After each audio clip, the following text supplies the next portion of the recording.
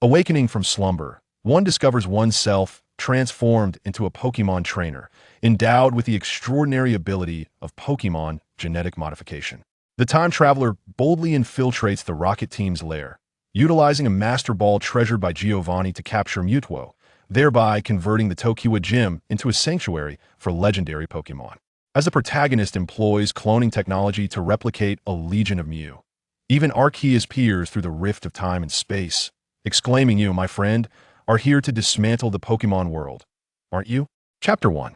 Have I transcended? Prologue. Charizard. Charizard awaken. Gardevoir. Gardevoir. Long Xiao shook the bodies of his Pokemon, yet they lay unresponsive, bloodied, and lifeless upon the ground. Mewtwo. Mewtwo. You cannot be harmed, awaken.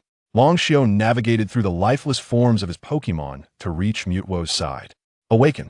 He shook each of his Pokemon Garchomp. Tyranitar, Blastocyte, none responded. Ha ha ha ha. Have you not yet grasped reality, Shinyu Longxiao? Your Pokemon are all deceased, and soon you shall follow. A figure cloaked in black, obscuring their visage, lounged upon Longxiao's Pokemon, Salamence, mocking him, but Longxiao remained unyieldingly silent. He gazed helplessly at the devastation surrounding him. The house and garden lay in ruins, and his loyal butler Fu Er was buried beneath the rubble. Blood from his Pokemon stained Longxiao's hands, and as he looked upon them, despair engulfed him, culminating in a heart-wrenching wail. Longxiao's cry resonated with anguish. Why? Why was the enemy so formidable? Why had they inflicted such devastation? In utter despair, he tilted his head skyward, sitting vacantly upon the ground like a marionette. Enough. It all ends here. Perish. Kyurem, unleash your glaciate. The cloaked figure pointed at Longxiao, as Kyurem in the sky emitted a blinding light. Longxiao, in a stupor, failed to react even as the destructive energy hurtled toward him. Longxiao, just as the attack was about to strike, a young woman thrust herself in front of him, absorbing the blast. Futile resistance, the black-clad figure sneered. Yi. Longxiao's eyes widened in horror as he beheld Yi vanishing within the luminous explosion, yet she offered him a smile. 1 year earlier. Ugh, my headaches. The youth rose from the ground, rubbing his temples. What kind of people are these? Just walking along, and a flower pot falls from above. I thought I was done for. He lifted his gaze and froze. Where am I? The gentle breeze rustled the trees, their leaves whispering melodiously. He stood in awe, surrounded by peculiar creatures, purple mice scurrying about, and rabbits. Was that a snake? Wait, have I seen these creatures before? He scrutinized them closely. Could it be Rattata? Has the Pokemon world invaded the modern realm? His mind immediately leapt to this conclusion, yet upon observing the forest around him, he realized he had merely been struck by a flower pot in his neighborhood. But here, young master, Longxiao, a man clad in a suit with slick-back hair, rushed toward him. Longxiao was taken aback. Who was this? Was he even human? This was no mere cartoon character, was it? Young Master Longxiao, are you all right?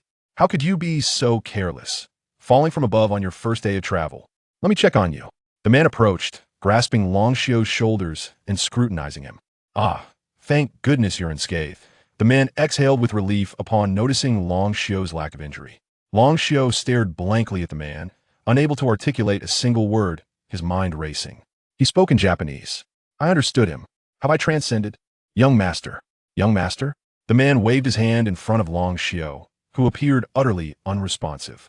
Young master, you haven't gone and lost your wits, have you? I haven't. Longxiao replied in Chinese, his pronunciation impeccable, leaving the man bewildered. What did you just say? Have you forgotten how to speak? I shall fetch a doctor. The man turned to run, but Longxiao called out. Wait. This time, he spoke in Japanese, his brain recalling the language. The man, sensing a return to normalcy, hurried back. Young master, are you truly all right? I am fine, Longxiao assured him, rising to his feet. Yet, as he stood, a wave of disorientation nearly caused him to collapse. In that moment, a torrent of memories flooded his mind. His name was Shinyu Longxiao, a member of a modest family.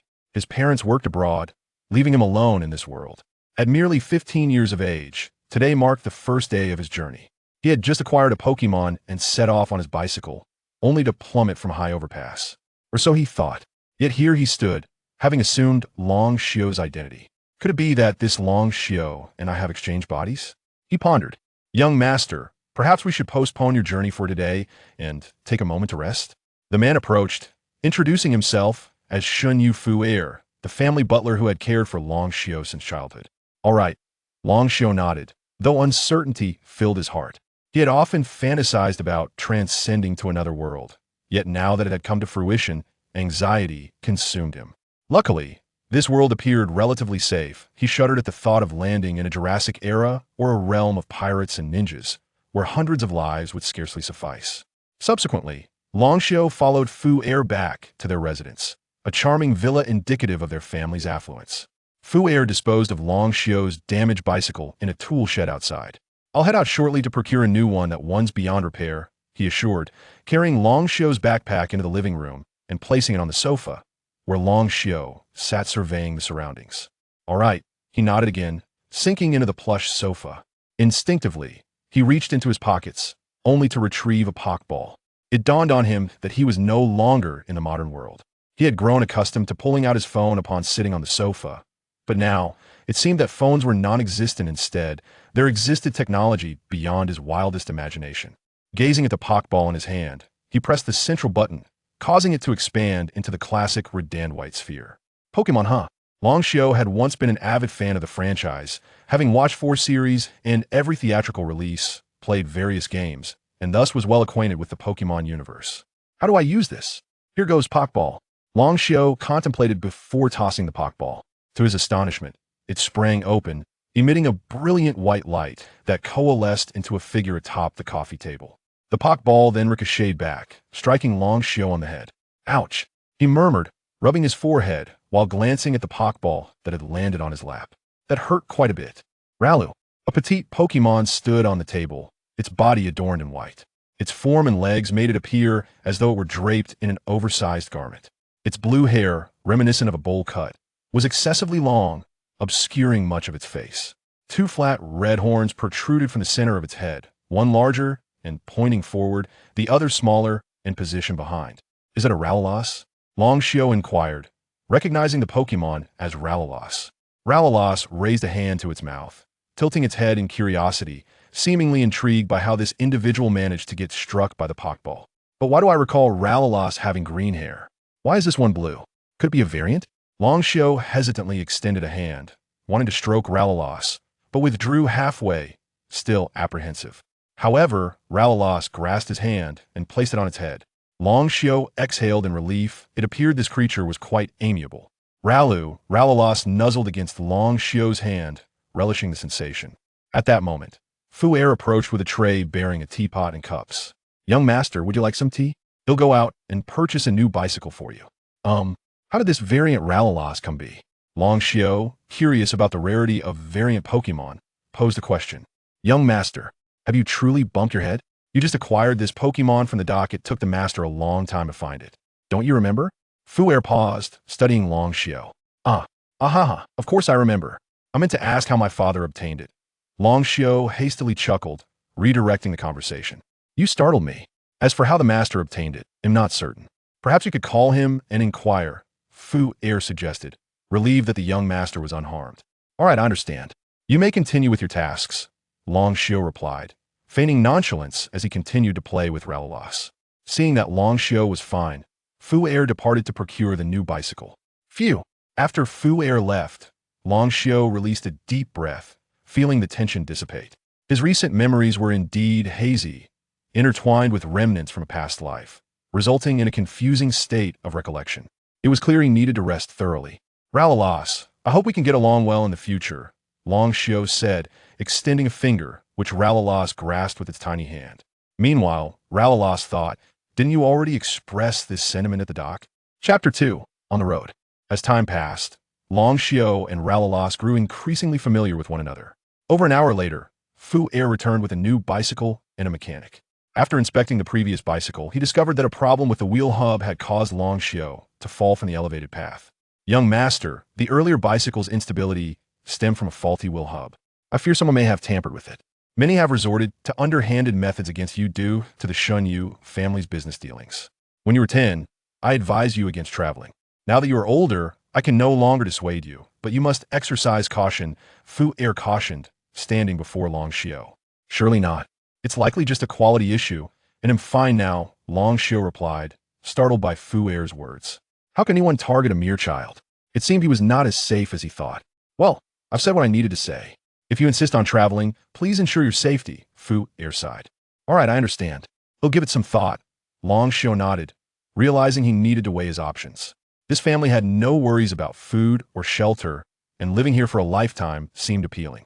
Yet, if he didn't venture out, wouldn't that make this world a wasted opportunity? Take your time to consider. He'll prepare dinner, Fu Er replied, nodding as he headed to the kitchen. Ralalas, do you wish to travel? Long Xiao pondered aloud, glancing at Ralalas. Ralalas looked at him and nodded, indicating its desire to explore as well. I see. Long Xiao smiled at Ralalas. Traveling in this world appeared quite intriguing, and he too yearned to experience it. However, he first needed to rest and sort through his muddled memories. After dinner, Long Xiao and Ralalas retreated to his spacious bedroom. After changing out of his soiled clothes and taking a shower, he leaped onto the bed, bouncing slightly before settling down. Comfortable, he remarked, stretching out on the bed. Ralalas mimicked Long Xiao, jumping onto the bed and stretching its body. In the following hours, Long Xiao diligently organized his memories. Indeed, at the age of 10, he had received his first Pokemon, a Charmander, from Professor Oak. However, under Fu Er's counsel, he ultimately refrained from embarking on a journey. The days passed with him playing alongside Charmander until one day when it evolved into a Charmeleon, becoming unmanageable and even aggressive. From that point on, Long Xiao seldom interacted with Charmeleon, which eventually evolved into a Charizard that became even more indifferent towards him. Now, this Charizard belonged to Fu Er, who had successfully trained it to obey. This reality frustrated Long Xiao. Fu Er explained that Long Xiao's trainer rank was too low to command the Charizard, which solidified Long Xiao's resolve to travel and become a Pokemon master. Thus, he began researching Pokemon and became particularly interested in the variant Shenado. Long Xiao urged his father to seek out a variant Ralalas, understanding that even if he found a Shenado, he would still be unable to control it. This quest spanned 2 years, and only this morning did he finally receive the variant Ralalas that his father had arranged for him. He was excitedly preparing to embark on his journey when he met with that unfortunate accident. The Xinyu family was a minor noble house, somewhat renowned, but conversely, Long Xiao's parents were often away, resulting in his somewhat reclusive personality. He was not particularly fond of socializing, yet Fu Er, the butler, provided daily guidance. Having clarified Long Xiao's memories, he made a decision. He would travel, not only for his own enrichment, but also to fulfill the dreams of this Long Xiao to become a Pokemon master. After organizing the essential memories, it was already late at night. Ralalas had long since fallen asleep beside him, and gradually, Long Xiao, too, succumbed to slumber, closing his eyes. The following morning, during breakfast, Long Xiao shared his thoughts with Fu Er. Fu Er was not at all surprised by Long Xiao's decision. He merely cautioned him to exercise caution. When Long Xiao set out once more, pushing his bicycle, he meticulously inspected it to ensure everything was in order, unwilling to encounter such a foolish demise again. Long Xiao, take this with you, Fu Er said, presenting a luxurious Pokeball into Long Xiao's hand. What is this? Long Xiao paused for a moment before quickly realizing its significance. This is your Charizard. I specifically exchanged it for a luxury ball, which will make it more amicable. Though you may not have direct control over it, in the direst of situations, releasing Charizard will undoubtedly save you, Fu Er explained to Long Xiao. Thank you very much, Long Xiao replied with a nod, placing the luxury ball in the pocket of his coat. I shall be on my way now. He mounted his black bicycle and addressed Fu Er. Travel safely, Fu Er replied, nodding and smiling at Long Xiao. Indeed, Long Xiao affirmed, setting off on his journey. Chapter 3. The system here lies the Kanto region, and what was the name of the first gym again? Although Long Xiao recalls the fundamental premises of this world, certain details remain shrouded in ambiguity. If he were to continue down this path, the first location is indeed the city of Tokiwa, home to the Tokiwa Gym, which requires 4 badges for entry. Long Xiao gazed at the electronic map clipped to his bicycle, muttering to himself, and began to pedal in accordance with the map's direction. This stretch was still a road. Long Xiao's residence is situated between Masera Town and Tokiwa City. After traversing this road and passing through a forest, he would arrive at Tokiwa City. Perhaps I should level up in that forest, he mused, casting a wry smile at the woodland depicted on the map. In his previous experiences playing Pokemon games, he often found himself grinding levels in the tall grass when unable to defeat the gym leader. Surely this method would prove effective in this tangible reality as well. After noting the route, he commenced his swift cycling, arriving at the forest just past noon. At last, he had arrived. Thankfully, the journey had been downhill. Long Xiao secured his bicycle beneath a tree, stretched his limbs, and retrieved Ralt's Pokeball. Releasing the Pokemon from its confines, Ralts emerged and also stretched, mirroring Long Xiao's actions. You certainly enjoy imitating me, Long Xiao chuckled at Ralt's demeanor, whose eyes crinkled into joyful crescents beneath its flowing hair. It's time for a meal, Long Xiao announced, opening his backpack to reveal a small canister of Pokemon food. Perfectly portioned for a Pokemon of Ralts' size. He opened the can and placed it before Ralts, who eagerly began to consume the contents. Following this, Long Xiao too needed sustenance. He retrieved some bread and water from his bag. While out in the world, these were his only means to quell hunger. Leaning against the tree with his backpack in tow, he took a few sips of water, then produced a luxury ball from his pocket, this one containing Charizard.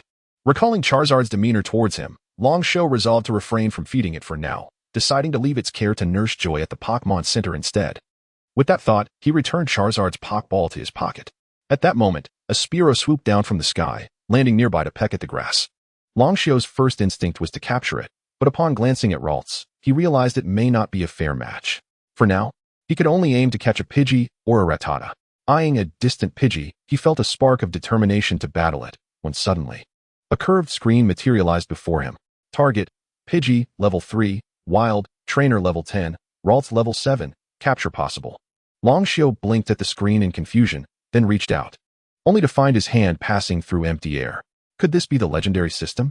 Note, the system is not overly powerful.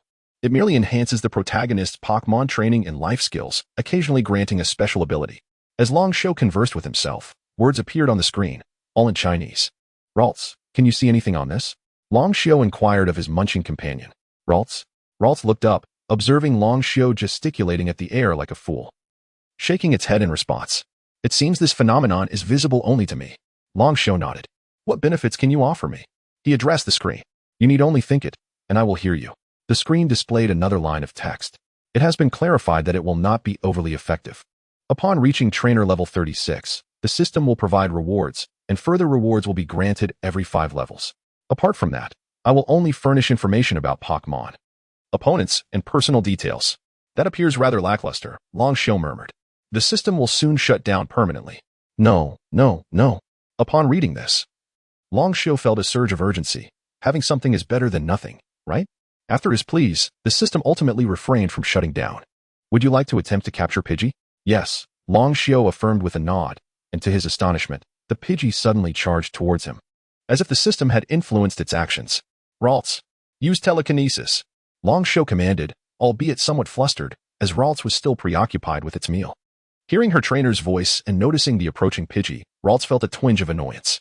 Nevertheless, she turned back and utilized her psychic powers, halting the Pidgey in its tracks.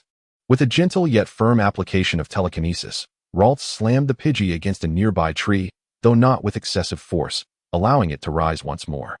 Pidgey's health rapidly diminished. You may use a Pokeball.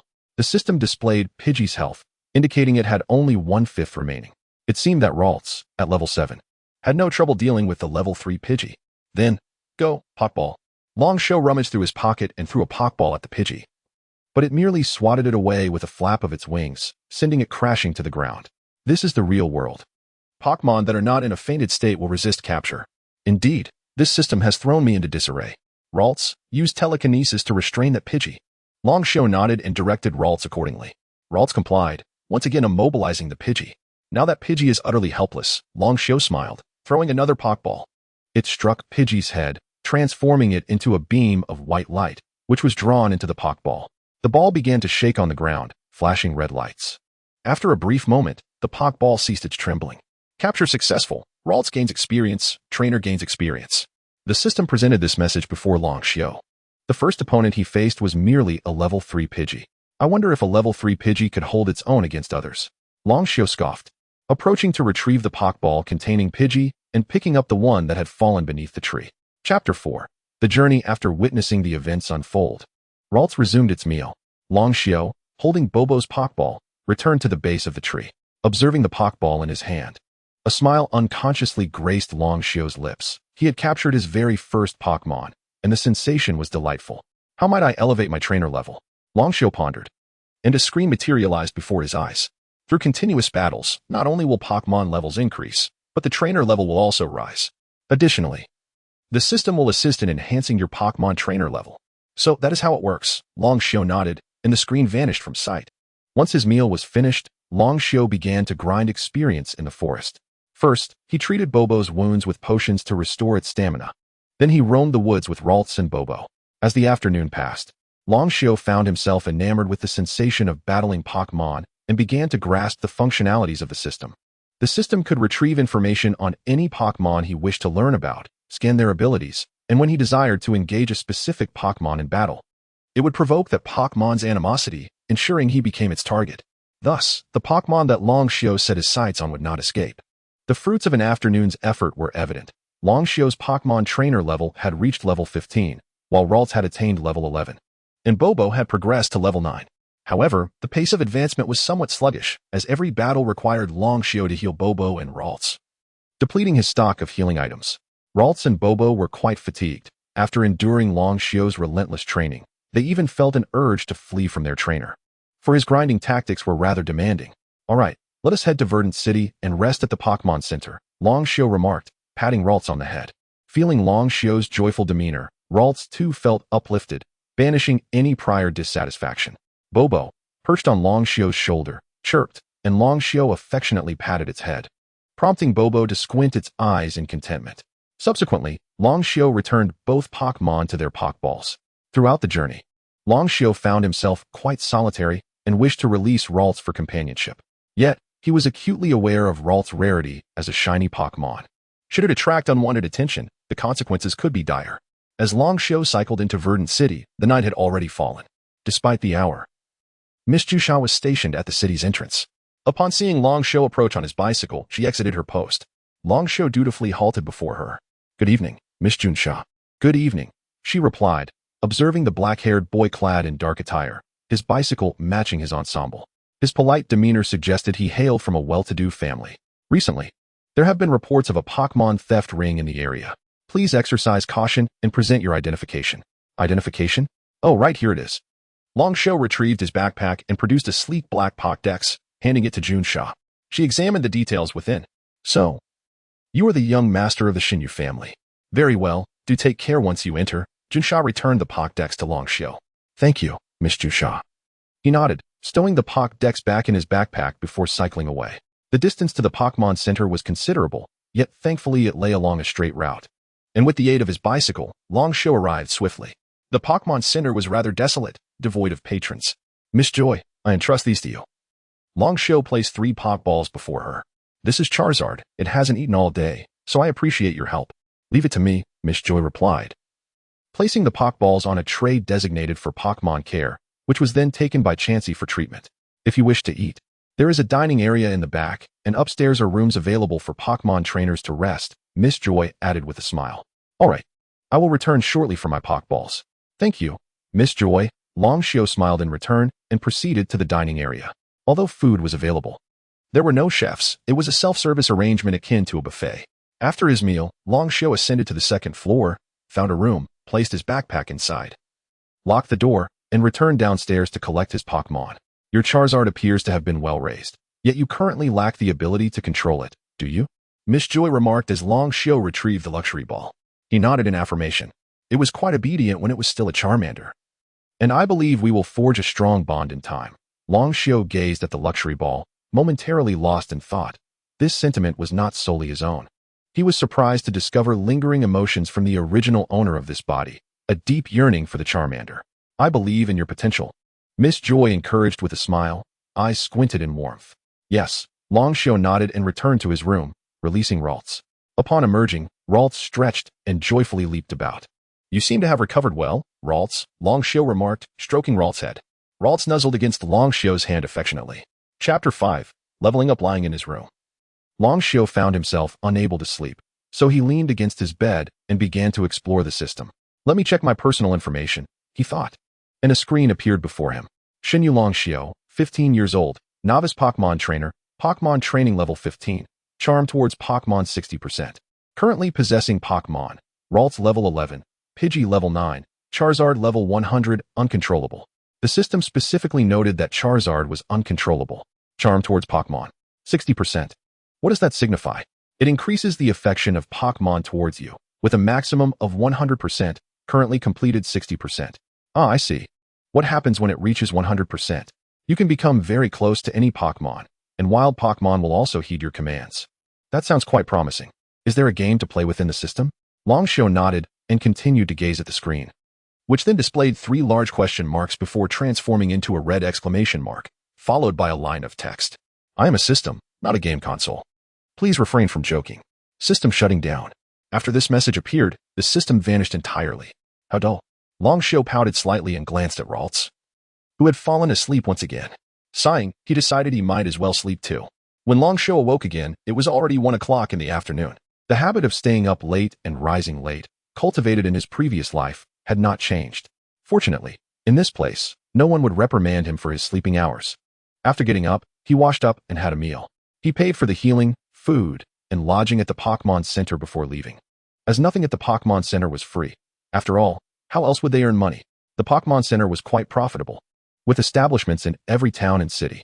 Whenever a trainer arrived in a new town, the first place they would visit was the Pokemon Center, making it one of the most lucrative businesses in this world. Make way. Emergency situation. Do not obstruct. Just as Longshore was about to exit the Pokemon Center, a motorcycle burst through the entrance. He quickly sidestepped as the bike skidded to a stop right in front of Nurse Joy. That's Longshore recognized the rider, who was covered in dirt and cradling a severely injured Pikachu. He hurriedly handed Pikachu over to Nurse Joy, only to be reprimanded by her. This person was Ash. Noticing Longshore watching him, Ash turned and asked, "Do you need something?" "No, nothing at all," Longshore replied, shaking his head before leaving the Pokemon Center. Ash was still just 10 years old, 5 years younger than him. Upon stepping out of the Pokemon Center, Longshore retrieved his bicycle and made his way to the Pokemon Mart in the town. After purchasing some potions, food, and supplies for his journey, he departed from Pewter City. The first destination after leaving Pewter City was, of course, the Viridian Forest. Longshore resolved to train within the forest, aiming to evolve Ralts and Pidgey into Kirlia and Pidgeotto, respectively, as he needed them to be strong enough to compete against Brock. Thanks to his bicycle, Longshore moved swiftly and soon entered the Viridian Forest, which indeed had an eerie ambience. Not long after entering, he encountered numerous Pokemon, Caterpie, Weedle, and Beedrill, all of which he could spot at a glance. However, Longshore was not deceived into believing that only these few types inhabited the forest. He boldly ventured deeper, embodying the fearless spirit of youth. As he delved further, he discovered a new realm filled with not only Caterpie, Weedle, and Beedrill, but also Pidgeotto, Spearow, and Ekans. He even spotted a Pikachu darting away into the distance. What level are they? Longshore wondered, glancing at a Spearow. A screen appeared before him. Spearow, level 9. Bird Pokemon. Spearow is inherently reckless, charging at opponents, even larger Pokemon, to protect its territory. It will fly at high speeds to safeguard its domain from intrusion. This would be a splendid opponent for Ralts, and also suitable for Pidgey. Longshore thought with a smile, and in the next moment, the Spearow lifted its head to gaze at him before soaring towards him. Go, Ralts! Longshore called as he released Ralts from its Pokeball. Spearow used the move, Peck. The system displayed before Longshore, showing that Spearow indeed charged at Ralts, its beak glowing with white light as it extended towards Ralts. Ralts, dodge and use confusion, Longshore commanded, gesturing to Ralts. Ralts swiftly evaded and then seized Spearow with psychic energy, hurling it to the ground. Don't give it a chance to retaliate. Use Absorb. Longshore continued. Just as Spearow was getting back on its feet, a green orb appeared before it, entering its body, causing it to display a pained expression as its energy was siphoned away to Ralts. Pidgey, finish it off with Gust. Longshore summoned Pidgey, who unleashed a powerful gust, delivering the final blow to the fallen Spearow. Battle successful. Ralts gained experience. Pidgey leveled up to 10, trainer level increased to 16. A screen materialized before Longshore, displaying the message. Wonderful! Longshore exclaimed joyfully as he looked at the text on the screen. Pidgey's final leap to collect experience also yielded substantial gains, reminiscent of the gaming experience where a level 50 Gardevoir could deal minimal damage to a level 50 Fearow, and then a level 9 Pidgey could swoop in for the final blow to reap immense experience. This tactic was one Longshore frequently employed in games, and it proved equally effective here. With such efficient leveling, his journey would undoubtedly be much smoother. Chapter 6. The Flying Mantis. In the following day, Longshore devoted himself to battling various Pokemon in this area. Naturally, these skirmishes posed no lethal threat to the creatures, They merely rested on the ground for a while before awakening, their injuries rapidly healed. The resilience of wild Pokémon in this realm is indeed remarkable. However, once these wild creatures fall into the hands of trainers, they become exceedingly fragile, almost as though they are delicate beings susceptible to the slightest disturbance. As dusk approached, Long Xiao sought a suitable spot to rest. Kyrillian, come back and take a break. We shall continue tomorrow. Indeed, Kyrillian had recently evolved from Riluras. After a day filled with combat, Riluras finally transformed into Kyrillian, right after their last battle. As for Bobo, it was still a work in progress. Kyrillian nodded and obediently returned to its Pokeball. Long Xiao then retrieved his sleeping bag, enveloping himself within it, using his backpack as a makeshift pillow, preparing for slumber. At that moment, a rustling sound emanated from the nearby thicket.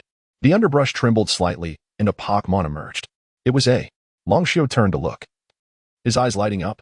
The flying mantis, male, level 18, has the ability to suddenly leap from the grass, wielding its sharp sides like a ninja, leaving only an afterimage in its wake. When it hides amongst the foliage, its camouflage renders it nearly invisible. The system displayed the information about the flying mantis, prompting Long Xiao to spring from his sleeping bag and commence the capture. Here we go, he declared, producing a Pokeball. In the next moment, the flying mantis approached him. Thank you, Kyrillian, Long Xiao said as he threw Kyrillian's Pokeball. Kyrillian, still groggy from sleep, had just closed its eyes when summoned. Kyrillian gazed discontentedly at the flying mantis, prepared to teach a lesson to the intruder disrupting its dreams.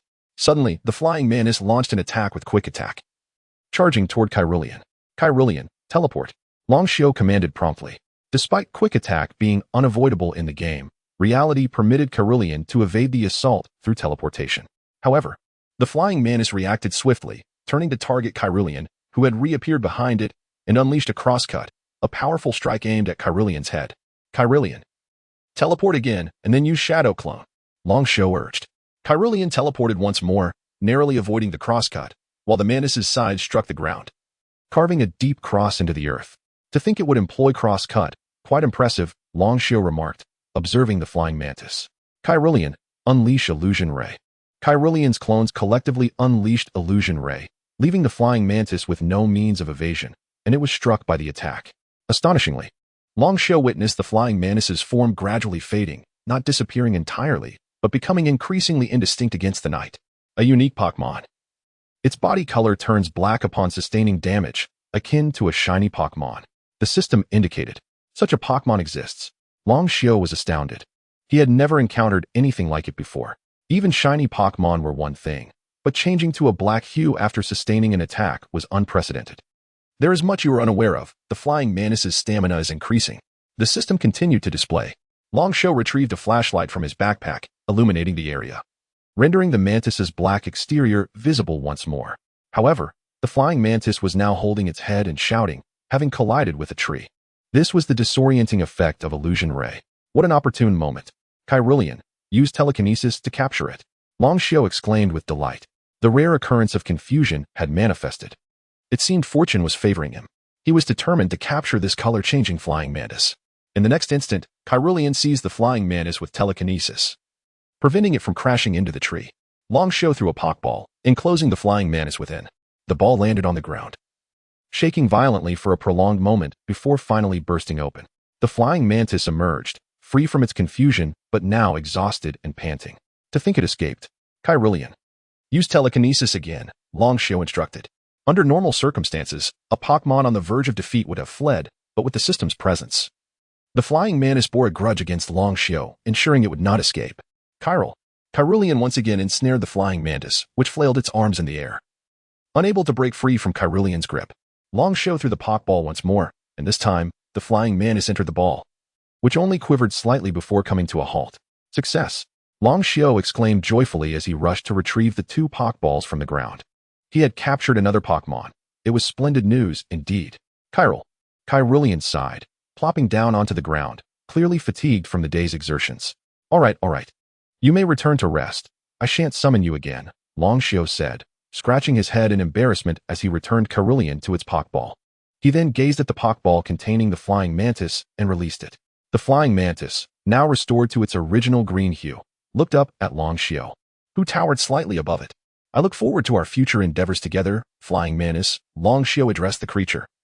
retrieving a healing ointment from his bag to apply to the mantis's forehead, a result of its earlier collision.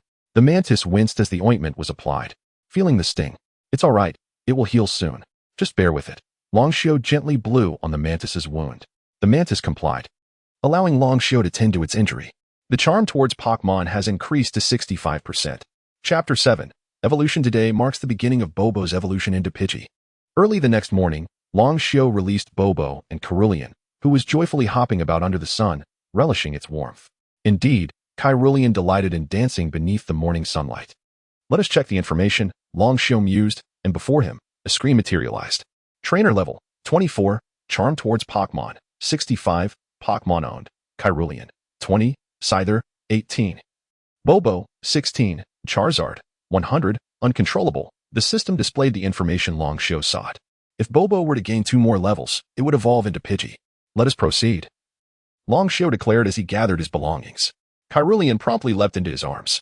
"You shall rest in your Pokeball today," he told Cerulean, who obediently nodded before being returned to its Pokeball. "Are you a trainer from Pallet Town?" A voice called from behind Longshio. He turned to see a youth clad in a warrior's garb, whose face seemed vaguely familiar, yet unplaceable. "I suppose I am," Longshio replied, initially intending to deny it. But recalling his Charizard was obtained from Professor Oak, he conceded that he was, indeed, a Pokemon trainer from Pallet Town. "Then I challenge you to a Pokemon battle," declared the warrior youth. "A Pokemon battle? That sounds agreeable, but I have other matters to attend to. So let us engage in a one-on-one duel," Longshio nodded, intrigued as this was the first time someone had requested a battle since his arrival. "Very well." The warrior youth nodded, and the two distanced themselves. "Go, Beedrill," he exclaimed, sending forth his Pokemon, a Beedrill. "Beedrill, huh?" Longshio chuckled. "Beedrill, bug Pokemon. Level 10. Beedrill possesses 2 long, sharp stingers. Once it ensnares its opponent, it will continue to pierce until the foe is cleaved in 2. Level 10? Quite a weakling," Longshio thought, momentarily taken aback. "Let this be our first battle. Go, Scyther," he proclaimed, releasing Scyther from its Pokeball, which materialized in the arena. "Cha!" Scyther shouted upon arrival, eyeing the Beedrill across from it. "It's Scyther. There exists a rare Scyther in this forest that I have been searching for, but have never encountered," the warrior youth remarked, gazing at Longshio's Scyther. "Is that so? It seems you shall not find it again. Scyther, use quick attack." Longshio smiled before initiating the assault. Scyther charged forth, executing quick attack and colliding with Beedrill. "Beedrill, block it," the warrior youth shouted urgently, as Beedrill raised its 2 arms to intercept Scyther's quick attack. However, the disparity in their levels was evident. Beedrill was sent flying after the impact. Scyther's skin began to darken, indicating that not only had it been attacked, but it too was transforming into a different colored Pokemon upon striking its opponent.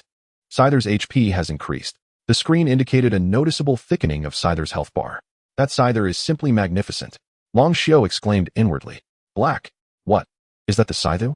The warrior youth gasped, realizing why Longshio's earlier words held truth. It had indeed been captured by him. As for Beedrill, it had been knocked unconscious against a tree. The warrior youth gazed at Longshio's Scyther with envy, recalling Beedrill. "I concede defeat," he admitted. "Return, Scyther," Longshio said, withdrawing Scyther into its Pokeball and placing it back into his pocket. "I shall take my leave now," he told the warrior youth, turning to depart. "By the way," Longshio called back, as the warrior youth looked on in confusion. "A trainer from Pallet Town named Ash will be arriving shortly." Longshio smiled before cycling away. "I understand. Thank you," the warrior youth replied, watching Longshio's retreating figure. After parting ways with the warrior youth, Longshio finally recalled who he was. He was the warrior who had interrupted Ash as he attempted to capture a Weedle when Ash and Misty entered the Viridian Forest. As Longshio continued battling his way towards the exit of Viridian Forest, Bobo successfully evolved into Pidgey, learning an unexpected move, Steel Wing. Chapter 8. The gym. After taking a brief respite at the forest's exit, it was already afternoon. Having spent 2 days within the woods, Longshio felt an urgent need to reach Nibby City. His haste was not due to an impending gym battle or a shortage of provisions, but rather because his Charizard had gone without food for 2 days. Fortunately, this creature chose to remain aloof, allowing Longshio to maintain his composure and not succumb to impatience. Following a meal, Longshio hastily pedaled his bicycle towards Nibby City, a quaint town adorned with an abundance of stones, where he even spotted vendors selling rocks by the roadside. Naturally, his first destination was the Pokemon Center, where he entrusted his Pokemon to Nurse Joy, particularly emphasizing Charizard's situation before taking his leave. Next, Long Xiao made his way to the Pokémon Mart, replenishing his stock of healing items and necessary supplies. Afterward, he returned to the Pokémon Center to retrieve his Pokéballs. He then ascended to his room, depositing his belongings before setting off with his Pokémon to the Nibi Gym. With the aid of an electronic map, Long Xiao swiftly located the Nibi Gym, a prominent edifice in the city. Apart from its brass entrance, the entire structure appeared as if it had been hewn from stone, enveloped in a rugged exterior. "Is anyone there?" Long Xiao called as he pushed the gym's grand doors open, only to be met with darkness. "Wait, just a moment," came the voice of Brock from behind, sounding rather busy. Indeed, he was preparing dinner for his younger siblings and had rushed to extinguish the flames upon hearing a visitor. "Greetings. I am Brock, the gym leader of Nibi. Are you here to challenge the gym?"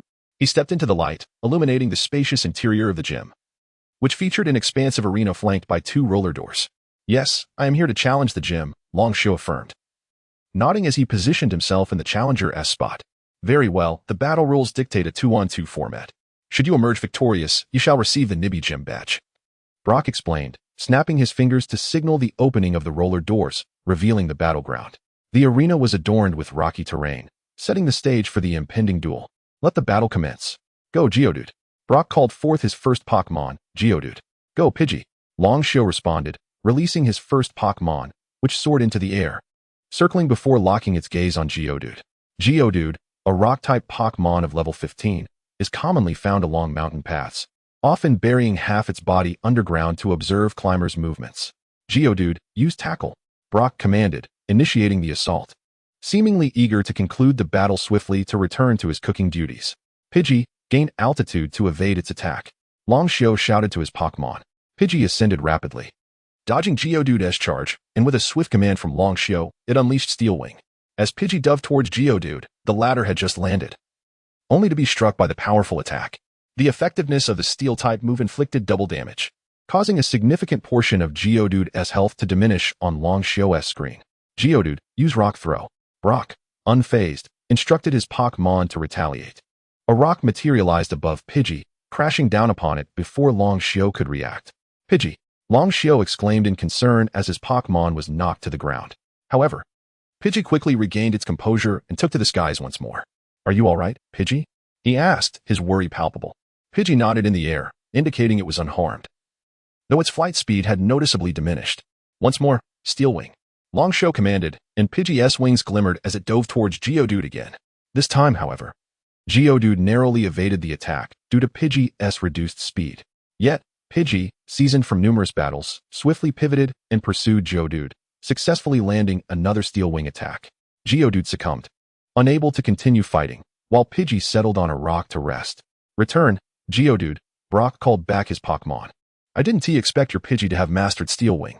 Impressive. However, I recommend letting it rest for now." Long Xiao glanced at Pidgey. "No need.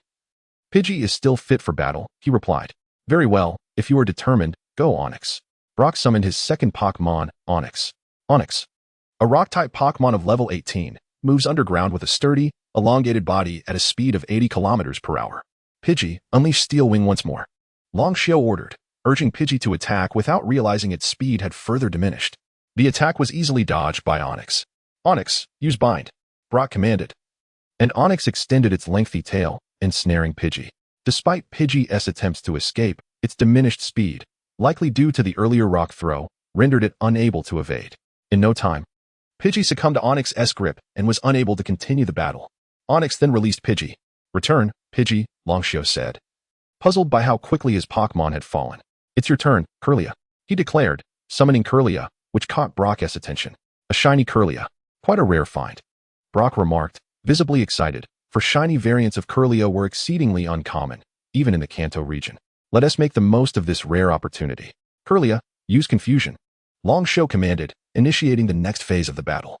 Chapter 9 Badge Onix, swiftly evade, Brock exclaimed, urging his Onix to move aside.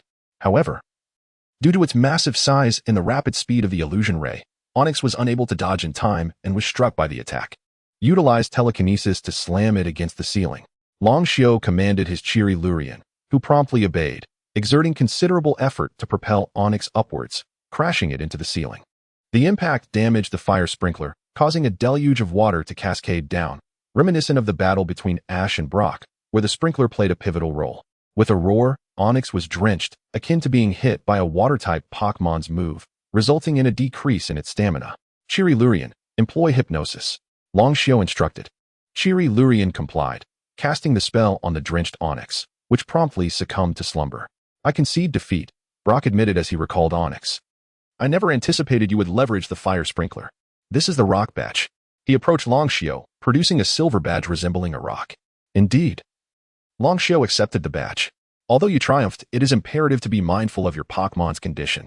For instance, during the earlier encounter, Pidgey was clearly fatigued. It would have been prudent to refrain from further combat to avoid exacerbating its injuries. Brock conveyed earnestly. Longxiao nodded, taken aback by Brock's admonition. Upon reflection, he recognized the validity in Brock's counsel. Pidgey had indeed appeared exhausted, and insisting it continue battling would only have worsened its plight. Nevertheless, congratulations are in order. Best of luck in the forthcoming gym battles, Brock encouraged. Longxiao nodded appreciatively, expressing his gratitude before departing the gym and returning to the Pokémon Center to tend to Pidgey's wounds. Considering Ash's pace, it was likely that he would take another week to arrive here. Reflecting on Ash's journey, Longxiao pondered whether he too should seek a companion for his travels. It must be a female. One cannot deny that a male and female traveling together may lead to unforeseen circumstances, he mused, shaking his head at his own thoughts. By now, night had fallen. After a restful slumber, Longxiao ensured his Charizard and the others were well fed the following morning before checking out. However, he was met with a disconcerting revelation. Is there truly someone stealing bicycles in this place? Longxiao lamented, surveying the area where he had parked his bicycle, only to find it absent. Standing bewildered before the empty space, he sighed deeply, resigning himself to the loss. Well, it seems there is nothing to be done. I suppose I shall have to walk from here on, he mused, feeling a sense of discontent settle in his heart as he began his journey on foot. Consulting his electronic map, Longxiao set forth from Nibby City. The first landmark he encountered was Moonview Mountain, which he needed to traverse to reach the next city. It took him 2 days to arrive at the mountain's base. Along the way, he naturally encountered numerous Pokémon. As an avid level-up enthusiast, he engaged in battles with each Pokémon he encountered, allowing Chiri Lurian and the others to amass substantial battle experience, while also honing his own combat skills. What intriguing Pokémon inhabit this area? Longxiao pondered. Among them were Zubat, Golbat, Paras, Parasect, Sandshrew, Clefairy, Pixie, Diglett, and Dugtrio, as well as other formidable Pokémon which advised against provocation, alongside the discovery of Pokémon fossils. A screen materialized before Longxiao, displaying information about Pokémon fossils. However, he held little interest in such artifacts, finding them cumbersome to carry. With a smirk, he retrieved a flashlight and ventured inside. As Team Rocket had yet to arrive, the cave remained shrouded in darkness. With flashlight in hand, Longxiao cautiously explored, summoning Chiri Lurian to guard against any potential Pokémon encounters. He held little fascination for the creatures dwelling within the cave. Even the rarer Clefairy and Pixie failed to pique his interest. The Moonview Mountain Cave was not particularly expansive, and the Pokémon within did not exhibit aggressive behavior towards Longxiao. Consequently, he navigated through the cave swiftly, extinguishing the flashlight upon exiting and gazing up at the sky. Indeed, daylight is far more preferable, he remarked, stretching his limbs. Beyond Moonview Mountain lay a vast forest, and upon emerging from it, he encountered a signpost directing him towards Hualan City, adorned with 2 lines of text. Shigeru has been here. Ash is a big fool? Longxiao chuckled at the childish prank. He resumed his journey toward Hualan City, taking 2 days to arrive. After restoring his Pokémon's vitality at the Pokémon Center and depositing his backpack, he promptly made his way to the Hualan Gym.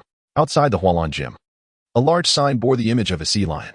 As many spectators exited, Longxiao patiently awaited their departure before entering, where he soon encountered 3 Pokémon trainers from the Hualan Gym.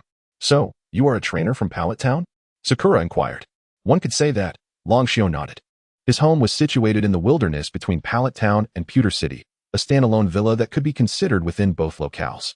If you seek a gym battle, I must regretfully inform you that we are unable to accommodate you, Sakura continued. We were thoroughly trounced by 3 trainers from Pallet Town previously, and our Pokémon are still recuperating. If you desire a badge, feel free to take it, Iris declared, summoning the sea lion, which produced a blue badge from its mouth, presenting it before Longxiao. How utterly unexciting, Longxiao mentally scoffed. Very well, I appreciate your assistance. He nodded, accepting the blue badge before turning to leave. Chapter 10. Aoi Chiao, holding the badge, left the dojo, while Longxiao remained utterly perplexed. How could such an irresponsible dojo exist? Or was it that Shinshin Town truly intimidated the Hualon Gym? Naturally, Long Xiao felt a sense of joy at acquiring the badge so effortlessly. However, he could not shake off his dissatisfaction over the neglect exhibited by his local gym. If word got out, everyone would perceive the Kanto region as a haven for incompetent trainers. As he traversed through the forest, Long Xiao stumbled upon a grand building amidst the trees, an unexpected sight indeed. Yet, he paid it little mind and prepared to move on. Hey, wait a moment. At that instant, a girl's voice called out from beside him. Turning, he beheld a rather attractive young lady, however. Long Xiao's spirit had long since matured beyond that of a child, rendering him indifferent to such youthful charm. Is there something you need? Long Xiao inquired, gazing at her.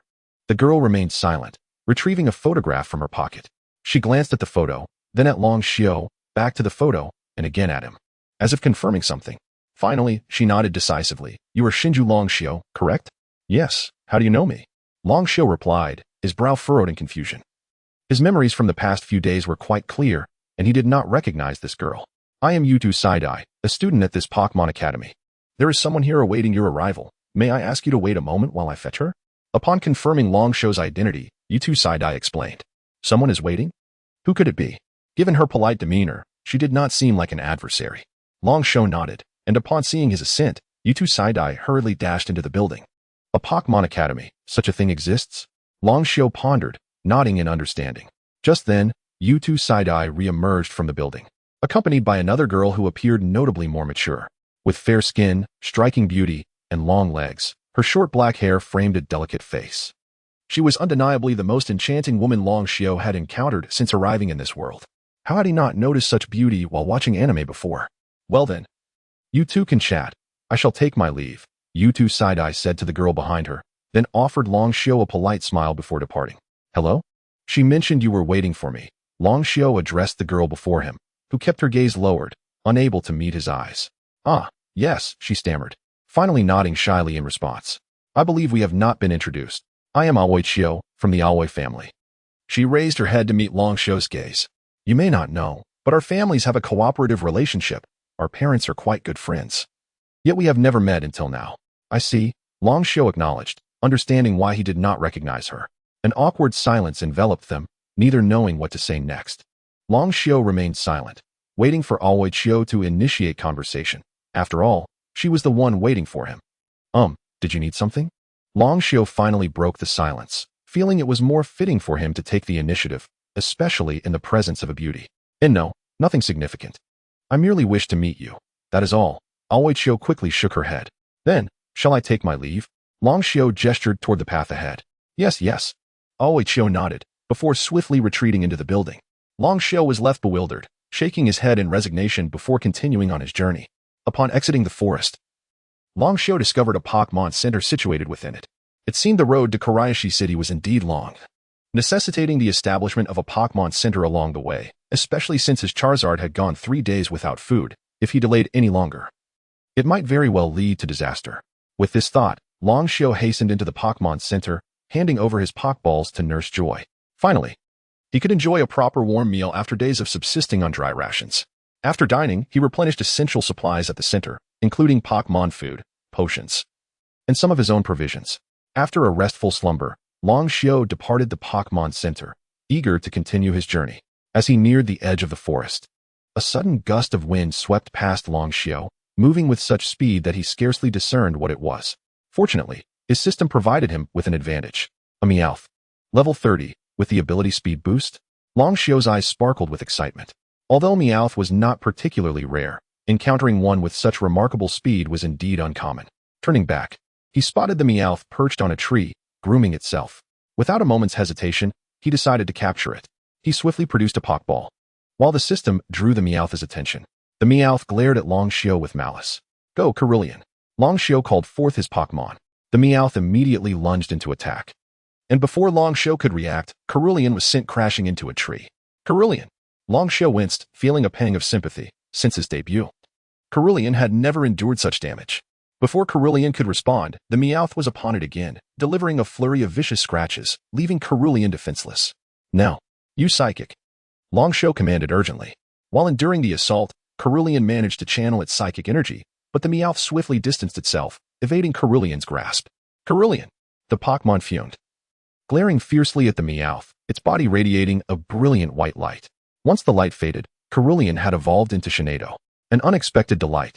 Without waiting for Longshio's command, Shinado unleashed its psychic ability, and with the expanded range following its evolution, it successfully ensnared the Meowth, flinging it against the tree, where it succumbed to defeat. Go! Longshio threw a Pokeball, and after a couple of shakes, he successfully captured the Meowth. The first-generation Meowth is not a dark type, and its psychic attacks are effective. Chapter 11. Raichu 4 days later, Longshio finally arrived in the city of Withered Leaves. After resting thoroughly at the Pokemon Center and taking a refreshing shower, he chose not to challenge the gym that day, for the journey had left him utterly fatigued. The following noon, he set out with his Pokemon to confront the gym, which specialized in electric-type Pokemon, led by a trainer named Majishur. The rules of the battle stipulated a one-on-one match, with the victor receiving a badge. Majishur waved an orange badge in front of Longshio before retrieving a Pokeball. Understood, Longshio nodded in acknowledgement. The match commenced, and it was a relief to finally have a referee present, lending a sense of formality to the proceedings. Go, Raichu. Majishur called forth his Pokemon, a Raichu, an electric-type Pokemon that evolved from Pikachu, boasting a level of 35, capable of delivering electric shocks exceeding 100,000 volts, enough to incapacitate even an Indian elephant. Level 35? Quite formidable indeed, Longshio remarked to his system, discerning that only his Shinado could contend with it. Go, Shinado, he declared, releasing the Pokeball containing his Pokemon. Upon appearing, Shinado caught Majishur's attention. A shiny Shinado. You possess quite the skill, Majishur complimented Longshio. Indeed, Shinado. Unleash your new move, Magical Leaf. Longshio initiated the attack. In the 4 days following the capture of Meowth, Shinado had leveled up to 38. The Magical Leaf struck Raichu directly, inflicting considerable damage. Shinado, pursue with Illusion Beam. Longshio commanded. Raichu, quickly jump up using your tail to evade. Majishur urged. As Raichu leveraged its tail against the ground and leapt into the air, narrowly avoiding the attack. Well dodged, Longshio remarked. Now, use telekinesis to seize it. With a smile, he gestured for Shinado to employ its psychic powers. Shinado grasped Raichu, suspended in midair. Raichu. It flailed its arms helplessly, unable to move, before crashing to the ground once more, where it was met with another illusion beam. Seeing Raichu under control, Longshio instructed, Shinado, strike it down. With a mighty force, Shinado slammed Raichu to the ground and unleashed the illusion beam, which successfully hit its target. Raichu. It cried out in agony as it succumbed to confusion, inadvertently using thunder against itself. Raichu was rendered unable to battle, securing victory for Longshio, the challenger. The referee, observing Raichu's defeat, promptly announced the outcome of the battle. Your Shinado is truly impressive. I have never encountered a shiny Shinado before, Majishur remarked, recalling Raichu and approaching Longshio. Longshio also returned Shinado to its ball. This is the orange badge. I present it to you, Majishur said, placing the badge into Longshio's hand. Longshio nodded in gratitude, replying, thank you. With that, he departed the gym. Upon leaving, Longshio returned to the Pokemon Center, entrusted his Pokemon to Nurse Joy for a meal, and approached the phone to call home. Young master, have you arrived in the city of Withered Leaves? Fuair answered the call. Yes. I would like to inquire about a certain Chiou AI from the Chiou family who came looking for me, Longshio replied. Have you already met her? Miss Chiou is the fiancée selected by the master for you. She was merely to introduce herself, Fuair explained. Fiancée? Longshio exclaimed, startled. Where did this fiancée come from? This cannot be true. Eh? Did Miss Chiou not inform you? Fuair was taken aback by Longshio's reaction. She only mentioned that our families were partners. She did not allude to this matter. It is no wonder. Perhaps your demeanor frightened her into silence. You should be a bit more courteous to your fiancée, Fuair advised. While it is true that she is quite beautiful, I would prefer to forego the notion of a fiancée, Longshio replied. In that case, you may need to call the master to discuss it. The Chiou family is a prestigious lineage, and canceling an arranged marriage may not sit well with them, Fuair cautioned. This is absurd. How can they unilaterally decide my marriage? I will call him right away, Longshio asserted. By the way, young master, just as Longshio was about to hang up, Fuair called out to him, causing Longshio to pause. Have you not yet captured any Pokemon? Yes, Longshio nodded. Ordinary trainers by this time would typically have 2 or 3 dozen Pokemon. Your count is rather low. Fuair hesitated. Regarding that matter, Longshio continued. Sensing Fuair's doubt in his abilities, I have only captured Pokemon of certain prowess. I have not bothered with the common ones found by the roadside. So I currently possess only Shinado, B-Bird, Scyther, and Meowth, merely 4 in total. Has Lariola's already evolved into Shinado? It seems you are indeed quite capable, young master. Fu Air acknowledged Long Xiao's skill. By the way, do we have any metal coat for evolution at home? Long Xiao inquired. Metal coat? Oh, I understand. You wish to evolve Scyther. We do have one. Allow me a moment to retrieve it, Fu Air said before leaving the phone. Moments later, he returned with a cylindrical silver metallic object. Then I shall fetch Scyther, Long Xiao affirmed. Rushing to Nurse Joy to retrieve his Pokemon and sending Scyther's Pokeball back. Fu Air then took out Scyther, bestowed the metal coat upon it, and sent it back to Long Xiao. During the process, Long Xiao observed the transformation of Scyther on the screen. With this, it has successfully evolved, Fu Air confirmed.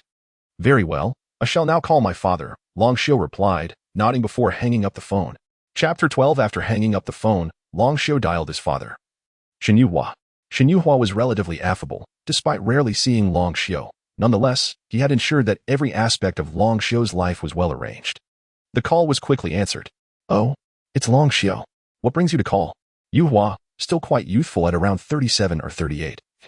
Sported a slick black hairstyle and was dressed in a tailored suit. It's a significant issue. Why did you arrange a fiancée for me without my consent?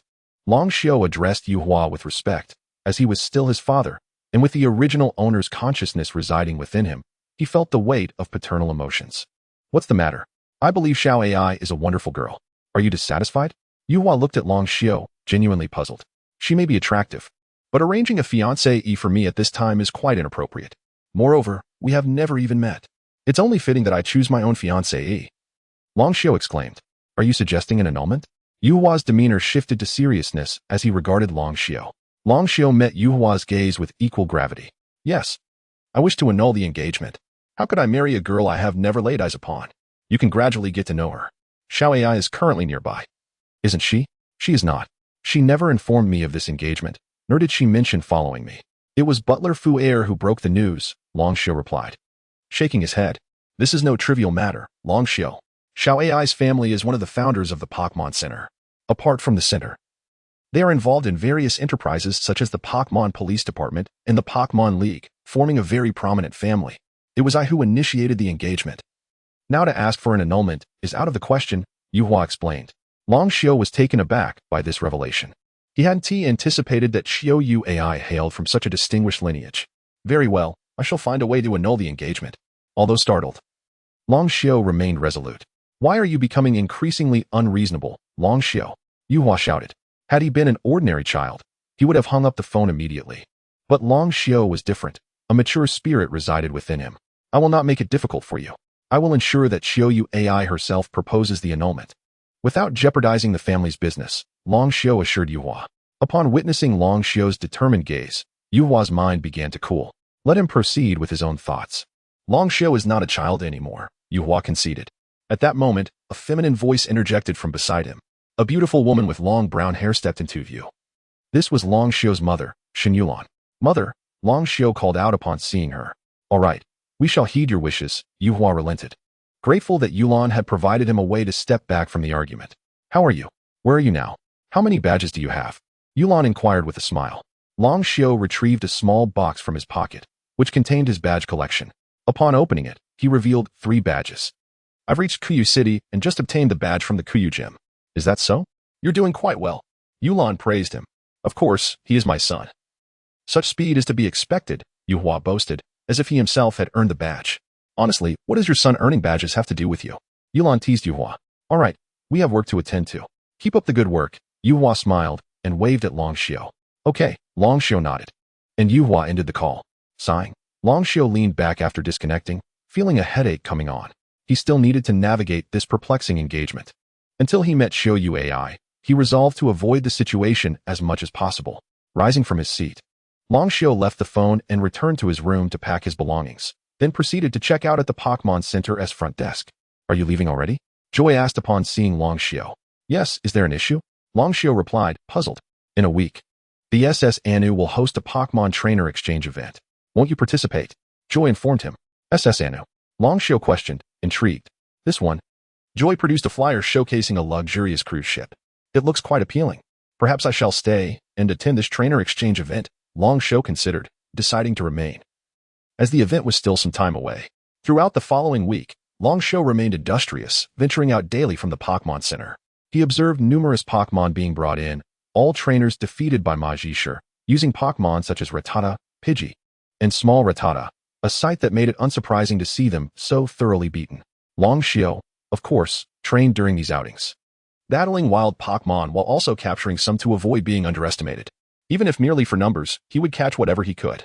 As such, he managed to capture several Pokémon, including a Vulpix and an Eevee, which he discovered appeared to be a pair of lovers. To honor their bond, he decided to keep both.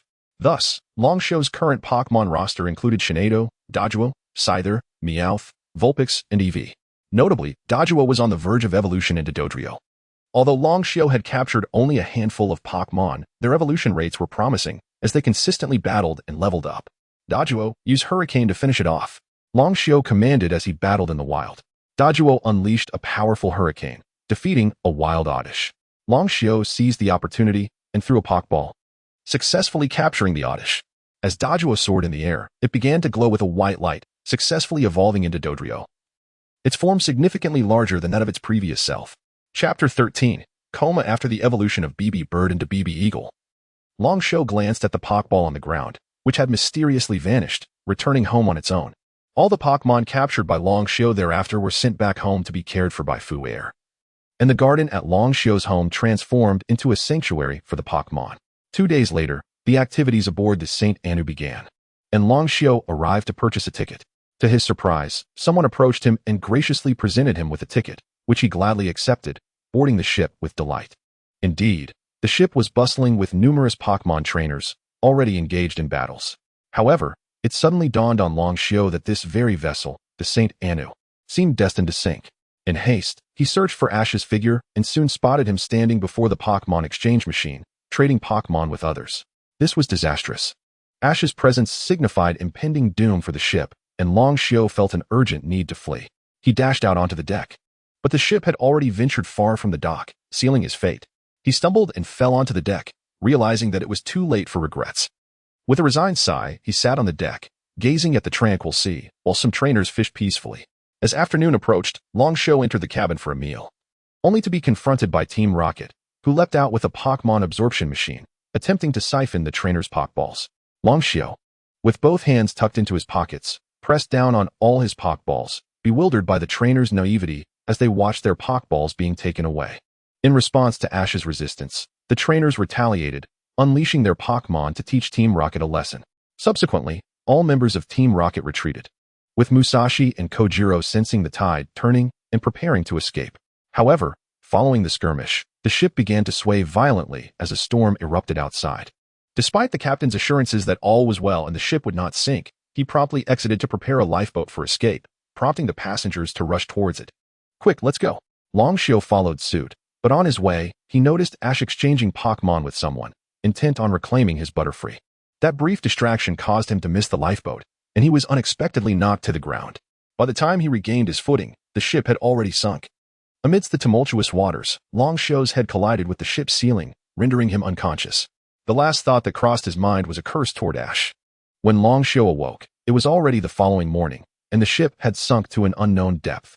Ash and the others had escaped using their water-type Pokémon, and it was the rising water that roused Long Xiu from his slumber. "Oh no, what now? I don't even have a water-type Pokémon," he lamented, clutching his head as the ship continued to descend. At that moment, Shinado leaped from its Pokeball and grasped Long Xiu's hand. "Shinado?" Long Xiu looked at the Pokémon. A radiant light enveloped Shinado, and when Long Xiu opened his eyes again, he found himself standing on a plank alongside Musashi, Kojiro, Ash, Misty, Brock, and Pikachu. "Ah, who is this?" They gasped at the sudden appearance of Long Xiu. "Have we met before?" Ash inquired. "If I had my way, I would prefer not to see you again," Long Xiu thought to himself, though he nodded in acknowledgement of Shinado's return. "I remember you. You were the trainer who challenged my gym," Brock remarked. "This isn't the time for that," Misty interjected, as 5 Gyarados summoned swirling waters before them. "What is happening?" Long Xiu exclaimed, frantically attempting to summon a Pokémon to escape, but it was too late. Everyone was swept into the vortex. "Curse you, Ash," Long Xiu shouted, clutching the zipper of his pocket. "Why am I the one being cursed?" Ash replied amidst the whirlpool. Then, all were enveloped in darkness. Chapter 14. Genghis on the Beach. Long Xiu furrowed his brows, wiggled his fingers, and gradually regained consciousness, realizing he was alone. What a stroke of misfortune, he muttered, tapping his forehead. Where am I? Observing his surroundings, he unzipped his pocket and was relieved to find that none of his Pokeballs were lost. He then opened his backpack, only to discover that all his clothes were soaked.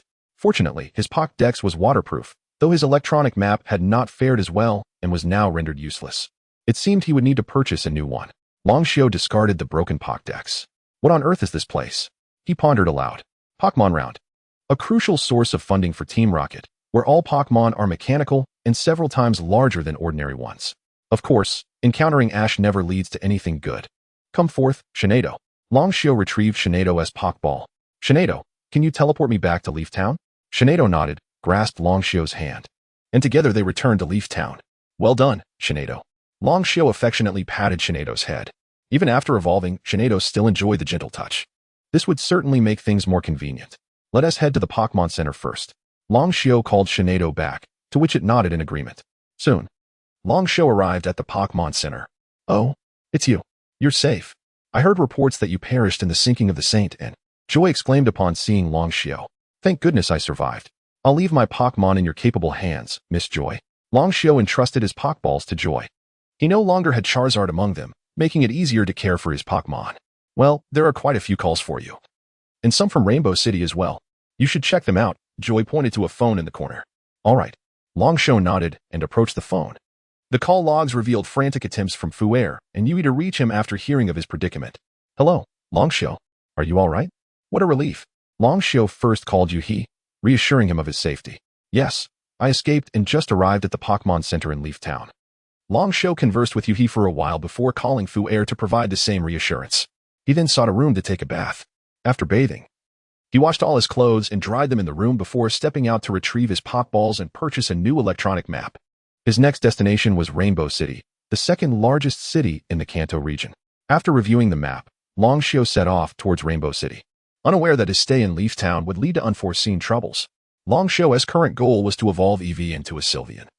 So each night he would release Eevee to nurture their bond and level up, while also training Vulpix to eventually evolve it into Ninetales using a Firestone. Use Quick Attack to finish it off, Eevee. On the road, he battled a Beedrill, successfully capturing it with a Pokeball after defeating it. Successfully captured, Eevee leveled up to level 25 and learned a new move. Alright, Eevee, let us call it a night. Finding a clear spot, Longshio set down his sleeping bag and snuggled with Eevee to sleep. The following week unfolded in a similar manner until one night when he encountered a peculiar ghost Pokémon, Genghis. This Genghis was unlike any other. It could speak and didn't attack Longshio. Instead, it approached him while he and Eevee were having dinner, hoping to share a meal. Honestly, how shameless can you be? Not only are you begging for food, but you want mine. Longshio remarked, eyeing the Genghis munching on bread and sipping milk. How brazen. I just came ashore from the sea and haven't eaten for 3 days. Surely sharing some of your food isn't too much to ask? Genghis replied while eating. Are you from Maideness Gorge? Longshio recalled that the only talking Genghis he knew was from that area. Really? You know about Maideness Gorge? Genghis looked up at Longshio. I do, Longshio nodded. He considered that having this creature accompany him would provide companionship during his travels, and with Genghis around, he could understand Pokémon's speech, essentially having a translator. Would you like to be my Pokémon? Longshio proposed. No, I can't. I'm quite busy. I have to go to Maideness Gorge every year to help that boy find his lover's soul. Genghis shook its head. But that is perfect. I'm planning to travel the world. If you come with me, you can search for the soul while journeying with me. Doesn't that sound delightful? Longshio suggested. Your point does have merit. However, I want to be captured in a Pokeball, and I must return to Maideness Gorge every year. Genghis replied after a moment as contemplation. Agreed. Longshio nodded, realizing he couldn't carry 7 Pokeballs anyway, so it was better to let Genghis accompany him freely. I'm full now. Genghis finished eating and let out a satisfied burp, tossing the trash aside. Hey, don't litter. If other Pokemon eat that, they'll suffer, Longshio scolded, picking up the discarded refuse. Oh, I didn't expect you to care about Pokemon so much, Genghis observed Longshio with intrigue. Alright, let us get some sleep. We have to continue our journey to Rainbow City early tomorrow morning. Longshio tidied up and prepared for bed, but at that moment, a radiant white light enveloped Eevee. Chapter 15. The storage sphere has finally evolved, Gaisai remarked, gazing at the radiant Eevee. Longshio smiled at Eevee as well. At that moment, Eevee's evolution was complete, transforming into a Lunala. Lunala, a dark-type Pokémon, level 34, evolves under the influence of lunar waves. It lurks in the shadows, observing its opponents, and its rings glow when it strikes. Gaisai, a ghost and poison-type Pokemon, level 65, is a gaseous life form. Even an Indian elephant would succumb within 2 seconds if surrounded by its gas. Hey, you've suppressed your evolution, Long Xiao said, noticing Gaisai's state. This fellow has already reached level 65. Eh? How did you know? Gaisai was taken aback by Long Xiao's insight into his suppressed evolution. How could you tell? That's not something you need to concern yourself with, Long Xiao replied dismissively. Why suppress evolution at all? Becoming a Genghis is too cumbersome. I prefer my current form. Gaisai responded to Long Xiao. At that moment, Lunala called out to Long Xiao. All right, you can return to rest now, Lunala. Long Xiao withdrew Lunala into its Pokeball. But just as he was about to put it away, a Vulpix suddenly leaped out. Long Xiao halted his actions as Vulpix circled Lunala, revealing a look of disdain. Ugh. Ugh, ugh. How did you end up like this? Let us break up. I don't like you this way. Gaisai took on the role of translator. Lunala. Lunala. Lunala appeared anxious. I thought you would still like me even like this. Why are you doing this? Gaisai conveyed. Ugh. Ugh. Ugh. I don't like you like this. I don't want to see you again. Gaisai continued translating, finding the interaction amusing. These two little ones are quite entertaining. This is troublesome. I didn't expect it to be like this, Long Xiao remarked, raising an eyebrow at the dejected Lunala. Lunala. Come back for now. Long Xiao withdrew Lunala. Vulpix, do you dislike Eevee just because it has changed? Long Xiao squatted down to pet Vulpix, who shook its head. I still prefer how it used to look. Gaisai translated Vulpix's sentiments. Who knows, maybe if you evolve into Ninetales, you won't like it anymore. The emotions of Pokemon are truly peculiar. You come back too, Long Xiao said, taking out a Pokeball to withdraw the forlorn Vulpix. Your Pokemon are quite fascinating, Gaisai remarked to Long Xiao. Now, you can be considered my Pokemon as well. I should say my companions are quite interesting. Long Xiao replied. Say what you will, Gaisai said. I'll go for a stroll and be back by morning. I don't need to sleep. Long Xiao nodded and nestled into his sleeping bag. Personal information. Long Xiao checked his personal information at that moment. Xinyu Long Xiao, trainer level 50. Pokemon Charm 80. Pokemon levels. Shinado 43, BB Bird 38, Giant Pincer Mantis 38, Meowth 36, Lunala 34. Vulpix 28. Since Gaisai had not entered Long Xiao's Pokeball, although nominally a Pokemon of Long Xiao, Gaisai remained a wild Pokemon in essence. Trainer level 50. By the way, wasn't there a reward mentioned for reaching level 36? Long Xiao suddenly recalled. The system had previously stated that after level 36, there would be rewards for every 5 levels gained. Level 36 reward, Pokemon Charm increased by 10, already applied. Level 41 reward, Pokemon Medical Knowledge increased by 20. Already applied. Level 46 reward, Lunala's Intimacy increased by 50 points, already applied. Pokemon Medical Knowledge. Why is that not mentioned in my data? Long Xiao inquired upon seeing this. Detailed investigation required. Then display detailed information. Pokemon Charm 80. Pokemon Medical Knowledge 45. Pokemon Breeding Knowledge 30. Pokemon Knowledge Recognition 80. Pokemon Language Recognition 10. Kanto Region Badge Collection Progress. 3 out of 8 completed. Pokemon Master Progress. 8. Pokemon Language Recognition? What is that? Long Xiao asked, looking at this entry. It is the recognition of Pokemon language. Upon reaching 100, one can understand Pokemon speech. I see. That could be quite useful. I didn't realize the rewards had already been given. No wonder Lunala's intimacy increased so quickly, thanks to the system's boost of 50 points. Long Xiao nodded in satisfaction, reaffirming that it is better to have something than nothing. Afterward, Long Xiao went to sleep. When he awoke the next morning, he found no sign of Gaisai. Has this fellow run away? After packing up, he still did not see Gaisai. You underestimate me. I said I wouldn't run, and I won T. Gaisai's figure materialized before Long Xiao. Ah, you're here. I thought you had left. It seems I truly underestimated you. Long Xiao chuckled, slinging his backpack over his shoulder. I'll teach you a little trick, Gaisai said, grinning at Long Xiao. What trick? Long Xiao inquired, curious. I once saw a trainer store personal items in their Pokeball. That way, traveling becomes much lighter, Gaisai explained. Really? Long Xiao was taken aback, then pulled out his electronic map and Pokédex, placing them in his pocket before grasping his backpack. How do I do it? If I can store my backpack, it would ease my burden significantly. Just open an empty Pokeball and put the backpack inside, Gaisai instructed Long Xiao. Long Xiao took out an empty Pokeball and aimed it at his backpack. In an instant, a flash of white light enveloped the backpack, and it vanished. Successfully stored within the Pokeball. Is this really possible? Long Xiu raised an eyebrow, looking at the Pokeball in his hand. This truly lightened his load. Hee. I wouldn't tell just anyone, Gaisai chuckled at the side. Long Xiu mused that the Pokeballs were indeed remarkable when he had 6 Pokemon. Capturing another would even cause the Pokeball to disappear automatically, which was simply unfathomable. Chapter 16. The Rainbow Gym. Indeed, this journey has become considerably easier. Long Xiu stretched his neck. Without the burden of a backpack, he felt a remarkable lightness. With this newfound method, he could now alter his travel arrangements, including meals and accommodations. He planned to purchase a tent, a table, and a barbecue grill, allowing him to prepare his own meals on the road. I scouted the route last night. Just ahead lies Rainbow City. That is your destination, isn't it? Guac inquired. Long Xiu nodded, realizing that having Guac along saved him considerable trouble. Of course, I have lived for nearly 1,000 years, Guac replied with pride. Come forth, Ninetales. Long Xiu summoned Ninetales to take the lead. It was time for Ninetales to gain some experience. Although Ninetales appeared somewhat unenthusiastic, it still heeded Long Xiu's commands. Along the way, they defeated numerous Pokemon, and after a day's journey, Long Xiu finally arrived at Rainbow City. The journey from Withered Leaf City to Rainbow City had taken Long Xiu over a week. His first order of business was, of course, to visit the Pokemon Center. After resting for the night, he made his way to the Rainbow City Gym. At the top of the Rainbow City Gym was a rooftop garden adorned with oddish. Upon entering, Long Xiu noticed that the room was filled with girls, all captivated by his striking appearance. Hello, may I ask what brings you here? What is your name? Could I have your phone number? The group of girls rushed towards Long Xiu. I'm Shinyu Long Xiu, here to challenge the Rainbow Gym. Where is the gym leader? He inquired, meeting the enthusiastic gazes of the girls. Oh, so you're a challenger. Please, follow me. A short-haired beauty beckoned, leading the way.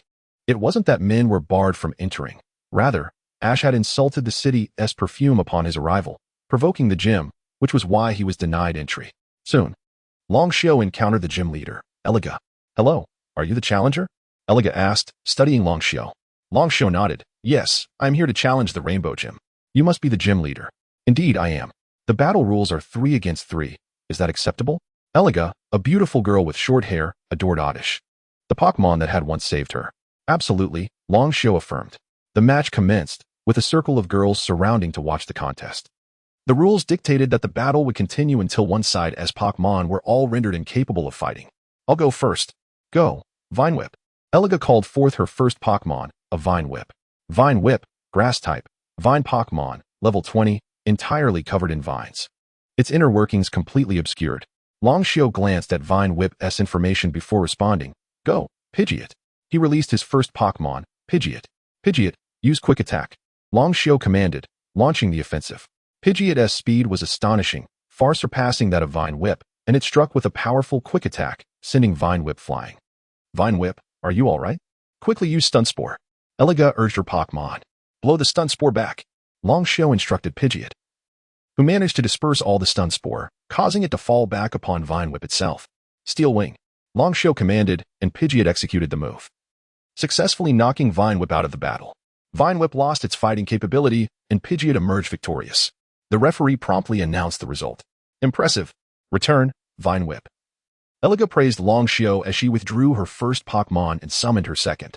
Return to rest, Pidgeot, Long Xiu reciprocated, recalling his Pokemon and releasing his next Pokeball. Go, Gloom. Eliga's second Pokemon was Gloom. Gloom, a dual grass and poison-type Pokemon, level 25, resembling a plant and capable of ensnaring unsuspecting prey with its toxic pollen. Go, Scyther. Long Xiu called forth his second Pokemon, Scyther. Scyther, take the initiative with Quick Attack. Long Xiu commanded once more. Unsurprisingly, Gloom was struck by Scyther's attack, sending it flying while Scyther's body began to shimmer with a black hue. It turned black. What is happening? Such a Pokemon. Even a shiny Pokemon shouldn't change color mid-battle. The girls in the audience gasped in astonishment. Amazing Pokemon. Gloom, use Vine Whip to entangle it. Eliga, though taken aback, focused on the battle as Gloom attempted to ensnare Scyther with its vines. Scyther seize its vines. Long Xiu commanded, and Scyther complied, overpowering Gloom due to the significant level difference. Scyther successfully grasped Gloom's vines, despite Gloom's attempts to retract them. It was unable to do so and was flung away. Now Scyther, use Fury Cutter. Long Xiu continued. Scyther leaped into the air, executing a Fury Cutter that struck Gloom as it descended, rendering Gloom incapable of further battle. Gloom lost its fighting capability, and Scyther triumphed. This Scyther is truly impressive. No less formidable than Pidgeot, Eliga remarked, sorrowfully recalling Gloom. My apologies for being a bit too forceful, Longshio replied, feigning remorse as he withdrew Scyther. You are indeed formidable, but I shall not concede easily. Go, Oddish. Eliga summoned her final Pokémon, her cherished Oddish. I entrust this to you, Meowth, Longshio declared. Releasing his final Pokémon, Meowth. Chapter 17. A reunion with Ash, Stinky Flower, Grass and Poison type, Weed Pokémon, etc. Emits a strong odor. Highly effective against Water-type Pokémon, but fears Fire and Flying-type Pokémon. Beware of its Thunderbolt, which blankets the arena in toxic fumes. Eliga and Longshio faced off, quickly gaining experience. Each time, it was Thunderbolt that seized the initiative. This time, Eliga decided to strike first, aiming to cover the arena with toxic fumes. Thunderbolt. Longshio opted for Thunderbolt from Catmaster. What? Eliga thought she misheard. How could they still use Thunderbolt against her? Did they intend to endure the toxicity? But in the next moment, she realized her error.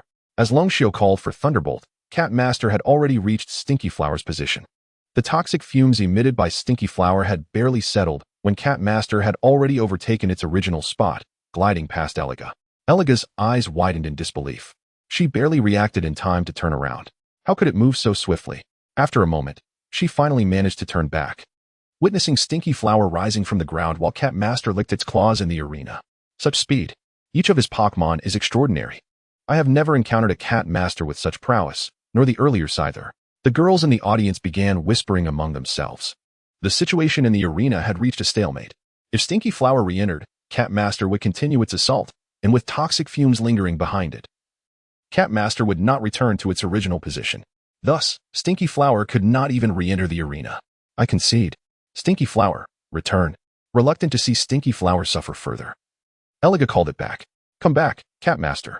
Longshio recalled Catmaster, surprised by its speed, which had vastly improved since he first captured it. Thankfully, he had acquired it early. Otherwise, he might have lost the opportunity. You have one. Here is the Rainbow Badge. Eliga presented the Rainbow Badge as she approached Longshio, who accepted it graciously. Thank you, Longshio replied, placing the Rainbow Badge in his collection case. For badges already. I eagerly anticipate your performance at the tournament, Eliga remarked, glancing at Longshio's badges. Yes, I shall strive to perform well, Longshio nodded. Surrounded by a throng of admirers, he departed the Rainbow Gym. As his Pokémon had sustained no injuries, Longshio seized the opportunity for a grand shopping spree at the largest mall in the area. He purchased tents, bedding, barbecue grills, tables, chairs, utensils, an abundance of Pokémon medicine, perishable vegetables, and instant meat, all haphazardly packed into his Pokeballs. He then miniaturized the Pokeballs, labeling them with the types of items contained within, and stored them in the specialized pouch he had acquired for carrying Pokeballs. How delightful! Longshio exclaimed as he exited the mall, stretching with satisfaction and admiring his pouch, filled with so many items yet feeling weightless. After allowing his Pokémon to rest at the Pokémon Center, he continued his journey, his next destination being Goldenrod City, where the gym leader, Nagi, specialized in Psychic-type Pokémon. Longshio recalled that Nagi was a dangerously beautiful woman. On the road to Goldenrod City, Longshio encountered an unexpected group of visitors. Hey? ISNT that the person who appeared suddenly the other day? Xiaoxia was the first to spot Longshio, pointing at him. He called me a jerk. Upon seeing Longshio, Ash rushed over. Noticing Ash and his companions, Longshio quickly scanned the surroundings for potential dangers, securing his electronic map in his pouch and tightening it anxiously. It's those people. The figure of Gaisai emerged from behind Longshio, observing Ash and the others. You know them? Longshio inquired of Gaisai. I do, Gaisai nodded. Then you must be in trouble, right? How do you know? Gaisai looked at Longshio, perplexed. Hey, why did you call me a jerk back then? Also, how did you know my name? Ash confronted Longshio directly. Oh, is that you, Gaisai? Indeed, you little rascal, Gaisai replied, gazing at Ash. It can speak. You must be the Gaisai from the Girl-S Gorge. How did you end up here? Brock and Xiaoxia approached. It's me. I am now this person's Pokémon. Gaisai affirmed. I live near Pallet Town. I heard Professor Oak mention you, so I knew you were Ash, Longshio said, addressing Ash. So, you're also a trainer from Pallet Town? Ash asked Longshio. Longshio nodded, somewhat affirmatively. How many badges do you have now? Upon discovering that Longshio was also from Pallet Town, Ash felt competitive. 4, and I'm headed to Goldenrod City, Longshio replied honestly. I have 4 as well. Ash proudly revealed his 4 gym badges hidden beneath his clothing, boasting about Nagi, the gym leader of Goldenrod City, being quite formidable. Thank you for the heads up, Longxiu acknowledged. Preparing to depart. Wait, let us have a Pokemon battle. Ash called out to Longxiu, who paused, turning back. Chapter 18, Defeat Never Mind. We shall have the opportunity to battle during the Pokemon conference, Longxiu remarked, shaking his head. No, I want to battle you right now, Ash insisted, unwilling to let the chance to duel slip away. Seriously. Longxiu rubbed his temples. Fine, I'll engage in a one-on-one match with you. But once it's over, I'm leaving. All right, let us do this. Ash prepared himself for the confrontation. Just so you know, I won't hold back. Longxiu declared as he retrieved a Pokeball. I won't either. Go, Pikachu. Ash chose his trusty Pikachu for the battle. Leave it to you, Meowth. Longxiu summoned his Meowth, as one would naturally employ a cat to confront a mouse. Upon its release, Meowth licked its paws and fixated intently on Pikachu. Pikachu, use Quick Attack, Ash commanded, launching the first strike. Pikachu had learned Quick Attack back at the Withered Leaf Gym. Pika. Pikachu charged towards Meowth. But the latter remained nonchalantly grooming itself. Dodge, Meowth. Longxiu instructed, and in an instant, Meowth leapt high into the air, causing Pikachu to miss its target as it landed gracefully on the ground. That Meowth is incredibly swift. Brock squinted, observing Longxiu's Pokemon. Indeed. I didn't expect it to evade Pikachu's quick attack so effortlessly, Misty added, her eyes wide with surprise. Meowth, use Quick Attack, Longxiu commanded. And Meowth executed the move, sending Pikachu flying without a moment's notice. Pika. Pikachu tumbled to the ground but quickly regained its footing. Pikachu, are you alright? Ash rushed to check on his companion. Pika. Pikachu shook its head, signaling that it was fine. Meowth, use Pursuit. Longxiu called again. And Meowth darted swiftly across the battlefield, reappearing behind Pikachu and knocking it away with a powerful swipe. On Longxiu's screen, Pikachu's health was visibly diminishing, its level standing at 39. Meow. Meowth let out a pained cry. What is wrong, Meowth? Longxiu asked, noticing sparks of electricity dancing across its body. Pikachu's ability had paralyzed Meowth. Paralyzed? This could be troublesome. Longxiu sensed the impending trouble, and sure enough, Ash's Pikachu soon executed Quick Attack again, followed by a thunderbolt that struck Meowth. Meowth was launched into the air, directly hit by the thunderbolt and promptly rendered unable to battle, as its defenses were notably weak. The paralysis seemed to be Meowth's Achilles heel. Meowth. Longxiu dashed to his Pokemon's side, watching as it wobbled, stars in its eyes. Come back and rest, Meowth. He recalled Meowth. Yay. I won. Pikachu, we did it. Ash exclaimed, lifting Pikachu in jubilation. That Meowth couldn't withstand the blows. It fell in just 2 moves, Misty commented. Glancing at Longxiu's Pokeball, perhaps its incredible speed came at the expense of its defense, Brock analyzed thoughtfully. How about that? I'm quite impressive, aren't I? Ash boasted to Longxiu. Longxiu could only nod, acknowledging his defeat. You are strong. I hope you remain so at the Pokemon conference. With that, he turned to leave. Why does he seem a bit upset? Misty remarked, watching Longxiu's retreating figure. It's just a battle loss. What is there to be upset about? Surely he has not, Ash said, joining Misty and Brock. In truth, to lose to Ash in our first battle is utterly humiliating, Longxiu thought bitterly as he walked away, never anticipating a defeat at Ash's hands. The journey from Rainbow City to Golden City took Longxiu 2 weeks, a considerable distance indeed. Fortunately, he had prepared well in advance, acquiring ample supplies that rendered his travels quite comfortable.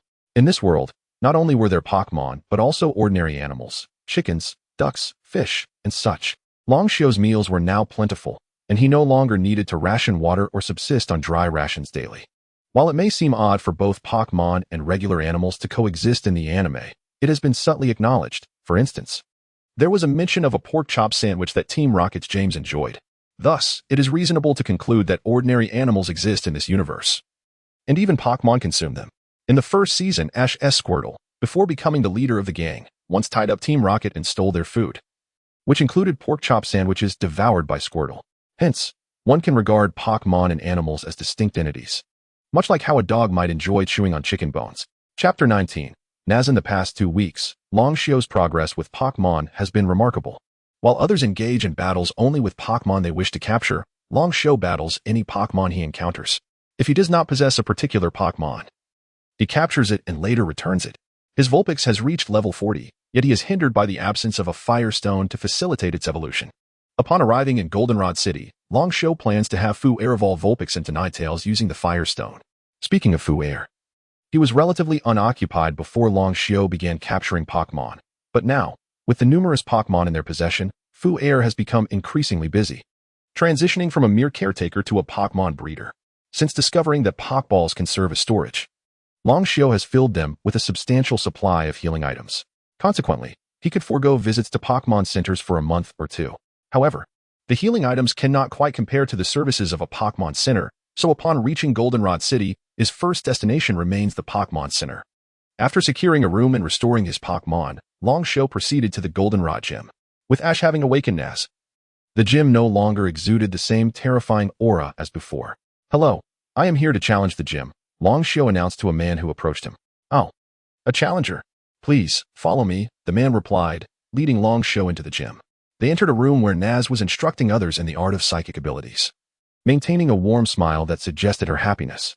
The laughter of the attendees filled the air, as one individual had caused a comical incident with their psychic powers.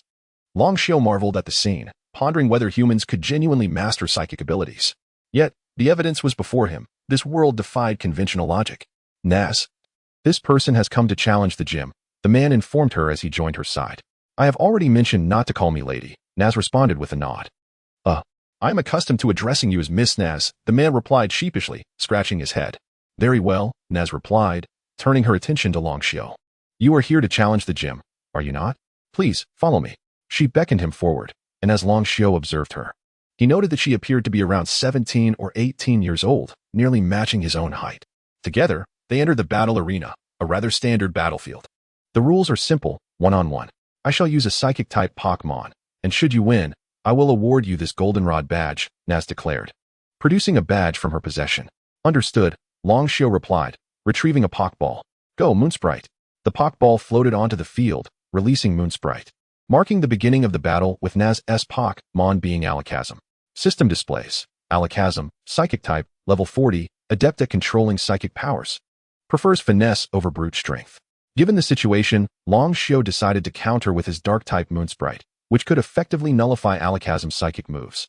"Go, Moonsprite," Long Xiao called. "Moonsprite." The Pokémon chirped softly upon entering the arena.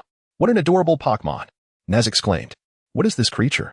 "It is Moonsprite," Long Xiao answered, noting that no one seemed to have evolved Moonsprite yet. However, Naz should be more concerned about her Alakazam, as its moves would be ineffective against Moonsprite. "Yet your Moonsprite cannot overcome my Alakazam either," Naz countered. "Then I shall not hold back.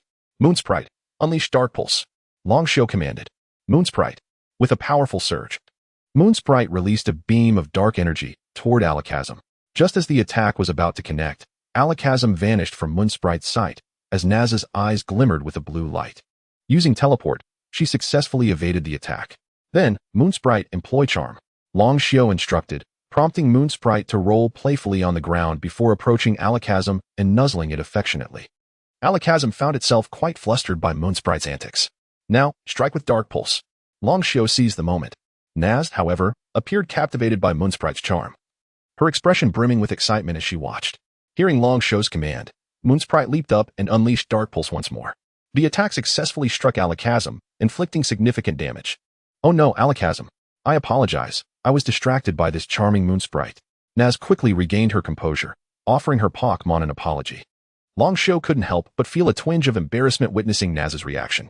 What had Ash done to transform the once-aloof psychic queen into an endearing neighborly figure? Albeit a rather oblivious one. "Moonsprite, use Dark Pulse again," Long Xiao commanded decisively, recognizing that Alakazam was the true opponent, not Naz. "Moonsprite."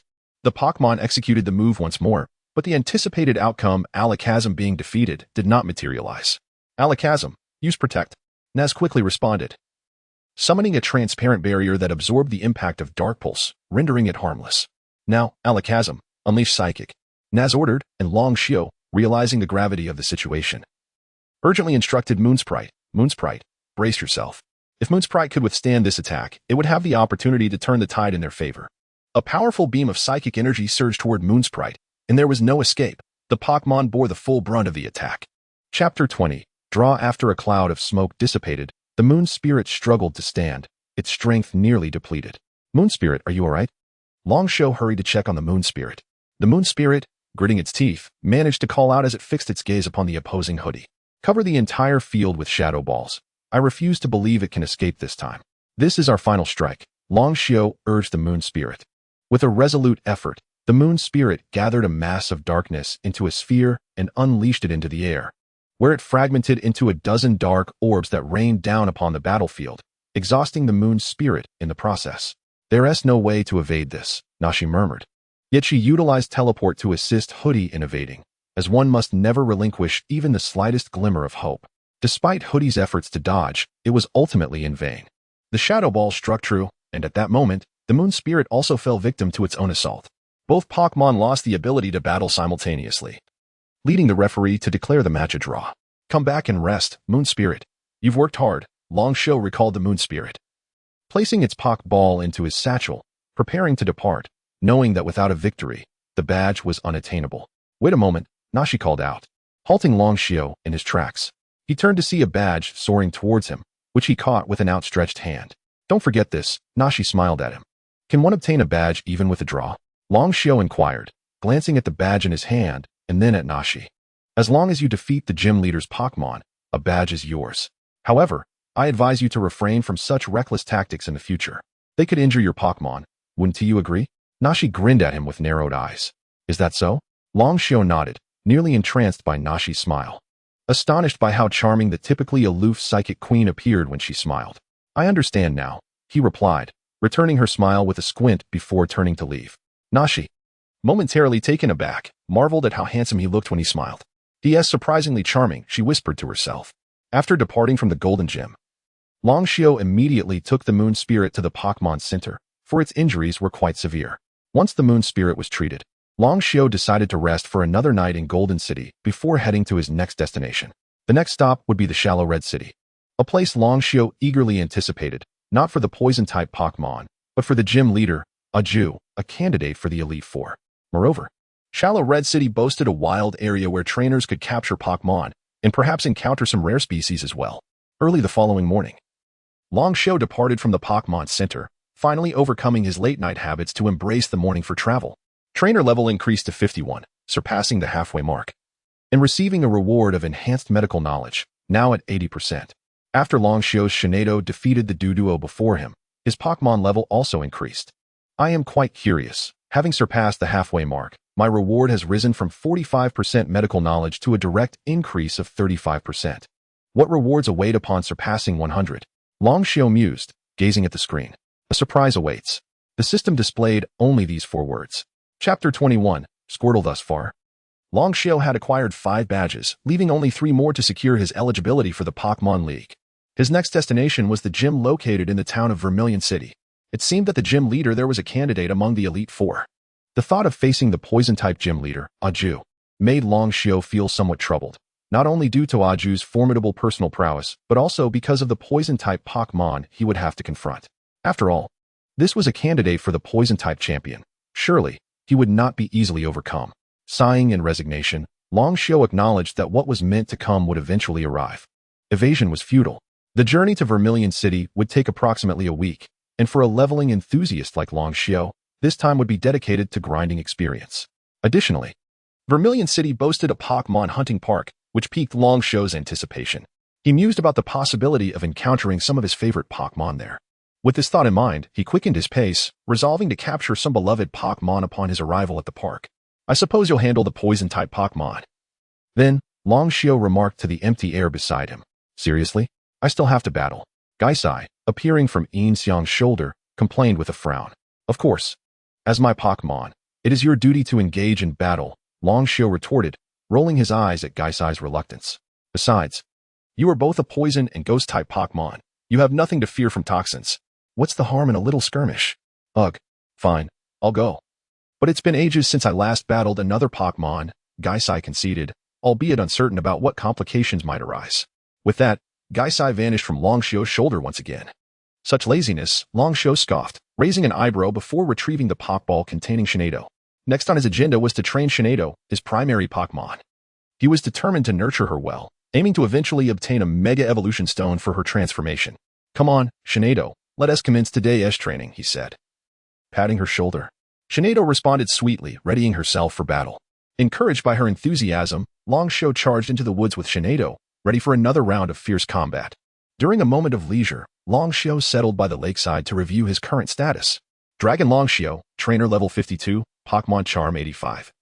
Pokemon levels: Shinado 46, BB Bird 40, Scyther 38, Meowth 36, Moonlight Fairy 34, Vulpix 30. Pokemon Charm 85. Pokemon Medical Knowledge 80. Pokemon Breeding Knowledge 40. Pokemon Knowledge Recognition 85.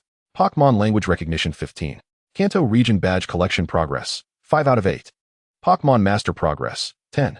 The significant increase in his Pokemon medical knowledge, attributed to surpassing the halfway mark in levels, proved immensely beneficial for Longshio. His understanding of Pokemon healthcare was nearing that of Nurse Joy at the Pokemon Center. He eagerly anticipated the day when all his stats would reach perfection. Hence his daily habit of checking his profile. As he journeyed towards Vermilion City, Longshio found the experience rather dull. Aside from leveling up and eating, he encountered few Pokemon that captured his interest. Nevertheless, he diligently captured every Pokemon he did not already possess, unwilling to let others underestimate him. Notable captures included Kingler, Ekans, Weezing, and Zubat. Thus far, he had secured nearly every common Pokemon in the Kanto region. At present, Longshio was exerting considerable effort to pursue a Squirtle that had crossed his path. They locked eyes briefly before the Squirtle retreated into its shell and swiftly escaped. Longshio barely managed to activate the system to draw it closer, leaving him to search the forest in vain. Not only was the Squirtle a starter Pokemon, but its impressive speed also intrigued Longshio. Where could it have gone? After plunging into the thicket, Longshio found himself utterly lost. Unable to locate the Squirtle or even discern his own whereabouts.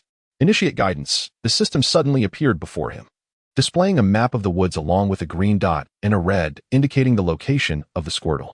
It appeared that the system was aiding Longshio in locating the Squirtle, functioning much like a navigation device. What a convenient feature. Why didn't he reveal this sooner? Longshio mused, then raced towards the Squirtle's indicated position.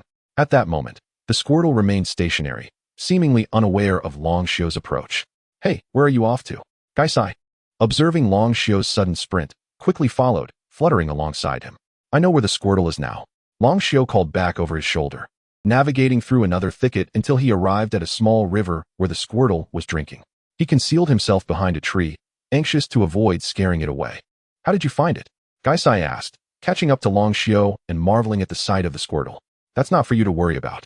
Longshio replied with a smile. Commence capture? The system prompted once more. Finally, Longshio exclaimed, eagerly accepting the opportunity. The Squirtle, startled, turned to face him. It noticed us. Gaisai shouted, surprised to see the Squirtle remain in place instead of fleeing. Leave it to you, Scyther. Longshio tossed Scyther's Pokeball, and the towering Scyther appeared before the Squirtle, the scene reminiscent of an adult intimidating a child. However, the Squirtle showed no signs of retreat, launching a water gun attack directly at Scyther. Impressive, it knows water gun. This Squirtle must be quite high level, Longshio remarked with excitement as he observed the Squirtle's skill. Dodge, Scyther, he shouted, and Scyther swiftly evaded the attack. Strange, water gun is typically a skill exclusive to Blastoise. How does this mere Squirtle possess it? Gaisai pondered, resting his chin on his hand. Chapter 22. The immutable stone. The Scyther, wielding its powerful claws, launched a move known as the X-Scissor. Longshio took the initiative to strike, and the Scyther dashed towards the Squirtle, executing the X-Scissor towards it. At that moment, a verdant barrier enveloped the Squirtle, successfully deflecting the Scyther's attack. Is this a form of protection? Longshio was momentarily taken aback, pondering the unusual circumstances surrounding this Squirtle. Once the protective shield was shattered, the Squirtle retaliated with a water gun, sending the Scyther hurtling away, crashing into a tree and rendering it incapable of continuing the battle. Longshio rushed to the side of the fallen Scyther, which had turned pitch black and had lost consciousness. Could it be that this Squirtle is indeed peculiar? He commanded the system to display the Squirtle's information. Squirtle, level 45, HP, 100, item, immutable stone. Longshio swallowed hard, momentarily at a loss for words. Is this Squirtle truly wild? Why does it possess an immutable stone? Due to the system's attraction towards the Squirtle, even after the Scyther was defeated, it charged at Longshio, preparing to use Tackle. If it collided with him, the impact would be significant. Just as the Squirtle was about to reach him, Gengar positioned itself in front of Longshio, invoking Protect to shield him from the Squirtle's assault.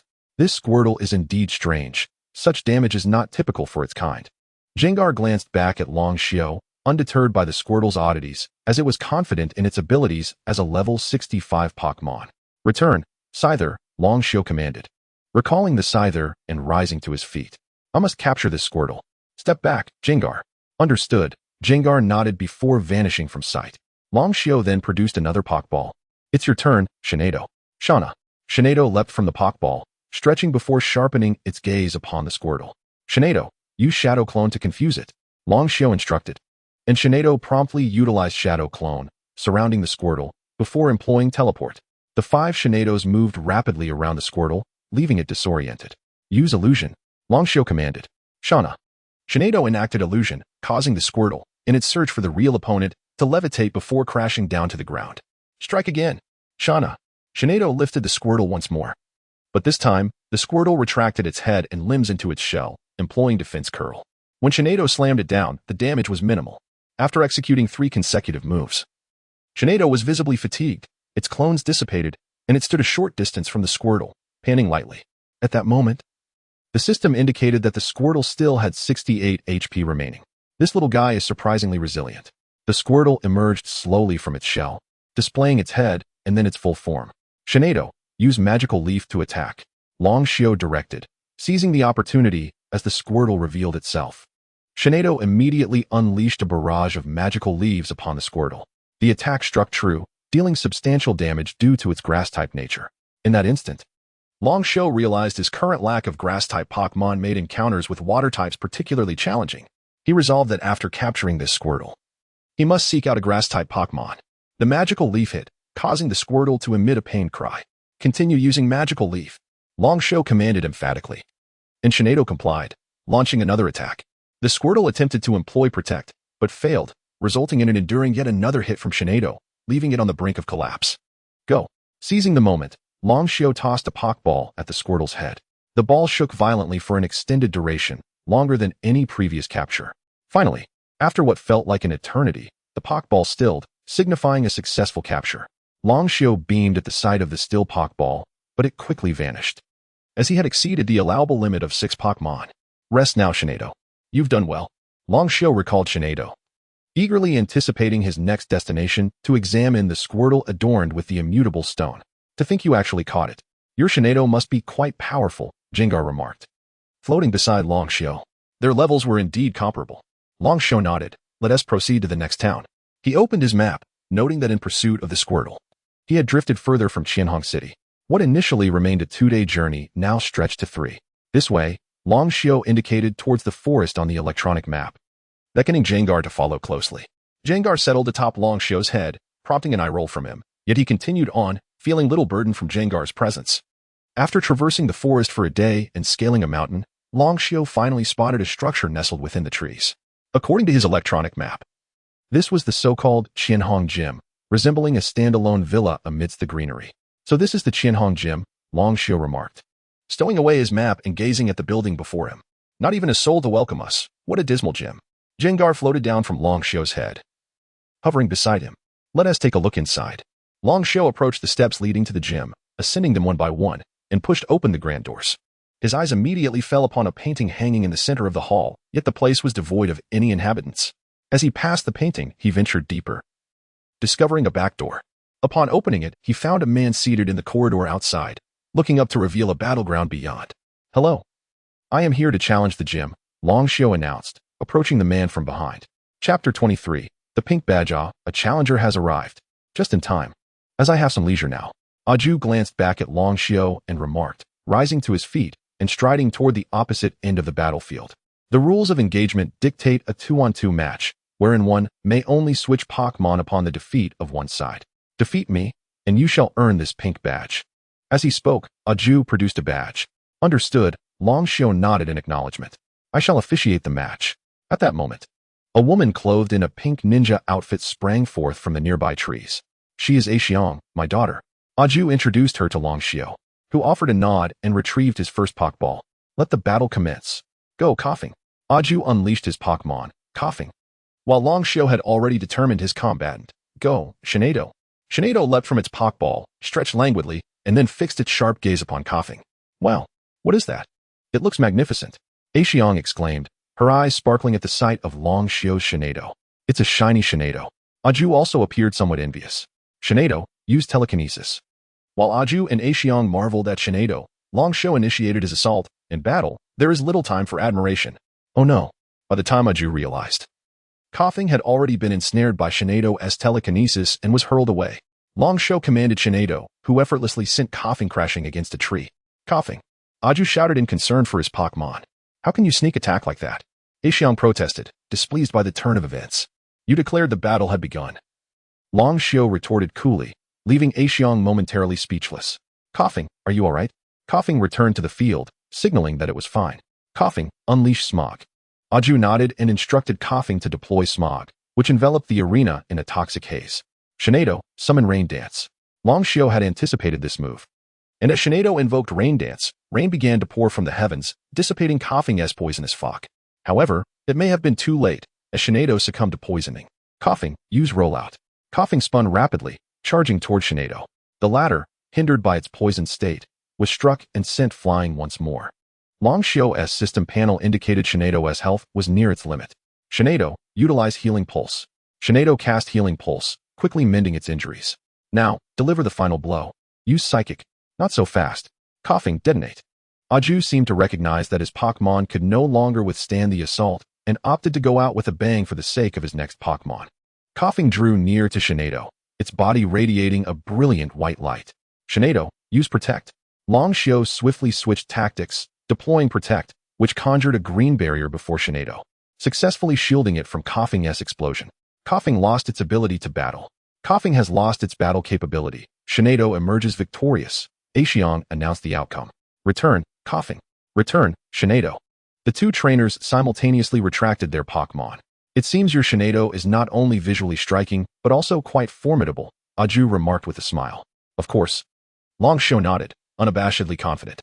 In the next round, I shall take this seriously. You best be cautious, Aju warned. I understand. Long Xiao replied with a calm demeanor. Go. Weezing. Aju called forth his second Pokemon, Weezing. Gengar, it's your turn. Long Xiao did not produce a Pokeball. Instead, he summoned his Pokemon aloud. Just as Aju and Axiong expressed their bewilderment, a round figure appeared atop Long Xiao's shoulder, lazily floating into the arena. Are you certain you wish to battle me with Gengar? Aju seemed to regard the lethargic Gengar with disdain. Your words carry an air of condescension, Gengar retorted. Suddenly alert and addressing Aju. It spoke. Axiong gasped, startled. A talking Gengar. Your Pokemon are quite intriguing, Aju replied, excitement evident on his face. Gengar. Feel free to act as you wish, Long Xiao instructed, then retrieve Shinedo once more, administering healing items to alleviate its poison state. Weezing, unleash Toxic Fog. Aju initiated the next round. Shadow Punch. Gengar, using its own skill, called out before charging through the toxic fog to confront Weezing, landing dozens of punches that drove Weezing into the ground. Dark Pulse. Gengar soared into the air, using Dark Pulse to strike Weezing once again, which promptly lost its battle capability. Weezing has lost its battle capability. Gengar is the victor. Axiong observed in disbelief as Weezing was defeated in mere 2 moves. Your Gengar is remarkably high level, Aju acknowledged as he retracted his Weezing. Long Xiao had just finished healing Shinedo and returned it to its Pokeball. Indeed. Long Xiao nodded, calling Gengar back to his shoulder.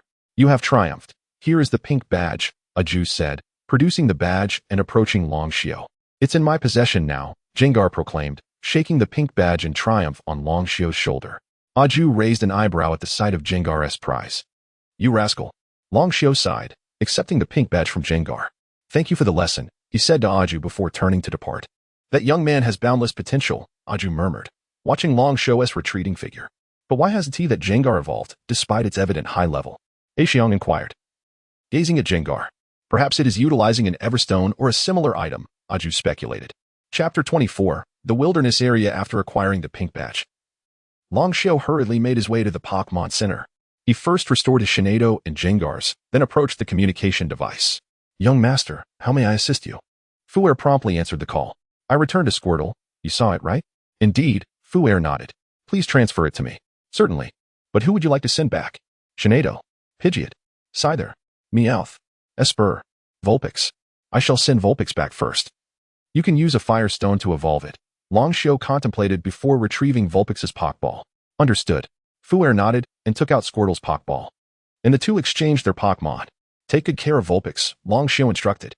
Of course, young master. As he was about to hang up, Long Xiao remembered something. I am currently in Qianong City, where there is a Pokemon hunting ground. I anticipate capturing many Pokemon here, so be prepared. All right. Fu Er replied, glancing outside, where various Pokémon were nearly overflowing the garden. He ended the call, nodding as he hung up, then proceeded to the battle arena behind the Pokémon Center, taking out Squirtle. Come forth, Squirtle. Long Show tossed Squirtle's Pokeball, and Squirtle appeared before him. Please hand me the Everstone. Long Show extended his hand towards Squirtle. Squirtle hesitated, shaking its head vigorously. Why not? You'll become much stronger after evolving. Long Show expressed his confusion at Squirtle's reluctance.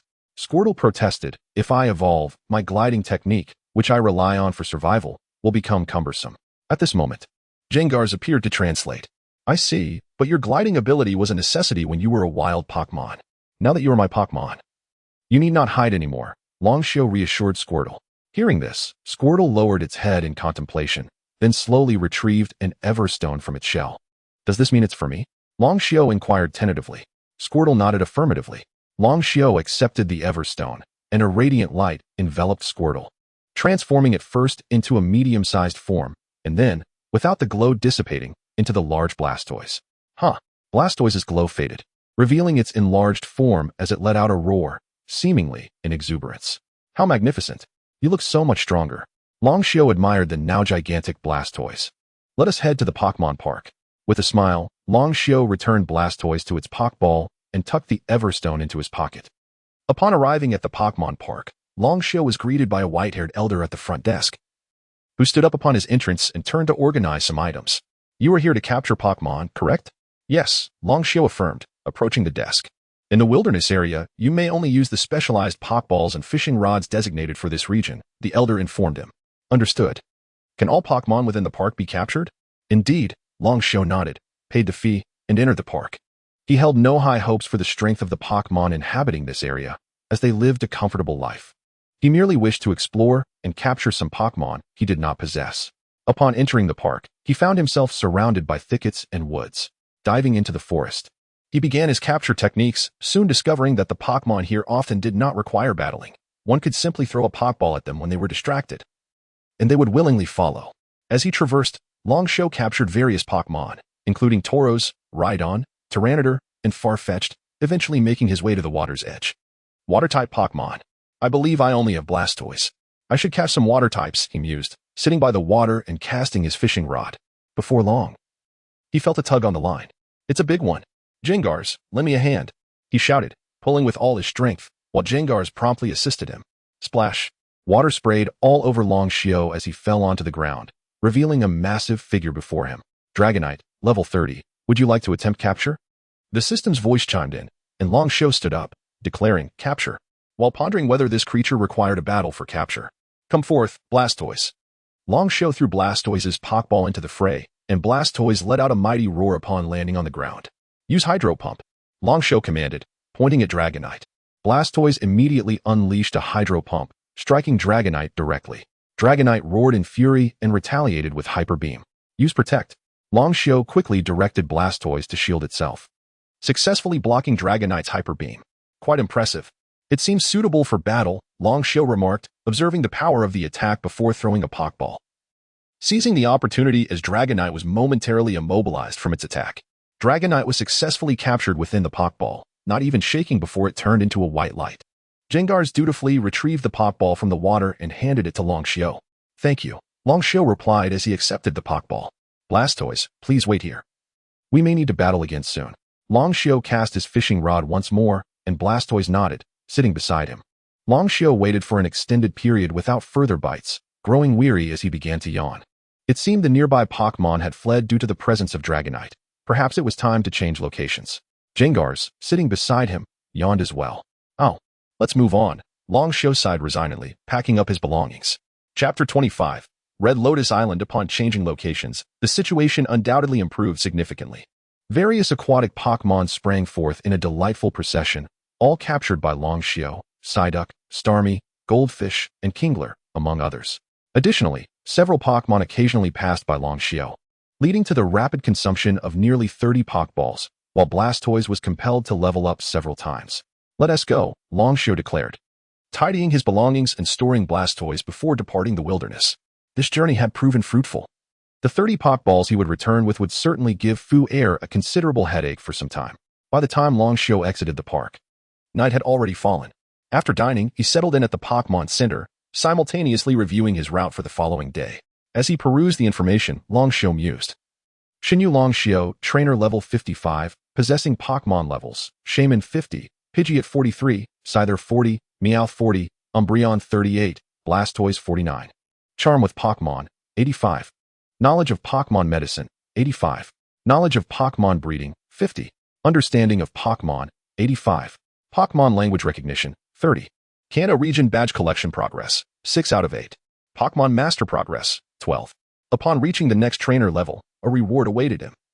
Though he was uncertain of what it would entail, satisfied, he dismissed the system panel. Only 2 badges remained to complete his Kanto collection, one of which was from the Tokiwa gym, which required 4 badges for entry, thus preventing his access at the time. Now, Longxiao intended to acquire the next gym badge before returning for the Tokiwa gym badge, allowing him to visit home as well. He set his sights on Red Lotus Island, home to a fire-type gym, perfectly suited for training Blastoise for the forthcoming battles. Lost in thought, he soon drifted off to sleep. At dawn the next day, Longxiao arose early, packed his belongings, and set off for Red Lotus Island. This volcanic island was reputed to house a Pokemon research institute dedicated to the study and breeding of Pokemon, enhancing their strength. The journey to Red Lotus Island was extensive, requiring travel by land and water, traversing forests, and climbing over a mountain, a truly daunting expedition. Yet, Longxiao welcomed the length of the journey, believing it would aid in training his Pokemon, perhaps even leading to encounters with rare species. And with the Pokemon Championship still a considerable distance away, he felt no urgency. Thus, he embarked on his path to Red Lotus Island, first arriving at a forest. Come forth, Scyther, he called, releasing his 3rd Pokemon. Though its current level was somewhat low, it required diligent training. The forest was teeming with bug and grass-type Pokemon, and training Blastoise here might prove challenging. With Scyther clearing the way, they dispatched numerous Pokemon, and Scyther rapidly gained levels. However, Longxiao lamented the absence of any intriguing Pokemon along the way. It was indeed a missed opportunity. By midnight, he had traversed only half of the forest. After a modest meal, he set up a tent to rest. Before sleeping, he counted the remaining Pokeballs, noting that the captures along the way had depleted his stock to merely 5 or 6. Casually, he set the Pokeballs aside and prepared to sleep. In the deep of night, a small shadow stealthily entered Longxiao's tent, observing him closely. As it turned to leave, it tripped over one of the discarded Pokeballs, tumbling and inadvertently getting captured. After a series of vigorous shakes, the ball stilled. Is it truly so easy for them to come to me? The shadowy figure of Ghastly mused, watching as the captured creature disappeared within the Pokeball. Just as it contemplated opening the ball, a flash of light enveloped it, causing it to vanish. From its entry to its capture, Longxiao remained blissfully unaware. Ah, well, ignorance is bliss, Ghastly thought, glancing at the vanished Pokeball and then at Longxiao, momentarily speechless. This kid is rather fortunate, it seems. Chapter 26. The Misty Mountain Tunnel. Longxiao stretched languidly, rubbed his bleary eyes, and sat on the ground, lost in thought. After about 3 or 4 minutes, he finally regained his composure, yawned widely, stood up, and stepped out of the tent. The weather today was quite pleasant. Longxiao glanced at the sky before moving to the side to fetch water and begin his morning routine. Aware of the miraculous capabilities of the Pokemon Ball to store items, he found himself fully equipped with a wash basin, towels, toothbrushes, and other toiletries. After completing his cleansing ritual, Longxiao began to tidy up, placing everything into the Pokemon Ball. Guiz, are you there? Longxiao called into the air. Here. Guiz responded from behind him. Let us go. Longxiao nodded and retrieved a Pokemon Ball. Come forth, Moon Spirit. After training with the giant pincered mantis yesterday, it was now time for the Moon Spirit. In a certain city of a certain country, bang, a deafening explosion echoed as a circular building collapsed. Hoodie, teleport, a man's voice commanded. A flash of white light erupted 100 meters away from the fallen structure, revealing a hoodie and the silhouettes of a man and woman. The experiment has failed again. The power of the artificial Pokemon is ultimately too great for us to control, the woman remarked, her face a picture of frustration. This woman was none other than Longxiao's mother, Xinyu Lan. Xinyu Yuhua gazed at the explosion site, her expression darkening as silence enveloped her momentarily. After a brief pause, she spoke, such a waste of research talent in this base. It's not the first time. Let us move on to another base, Xinyu Lan reassured her, giving her shoulder a gentle pat.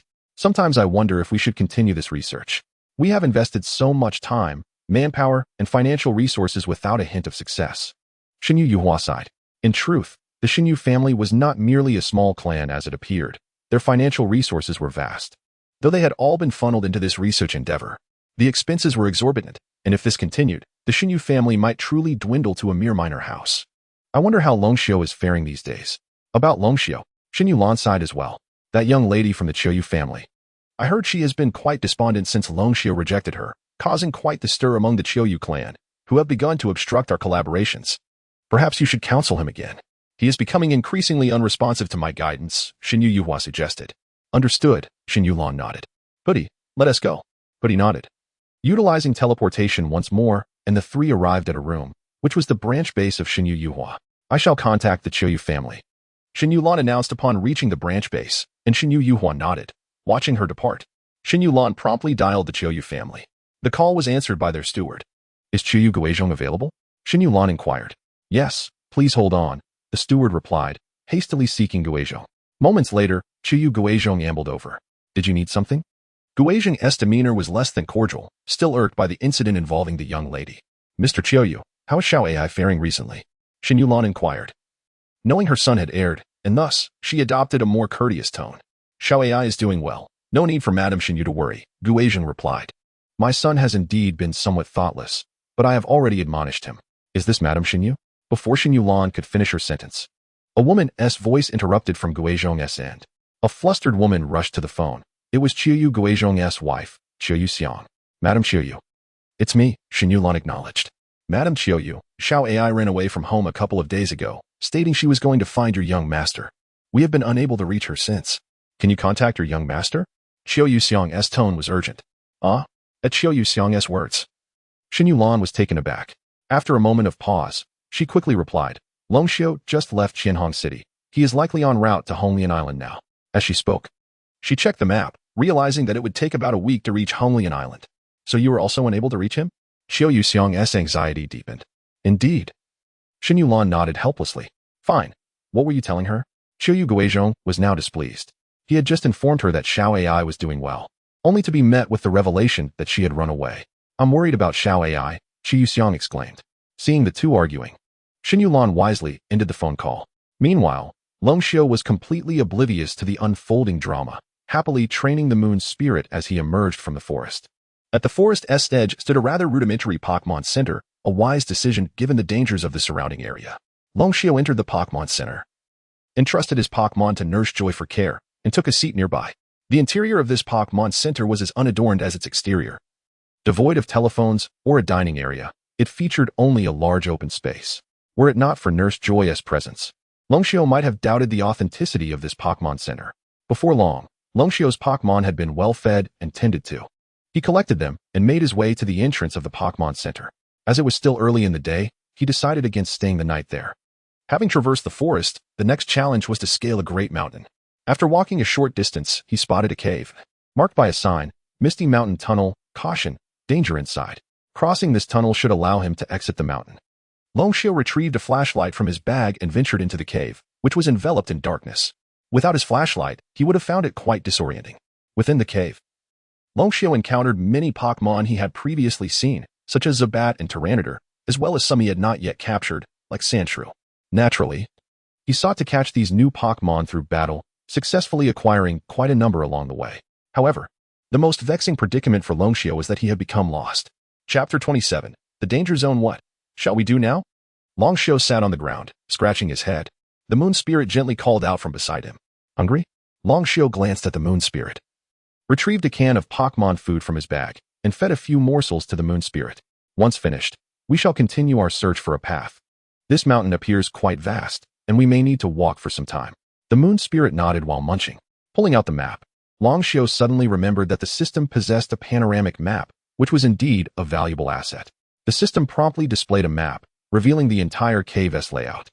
In this layout, Longxiu found himself at the center, with a tunnel not far to the left, which was marked as a danger zone. A danger zone? Longxiu tapped on the danger zone to view its details. What does this mean? No one has entered. Details unknown. Should we explore it? Longxiu pondered, considering the possibility of encountering rare Pokémon within. The moon spirit nudged the can before him, indicating that it had finished eating. Longxiu nodded, stowed the can away, then recalled the moon spirit and took out the Pokeball containing Shinado. Longxiu resolved to enter the cave, but to be cautious, he summoned Shinado. knowing that her powers would allow for a quick escape in case of any emergencies. Shinado, we're heading to a dangerous place. Your strength is unmatched, and you can react swiftly to sudden situations, Longshio instructed. Shinado nodded obediently. Let us proceed, Longshio affirmed, heading towards the left tunnel while Shinado followed closely behind. As they ventured onward, they encountered no Pokémon.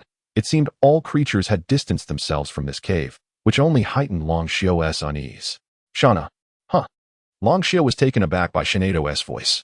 She expressed a sense of foreboding. Gast appeared beside Longshio, stating that he too felt it. Why not go in and take a look? Longshio suggested to Gast. Not a chance. Gast raised an eyebrow, surprised by Longshio's lack of caution. I advise against entering. We have no knowledge of what lies within. Besides, you're here with me. I refuse to believe there's a Pokémon here that could rival your level. Longshio grinned at Gast, making him shudder. Truly, you are a fearless novice. Gast quipped before quietly vanishing from sight. Before long, Longshio and Shinado arrived at the cave's entrance. Longshio peeked inside, discovering a glimmer of light deep within the cave. Is that a lamp? Longshio observed, realizing it was indeed illumination. If there was light, it indicated the presence of others. What could this mean? Shinado furrowed her brow, appearing distressed. Noticing her discomfort, Longshio hesitated, then withdrew Shinado into her Pokeball. The deep recesses of the cave emitted a sound wave that Pokémon found intolerable, causing them to keep their distance. Gast reappeared, his expression also pained. Wait for me outside. This seems to be a man-made phenomenon. I'll investigate, Longshio instructed Gast. If there's any danger, shout, and I'll return. Gast nodded before soaring out of the cave. This fellow is surprisingly considerate in critical moments, Longshio mused with a smile as he stealthily ventured deeper into the cave. As he progressed, the cave grew increasingly illuminated. After turning a corner, Longshio discovered a row of electric lights adorning the cave, casting a bright glow throughout. What on earth? Has this place been turned into a base by someone? Longshio muttered to himself. When will the boss let us spring into action? The machines are nearly calibrated, came a voice from around the next bend, prompting Longshio to quickly conceal himself. Who knows? We'll wait for orders from above. 2 or 3 figures emerged from around the corner. Longshio observed them closely. They bore a prominent capital on their attire, dressed in black cloaks and hats. Team Rocket? Longshio recognized their garb immediately. However, their machinery is truly impressive. It has scared off all the surrounding Pokémon. Of course, it's a gift from the boss. Our new base has been developed by us. It's thrilling to think about. Ha ha ha. Their conversation confirmed Longshio's suspicions. They were indeed Team Rocket. They intended to establish a base here? Since fate had brought Longshio to this moment, he was determined to thwart their plans. However, facing them would require Pokémon, and being unarmed in this place was quite vexing. Indeed, it is time to learn some martial arts to bolster my physical prowess. Longshio sighed, reflecting on his small stature.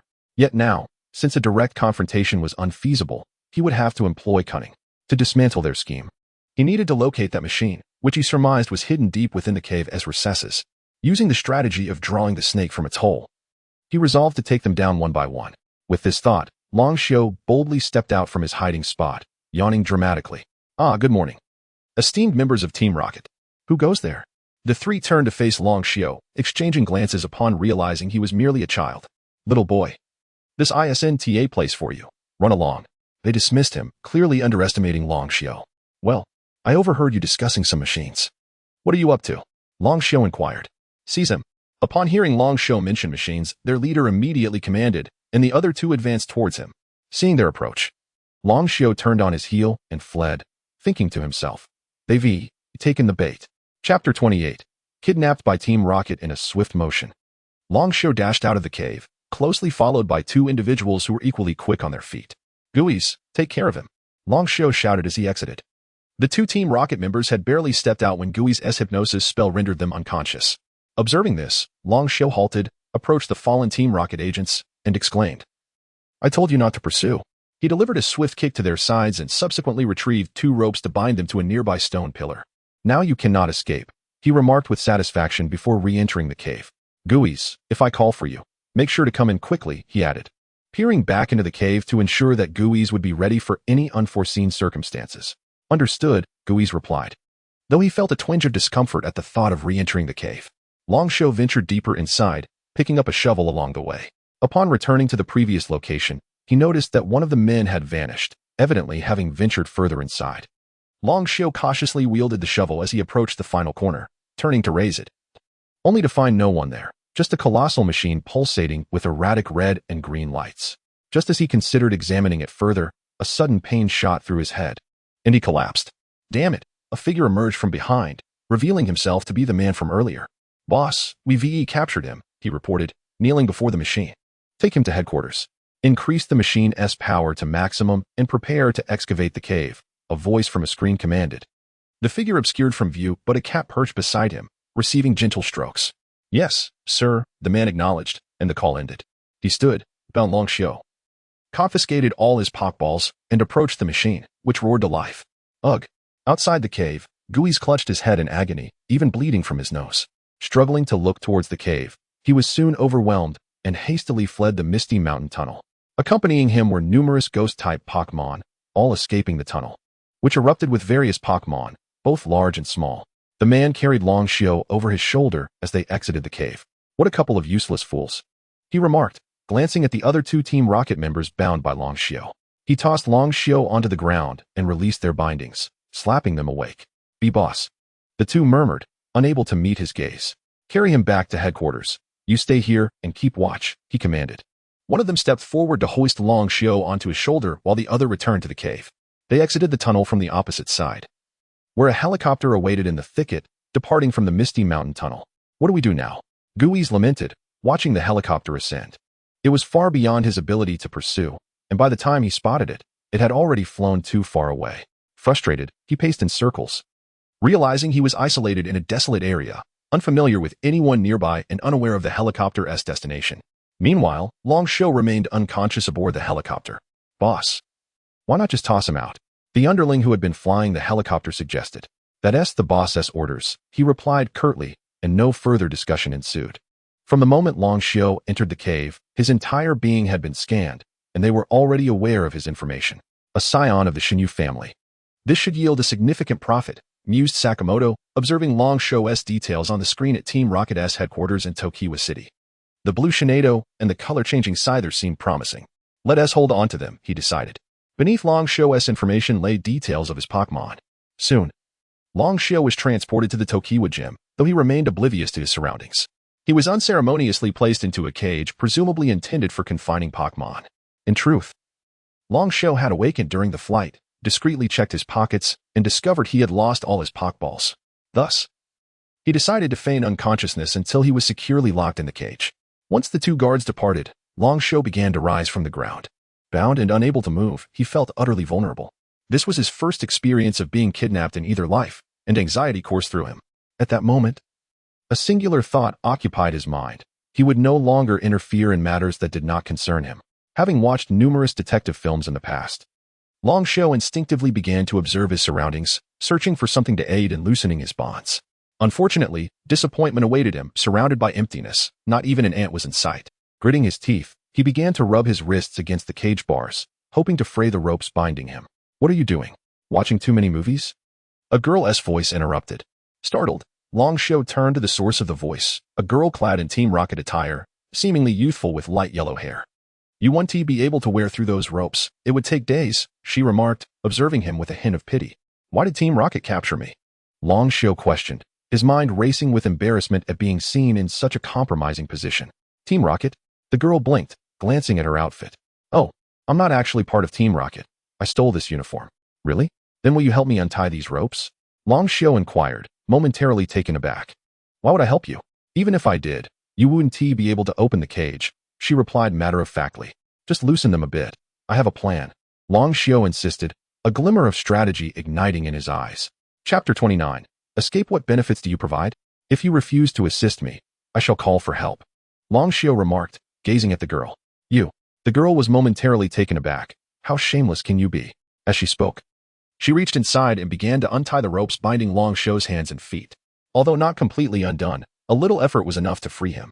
The girl glared at Long Xiao, clearly displeased. Thank you, Long Xiao replied with a smile. You insufferable rogue, the girl scoffed, turning to leave. That girl looks familiar.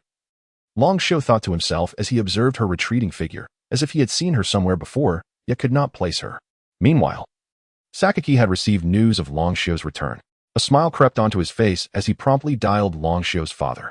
The phone rang for an extended period before connecting. as Shin Yuhua was reluctant to have any association with Team Rocket. What is it? The image of Shin Yuhua appeared on the screen. Long time no see, Mr. Shin. Sakaki said, smiling at Long Xiao. Get to the point if you have something to say, or I'll hang up, Shin Yuhua replied, preparing to cut the call. Wait. Sakaki quickly responded, noticing the change in Shin Yuhua's demeanor. The smile faded from his face. Have you considered our potential collaboration? I have not. I am aware that you have been researching artificial Pokémon, even to the extent of an explosion at your base. Despite this, you still refuse to cooperate with me? How do you know? Shin Yuhua frowned, realizing there was a traitor among his ranks. That is none of your concern, since you remain unwilling. Let me get to the crux of the matter, Sakaki continued. Speak. Your son, Shin Yuhua Long Xiao, is currently in my possession, Sakaki said, his smile returning. Bang. Shin Yuhua slammed his fist down on the table, his expression darkening. What do you intend to do? You are also involved in the underworld, so I believe you understand. Allow me to be frank. My artificial Pokémon has been successfully developed. Refusing to collaborate with me is your loss. However, the production cost of these artificial Pokémon is quite steep, and I find myself in a bit of a financial bind, Sakaki said, grinning at Shin Yuhua. Shin Yuhua was taken aback. The implications of Sakaki's words were substantial. He had successfully developed artificial Pokémon. And after so many years in the underworld, his son was now kidnapped, and he was being extorted. I warn you, Sakaki, should you harm Long Xiao, I will ensure that the entire Team Rocket pays the price. Shin Yuhua said, clenching his fists as he glared at Sakaki. You currently lack the leverage to negotiate with me. Allow me to see Long Xiao. He is still unconscious, but I can arrange for you to see him. Sakaki chuckled, shifting his chair slightly. Behind him stood Long Xiao's Shinado, wearing a collar, its gaze vacant and seemingly controlled. Long Xiao's Shinado. Shin Yuhua gritted his teeth. 2 billion. Cash. No negotiations, Sakaki stated, turning back to face Shin Yuhua. Understood. Preparing the cash will require time. Provide me with a location, and in 3 days, I will have Fu Air deliver the money. At this moment, Shin Yuhua had no choice but to swallow his anger. After all, Long Xiao was still in Sakaki's hands. Once he rescued Long Xiao, he would ensure Sakaki faced the consequences. In the Tokiwa forest, there is an ancient building. I shall send someone to wait there, Sakaki said, abruptly ending the call. Now holding the upper hand. Go see if that kid has awakened. Bring him to me, Sakaki instructed one of his subordinates. Yes. The subordinate promptly departed and soon arrived at Long Xiao's location. Upon finding Long Xiao still unconscious on the ground, the subordinate hesitated, opening the cage and stepping inside. As he approached Long Xiao, the latter suddenly broke free of his bindings and seized the subordinate's neck, tightening his grip. Ugh! The subordinate struggled desperately in Long Xiao's grasp. But with Long Xiao's other arm securing him, he found it impossible to break free. His strength waned, and as he suffocated, he lost consciousness. Long Xiao, realizing the danger, quickly released his grip, fearing he might inadvertently cause a fatality. Thud! He dropped the subordinate to the ground and stripped him of his clothing, exchanging outfits before binding him again and tossing him into a corner. Sighing in relief, Long Xiao stepped out of the cage and secured it once more. Where are Shinado and the others? Long Xiao adjusted his hat and exited the area, wandering through the Team Rocket base, which appeared to be a dungeon filled with imprisoned Pokémon. Yet, he could not locate his Pokémon, a source of great frustration. What now? If discovered? I fear I won't escape, Long Xiao pondered, retreating to a corner. Clenching his fists, he leaned against the wall in contemplation. If he fled first and then sought assistance to rescue his Pokémon, that might be feasible. However, this was Team Rocket, and he was uncertain if his Pokémon were being mistreated. This was the dilemma troubling Long Xiao. To rescue or not to rescue. Alone in an enemy base made it challenging to act, but not rescuing them posed the risk of his Pokémon being abused. Suddenly, the entire base was illuminated by red lights, and alarm bells rang incessantly, accompanied by the sound of hurried footsteps echoing in the corridor. I've been discovered. Long Xiao's heart raced. Had the person he had knocked out regained consciousness so quickly? As he contemplated, he ventured deeper into the corridor, clad in Team Rocket attire. As long as he remained calm, he should not be easily recognized. Long Xiao refused to believe that everyone in the base knew him. He continued onward until he reached a door, where 2 members of Team Rocket in white uniforms stood guard. Long Xiao cast a glance at them. They had already noticed him, yet he had to maintain his composure. Approaching them, he realized this must be a significant area, especially with alarms blaring and the guards stationed at the entrance. Leave this to me. Someone has breached the base. You two should go find help. Long Xiao calmly addressed them after resolving the issue in his mind. Understood. Without hesitation, the two departed, leaving Long Xiao momentarily stunned. All of this was due to his black attire, which signified he was their superior. Chapter 30, Mewtwo. After the two individuals departed, Long Xiao began to investigate the folding door, which appeared to be a bulletproof barrier. To the right, there was a card reader, indicating that entry required a card. Long Xiao rummaged through his pockets and eventually retrieved a black card. Tentatively, he placed the card against the reader, and with a beep, the door swung open. What an astonishing level of authority this individual possessed, capable of opening such a door. Long Xiao chuckled to himself, surprised that the person he had casually incapacitated turned out to be of such high rank. He tucked the card away and stepped through the door, which closed with a thud behind him. Inside, the atmosphere was dimly lit, with flickering red and green lights, likely the buttons of various machines. Additionally, a red glow pulsed from the ceiling, guiding Long Xiao as he cautiously advanced, feeling that this place might offer some semblance of safety. Intrigued, he approached the control panel, eager to discern the purpose of the buttons. As he made his way toward the panel, he passed a towering container, approximately 2 meters high, which seemed to stir slightly. A flicker of red light caught his peripheral vision, causing Long Xiao to freeze in place.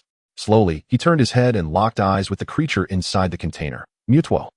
Long Xiao collapsed onto the ground. As Mewtwo raised its head, its gaze filled with a lethal intensity that sent shivers down Long Xiao's spine. He was acutely aware of Mewtwo's formidable abilities. In an instant, Mewtwo lifted its arm, and with a swift motion, severed the tubes connecting it to the machine. It then tugged at the tubes around its legs, freeing itself entirely. Mewtwo leaped out of the container and approached Long Xiao, who sat frozen in fear, his back drenched in sweat. To his astonishment, Mewtwo extended a hand towards him. What does this mean? Long Xiao gazed at Mewtwo's outstretched hand, growing increasingly anxious, fearing it would unleash some devastating attack. Instead, Mewtwo grasped Long Xiao's hand and pulled him to his feet. Master, Mewtwo communicated telepathically, its voice resonating in Long Xiao's mind, leaving him momentarily dazed.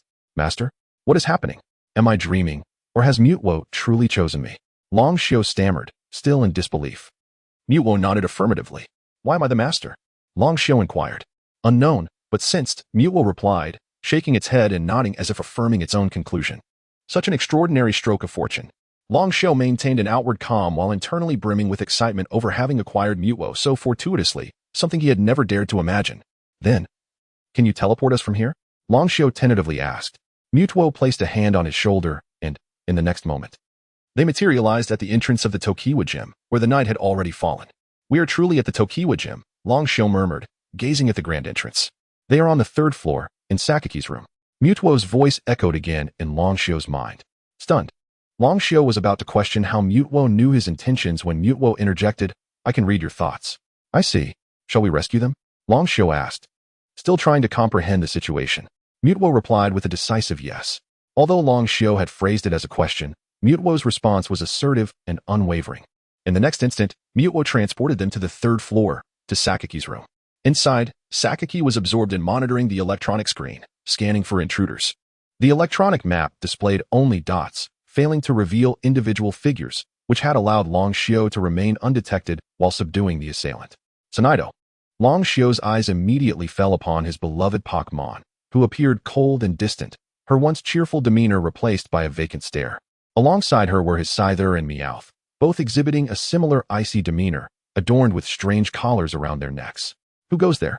Sakiki exclaimed, turning swiftly to confront Long Xiao in the unexpected presence of Mewtwo. Mewtwo, how did it escape? The sight of Mewtwo sent Sakiki leaping from his chair, elated at the breakthrough he had long sought. Mewtwo, come here, Sakiki called, but Mewtwo offered no response. Long Xiao's heart raced at the thought of Mewtwo potentially betraying him once more. What do you mean? I am your master, Sakiki insisted, addressing Mewtwo. My master is only him, Mewtwo declared, pointing at Long Xiao as it faced Sakiki. What did you say? Sakiki faltered, clenching his fists tightly. Tsunaido, Scyther, Meowth, seize them. He commanded his Pokemon. Are you insane? They are my Pokemon. They would never attack me. Long Xiao protested, but before he could finish his sentence, Meowth lunged toward him, a flash of electricity surging forward. Thankfully, Mewtwo reacted swiftly, casting a protective barrier to shield Long Xiao. What is happening? Long Xiao stammered, confronted by Meowth's fierce demeanor. They are being controlled by the devices around their necks, Mewtwo informed Long Xiao, its expression grave. We must eliminate them. As Mewtwo spoke, it conjured a beam of destructive energy in its hands. No, we cannot harm my Pokemon. Long Xiao urgently interjected, horrified at the prospect of attacking his beloved companions. Tsunade. At that moment, Tsunade's eyes glowed blue as she reached out toward Long Xiu, attempting to use psychic power on him. In a desperate bid, Mewtwo unleashed a powerful wave of energy, sending Tsunade hurtling away. Tsunade, Long Xiu cried, watching helplessly as his Pokémon flew through the air, anguish flooding his heart at the chaotic turn of events. Chapter 31. Escape. The battle raged on as Tsunade was repelled, and the Scyther launched a powerful Fury Cutter towards Long Xiu, while Meowth renewed its assault. Mewtwo extended its hand, immobilizing both the Scyther and Meowth in midair, rendering them unable to move. They were now under control. The only option was to subdue them first, Mewtwo conveyed to Long Xiu. Yet, Long Xiu hesitated, reluctant to see his Pokémon harmed, particularly by his own hand. The Scyther struggled against Mewtwo's grasp, tears streaming from its eyes, a sight that pierced Long Xiu's heart. He could clearly see the anguish in the Scyther's gaze, recognizing that it, too, did not wish to confront him. They were suffering, yet he could not bring himself to harm them. Mewtwo's voice echoed dispassionately in Long Xiu's mind, urging him to act. Defeat them. After grappling with his inner turmoil and glancing at the unconscious Tsunade, Long Xiu finally spoke, closing his eyes in resignation. Upon receiving Long Xiu's silent consent, Mewtwo released its grip, hurling them aside. Meowth collapsed as usual upon sustaining injury, while the Scyther, cloaked in darkness, summoned its remaining strength to rise once more. Mewtwo unleashed its psychic powers again, and the Scyther succumbed to unconsciousness. Damn it, why does Mewtwo obey you? Sakaki seethed, glaring at the fallen Pokémon and Mewtwo as he directed his fury at Long Xiu. Don't let him escape. Long Xiu shot a venomous glance at Sakaki, filled with a desire to exact vengeance. Understood. Mewtwo nodded, instantaneously appearing before Sakaki and levitating him effortlessly. How do I unlock this collar? And what about my other Pokémon? Long Xiu approached Sakaki, demanding answers. Puffed. Sakaki scoffed disdainfully at Long Xiu. In response, Long Xiu delivered a swift kick to Sakaki's abdomen, causing his expression to shift dramatically as he realized this child was indeed bold enough to strike. Sakaki grimaced, clenching his teeth. Speak. You brat. Don't. Slap. Long Xiu delivered a sharp blow to Sakaki's face, stunning him, and before he could recover, a second slap followed. The humiliation of being struck twice by a child was unbearable for Sakaki. I thought the leader of Team Rocket would be more pragmatic, Long Xiu taunted, gripping Sakaki's hair and lifting his head. How do I open this collar? This is your last chance. If you do not speak, I will remove your teeth one by one and unleash rodents upon your gums. Sakaki glared at Long Xiu, fear creeping into his heart at the gruesome suggestion. There's a key in my jacket pocket that can unlock the collar. He finally relented. Long Xiu retrieved a small key from Sakaki's jacket pocket, examined it, and proceeded to unlock the collars of his Pokémon one by one, administering healing potions to them. Though his Pokéballs containing his Pokémon had been confiscated, those containing other items remained untouched. What about my other Pokémon? Long Xiu inquired after tending to his team. They're in my pants pocket, Sakaki mumbled, head bowed. Long Xiu reached into Sakaki's pocket, discovering not only his own Pokéballs, but also a luxury ball, presumably belonging to Sakaki. I shall take this, he declared, shaking the luxury ball. Sakaki was fuming, overwhelmed by the absurdity of Mewtwo aiding Long Xiu and the indignity of having his Pokémon pilfered before his very eyes.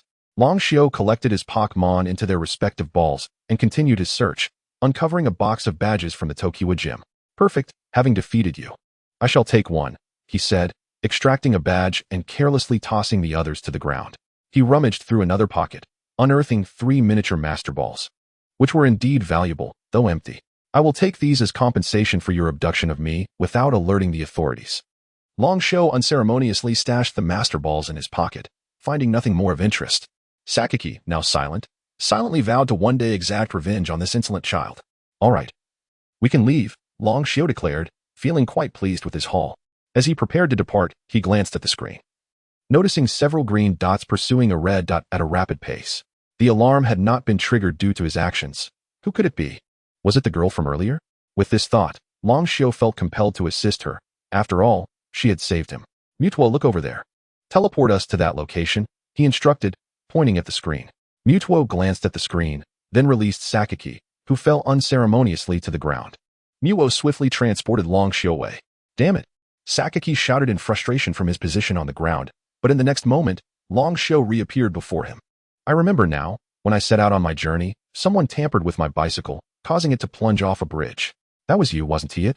Long Xiu crouched before Sakaki, his expression darkening. Before Sakaki could respond, Long Xiao stood and delivered a kick to his head. Next time you dare cross me, it will cost you your life. With those words, Long Xiao departed alongside Mewtwo.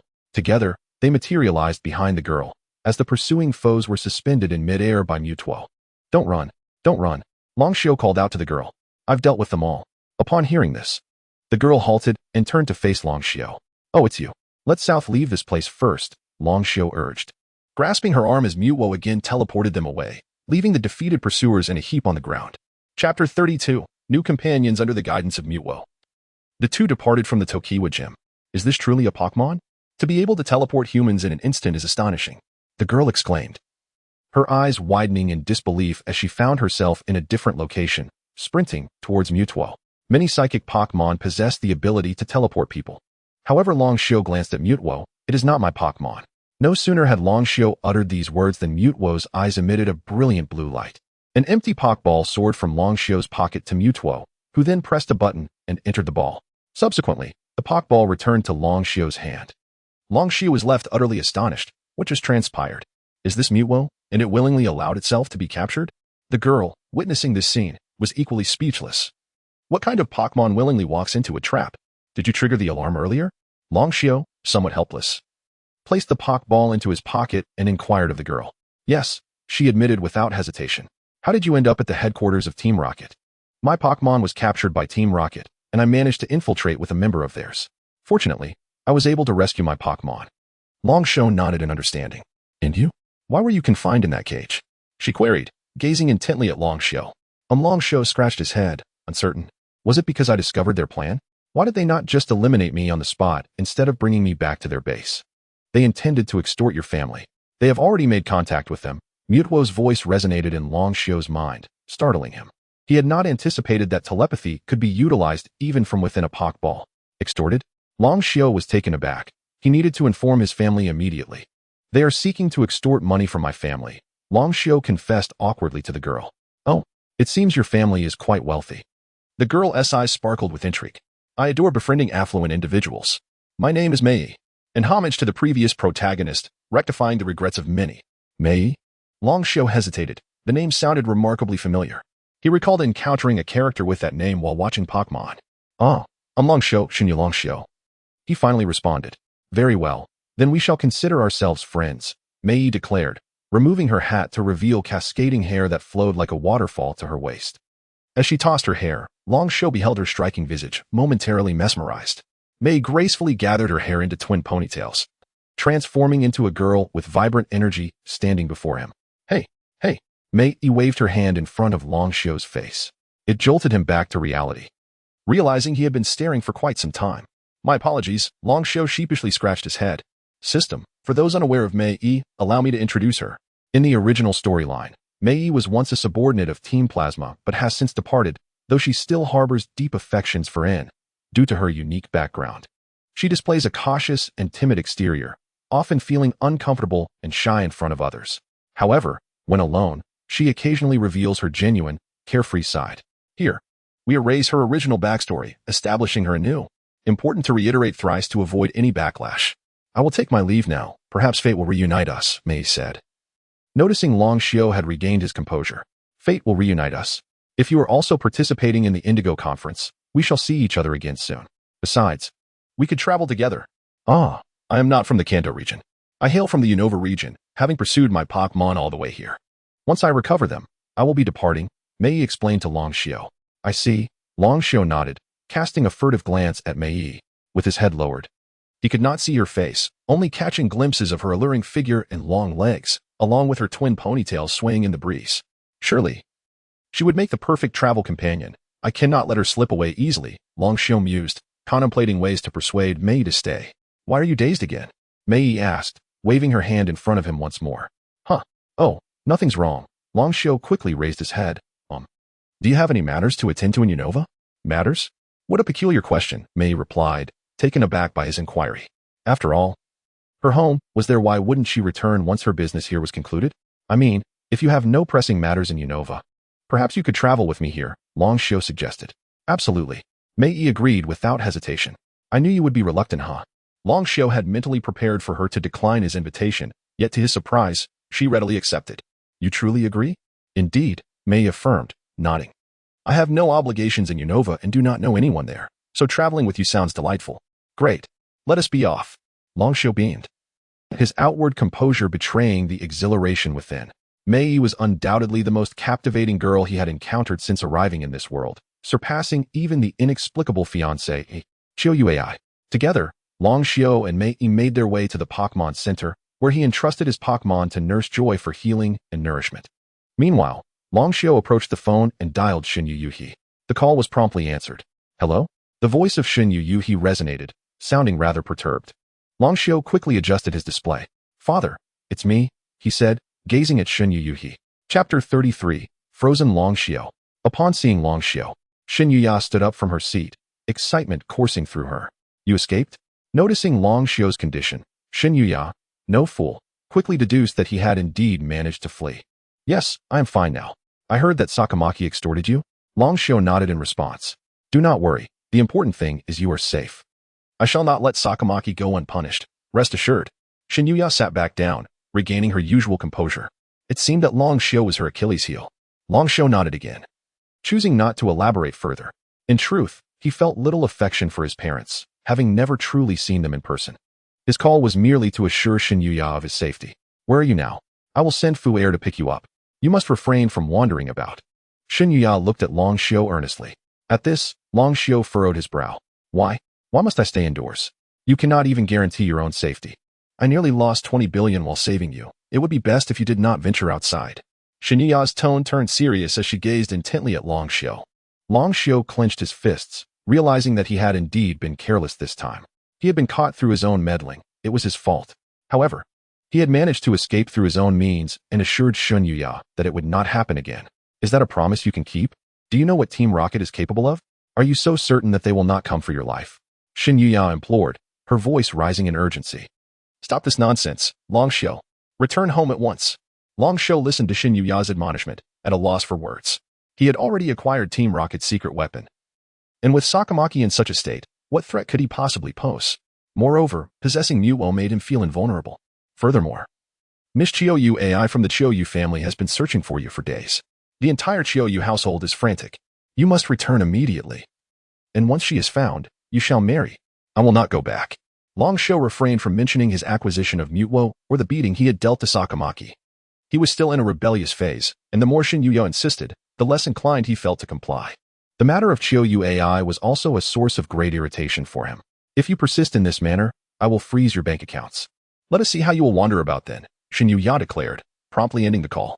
Upon hearing this, Longxiao felt as though a great revelation had struck him. With newfound urgency, he raced to the bank. Quickly, transfer all the funds from this card to this one at top speed. Longxiao shouted at the bank manager, slamming both cards onto the counter.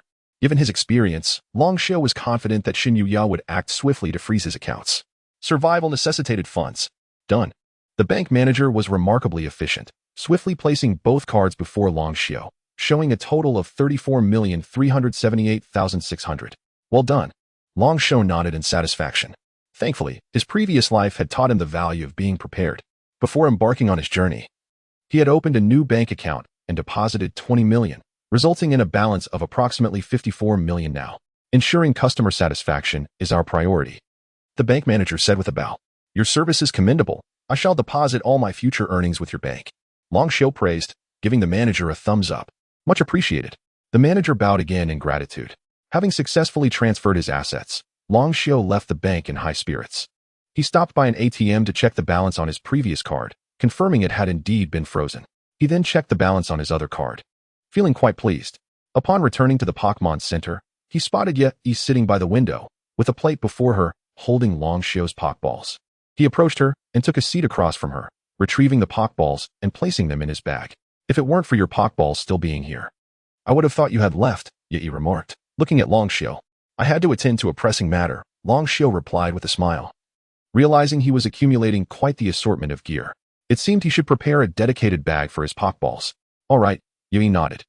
Your Pokémon have all been healed, correct? Yes, all set. Now let us go. We need to visit the Pokémon Police Department in Qianhong City to resolve this matter swiftly. Longxiao began to gather his belongings as he spoke to Yi. The police station? If you intend to report Team Rocket, Wouldn't it be better to do so at the police station in Shokan City? Yet he looked at Long Xiao, puzzled. It is not merely a report about Team Rocket, though it is somewhat related. I was captured in the Misty Mountain Tunnel before Qianhong City, where Team Rocket has set up machines that must be dismantled immediately. They pose a threat to the Pokémon inside. I see. Then let us go, Yi agreed, standing up as they walked together to the entrance of the Pokémon Center. Long Xiao summoned his Shinado, and together with Yi, they arrived at the entrance of the Pokémon Center in Qianhong City. Come back, Shinado, he called, recalling her as they made their way to the police station. Having such abilities truly is convenient. One can go wherever they please, Yi said enviously as she regarded Long Xiao. Convenient indeed. But such abilities should only be employed when absolutely necessary. Throughout this journey, I still need to train and capture Pokémon, Long Xiao replied. That is true. Yi conceded, and soon they arrived at the Qianhong City police station. Long Xiao recounted everything that had transpired in the Misty Mountain Tunnel to Miss Junsha, while Yi briefly updated her on the events in Shokan City. Miss Junsha quickly mobilized the police officers, heading to the Misty Mountain Tunnel, and arranged for Joy from Shokan City to seal off the Shokan Gym. They expected to resolve the issue with the machines swiftly. Thus, this matter finally reached its conclusion. Chapter 34. Arrival at Red Lotus Island. Long Xiao and Yi, having followed the police out of the cave due to their rest at the Misty Mountain Tunnel, successfully traversed the tunnel. This journey through the Misty Mountain Tunnel proved worthwhile, as they acquired 2 new Pokémon, albeit not within the tunnel itself, but as a direct consequence of their adventure there. One was the enigmatic Mewtwo, which inexplicably entered Long Xiao's Pokéball. Interestingly, despite Mewtwo's presence, the Pokéball remained with Long Xiao and was still usable, increasing his Pokémon capacity to 7. The other was a luxury ball seized from Banmu, which contained a shiny Gyarados. However, the Gyarados was currently in slumber, having been fed by the mountain soil. After consuming an entire mountain, it would enter a deep sleep in preparation for its evolution into a Dragonite. During this slumber, it would transform into a Sandshrew, and upon awakening, it would evolve into a Dragonite. One must admit, Team Rocket showcased a certain level of competence, acquiring even a shiny legendary Pokémon. It seemed Long Xiao had struck gold. Moreover, he had also picked up a beautiful companion at Team Rocket's headquarters, which was of utmost significance. Long Xiao, hurry and cook something for me. I'm starving. Yi exclaimed aboard the yacht heading to Red Lotus Island. This is a yacht.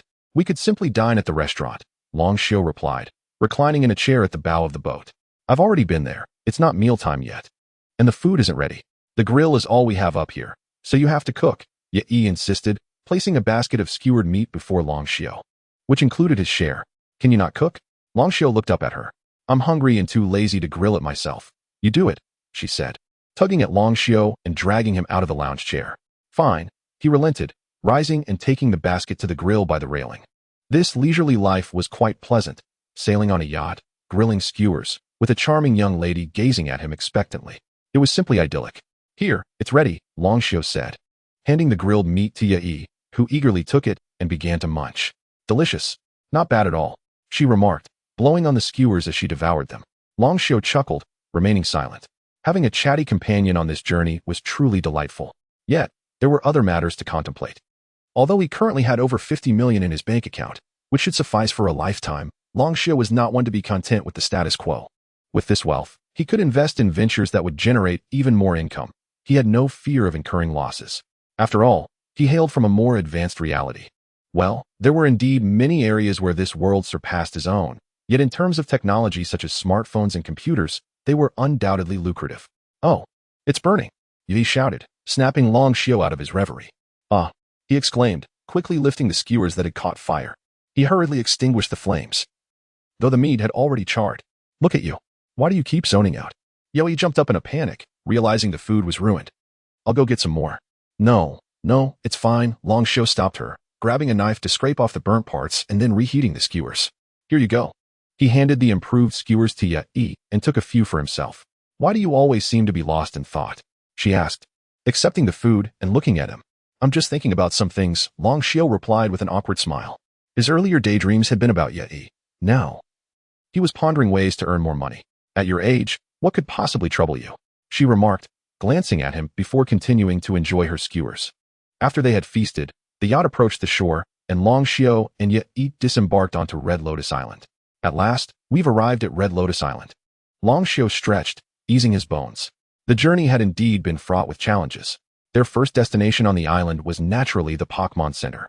Upon arrival, they allowed their Pokémon to rest before Long Xiao approached the phone to call Fu Air, intending to swap some Pokémon. It had been quite some time since he last spoke with Fu Air. "Ah, young master, you've had me worried sick these past few days. I was beginning to think you'd never call," Fu Air exclaimed, his face a mixture of relief and anxiety upon recognizing Long Xiao's voice. "Don't worry, I'm fine. I just wanted to change some Pokémon," Long Xiao replied, his tone calm.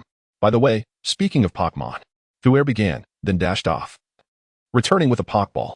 "A Pokémon was delivered early this morning, and it's quite rare. I thought you might need it." "Rare?" Long Xiao raised an eyebrow, puzzled. If it were indeed a rare Pokémon, he would have jumped at the chance to swap as soon as possible. "Young master, you don't know?" Fu Air observed Long Xiao's bewildered expression. "I have no idea. What Pokémon is it?" Long Xiao inquired. "Around Shark," Fu Air announced. Releasing the Pokémon from the ball, the creature appeared before them, and Long Xiao's eyes widened in astonishment. "Another legendary Pokémon. Hurry, send it over. I need to swap some Pokémon right now," Long Xiao urged excitedly. After the exchange, Long Xiao's team consisted of Mewtwo, Shawnade, Pidgeot, Scyther, Around Shark, Sandshrew, and Meowth. "By the way, young master, you really don't know where it came from?" Fu Air asked, puzzled by Long Xiao's elation. "I don't know." Long Xiao shook his head. "Ghost, do you know?" He called out into the air. The atmosphere grew tense, and silence ensued, with no response. Ghost. Chapter 35. The Crimson Lotus Dojo GUIs was forgotten by Long Xiao in the Misty Mountain Tunnel. However, upon Long Xiao's return, he found no trace of GUIs, indicating that GUIs had likely departed. After all, GUIs was a wild Pokémon and surely capable of fending for himself. Clutching the Pokeballs containing his rare Pokémon, the Roundland Shark and Shakira, Long Xiao felt a surge of excitement. These two creatures were indeed exceptional among semi-divine Pokémon. The circumstances surrounding their acquisition were rather inexplicable, yet the outcome was undeniably favorable. After concluding a phone call, Long Xiao began his search for the dojo. It was remarkable how crowded the Pokémon Center was, with the lobby bursting at the seams and all accommodations fully booked. The island of Crimson Lotus was bustling with visitors, and Long Xiao took the initiative to inquire with Nurse Joy. Nurse Joy informed Long Xiao that due to the development of hot springs, the entire island had transformed into a tourist haven, drawing crowds every year. Even the Pokémon Research Institute had become a tourist attraction, and the dojo had been dismantled. "Is that so? The dojo has been dismantled?" Long Xiao, who had initially regarded Nurse Joy with a polite smile, felt his expression darken at the news of the dojo's destruction. Together with Yui, he wandered despondently through the streets, surrounded by the laughter of others, while he bore a furrowed brow. The arduous journey he had undertaken seemed utterly pointless now that the dojo had been dismantled. Was it all worth the hardships he had endured? What could it be that is cold in the head yet warm in the body? Just as Long Xiao pondered with a frown, a man wearing sunglasses appeared before him, and Yui, who has the inclination to play guessing games. Long Xiao glanced at him briefly and walked past. As Yui brushed past, she remarked about an outdoor hot spring. "Correct," the man exclaimed. "Are you two intending to challenge the Crimson Lotus Dojo?" He caught up with Long Xiao and Yui, who had taken a few steps ahead. "Indeed, but hasn't the dojo been closed?" Yui halted, looking at him, and Long Xiao followed suit. "I can take you to the Crimson Lotus Dojo. Do you think I'm a fool? In this age of brazen scams, isn't this just a remnant of the dojo?" Long Xiao pointed to the ruins beside them, where a sign read Crimson Lotus Dojo. The dojo trainer, Xiaobo, had closed the dojo due to the overwhelming number of visitors seeking entertainment battles. "You do not appear to be mere casual battlers. I can take you to challenge the dojo," the man explained to Long Xiao. "Really?" Hearing this glimmer of hope, Long Xiao felt rejuvenated. If he could challenge the dojo, this journey would not be in vain, especially since this was the final badge he sought. "Well, follow me," the man nodded and began to lead the way. Long Xiao and Yui exchanged glances before trailing behind him, eventually arriving at a hot spring inn on the mountainside. "I hope you're not bringing us here just for profit." Long Xiao raised an eyebrow at the inn. Not at all, not at all. Follow me." The man replied hastily, leading them to the outdoor hot spring area. There, a statue resembling a Gyarados stood, which he pressed, causing a massive rock behind the hot spring to slowly shift aside, revealing a hidden entrance. "Go on, the dojo trainer, Xiaobo, is just inside." The man instructed Long Xiao and Yui before departing. Could it be a trap? After the incident with Team Rocket, Long Xiao had become increasingly cautious, wary of being deceived. Nevertheless, he reassured himself, considering that he had Mewtwo with him. What could possibly go wrong? Yui nodded in agreement, and together they ventured into the cave. A few steps in, they encountered a large double iron door. Just as Long Xiao prepared to open it, The door began to creak open, revealing an expansive battle arena built atop molten lava. So this is the dojo. Yeah, he exclaimed, unable to contain her excitement. It was her first time witnessing a dojo. Indeed, dojo trainers typically construct battlefields that align with their Pokémon's attributes to ensure a home advantage, Longshio explained. Nodding at Yi, this arena built within a volcano certainly indicates a focus on fire-type Pokémon. What is something that can be easily articulated when unknown, yet becomes difficult to express once understood? At that moment, the man from earlier appeared on the opposing platform, calling out to Longshio. So, you are the dojo trainer. Longshio recognized him, unable to suppress his exclamation. What kind of trickery is this? It's a wig. Yi shouted at him. Correct. The man replied, removing his wig and beard. How did you know it was a wig? Longshio asked Yui. His wig was almost falling off earlier. So I took a wild guess, Yui giggled, sticking out her tongue. Now then, which of you shall challenge me? Xiaobo inquired. Looking at Longshio and Yui, it shall be me, Longshio declared, producing a Pokeball and stepping into the battle area. Very well, let us proceed. The rules are 3-on-3. I shall send forth my first Pokemon. Go, Ninetales.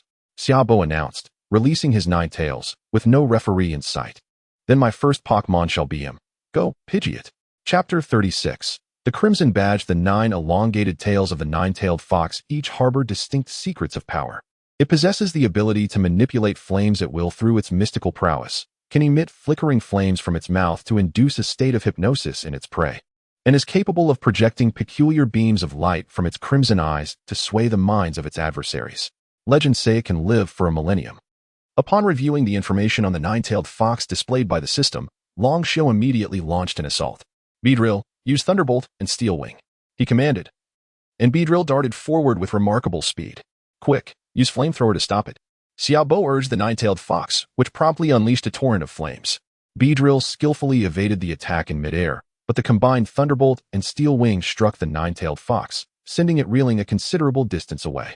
Seizing the opportunity, Longshio followed up with a fierce attack. Hurricane, he shouted, and a tempest engulfed the nine-tailed fox, causing it visible distress.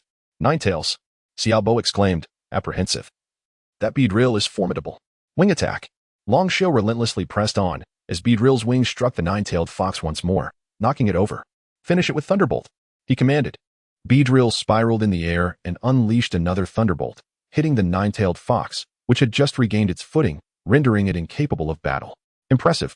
Return, Ninetales, Xiaobo conceded, reluctantly recalling his Pokemon. Now, I shall send forth my second Pokemon. Go, Tyranitar. Roar. Tyranitar made its grand entrance, bellowing at Beedrill.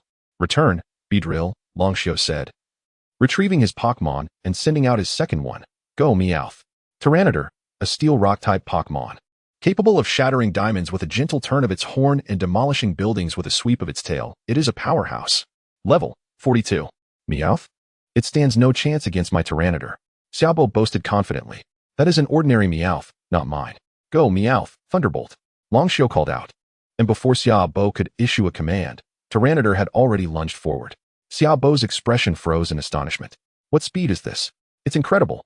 Tyranitar, quickly rise and use Drill Run, Xiaobo commanded, realizing Meowth should not be underestimated. Tyranitar complied, charging towards Meowth with its Drill Run. However, to Meowth, this speed was painfully slow. With a light leap, Meowth effortlessly evaded Tyranitar's attack. Tyranitar, turn around, Xiaobo shouted urgently. Roar. Tyranitar, realizing its attack had missed, swiftly turned to launch another Drill Run, but once more, Meowth easily dodged. Meowth, let us finish this. Hyper Beam, Longshio instructed. Meowth quickly pivoted and unleashed a devastating Hyper Beam, striking Tyranitar, who was thrown from the battlefield, perilously close to the lava below. Return, Tyranitar, Xiaobo said hastily, recalling his Pokemon. How can Meowth be so fast?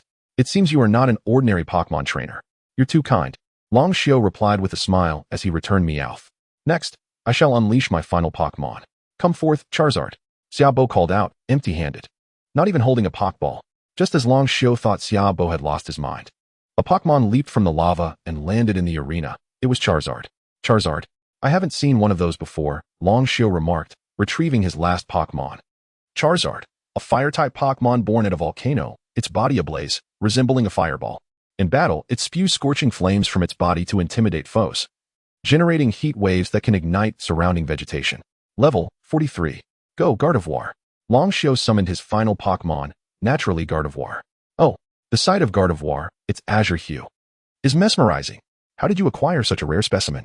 Xiaobo exclaimed, eyes gleaming with admiration. Long Xiao had grown accustomed to such reactions. It was a common occurrence for people to express awe upon seeing his Gardevoir.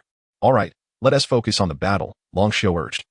Unable to tolerate Xiaobo's infatuated demeanor any longer.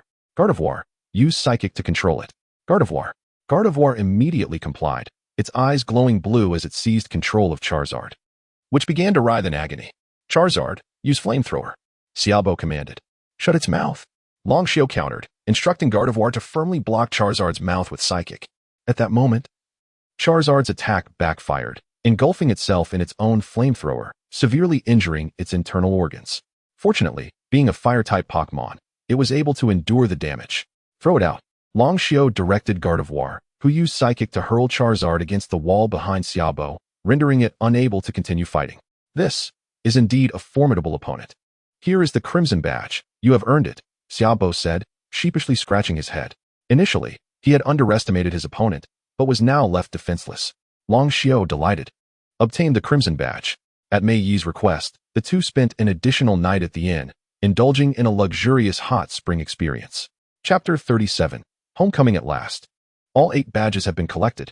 With some time remaining before the court's conference, Long Xiao can finally take a well-deserved break. However, while he relaxes, his Pokémon must continue their diligent training in preparation for the upcoming event. Besides leisure, Long Xiao also needs to attend to some business matters, particularly accelerating the development of his mobile phone project. Now that we have gathered all 8 badges, what shall we do next? Long Xiao and Yi embarked on their journey away from Red Lotus Island, currently aboard a cruise ship. Let us travel, unwind, and have some fun, Long Xiao suggested to Yi. Really? In that case, I have a place I wish to visit. Yi replied excitedly. What place? Here. Yi retrieved an electronic map from her bag and pointed to a location, Goldenrod City. Ah, so it's south that place. Long Xiao glanced at the map. Goldenrod City is the largest and busiest city in the Kanto region, renowned throughout other areas as well. The massive headquarters of the Sylph Company stands tall in the heart of the city, accompanied by 2 gyms situated in the northeastern corner. This city not only serves as the central commercial hub of Kanto but also boasts the region's most extensive infrastructure, including a maglev train station connecting Kanto and Johto. In addition to the Psychic-type gym overseen by Naji, there is also a Fighting-type dojo. One can battle the gym trainers here to earn either a Shavarang or an Aberang. The Fighting Dojo and the Goldenrod Gym once competed to become the official gym of Goldenrod City. However, due to type advantages, the Goldenrod Gym was designated as the formal gym. If we're heading to Goldenrod City, that aligns perfectly with my intentions. As the largest city in Kanto, it serves as an excellent origin point for mobile phones. All right, let us go to Goldenrod City. But first, I must return home. It has been quite a while since I last visited, Long Xiao informed Yi. Your home? Where is it? Near Masera Town, on a vacant plot, Long Xiao replied, summoning his Shinado, and in an instant, they teleported, inadvertently wasting 2 cruise tickets. Long Xiao's residence is situated on the outskirts of Masera Town, in an area devoid of significant structures. Given Masera Town's relative remoteness, he chose to build his home here. Now, with his growing number of Pokémon, their garden has increasingly expanded. This is your home? Yi exclaimed, gazing at the expansive grassy field before her, where numerous Pokémon frolicked.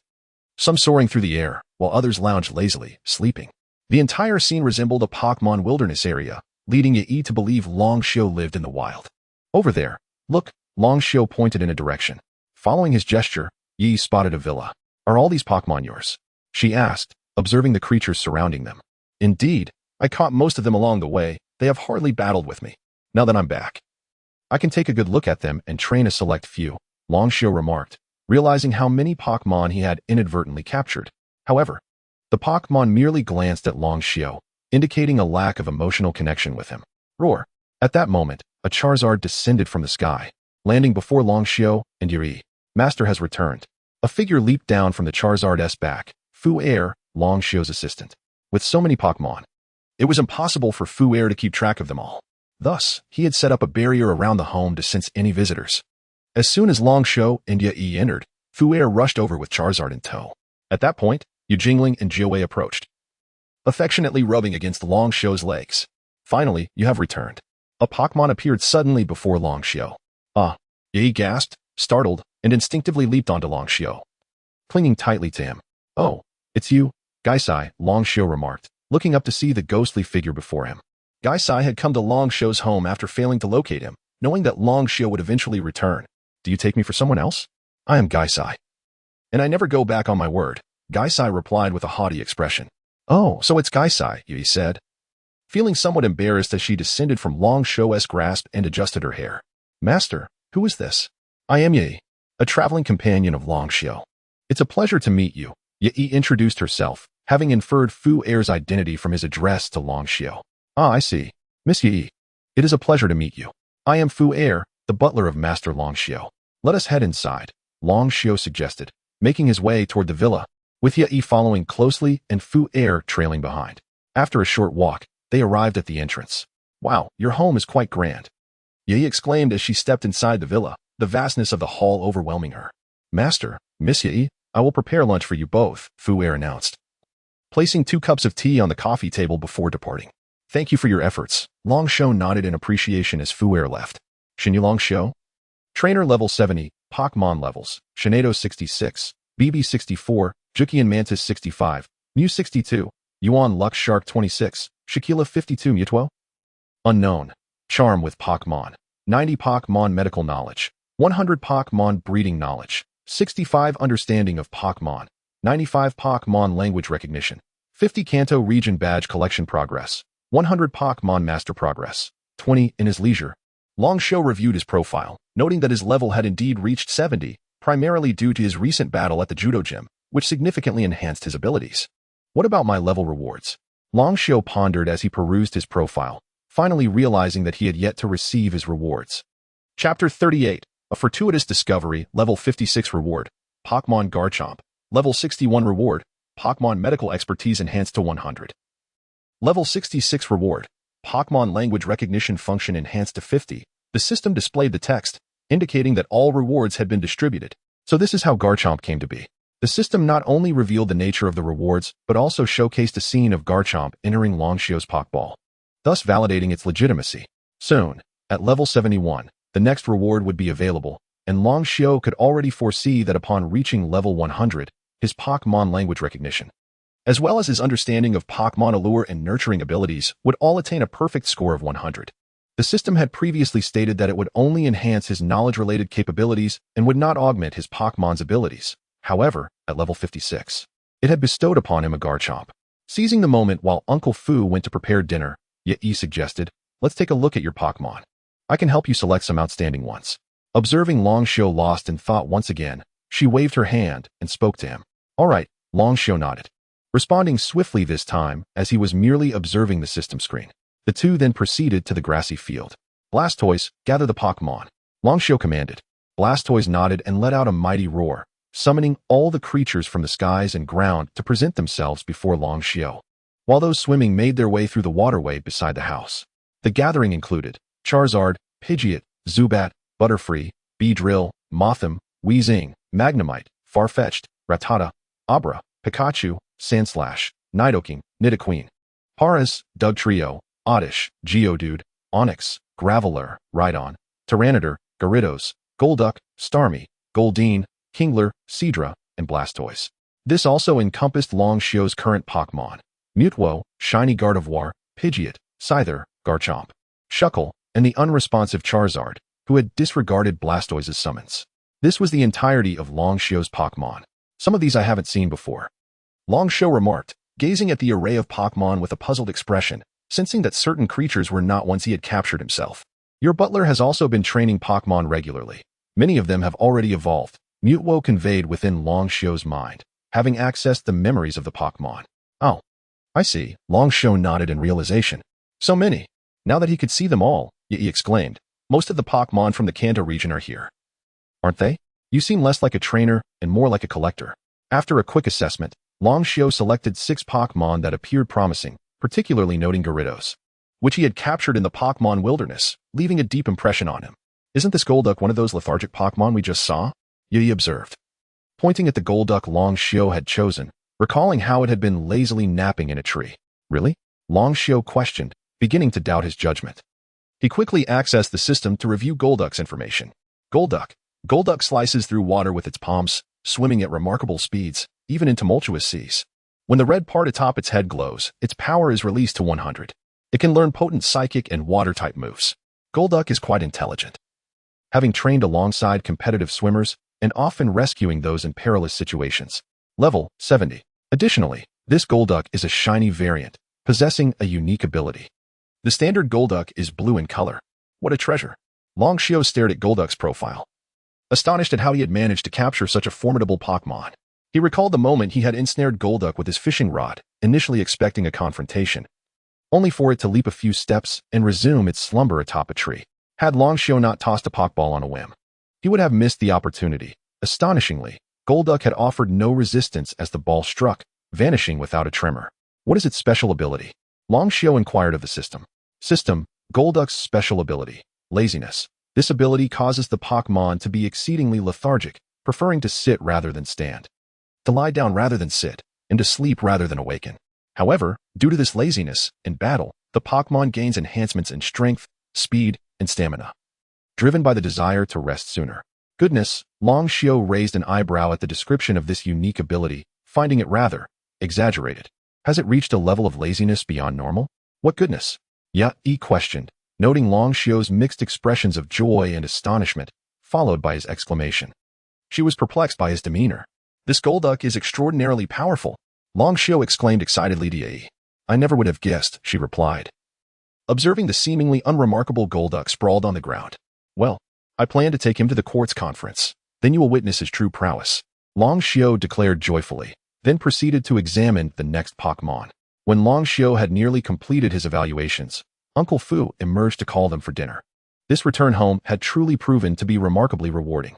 Chapter 39. The amusement park, and so, they set off. Long Xiao, after selecting his Pokémon, placed the Roundland Shark and Shakira onto Yi, while he himself took along the Golduck and Gyarados. Long Xiao informed Fu Air about his intention to develop a mobile phone, and Fu Air produced a device, revealing that mobile phones already existed in this world. Seizing the opportunity, Long Xiao decided to mortgage his house and acquire the mobile phone company, commencing research based on the configurations and designs he proposed. Moreover, once Long Xiao's phone was launched, he planned to develop various applications, including messaging, social networking, short video platforms, and particularly gaming software. The release of these applications would undoubtedly lead to an exponential increase in Long Xiao's wealth. Very well, young master, Fu Air nodded. I will handle the subsequent software developments. Do not hesitate to contact me should anything arise. Long Xiao waved the basic phone, which only allowed calls that Fu Air had given him. Understood, Fu Air replied. Actually, young master, the elder instructed me that if you return home, I must confine you there. Fu Air looked at Long Xiao with concern. Long Xiao was momentarily taken aback, surprised by his father's stern approach. However, young master, hearing your thoughts makes me realize how much you have matured. Rest assured, I will pretend I did not see you come back, Fu Air said, his eyes glistening with tears. Having raised Long Xiao himself, he felt profoundly moved by the sight of the young man he had nurtured. That's good to hear. Long Xiao sighed in relief. As long as I'm not confined, I shall take my leave.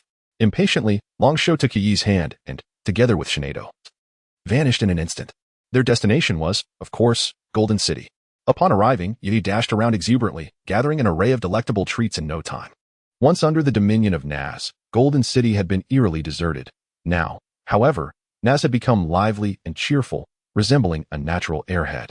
And Golden City thrived with bustling crowds. The amusement park had resumed its operations. Naturally, Yi made a beeline for the amusement park. Sigh. Long Xiao murmured as he observed Yi sprinting ahead. Accompanying a woman on a shopping spree was truly exhausting. Long Xiao, hurry up. We're going to the amusement park. I've already bought the tickets. Yi turned back, noticing Long Xiao leisurely strolling behind, and rushed to take his hand. As Yi tugged at his hand, Long Xiao couldn't help but feel a flutter in his heart as he noticed her lively twin tails bouncing with each step. Initially, he sought merely a companion for his travels, but now he found himself developing feelings for Yi. Long Xiao, let us go on the roller coaster. Long Xiao, we must ride the pirate ship. Long Xiao, the carousel awaits. Long Xiao, cotton candy. Look, the Ferris wheel. We must ride it, Yi exclaimed, dragging Long Xiao along to the Ferris wheel. As it slowly ascended, Long Xiao finally had a moment to sit and rest. This amusement park is quite expansive, he remarked as Yi knelt on her seat, peering down at the Ferris wheel below. A glimpse of something beneath her short skirt caught Long Xiu's eye, and he quickly averted his gaze. Internally, he chastised himself for his inappropriate thoughts. After we descend, let's south visit the water park. It seems to have many fun attractions, Ye suggested, turning to Long Xiu. Very well, he nodded, resigned to accompany her in her enjoyment. Do you not particularly enjoy amusement parks? Ye inquired, noticing his lack of enthusiasm as she returned to her seat. Not at all, Long Xiu replied, shaking his head. It's just that my feet are a bit sore. You are quite energetic at the amusement park. Hee, it's because I haven't been to one in ages, especially not with friends, Ye said, beaming at him. Friends, you say? Long Xiu murmured under his breath. What? Yet he seemed to catch a faint sound, but could not discern it clearly. Nothing, nothing. Long Xiu waved his hand dismissively as the Ferris wheel reached its pinnacle and began its gentle descent. Ye nodded, lowering her head to nibble on her cotton candy. She was perceptive enough to realize that Long Xiu bore a thoughtful expression, likely related to his feelings, and she suspected he might have developed an affection for her. She shyly glanced at his feet, too bashful to meet his gaze. Her face hidden behind the cotton candy was already flushed with warmth. In truth, Yi's vivaciousness stemmed from her excitement about being at the amusement park, especially alongside someone she cherished. After spending time with Long Xiu, it would be disingenuous to claim she felt no connection to him. Moreover, given her home in the Unova region, her choice to remain in Kanto was undoubtedly influenced by her feelings for him. Yet, Yi refrained from expressing her sentiments, as she believed that a girl should not be overly forward and patiently awaited Long Xiu to take the initiative. The atmosphere grew somewhat awkward as they fell into silence. But fortunately, the Ferris wheel finally reached the ground, prompting them both to leap out with eagerness. Chapter 40. Reunion with Nasi after departing from the Ferris wheel. The duo made their way to the water park, where they procured swimsuits. Once Long Xiu had changed into his swim trunks, he awaited Yi outside. The moment Yi emerged from the changing room, Long Xiu was rendered speechless. It wasn't just him. Every male gaze in the vicinity was transfixed. Clad in a bikini, Yi's figure was nothing short of breathtaking, perfectly accentuating her curves, showcasing her long legs and an enviable silhouette. Typically, she donned loose clothing that concealed her form, leading Long Xiu to believe that aside from her statuesque legs, her upper body was less impressive. However, the current revelation, a him, was quite revealing. What are you doing? Yi queried, having approached Long Xiu unannounced, waving at the astonished boy. Let us go, shall we? Time to have some fun. Long Xiu quickly regained his composure and diverted his gaze elsewhere. Meanwhile, Yi entwined her arm around his, primarily to deter any unwanted advances from others, as this gesture would imply that Long Xiu was her boyfriend, thereby warding off potential distractions. It was a masterstroke that simultaneously shielded him from the advances of admirers. The surrounding boys observed Long Xiu, now with Yi's arm linked to his. They looked sharp and envious. Who was this fortunate fellow, they pondered, to be with such a stunning girl? Was he not just slightly more attractive than the rest? Possessing a chiseled physique and a few extra inches in height, the jealousy amongst them was palpable. Conversely, the girls at the water park cast envious glances at Yi. Although she was indeed remarkable, Long Xiu was no less impressive, standing at around 175 meters at the age of 15 or 16, with an equally admirable physique. He was also a highly sought-after young man, adored by many. Thus, they became the focal point of the entire water park, a striking pair indeed. What a match made in heaven, a voice chimed from the crowd, prompting nods of agreement from those nearby. Long Xiu, come here. Yi spotted an extraordinarily long slide and dashed towards the elevator, calling for Long Xiu. All right, I'm coming. Long Xiu hurried after her, and they ascended the elevator, which surprisingly took them to the 10th floor. This slide is incredibly high. They were required to collect a small boat, which could only accommodate 2 individuals, placing them in close proximity. Yi chose to sit at the front, while the staff directed Long Xiu to the back. Throughout the ride, they were instructed to maintain their hold. The attendant positioned Long Xiu's arms around Yi's waist, wrapping her securely, urging them to press closely together. With a gentle push, the attendant sent them sliding down. Yi screamed, the height provoking an exhilarating thrill. Long Xiu instinctively tightened his embrace around her, inadvertently resting his arm against her chest. He quickly adjusted his position, uncertain if Yi noticed. The experience was thrilling for Yi. While Long Xiu's heart raced with exhilaration, the sensation was simply sublime. Although Yi appeared unfazed on the surface, it was her own body in such close contact. How could she not feel it? Yet, revealing such thoughts to Long Xiu at this moment would be troubling. After enjoying various attractions for an extended period, both were exhausted. The water park had become a crowded haven, filled to the brim with guests drawn by the allure of Long Xiu and Yui. I'm so tired. Yet Yi sighed, stretching languidly on a nearby chair. Shall we leave? Sure. Long Xiu nodded in agreement. Just as they were preparing to depart, a woman emerged from the changing room, instantly inciting a chorus of gasps and exclamations from the crowd. It's Miss Nasi. Miss Nasi. The crowd erupted in excitement upon recognizing her. Who is she? Yeah, he wondered, noting her apparent popularity. She is a renowned trainer from the Golden City, specializing in psychic-type Pokémon, and is quite formidable, Long Xiu explained, eyeing Nasi appreciatively. Such long legs. Didn't you defeat her? Yeah, he inquired, realizing that since Long Xiu knew her, he must have bested her in battle. Not quite, Long Xiu replied, shaking his head. It was a draw.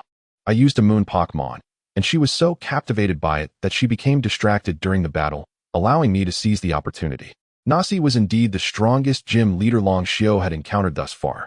At that moment, Nasi spotted Long Xiu and Yui, seated near the entrance of the changing room, making her way towards them. Wow, Long Xiu, Nasi exclaimed, rushing over. The reason she recognized his name was that he was the only trainer in the Kanto region with a moon Pokémon, captivated by it during their first encounter. She had made a mental note of Long Xiu's name. Hello, Miss Nasi, Long Xiu greeted, rising to acknowledge her presence, with Yi following suit. Hello. Do you have your moon Pokémon with you? Let me see it. Nasi eagerly scanned Long Xiu's form, causing him to shiver slightly. After all, they were at a water park, and who would carry Pokémon here? And no, it's at home, Long Xiu stammered, caught off guard by Nasi's enthusiasm. Oh, all right. Nasi's expression fell slightly. Is this your girlfriend? She finally noticed Yi, feeling a pang of embarrassment for her earlier behavior, and promptly greeted her. Chapter 41. The internet, is this your girlfriend? Naji inquired, gazing at Yai. No. Yes. Long Xiu was about to finish his sentence when Yai suddenly wrapped her arms around Long Xiu's. I am Long Xiu's girlfriend. My name is Yai. This left Long Xiu momentarily speechless. I see.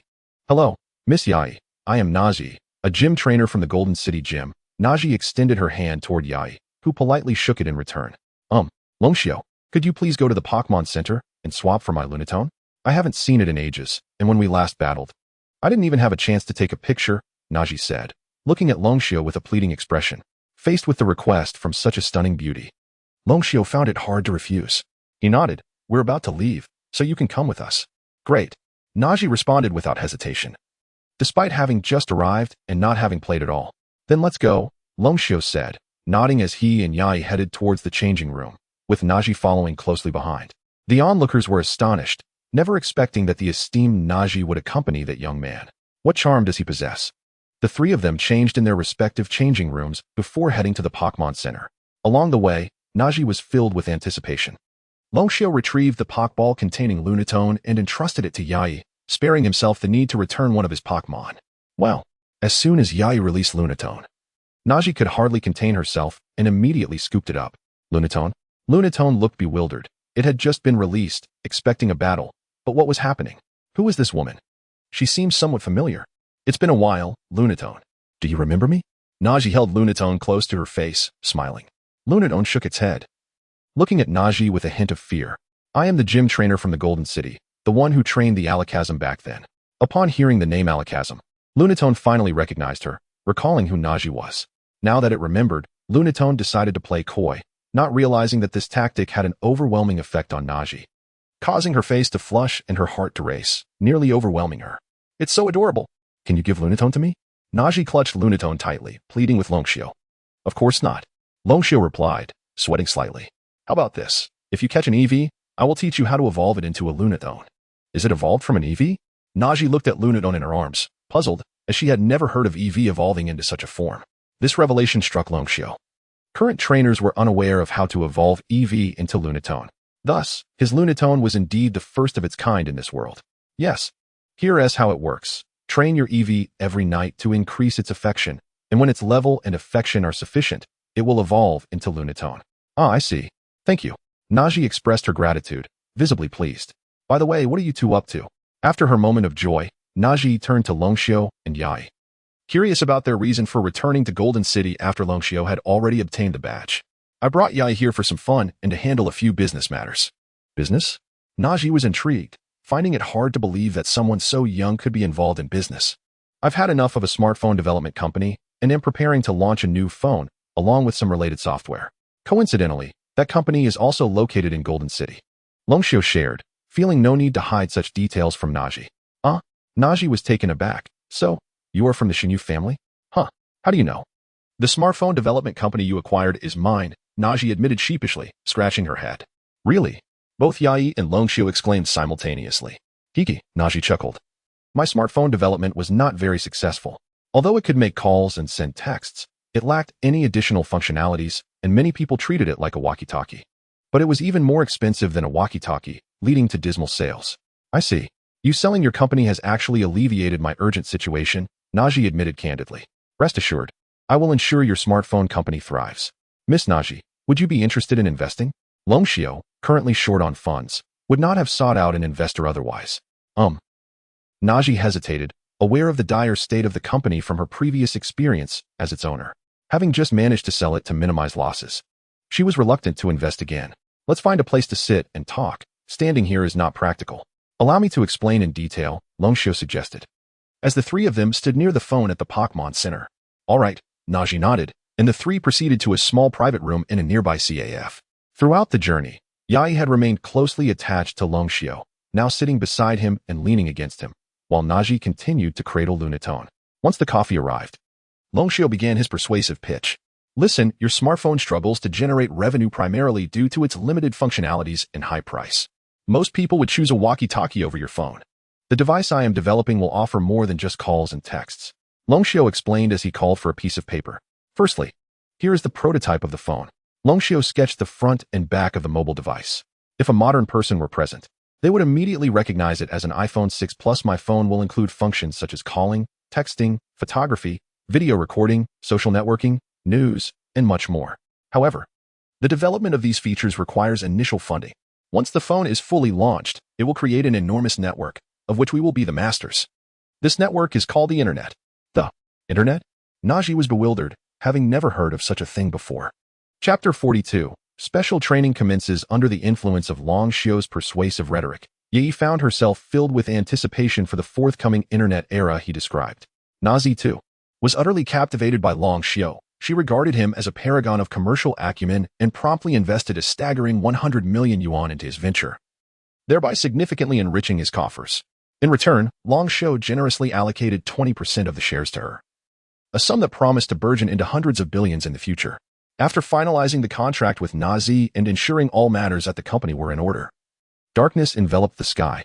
Longxiu and Yi returned to their hotel, while Yu Jingling exhaled in relief, finally liberated from the tension. Once separated from Nazi, Yi no longer clung to Longxiu. Why were you so attached to me while she was around? Longxiu inquired, observing Yi. Because I sensed that Nazi harbored feelings for you, she replied. That can't be true, Longxiu chuckled. Nazi is already 20. 4 or 5 years my senior. How could she possibly like me?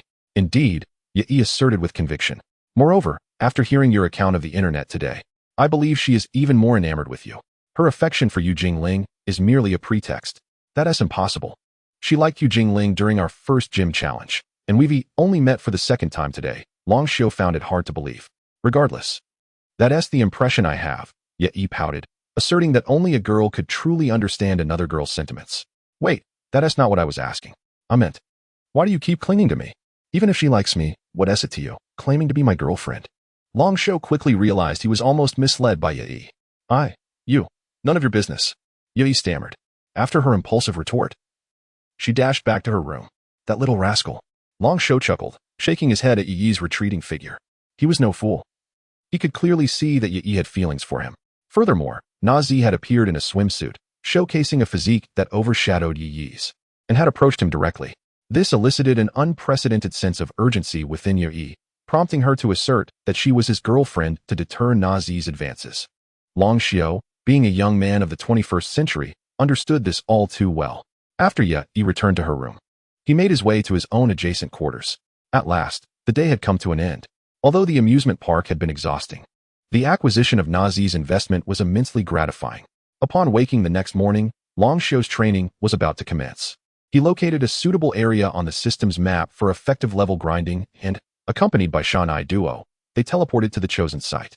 For leveling up, the best locales were typically forests or caves, and Longxiu found himself at the confluence of both, where a pond resided. boasting an impressive array of Pokémon from land, air, and water. He set up a tent and prepared his supplies, embarking on his leveling journey. Beginning with the training of his Roundland Shark to evolve into a Sharpedo, one of his favorite Pokémon. Yae, on the other hand, reclined lazily in her tent. She was a competitor and had no interest in Pokémon training. She was merely there to enjoy a holiday, content with her single vine snake. Roundland Shark. Use charge. Long Xiao commanded as he trained within the forest. Except for Roundland Shark, all his other Pokémon were dispatched for training, with only Shanai Duo and Gaisai remaining by his side. Roundland Shark. With a powerful charge, Roundland Shark collided with an Abra, sending it crashing against a tree, incapacitated. In that moment, Roundland Shark radiated a brilliant glow. Once the light faded, a Sharpedo appeared before Long Xiao. Now at level 30. Typically, a Roundland Shark would evolve at level 24, but this one seemed to have its own pace, choosing to evolve only after consolidating its strength. Long Xiao fully supported this decision, understanding that such a choice would ensure stability in its future power. Alright, it's finally evolved. Let us push forward and evolve into a Sharpedo today. Long Xiao shouted at the newly evolved Sharpedo. Roar. You're joking, right? You can't expect me to evolve twice in one day. Sharpedo glared at Long Xiao, a mixture of disbelief and irritation on its face. Haha, just a jest. Long Xiao laughed. Golduck, don't be lazy. To mask his embarrassment, he called out to the Golduck lounging on a nearby tree. Golduck merely lifted an eyelid to glance at him before turning away to continue its nap, intensifying Long Xiao's awkwardness. Not far away, Yu Jingling had defeated a Pokémon, gaining a level in the process. Not only Yu Jingling, but also the feline Pokémon in the cave. The Pidgeot soaring through the sky, the Gyarados in the water, and the Scyther in the jungle all were diligently training. Meanwhile, within one of the Pokeballs, a Shakira was on the verge of awakening, poised to evolve into a Banjira once it did. Everything was progressing in a promising direction. Yae. Observing Long Xiao's hard work from her tent, smiled quietly before emerging to prepare food for him and the Pokémon. Your Pokémon are all working hard. They truly cherish you, Mewtwo remarked from within its Pokeball, watching the scene unfold. Of course, Long Xiao smiled.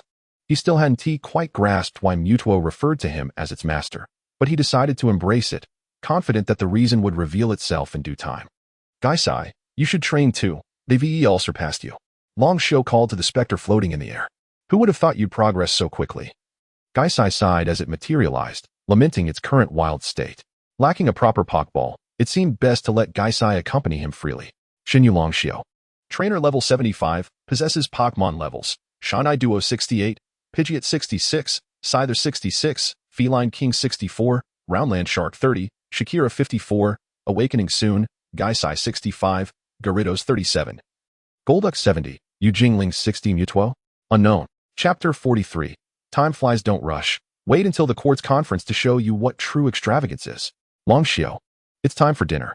Time passed swiftly, and in the blink of an eye, 2 weeks had elapsed. Yae and Long Xiao had been residing in this remote wilderness for a fortnight, yet their provisions remained fresh, thanks to Shinado. Wherever they wished to go, they went. Upon hearing Yi's call, Long Xiao swiftly dealt with the Pokémon before him and made his way toward her, while the other Pokémon were summoned back by Mewtwo through telepathy. During these 2 weeks, Shakira had successfully evolved into Tyranitar, and Garchomp had transformed into Mega Garchomp. Gengar, once the highest level Pokémon in Long Xiao's repertoire, had now become merely average. Only the level of Gyarados had not surpassed him. One might say Psyduck was lazy, having failed to level up for days, while Ghastly had not progressed in a millennium. Tyranitar. This is your special Pokémon food, Yae remarked, pointing at the bowl of food before Tyranitar. One bowl can rival a small mountain. This creature had an insatiable appetite. Previous provisions were utterly insufficient, and it had resorted to devouring an entire mountain on its own. Tyranitar nodded happily and began to eat. Everyone, hurry and eat. After a brief rest, we shall commence our weight training, Long Xiao announced to the Pokémon. They paused momentarily, then deliberately slowed their pace. Long Xiao's training regime was not something an ordinary Pokémon could endure. He imposed a weight equivalent to double their body weight, then instructed them to run 2 kilometers around the forest. This was a daily routine post-meal. However, they could distinctly feel their strength augmenting. Otherwise, they would have long abandoned Long Xiao, the tyrannical trainer, particularly Tyranitar. It was impossible to find a weight heavier than himself, so Long Xiao had spent a fortune to create one, leaving Tyranitar in despair. See, I told you they would slow down their eating speed. I won the bet. Yae exclaimed with a grin at Long Xiao. Ah. Long Xiao scratched his head, acknowledging the harshness of the training. Yet, in the pursuit of strength, they all persevered. After all, he was undergoing the same rigorous training alongside them. Regarding this regimen, the Pokemon's progress was significant, and Longshio's improvements were even more pronounced. His physique was becoming increasingly defined, and his physical condition was exceptional. Once the meal concluded, the grueling training began. Although the Pokemon were reluctant, they ran with exuberance. The fastest Garchomp occasionally turned back to taunt the second-place Meowth, clearly conveying a message. Normally, I cannot outrun you, but now can you keep up with me? Meowth sighed in resignation. What could he do? He had neither the energy to scold nor the ability to fight back. Everyone cooperated splendidly except for Psyduck, who merely trudged along in a lethargic manner, burdened by the weight. If it were merely a leisurely stroll, it would still yield some training effect. But this creature had resorted to using telekinesis to lift the weight, rendering it an unfair advantage. Had it not been for Longshio's high level as a Pokemon trainer, Psyduck might not have complied with his commands. Nevertheless, Longshio possessed his own methods to deal with Psyduck. Once the weight training concluded, they engaged in battles against one another, with each Pokemon selecting their opponent. Such battles of equal level were immensely beneficial for their development. Psyduck often wished to face Ghastly, as they were both rather laid back, avoiding any serious combat. However, Longshio would not indulge Psyduck's whim. He paired him against the Dark-type Moonlight, rendering Psyduck's favored telekinetic laziness unusable, forcing him to rely solely on Water-type moves against Moonlight. Psyduck initially believed he had successfully evaded strenuous training, yet in reality, the weight training had sharpened his mental acuity, enhancing his control over telekinesis. Shinedo was undergoing similar training during the weight regimen. Everything was under Longshio's careful orchestration. Before long, a month had passed. Longshio's profile had undergone a qualitative transformation compared to a month prior, as he had tirelessly trained his Pokemon throughout this period. Shinyu Longshio. Trainer level 90, Pokemon levels. Shinedo 86, Beedrill 85, Scyther 85, Meowth 83, Mega Garchomp 76, Tyranitar 85, Ghastly 65, Gyarados 72, Psyduck 70, Moonlight 86. Mewtwo? Unknown. Charm with Pokemon 100. Knowledge of Pokemon Medicine 100. Knowledge of Pokemon Breeding 100. Understanding of Pokemon 100. Pokemon Language Recognition 90. Kanto Region Badge Collection completed 100. Pokemon Master Progress 30. Observing his steadily rising level, Longshio felt a surge of joy. Yet, deep within, he harbored a lingering regret, not his own, but that of the true owner of this body. That regret was Charizard, due to his insufficient trainer level. He had been unable to control Charizard, preventing him from battling alongside it. This had been the previous Longshio's lament. Now, witnessing his level ascend, Longshio experienced a peculiar sensation, as if a voice within urged him, soon, it will happen. Longshio, come quickly. There's a bug. He suddenly called out from the tent. Longshio and Ye had transitioned from having separate tents to sharing one. Having finally broken through that invisible barrier and established their relationship, all thanks to the intervention of a mere insect, which allowed Longshio to experience the exhilarating thrill of outdoor adventure for the first time. It was utterly delightful. I'm coming. Longshio quickly dashed out of the woods and shooed away the green caterpillar before Yui. You scared me. It's all your fault for insisting on bringing the superior to train, leaving me unprotected, Yui exclaimed, relieved to see the caterpillar gone, leaping onto Longshio's back. My bad. Longshio chuckled sheepishly. I'll leave Superior to guard you, you coward. As he spoke, he called Superior back, which also sighed in relief. The training regimen was far beyond what an ordinary Pokemon could endure. Chapter 44. Before the opening ceremony with only a month remaining until the court's conference. How prepared are you? The green caterpillar had been dismissed, and May had leaped down from Longshio's embrace, resting against him. Almost there, Longshio mused, naturally wishing to train all his Pokemon to level 100. At the conference, who could stand against him? Perhaps he could even challenge the Elite Four. And should he triumph over them, he would face the Kanto champion. Even before participating in the court's conference, Longshio was already lost in his fantasies. It's been over a month since we had a proper adventure together, May said, looking up at Longshio with a hint of grievance. If she were not such an understanding girl, she might have quarreled with him countless times. I'm sorry. After the court's conference, I promised to take you out for some fun. Longshio gently patted May's head, reassuring her. All right, go train now. I'm quite understanding, May replied, breaking free from his embrace. Remember to come back after training to share your spoils. She playfully pushed Longshio out of the tent and cast him a flirtatious glance, causing him to shudder in surprise. Initially unaware, he soon recognized that Mei was quite the seductress. After tending to Mei, Long Xiu resumed training with his main Pokémon, Garchomp, Tyranitar, and Gardevoir. To Long Xiu, they were his primary team, and likely would be in the future as well. As another month passed, Long Xiu and Mei began to pack their belongings, discarding all unnecessary items and taking only essentials like pots, pans, and their tent. They finally departed from the edge of the quartz plateau, where Long Xiu had long stood upon its soil. With immense confidence, Long Xiu donned a black jacket, slung his backpack over his shoulder, and took Mei's hand, teleporting to the entrance of the quartz conference venue with Gardevoir's help. At that moment, the venue was already bustling with people, and no one seemed to notice Long Xiu and Mei's sudden appearance. Well, I haven't seen so many people in ages, Mei exclaimed, taking in the crowd, nearly causing Long Xiu to choke on his own saliva in shock. Miss Joy's voice echoed nearby, announcing that registration for the quartz conference was taking place here. Long Xiu glanced over to see many people lined up. "Let us join the queue," he said, leading Mei toward the line. Though the queue was lengthy, not all participants had necessarily collected 8 badges. The quartz conference allowed competitors to enter through various means, aside from collecting 8 gym badges. Graduates from Pokémon research schools or those who passed the Pokémon League certification could also participate. For instance, the Pokémon Academy Shurdai and his inexplicable fiancée Chiou were able to join through school recommendations. After a prolonged wait, it was finally Long Xiu's turn. Upon completing his registration, Miss Joy informed him that the opening ceremony would occur in 2 days, instantly deflating his enthusiasm. He had assumed that competitions would commence the day after registration. "Don't be disheartened. Let us find a hotel quickly. With so many people, securing a room might be challenging," Mei said, linking her arm with Long Xiu's.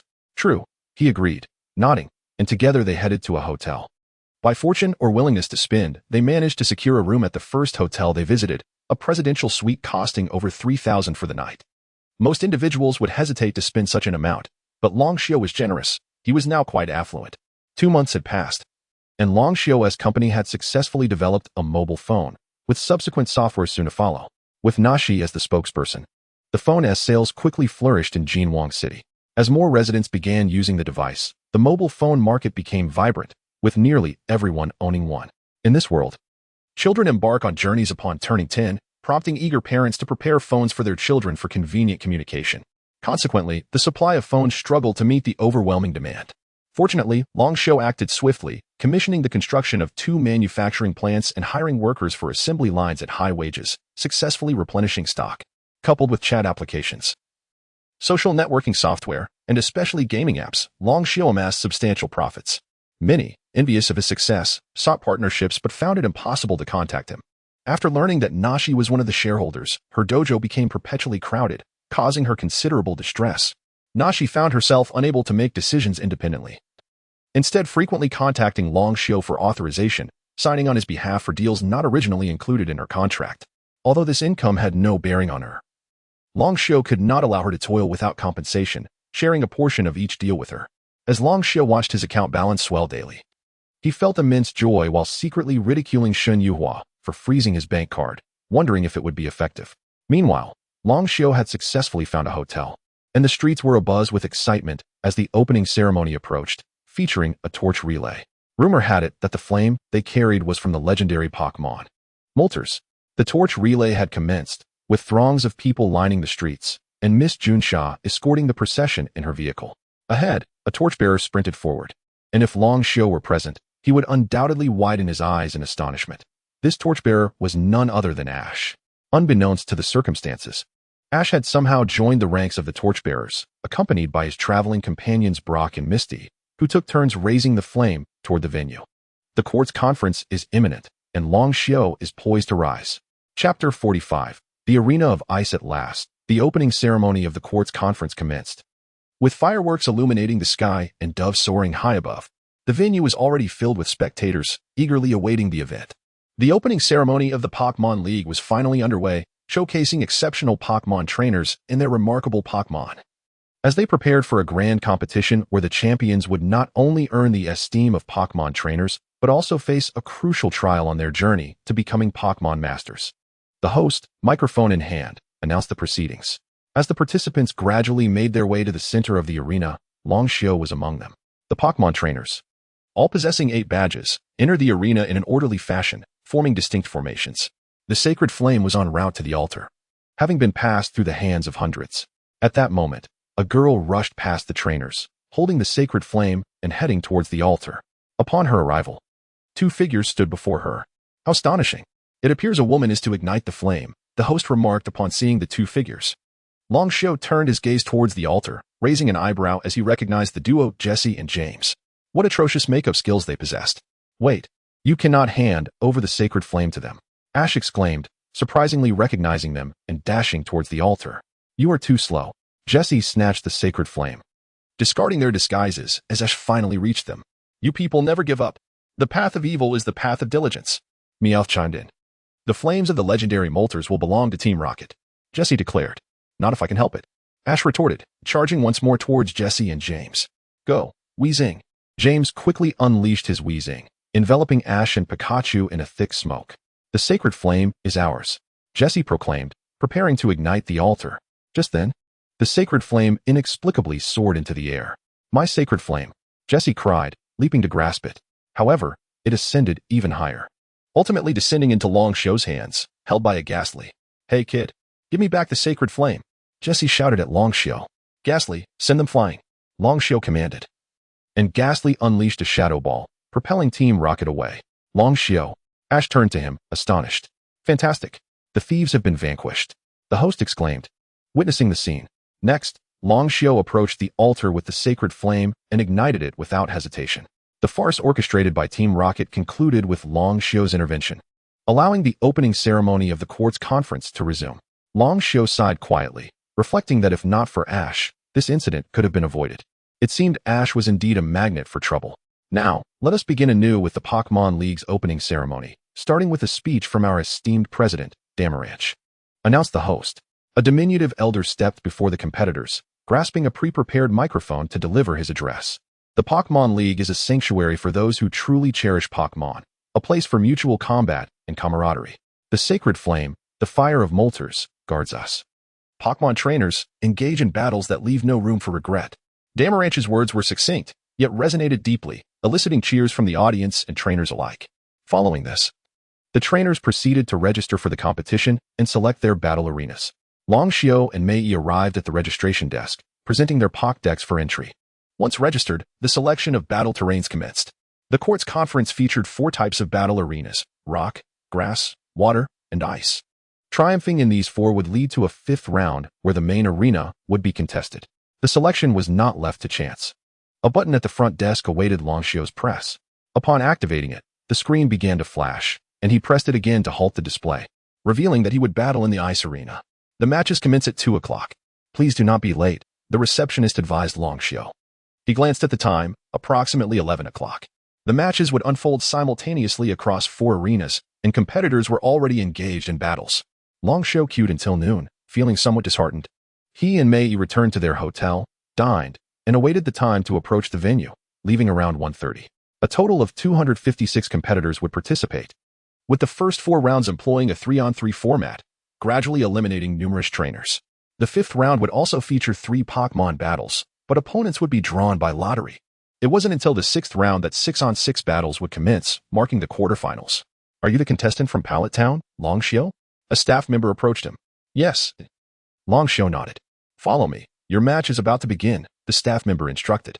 May my girlfriend accompany me? Long Xiao inquired. Certainly. There is a designated viewing area for trainers' companions behind the battle arena, the staff member confirmed. Long Xiao and Mei entered the ice arena together, initially waiting in the corridor. Give it your all, Long Xiao, Mei encouraged, wrapping her arms around his. Of course, I shall not lose. Wait for me to return with the trophy, Long Xiao replied, patting her head affectionately. Now, the 3rd battle in the ice arena was about to commence. Let us welcome the contenders. The host's voice echoed through the corridor as the door before Long Xiao swung open. I'm off, Long Xiao said to Mei, who nodded in response. As the trainers entered the arena, the red corner was represented by Miss Nia from Route 2, while the green corner featured Long Xiao from Pallet Town. Chapter 46. The abilities of Psyduck. As the battle commenced, both trainers could utilize 3 Pokémon each, and the match would conclude only when one side's Pokémon had all fainted. Long Xiao and Nia stood on the trainer's platform, ready to engage in the contest. The announcer called out to the 2 competitors, prompting the red team to make the first move. Go, my Squirtle. Nia exclaimed, bringing forth her first Pokémon, a Squirtle. So what will Long Xiao choose as his initial Pokémon? Let us go, Psyduck. Long Xiao declared confidently, sending forth Psyduck to face the challenge head-on. However, as Psyduck emerged from its Pokeball, it appeared lethargic, letting out a sigh. Long Xiao's first Pokémon was Psyduck, but it seemed to lack any enthusiasm. This is a competition, Psyduck. Come on, perk up. The announcer urged, observing Psyduck's languid demeanor. Is it really wise to bring such a lazy Pokémon to the battle? Nia questioned, casting a glance at Psyduck and then back at Long Xiao. Do not underestimate him, Long Xiao replied with a smile, opting not to elaborate further. Yet, Nia perceived his demeanor as condescending. How dare you look down on me? Squirtle, use water gun. Nia initiated the offensive. Squirtle. Squirtle swiftly unleashed a water gun towards Psyduck. Just as the stream of water approached, Psyduck's expression shifted, suddenly sharp and alert, and before anyone could react, it vanished from sight. The water gun collided with the icy surface, causing cracks to spread across it. Psyduck, use confusion. Long Xiao commanded, calling out to the now invisible Psyduck. Psyduck. It reappeared behind Squirtle and unleashed its psychic prowess, hurling Squirtle out of the arena and crashing it against the wall, rendering it unable to battle. Squirtle has fainted. The announcer stammered in astonishment, taken aback by Psyduck's incredible speed. Squirtle. Nia gasped, turning to see her Pokémon sprawled on the ground in disbelief. I told you not to underestimate him, Long Xiao remarked, casting an amused glance at Nia. Return, Squirtle, Nia said, retrieving her fallen Pokémon into its Pokeball and preparing to summon her second Pokémon. With Squirtle easily defeated by Long Xiao's Psyduck. The audience wondered what Nia's next Pokémon would be. The announcer quickly regained composure and called out, what will Nia choose now? In the current Pokémon world, largely due to the advancements in technology, nearly everyone possessed a smartphone, and countless applications had emerged. The ongoing Pokémon Quartz conference was being streamed live. From the moment Long Xiao ignited the ceremonial flame, viewers had been captivated, sharing videos of his confrontation with Team Rocket, and many had become familiar with his name. Now, as Psyduck swiftly dispatched Squirtle, spectators recognized Long Xiao's formidable prowess and began recording the ensuing battle on their phones. Come forth, Honchkrow. Nia summoned her next Pokémon. A dark-type creature, evidently aiming to counter Psyduck's psychic abilities. Longcrow, a dark-flying-type Pokémon, known as the Night Summoner. It can gather dark crows when it caws softly. To gather information about Honchkrow, Long Xiao consulted his Pokédex. As for why he didn't use the system, Long Xiao had attained the maximum Pokémon trainer level of 100. And after receiving the final gift from the system, it had ceased to function, entering a dormant state with no indication of when it would reactivate. With Nia having summoned Honchkrow, Long Xiao remained unfazed, indicating he would not switch Pokémon. Would Honchkrow be able to secure victory in this round? The announcer queried. Eyeing the battlefield, Honchkrow, take to the skies and maintain your distance. Nia instructed, as the dark-type Pokémon soared into the air. The aerial advantage limited Psyduck's psychic capabilities, and Nia believed this strategy would thwart Psyduck's attacks. However, Long Xiao's Psyduck was anything but conventional. He had trained Psyduck extensively for such scenarios. Psyduck, use Hydro Pump to suppress it. Long Xiao commanded. Psyduck lazily stood and directed a powerful Hydro Pump toward the airborne Honchkrow. Honchkrow, ascend higher. Nia urged, hoping to keep Honchkrow out of reach of Psyduck's attack. Psyduck, control the Hydro Pump with confusion and strike Honchkrow. Long Xiao instructed, a smile gracing his face. Psyduck's eyes glimmered with a blue light. And the Hydro Pump surged upward, catching Honchkrow off guard. Although psychic powers didn't affect Honchkrow, Psyduck could manipulate its own abilities. The forceful Hydro Pump struck Honchkrow, sending it plummeting toward the icy ground. Honchkrow, Nia cried out in concern. Unbelievably, Long Xiao had allowed Psyduck to control the Hydro Pump with psychic energy, showcasing his ingenuity as a trainer. The announcer was left in awe of Long Xiao's tactical maneuvering. Psyduck, finish it with water gun. Long Xiao commanded, as Honchkrow descended. Psyduck unleashed a water gun, striking Honchkrow mid-fall. With a resounding thud, Honchkrow landed on the ground, having lost its ability to battle. Honchkrow has fainted. Psyduck is victorious. The announcer declared, excitement palpable in his voice. Remarkable. The surrounding audience erupted in cheers, captivated by Long Xiao's prowess. Who would have thought of such a strategy? Clearly, these 2 months of training were not in vain, Yi remarked, a smile on her face as she watched Long Xiao. Indeed. Not every Pokémon can display such mental acuity. Let us not forget the rigorous weight training Long Xiao imposed on Psyduck. Chapter 47. The Rocky Arena at last. Miss Nia had but one Pokémon remaining. What remarkable creature would she reveal? The host exclaimed into the microphone. It's all on you now. Go forth, Venusaur.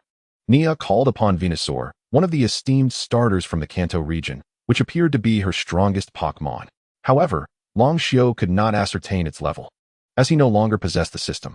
The magnificent flower upon Venusaur's back absorbs sunlight, converting it into energy, which enhances the vibrancy of its petals. This floral crown emits a delightful fragrance, calming Pokémon during battle and soothing their spirits. The aroma intensifies the day after rain, attracting other Pokémon. Venusaur commands the forces of nature, encouraging blossoms to bloom, trees to thrive, and vines to be manipulated at will, through mysterious rituals. It also guides Bulbasaur and Ivysaur in their evolution. Go Psyduck! Long Xiao instructed after consulting the Pokédex for information on Venusaur. It was worth noting that this was his first encounter with Venusaur. He was merely one Pokémon short of completing the Kanto trio himself. Miss Nia summoned Venusaur. Yet, Long Xiao seemed disinclined to switch Pokémon. Venusaur had already fought 2 consecutive battles. It unleashed a powerful solar beam. Nia confidently commanded her Pokémon. Psyduck! Evade and use confusion. Long Xiao observed as Venusaur gathered energy, making no attempt to intervene, for he recognized the futility of such actions. Psyduck, appearing languid, yawned, and even shed a tear. After a moment, Venusaur released a formidable solar beam that illuminated a significant portion of the arena. Psyduck nimbly leapt away, evading the attack. The icy arena was devastated by the solar beam, yet Psyduck managed to take refuge atop an ice pillar, employing confusion against Venusaur. A circular wave of energy struck the dazed Venusaur, leaving it disoriented before Psyduck executed a powerful mega kick. Psyduck's demeanor shifted as it unleashed the mega kick, delivering a decisive blow to Venusaur's head, flipping the creature onto its back, utterly incapacitated. Not only did Psyduck demonstrate prowess in psychic and water moves, but it also executed the formidable mega kick. The host, witnessing this spectacle, leapt from his chair, unable to contain his excitement. With all of Miss Nia's Pokémon rendered unable to battle, Long Xiao emerged victorious in this round. Return, Psyduck. Long Xiao withdrew his Pokémon into its Pokéball, while Nia, disheartened, recalled her Venusaur. It was indeed unfortunate to face Long Xiao in the very first round of the Quartz Conference. Long Xiao is undoubtedly a dark horse in this tournament. I have high hopes for you. Good luck. The host called out as Long Xiao exited the arena, leaving him somewhat bashful. You'll be famous now, Mei remarked as she stood and linked her arm with Long Xiao's from the spectator area. Fame brings its share of troubles. Long Xiao sighed, feigning profundity. What are you trying to be, an old man? Mei chuckled at Long Xiao's demeanor. Ha. Long Xiao could not help but laugh at her mirth, and together they proceeded to select their next battleground, concluding the day's competitions. Tomorrow's arena would be the rock-type venue, commencing a bit earlier at 11 in the morning. As expected, Long Xiao's battle footage was fervently shared online. Of course, the videos featured not only Long Xiao but many other competitors as well. However, Long Xiao's battles garnered the most attention, maintaining the highest popularity. He could assure everyone that. Despite the fact that the phone and software were produced by his family, the buzz surrounding him was genuine and unembellished. In no time, Long Xiao had become a major sensation at the Quartz Conference, with many proclaiming him champion. On the following day, the Rocky Arena was abuzz with spectators, with nearly every seat occupied and standing room filled, all there to witness Long Xiao's battle. It is undeniable that the advent of the internet has greatly facilitated access to information. Details about the competitors, their battle timings, and venues were all publicly accessible online. This accessibility undoubtedly contributed to Long Xiao's burgeoning fanbase after just one battle. The competition is about to commence. I can't believe how many spectators have gathered at the Rock Arena today, exclaimed the host, who was different from the previous day's announcer. As each venue had its own distinctive host, I wonder what state of mind your opponent is in. It feels almost as if you were in your own home ground. Mei smiled at Long Xiao from the spectator area. I didn't even get a chance to see who my opponent is, Long Xiao chuckled, noting that his adversary had yet to arrive. Your opponent is someone named Green, who also hails from Pallet Town, Mei said, pulling out her phone to reveal Long Xiao's battle information. Green? Long Xiao raised an eyebrow, surprised to discover that his opponent was Green, a figure he had never encountered before in his memory. Green, the best. Green, go. As the crowd pondered the delay of Long Xiao's opponent, cheers erupted from the Red Side S tunnel, chanting Green's name. Soon, amidst a throng of admirers, Green emerged, exclaiming, Thank you, my lovely fans," with an air of pride, before stepping onto the battlefield. What a unique entrance, the host remarked, slightly awkwardly. Long Xiao's opponent is the highly regarded Green, who also hails from Pallet Town. This is a remarkable matchup. Long time no see, Dragon Long Xiao, Green addressed him with familiarity. Pleasure to meet you. Long Xiu replied with a smile, choosing to say no more. Chapter 48. The rival is Shigeru. Long Xiu knew little about Shigeru, but Shigeru harbored a deep-seated animosity towards him. A proud individual, being the grandson of Professor Okido, Shigeru was determined to be the best in Masera Town. However, the individual before him, Long Xiu, consistently outshone him and was favored by Professor Okido. The professor often visited Long Xiu's home to assist in caring for his Pokémon. While Long Xiu never expressed gratitude towards the professor and hadn't even taken the time to meet him upon returning to Masera Town. This combination of superiority and disrespect towards his grandfather was the root of Shigeru's profound resentment towards Long Xiu. Of course, Long Xiu was oblivious to Shigeru's hatred. Had he been aware, he might have mused that being exceptional could indeed be a burden, and he had no knowledge of the professor's assistance with his Pokémon. The upcoming match was a 3-on-3 battle between Long Xiu and Shigeru, concluding when all Pokémon of one side were incapacitated. The red team would send out their Pokémon first. The host, without further ado, announced into the microphone, Long Xiu. Long Xiu. Long Xiu. Go, Long Xiu. Is that really Long Xiu? He looks even more handsome in person than in the videos. As the match officially commenced, the entire venue erupted in chants of Long Xiu's name, a display far more overwhelming than Shigeru's girlfriend brigade, who were rendered speechless by the fervor. Long Xiu, on the other hand, felt a bit awkward, marveling at the rapid increase in his popularity. If only his new book, Unmatched Pokémon, could garner such attention. Infuriated, Shigeru watched the scene unfold, his teeth gritting in frustration. Go, my Arcanine, teach him a lesson. Shigeru was the first to send out his Pokémon, an Arcanine. With a fierce demeanor, Shigeru unleashed his first Pokémon, the Arcanine, known for its vibrant performances in previous matches. What would Long Xiu counter with? To you, my Garchomp. Long Xiu promptly called forth Garchomp, mindful that as Professor Okido's grandson, he couldn't afford to lose face. To everyone's astonishment, Long Xiu had summoned a Garchomp, a Pokémon from the Sinnoh region. The host's eyes widened in excitement as they spoke. Upon seeing Garchomp, one cannot help but mention Miss Cynthia, the Sinnoh champion. Just a year ago, she triumphed over the Sinnoh Elite Four with her Garchomp. What prowess might Long Xiu's Garchomp possess? Let us await the spectacle. You indeed possess considerable skill to summon a Garchomp, Shigeru remarked, eyeing the formidable creature. Naturally, Long Xiu replied with a smile. During 2 months of rigorous training, all of Long Xiu's Pokémon had reached their maximum levels, save for a couple of lazy ones, making him more than capable of facing Shigeru or claiming victory at the court's conference. Arcanine, with its striking appearance, loyalty, and remarkable speed, had captivated numerous trainers. It was said to possess the speed of a wind deity, capable of traversing 10,000 kilometers in a day and executing lightning-fast attacks. With its fierce demeanor, a mere glare could intimidate opponents, followed by swift strikes that could easily overwhelm them. The flames within could transform into power, allowing it to master numerous fire-type moves. Long Xiu consulted his Pokédex to review Arcanine's data. Arcanine, use Quick Attack. Shigeru initiated his assault, witnessing Garchomp's unwavering stance. Garchomp, Quick Attack. Long Xiu commanded, and the two Pokémon launched towards each other, the resulting collision causing both to stagger backward, though Arcanine was pushed back several steps more than Garchomp. Garchomp, unleash Dragon Rush. Long Xiu shouted. Garchomp emanated a faint blue glow, resembling a colossal blue dragon as it charged towards Arcanine. The overwhelming pressure startled Shigeru, leaving him at a loss for commands, and Arcanine was sent flying. Crash. Arcanine struck the wall behind Shigeru, leaving a spiderweb of cracks, and succumbed to its inability to continue fighting. Incredible. What tremendous force. Dragon Rush. The host exclaimed excitedly as the audience erupted in cheers, quickly becoming fervent fans of Garchomp. Long Xiu had anticipated such a swift victory, as Garchomp was one of his aces, reserved for significant moments, all in deference to Professor Okido. I'm sorry, Shigeru. My status has caused you to suffer, Professor Okido might have thought. Return, Arcanine. Shigeru, somewhat stunned, had not expected such overwhelming power from that move. Having never encountered it before, he recalled Arcanine and retrieved his second Pokémon ball. Shigeru was about to switch Pokémon. What would he choose to face Long Xiu's Garchomp? I entrust you with this, Nidoking. Shigeru summoned Nidoking, preparing to engage in a battle of size against Long Xiu. Garchomp. You continue, Long Xiu instructed, and Garchomp nodded in acknowledgement. Nidoking, use Horn Attack. Shigeru launched the first strike, Nidoking charging towards Garchomp with its horn poised. Garchomp, grab it and throw it. Long Xiu commanded. As Nidoking's horn attack neared its target, Garchomp stepped forward, seizing Nidoking's horn and lifting it effortlessly into the air, spinning it twice before casting it aside. Crash.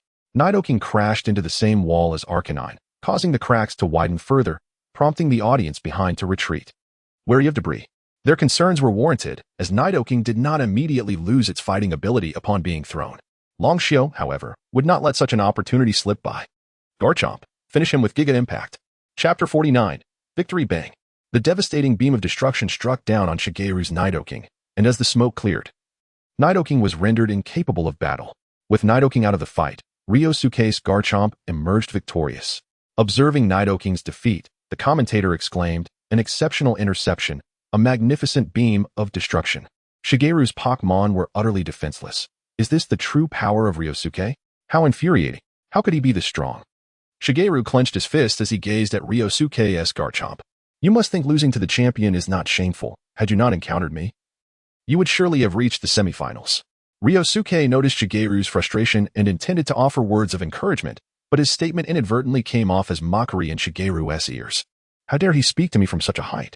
Though Shigeru yearned to retort, he understood the vast disparity in strength between himself and Ryosuke. He was simply outmatched. Shigeru had suffered a crushing defeat. Meanwhile, Brock, Misty, and Ash observed the battle from the rocky arena, with Ash's own match set for the afternoon. I had no idea Ryosuke had become this formidable, Ash thought, also clenching his fists. What would happen if I faced Ryosuke? He recalled the last battle against Ryosuke, where Pikachu had triumphed over Meowth, and Ryosuke had encouraged him to perform similarly at the Pokémon tournament. Ryosuke's growth has been astonishing. The difference since our last meeting is beyond tenfold. Misty, cradling Togepi, watched Ryosuke and felt anxious for Ash. Who would have thought Ryosuke had caught a Garchomp? It goes without saying that this sentiment was echoed by Professor Oak, watching the live broadcast from his home. He remained silent about his grandson's defeat, feeling immense pride instead. After all, Ryosuke was a Pokémon trainer from Pallet Town, and his prowess was unmistakably that of a champion. Pallet Town was destined for fame. Now, what will be Shigeru's final Pokémon? The scene returned to the rocky arena as Shigeru prepared to release his last Pokéball. I entrust you with this, my strongest, Blastoise. Shigeru summoned his Blastoise. His initial Pokémon, which had steadfastly accompanied him throughout his journey and possessed considerable strength. Garchomp, continue. Ryosuke opted not to switch Pokémon, deeming it unnecessary. With Shigeru's Blastoise now in play, would it be able to overcome Ryosuke's Garchomp? Let us observe. The commentator shouted into the microphone as Shigeru unveiled his new Pokémon. Garchomp, initiate Dragon Rage. Ryosuke swiftly launched an assault, as Garchomp unleashed a torrent of blue energy towards Shigeru's Blastoise. Blastoise, use Hydro Pump. Shigeru commanded. And Blastoise retaliated with Hydro Pump, the two attacks clashing and momentarily neutralizing each other. Garchomp, use Dual Chop. Ryosuke directed Garchomp to engage in close combat, charging toward Blastoise and sending it flying with a powerful strike. Blastoise, get up quickly and use Hydro Cannon. Shigeru urged, seeing that Blastoise had not yet succumbed. Blastoise promptly rose and unleashed Hydro Cannon at Garchomp. Slice through it. Ryosuke commanded, as Garchomp effortlessly cleaved through the Hydro Cannon, shattering it into two halves that crashed into the ground, creating two significant craters. What? Shigeru was utterly astonished that his Blastoise's Hydro Cannon had been so easily destroyed. Use Hydro Pump again. He quickly instructed, and Blastoise unleashed a series of Hydro Pumps, continuously targeting Garchomp. While Garchomp sliced through the Hydro Pumps, it closed the distance. With a decisive strike, Garchomp dashed forward, demolishing 5 or 6 of Blastoise's Hydro Pumps, culminating in a final blow that sent Blastoise crashing to the ground. Blastoise has lost its ability to battle. All 3 of Shigeru's Pokémon have been defeated, and Ryosuke claims yet another victory. The commentator excitedly exclaimed upon seeing Blastoise fall. Return, Blastoise. Shigeru sighed and recalled his Pokémon. Following this battle, it was clear that Shigeru would temper his fiery spirit. Without looking back, he departed. Come back and rest, Garchomp. Ryosuke also returned Garchomp to its Pokéball. Garchomp had certainly made a remarkable impression. As Ryosuke descended from the stage, Mia stood up, smiling at him. I also made quite the impression. Ryosuke looked up at the audience, all capturing the moment with their phones and cameras. All right. Becoming a star isn't too shabby. Mia linked her arm with Ryosuke, and together they exited the battlefield. Ryosuke's battle video began circulating online, capturing the attention of many who witnessed his dazzling performance. Among them were Shiny Yu and Shiny Lawn, who began to feel satisfied with their future son-in-law. However, they were also troubled by the girl accompanying Ryosuke, as it seemed she was already his girlfriend. In the audience, A cloaked girl obscuring her face sighed quietly as she watched Ryosuke and Mia leave the battlefield. This was Aoi, who had run away from home to find Ryosuke. With the recent surge of online activity, she feared being recognized and returned home. For months, Aoi had been evading capture, even avoiding her family as Pokémon Center, tending to her Pokémon herself. After waiting so long on the quartz plateau for Ryosuke, she had not anticipated encountering not only him but also his girlfriend, someone she had not seen during their last meeting. It seemed they had just begun their relationship, which left Aoi feeling quite troubled. Chapter 50. The Rise of Long Xiao. As Long Xiao departed from the venue, he was met with an unexpected throng at the entrance, all wielding their smartphones to capture his image alongside Yui. In that moment, Long Xiao experienced an extraordinary sensation akin to that of a celebrity in the real world, a feeling both wondrous and inexplicably strange. Long Xiao, do you have confidence in securing the championship at this quartz conference? At that moment, a swarm of journalists surged forward. Not just a single reporter, but a veritable hive, demonstrating their remarkable ability to navigate through the crowd and reach Long Xiao's side. Indeed, it was Long Xiao who had contributed to the flourishing of the journalism profession. Of course I have confidence. I believe all the other contenders share the same sentiment. If they lacked confidence, they wouldn't be here, would they? Long Xiao replied with a smile directed at the cameras. Long Xiao, we have received news that the Shunyu Mobile Company in Jinhuang City is under your ownership. Is that true? Long Xiao could only nod in affirmation. The reporters began to murmur among themselves, confirming that Long Xiao was indeed a member of the Shunyu family. After claiming the championship, will you challenge the 4 heavenly kings of Kanto? Another reporter approached with a microphone in hand, posing the question. Absolutely, Long Xiao responded without hesitation. His purpose for attending was not merely to win the quartz conference, but to face the masters of the Kanto region. It seems we have our work cut out for us, remarked Shiba, one of the 4 heavenly kings, as he watched the live broadcast on television. This kid has just begun his journey. There's no need to take him seriously, Kikuko commented, observing Long Xiao on the screen with a dismissive smile. However, that fierce bite land shark possesses formidable strength, and that Golduck appears to be a shiny Pokémon, differing in color from the ordinary Golduck. I wonder what other Pokémon he may have. Kana adjusted her glasses, now intrigued by Long Xiao. I've just become the new champion. Which means one of the 4 kings is now absent, Wataru noted. Is it really necessary to take this so seriously? How could he possibly be our opponent? Kikuko remained unimpressed by Long Xiao. Regardless of how you feel, if he intends to challenge the 4 kings, we should at least fill the vacancy, Kana remarked. Surveying the gathering of Kanto's gym trainers. Very well, I'll submit a request to the higher-ups, Wataru nodded, turning to leave. Kikuko sighed with resignation. If that kid truly manages to challenge us 4 kings, I'll be the first to step in and put a stop to him. Kikuko merely felt that a rookie trainer's arrogance was unseemly. Meanwhile, Long Xiao had finally escaped the throng of reporters, only to be encircled by fans clamoring for his autograph. Despite his reluctance, he signed one after another, enduring the occasional unwelcome advance from enthusiastic female admirers. Originally, the battle had concluded at 11:20. Yet he found himself trapped until 2 p.m. It was only when Yi, on the verge of starvation, that Long Xiao summoned his Shinado to teleport away. These people are utterly insane. You've only fought 2 matches. Imagine the chaos if you become champion. Yi exclaimed, still shaken after their escape. Indeed, Long Xiao concurred, resolving to utilize Shinado for a quick exit after future battles. Could you possibly take me with you when you use Shinado to escape? It's such a hassle to find you each time. Just then, Guiz appeared before Long Xiao, gazing at him with a melancholic expression. Ah ha ha ha. Long Xiao awkwardly scratched his head. You always seem to materialize behind me. It makes your presence feel somewhat diminished. I see. You wish for me to enhance my visibility. Don't you? Guiz replied, a glint of mischief in his eyes as he turned his attention to Yi. What's wrong? Yet he felt a shiver as Guiz fixed his gaze upon her. Hee, Guiz chuckled, then glided over to a nearby chair, gradually transforming into an exact replica of Yi. Now you won't forget about me, right? Guiz's voice had morphed to match Yi's. Goodness, you possess such talents. Long Xiao's eyes widened in astonishment as he beheld the uncanny likeness before him. Guiz, clever as always, had even altered his attire to contrast with Yi's, presenting 2 identical twins flanking Long Xiao. Were it not for Guiz's identity as a Pokémon, Long Xiao would have felt overwhelming happiness.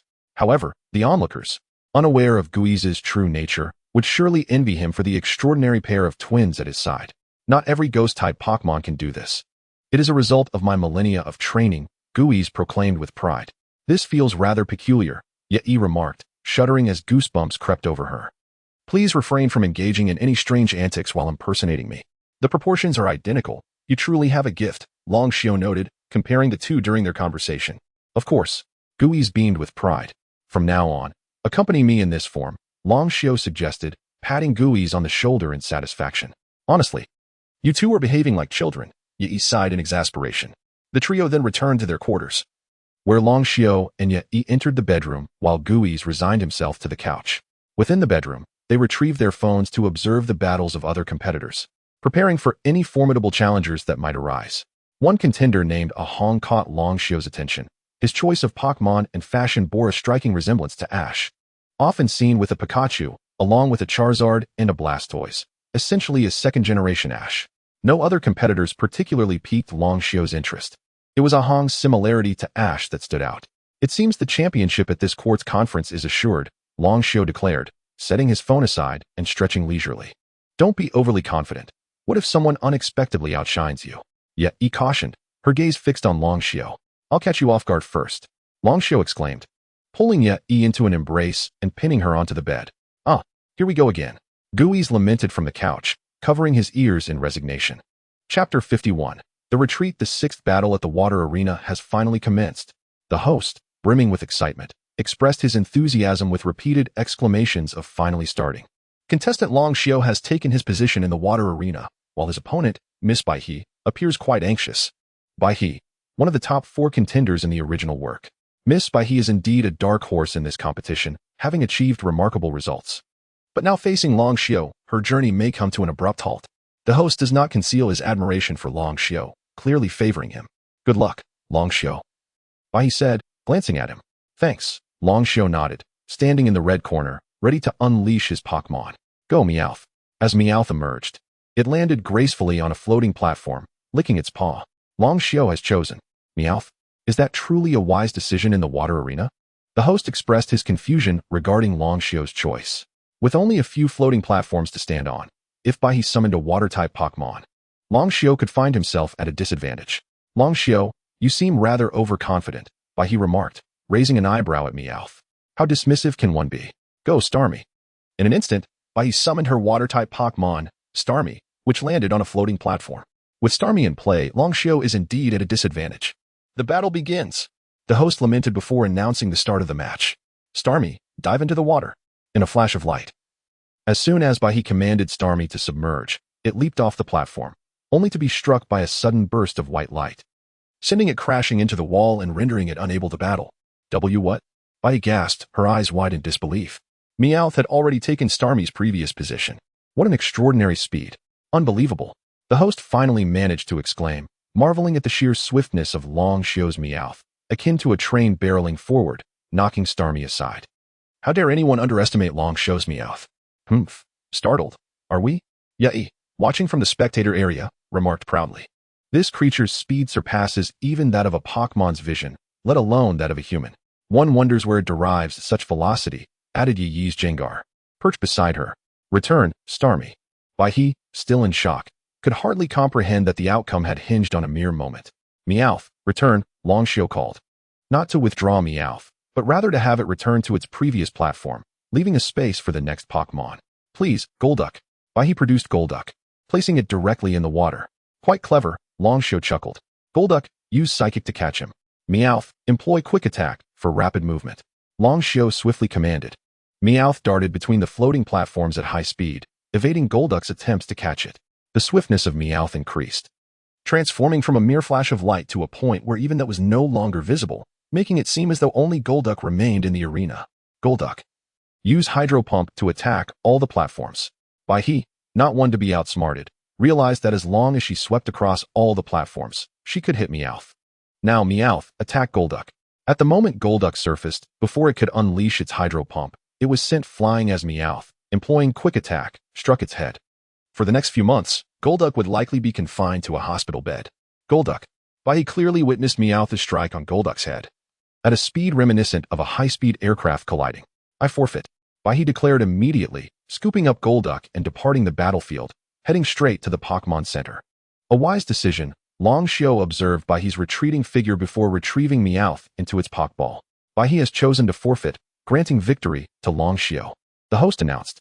According to our sources, Long Xiao is the heir of the Shunyu family and the proprietor of a recently launched mobile phone company, meaning that the smartphones in everyone's hands are products of Long Xiao's enterprise. Truly an accomplished youth. With a formidable trio of Pokémon, Golduck, Garchomp, and Meowth, what other extraordinary Pokémon will Long Xiao showcase in the forthcoming battles? Let us await with bated breath. Long Xiao then swiftly summoned Shinado, taking Yi and making their way back to the hotel. We've been exposed, Yi remarked, glancing at Long Xiao. Doesn't matter. They will inevitably research my background.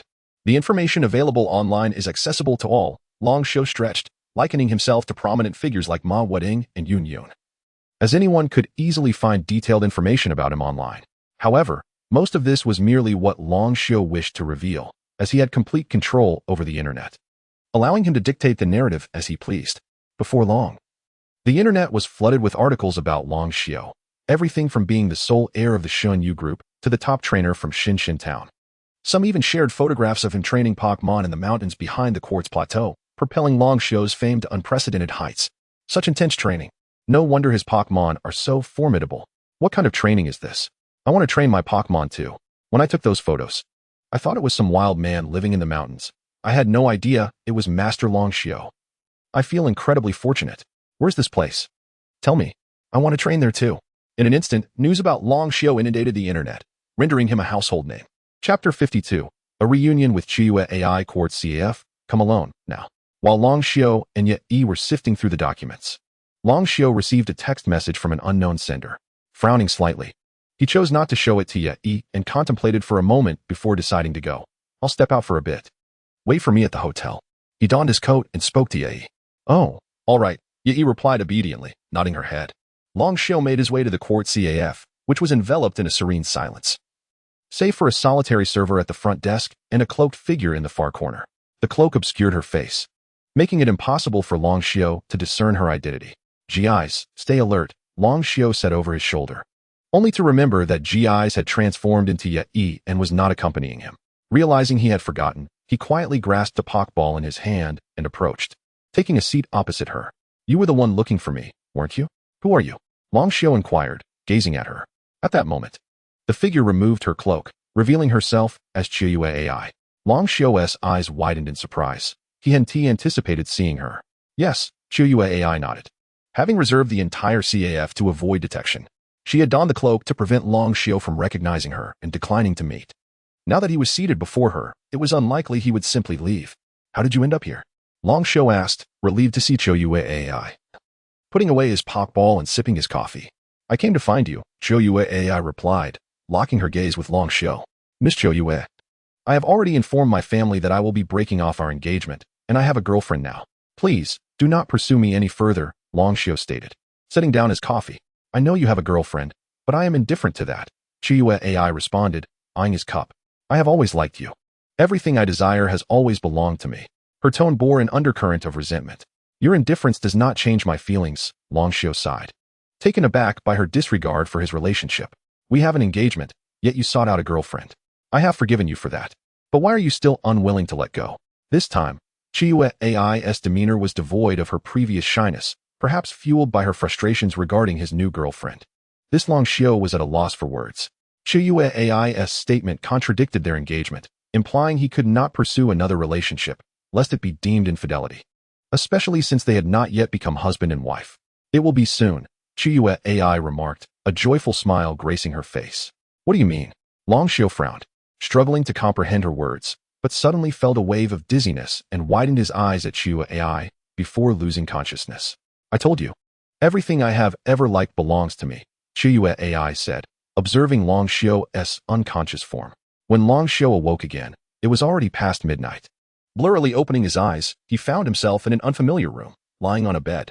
Instinctively glancing beside him, he was shocked to see Chiyue AI, instantly alert. Long Xiao sat up abruptly, only to realize he was not wearing any clothes.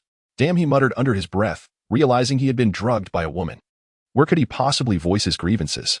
You're awake. Feeling good? Chiyue AI, sensing his movement, opened her eyes and revealed that she, too, was unclothed.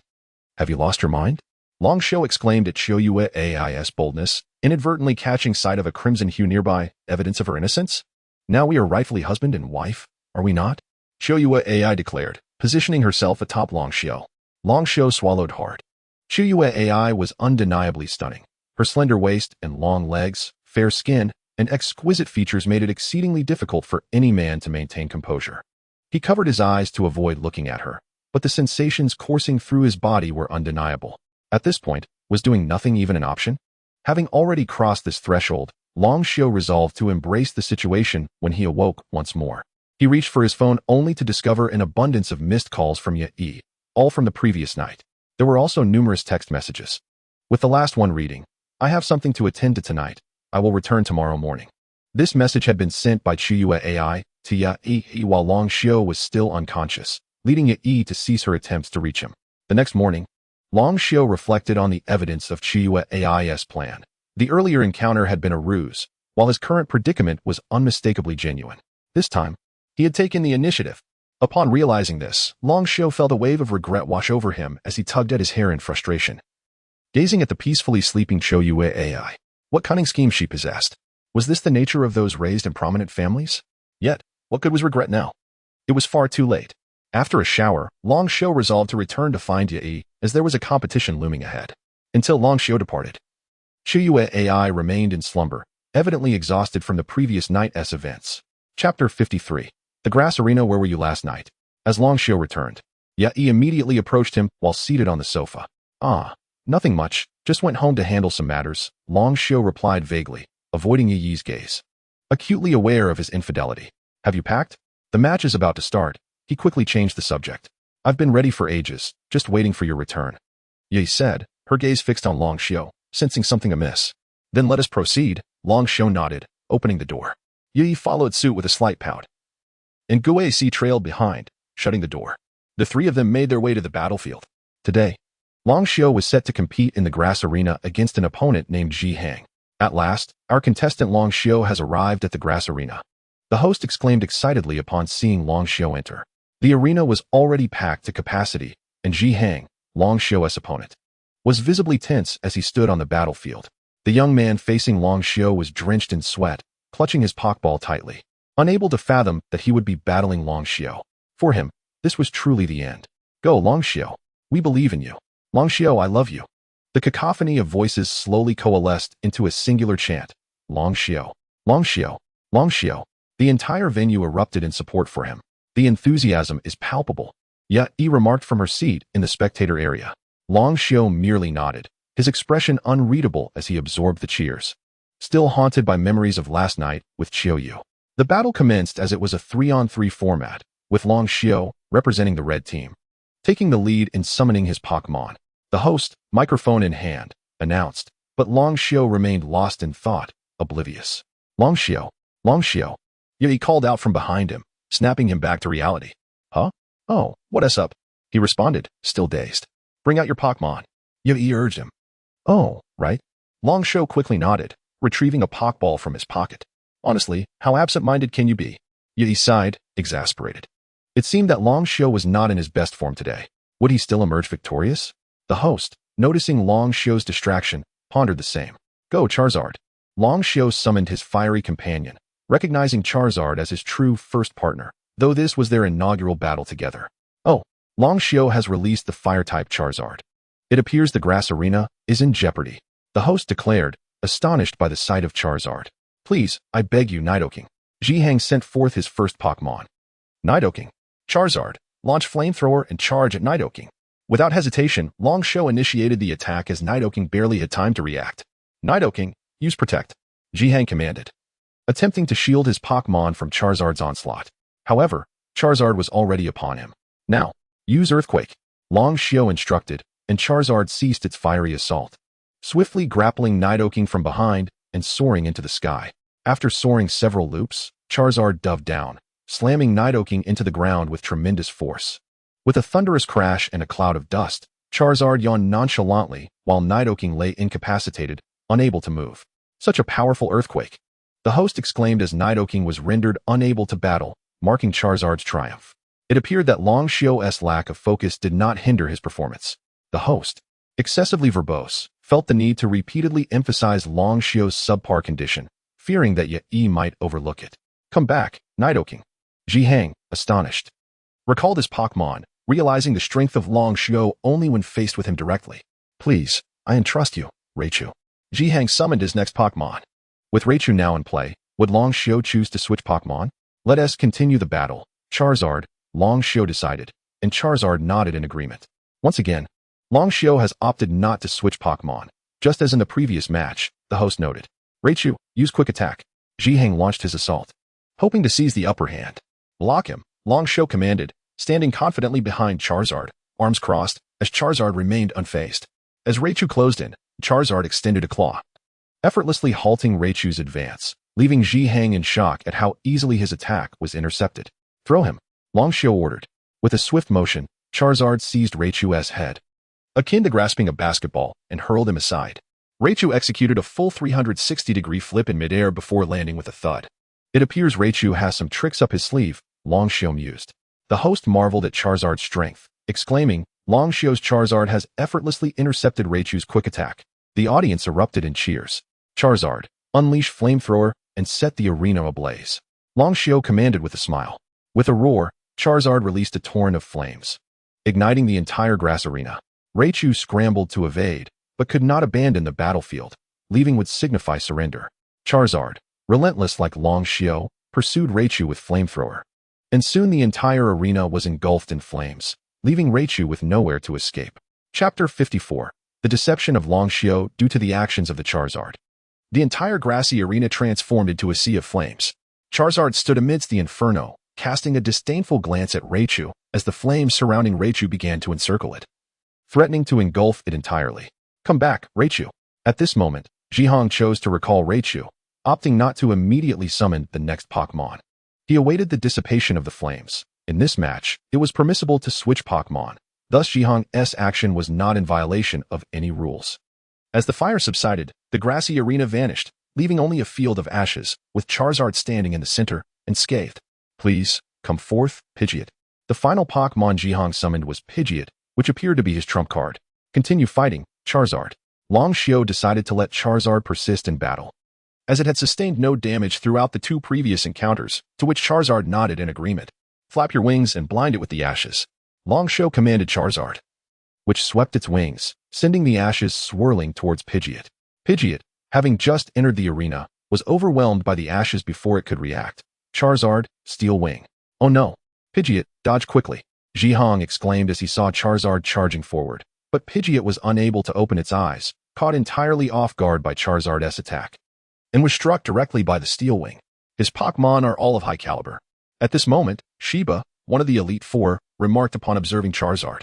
Moreover, his battle tactics are distinct from those of ordinary trainers. He adeptly utilizes everything available in the arena.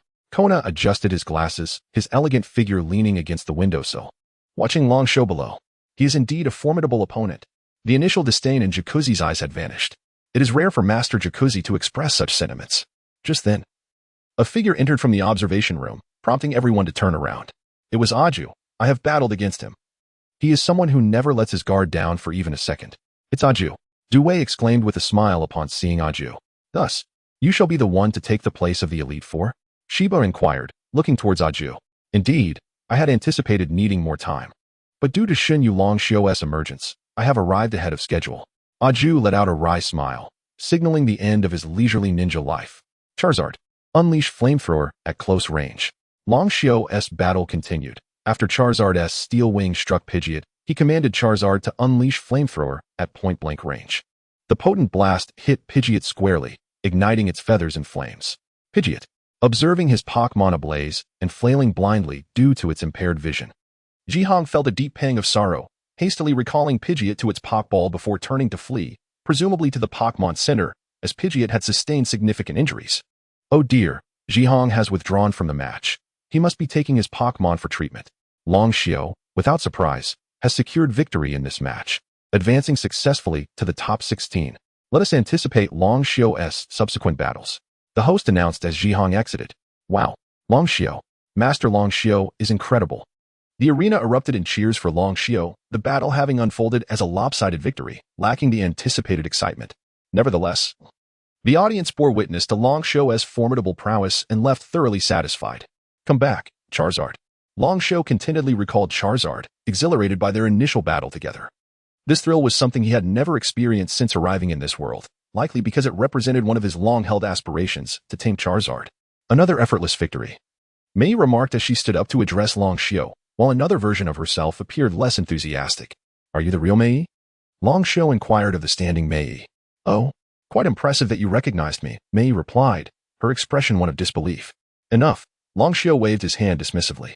The reason he discerned the less animated Mei was indeed the genuine Mei was that he had committed a wrongdoing, and it seemed she had caught on, leaving him feeling rather uneasy.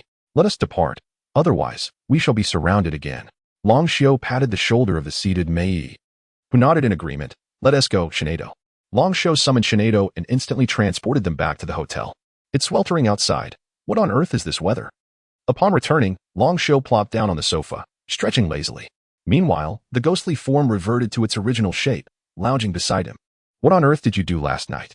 Mei stood before Long Xiu, gazing intently at him. During the match, she had sensed something amiss. Long Xiu appeared to be out of sorts, failing to summon his Pokémon even as the battle commenced. Lost in thought and constantly deflecting the conversation, there was certainly something wrong. I told you, didn't I? Long Xiu immediately sat upright, feeling the urgency of the situation. More thrilling than the Pokémon tournament itself, Fu called yesterday, saying there was a family matter that required my attention, so I returned for a bit. What matter could be so pressing? I called you multiple times without a response, and you only sent a message back? Mei retrieved her call log, displaying a dozen missed calls to Long Xiu, and the message stating he had matters to attend to and would return by morning. Furthermore, what issue could Mr. Fu have that you couldn't handle? If it were a Pokémon issue, his trainer level surpasses yours, doesn't he? If he couldn't resolve it, what could you possibly do? And if it pertains to family business, you don't manage the family affairs, do you? Miss Naji oversees the mobile and internet sectors, so what exactly were you doing? Xinyu Long Xiu. Mei drew closer to Long Xiu, her presence radiating formidable energy. When this woman became astute, she truly became a force to reckon with. You must let me explain. Long Xiu stumbled over his words. I genuinely had family matters to attend to.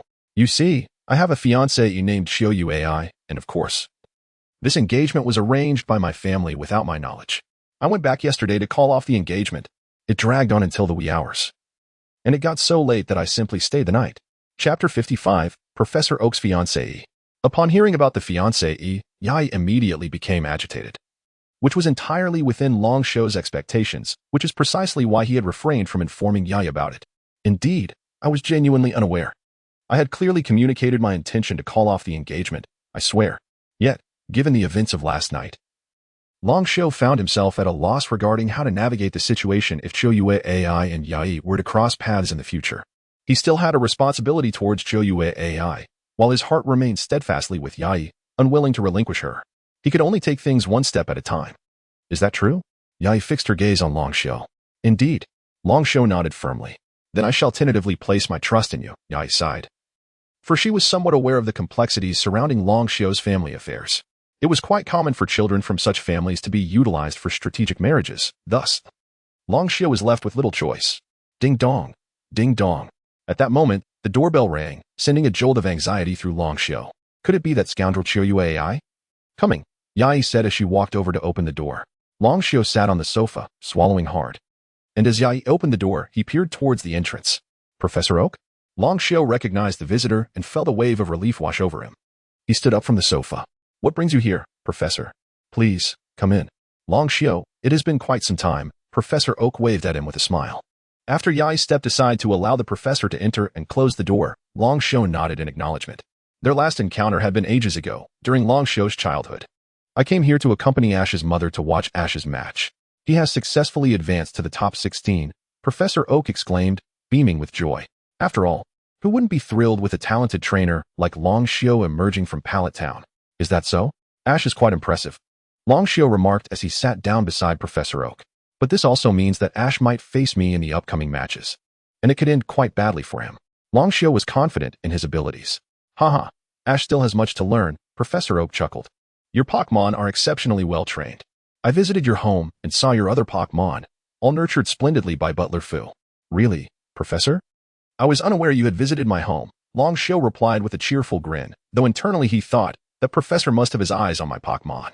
By the way, I must ask, where did you acquire that Garchomp, the shiny Galade, and that incredibly swift Meowth? I simply must see them. Professor Oak's eyes sparkled with excitement at the mention of Long Xiao's Pokemon. Unfortunately, they are all at the Pokemon Center. Perhaps next time. Long Xiao replied, resorting to a white lie. It was quite frustrating to have to concoct excuses so frequently in this world where it seemed one could hardly survive without deceit. Such a shame. Professor Oak lamented, wearing a disappointed expression. After some light conversation, Professor Oak discussed his research on Pokemon such as the Moonlight Pokemon and Ninetales, all of which he found quite fascinating. When informed that the Moonlight Pokemon evolved from Eevee, Professor Oak became visibly excited and dashed out, leaving Long Xiao and Yai to finally enjoy a moment of peace. Upon awakening, Long Xiao and Yai made their way to the tournament venue to face their next opponents. Ultimately, Long Xiao was matched against an individual named Jimu. This Jimu was quite formidable, demonstrating extraordinary prowess throughout the tournament, and was considered a contender for the championship. Yai took out her phone to search for information about Jimu, discovering that his strongest Pokemon was a Golem, which could easily be defeated by a water-type move like Hydro Pump. Long Xiao leaned over to take a look, but felt no particular interest. After all, in his recollection, the Quartz Conference was the weakest tournament he had ever encountered, by far. Thus, he was now eagerly anticipating a challenge against the Elite Four. Starting from the top 16, all arenas were transformed into standard battlefields, divided into 4 sections. The top 8 would be determined in the morning, followed by the top 4 in the afternoon. And from the top 8 onwards, battles would consist of 6 Pokemon each. As Yai and Long Xiao approached the battle arena, Yai inquired, "So, which Pokemon will you be using today?" "I haven't decided yet," Long Xiao admitted, scratching his head. He had initially contemplated using Tyranitar, but after the tumultuous events with Professor Oak the previous night, he realized that his Golade, Garchomp, and Tyranitar were all rather rare Pokemon here and might attract unwanted attention. Though Long Xiao was unafraid, he did not wish to invite unnecessary complications. Long Xiao, Long Xiao, Long Xiao. The contestant Long Xiao has entered the arena. What kind of Pokemon will he showcase in today's match? So much anticipation. The host announced as Long Xiao made his entrance. Now, let us welcome the green trainer, Jimu. As the host concluded, a green-haired individual emerged from the corridor, greeting the audience without a hint of anxiety about facing Long Xiao. Jimu had also shown remarkable performance in his previous matches, making him a strong candidate for the championship. Today's duel was sure to be thrilling. Please, both contestants, take your positions in the battle area, the referee signaled with his flag, prompting Long Xiao and Jimu to enter the battlefield. Go, Onyx. Jimu called forth his first Pokemon, surprising Long Xiao with his audacity to initiate the battle. Such arrogance. Long Xiao muttered under his breath. Go, Blastoise. Jimu had summoned Onyx, while Long Xiao countered with a water-type Pokemon, indicating that Jimu's battle would prove to be quite challenging indeed. Chapter 56. Advancing to the top 8 Gyarados, Unleash Earthquake.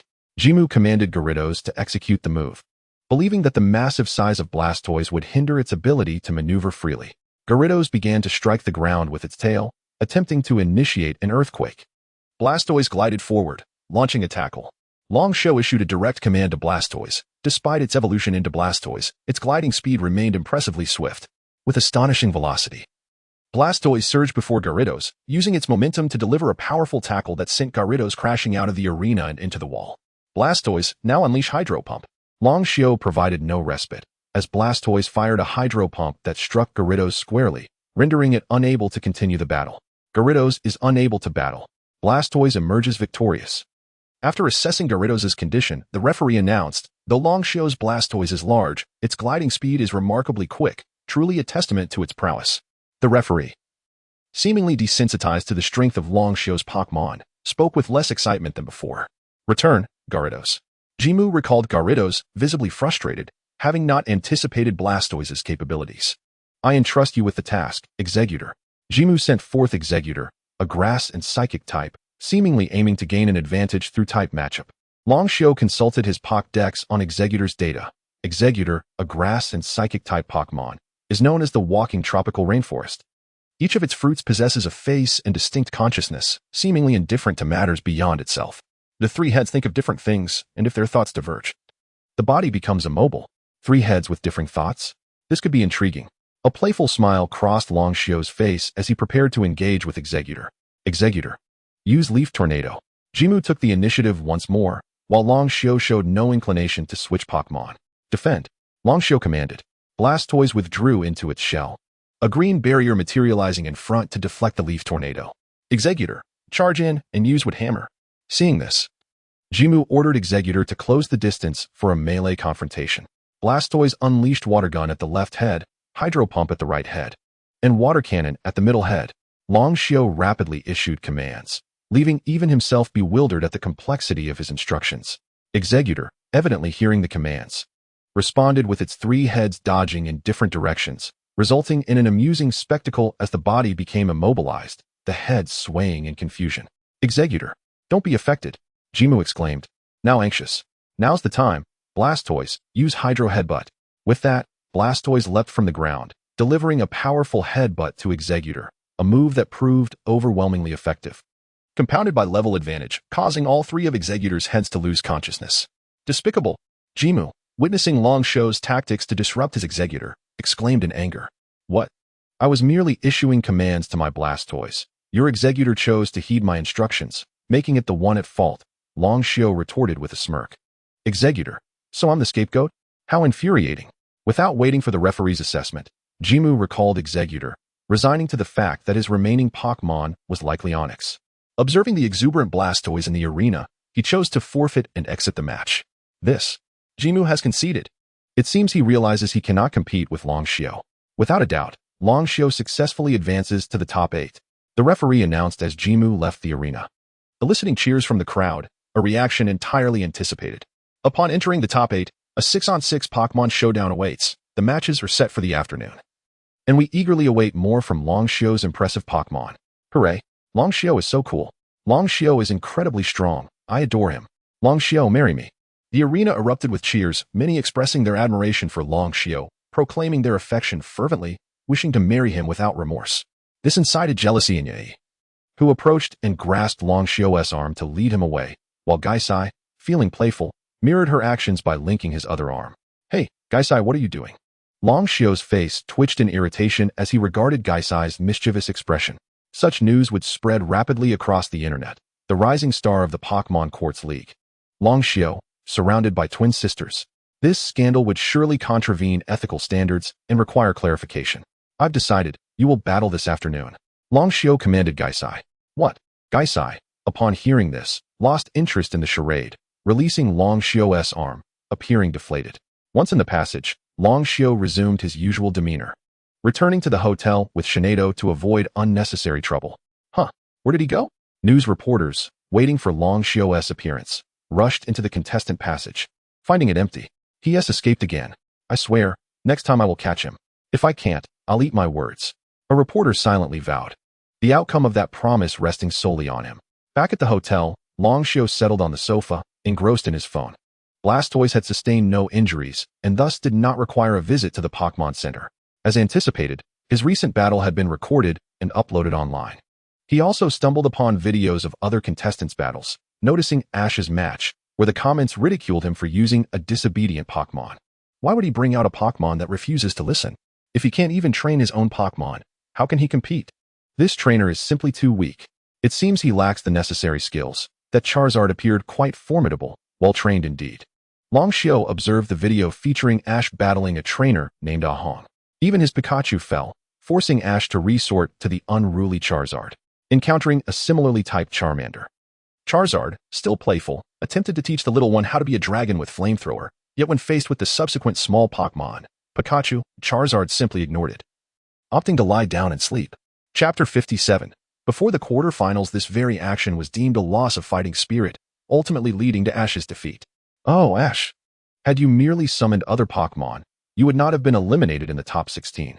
At this point, Long Xiao couldn't help but retrieve his Charizard's Pokeball, reflecting on how he once resembled the current Ash, unable to control Charizard. Fortunately, he understood the importance of enhancing his trainer level, and with the aid of the system, it was quite effortless to improve. If memory serves, Ash has never diligently trained his Pokémon, nor has he made any effort to elevate his status as a Pokémon trainer. He sent away Butterfree, abandoned Pidgeotto in the Viridian Forest, neglected Charizard in the Charizard Valley, and even returned Squirtle to the firefighting team. Bulbasaur, fearing Ash's inability to manage it, hesitated to evolve. In comparison, the majority of trainers far surpass Ash in skill. Were it not for his protagonist aura, Ash's Pokémon would have likely faced countless perils at his hands. Ding dong. At that moment, the doorbell rang. Yi rushed to open the door. The lunch prepared by the hotel had arrived. Long Xiao, it's time to eat, she exclaimed, ushering in the hotel staff. The server wheeled in a cart and set the food on the dining table before departing. All right, I'm coming, Long Xiao said, rising from the sofa to join the meal. Gaisai, as usual, displayed an insatiable appetite for human food and took a seat at the table. Don't forget, you have a match this afternoon. Don't overindulge, or you might end up regurgitating it later, Long Xiao cautioned, observing Gaisai devour his meal. Humph. While I may not enjoy battling, I have observed. This bunch is no match for me, Gaisai replied proudly. I could easily pin them down. Oh, I shall see your prowess, Long Xiao remarked, noting that Gaisai, due to his laziness, had only reached level 65. While he was significantly stronger than most Pokémon, he fell short compared to Long Xiao's other Pokémon. Gaisai continued to feast without further comment. The list of competitors for the afternoon matches had been released. Yi lifted her phone in front of Long Xiao, noting how smartphones had made many tasks more convenient. Contestants no longer needed to queue for their matchups, as the results were directly posted online. Your opponent is someone named Ahong, the one who defeated Ash. They're all small Pokémon. Can't we have some more formidable opponents? Long Xiao expressed his disdain for smaller Pokémon, particularly those that had not yet evolved. They were not only physically weaker than larger Pokémon, but also lacked the imposing presence. Imagine unleashing Tyranitar before Ahong's Pikachu. Would it not terrify Pikachu to the core? Of course, Ash's Navet is another matter. Once you claim victory in the tournament, you can challenge the Elite Four. However, I suspect you may face a rather disheartening defeat, Yi teased with a smile. Why would I suffer a dismal defeat? My Pokémon are in no way inferior to theirs, Long Xiao said, his expression defiant. True, your Pokémon are not lacking, but your battle command experience pales in comparison to that of the Elite Four. They will undoubtedly employ many unexpected tactics, and I fear you may struggle to adapt. Long Xiao fell silent, recognizing the validity of Yi's points, yet he knew the true test would unfold on the battlefield. Hurry and eat. The match begins in an hour, he urged, observing Yi engrossed in her phone. Smartphones truly have poisoned the youth. Okay, Yi said, setting aside her phone to focus on her meal. After dining, Long Xiao washed his face and tidied himself before heading to the arena with Yi, while the hotel staff cleared the table. Prior to the match, Long Xiao visited the Pokémon Center to swap out his Pokémon, desiring a more challenging experience. Now that they had reached the top 8, it was only fitting to give the competitors their due respect. Ash, the afternoon matches are about to begin. Aren't you going to watch? Ash was in a state of despondency, lying in his room, unable to even eat. Misty entered to inquire, but Ash remained unresponsive. Honestly, Misty remarked, approaching him to give him a little nudge. You really should come see the match between Ahong and Long Xiao. Professor Oak stood at the doorway, addressing Ash. Upon hearing that Ahong would be battling Long Xiao, Ash stirred, raising his gaze to Professor Oak. Ahong was a rival he had encountered before the Indigo League, a close friend who had bested him, while Long Xiao was also a trainer from Pallet Town, recognized as the strongest in this match. Naturally, Ash was eager to witness the battle. Without hesitation, he sprang from his bed and dashed towards the arena. By now, the audience seats were filled to capacity. Although there were 4 arenas simultaneously hosting matches in the quarterfinals, Long Xiao's arena was undoubtedly the most crowded, with spectators packed tightly together. Merchandise featuring Long Xiao had begun to emerge. Plush toys and figurines of Long Xiao, along with supportive banners, were available, a phenomenon that astounded even Long Xiao, who could never have imagined such a lucrative business opportunity would be seized by Team Rocket's Jesse, James, and Meowth. Long Xiao, Long Xiao, Long Xiao, go, Long Xiao. Even before Long Xiao's arrival, throngs of supporters were already cheering for him. His popularity was truly remarkable. Ash and his companions struggled to push through the crowd, relegated to standing room only. Brock gazed at the numerous banners supporting Long Xiao, reminiscing about the time he had taught Ash a lesson for neglecting his Pokémon's well-being. Ash, you and Long Xiao embarked on your journeys together. When will you catch up to him? Misty remarked, standing by Ash's side. At this, Ash's spirits waned once more. All right, no need to further provoke him. Professor Oak interjected, sensing Ash's renewed despondency. I did defeat Long Xiao's Meowth, Ash declared, momentarily roused from his gloom. That was merely a stroke of luck. Misty continued her relentless teasing, unafraid of discouraging the young trainer further. Chapter 58, Butterfree vs. Mothim. Had Long Xiao known that Xiaoji was still boasting about having defeated his beloved Meowth, he would have undoubtedly challenged him to another match. At that time, he had not anticipated the profound impact Pikachu's paralysis would have on Meowth. On the opposite side of the arena, Ahong had already entered and remained hidden, feeling increasingly nervous as the crowd roared Long Xiao's name. Who wouldn't feel anxious in such a situation? Long Xiao has arrived.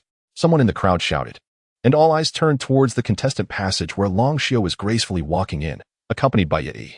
Upon seeing Long Xiao, Ahong took a few deep breaths and stepped out. The two Yi, as usual, settled on the benches behind the contestants. While Long Xiao and Ahong entered the battle area, contestant Long Xiao has taken the stage.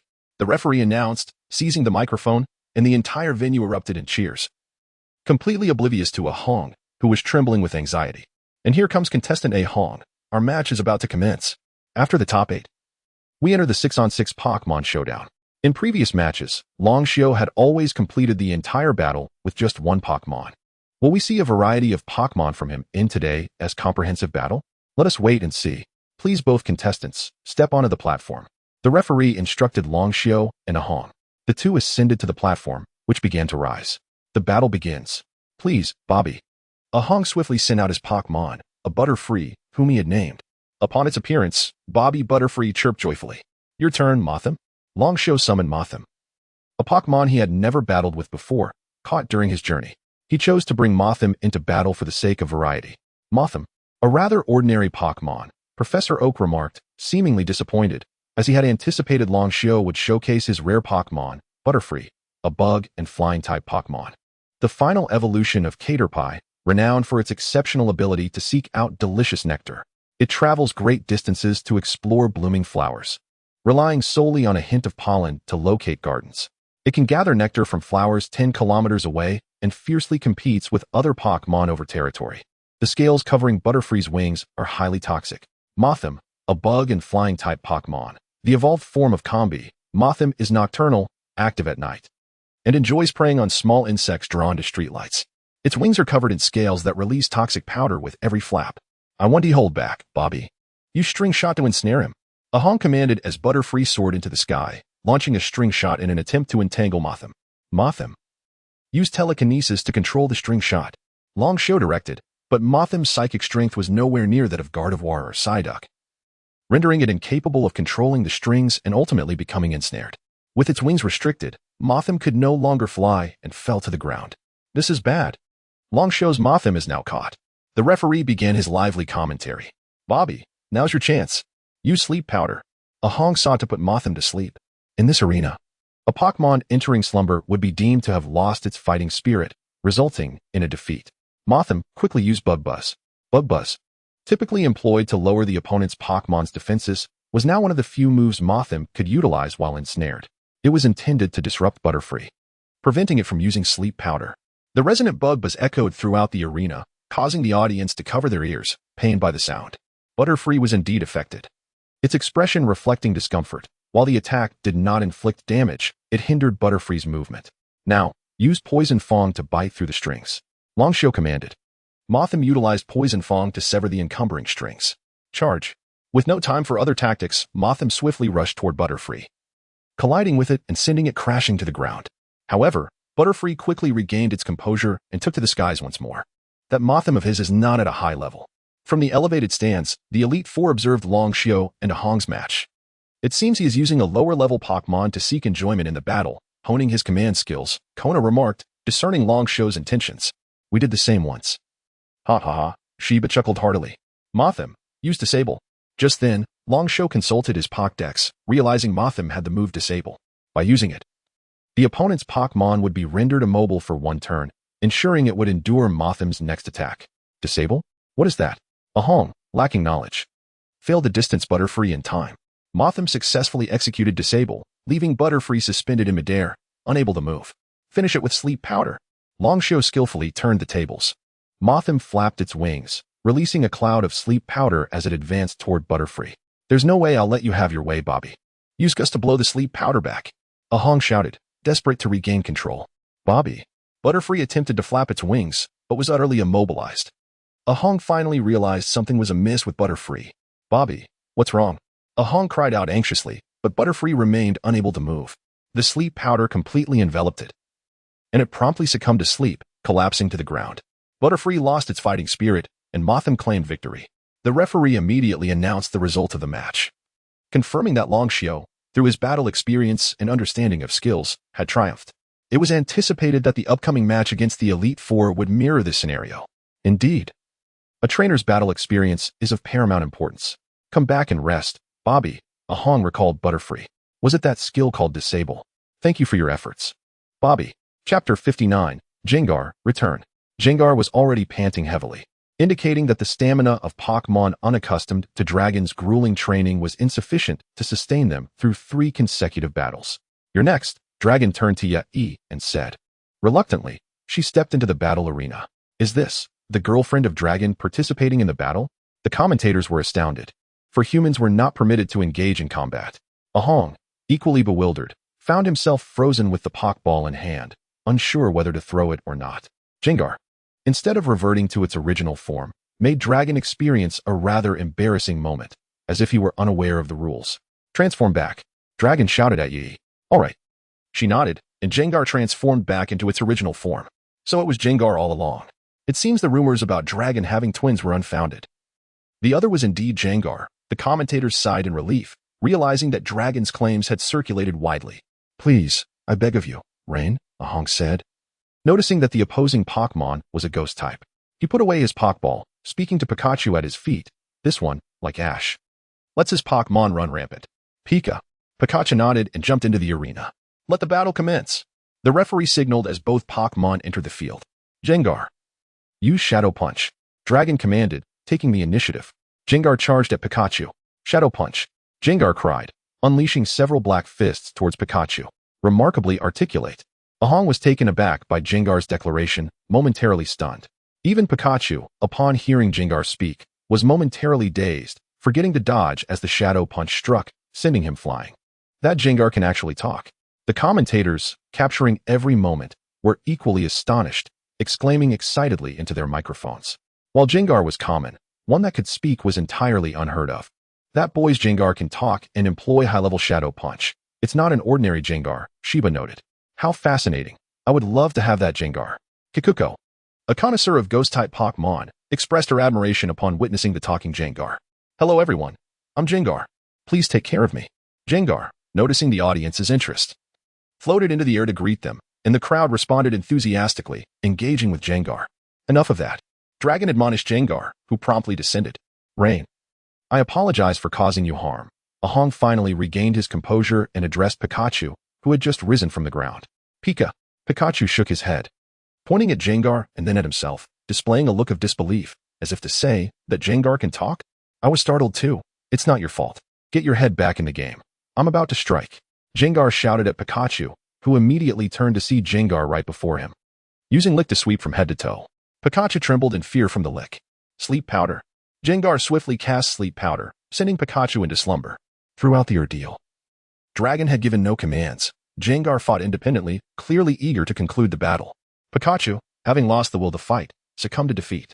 Although Dragon had not directed the battle, there was no rule prohibiting Pokémon from battling autonomously, thus marking Dragon's victory.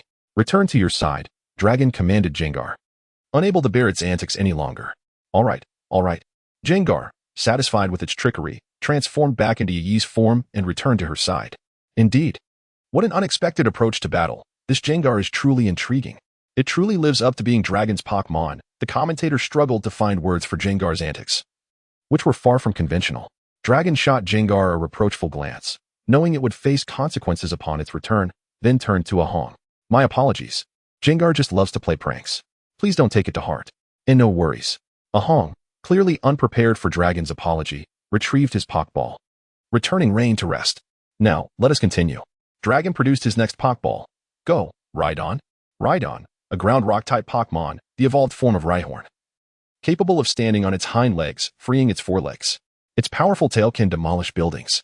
Despite its advanced intelligence, it often forgets things. Its armored skin protects it, rendering even cannon fire ineffective. Please do your best, Carl. Until Ahong's Pokemon made its entrance, one could never know what Pokemon he referred to. Carl entered, revealing itself to be a Squirtle. That's a disadvantage, Dragon remarked, observing the Squirtle. But isn't that what makes it more interesting? Rhydon, use Scary Face. Upon receiving Dragon's command, Rhydon remained stationary, glaring menacingly at Squirtle, causing it to tremble. Is he lowering the opponent's speed before launching an attack with a move that counters the type disadvantage? Shiba inquired of Dragon. Next would come a general type attack. Ajun nodded in agreement. Use Stomp. Although Dragon hadn't overheard their conversation, He chose to diverge from their expectations. Rhydon stomped heavily on the ground, causing the recently recovered Squirtle to shake once more as flying debris scratched its legs, while Rhydon remained unscathed by the tremors. Now, Squirtle's speed had drastically diminished, leaving its agility ineffective as a small Pokémon. Prepare to attack, Rhydon. Use Tackle. Chapter 60. The Daily Quarrels of the Four Kings. How could I possibly let you succeed, Squirtle? Use Water Gun like this. Ahong launched a counterattack, as Squirtle stood its ground and unleashed a water gun that struck directly at the face of the Rhydon, inflicting significant damage.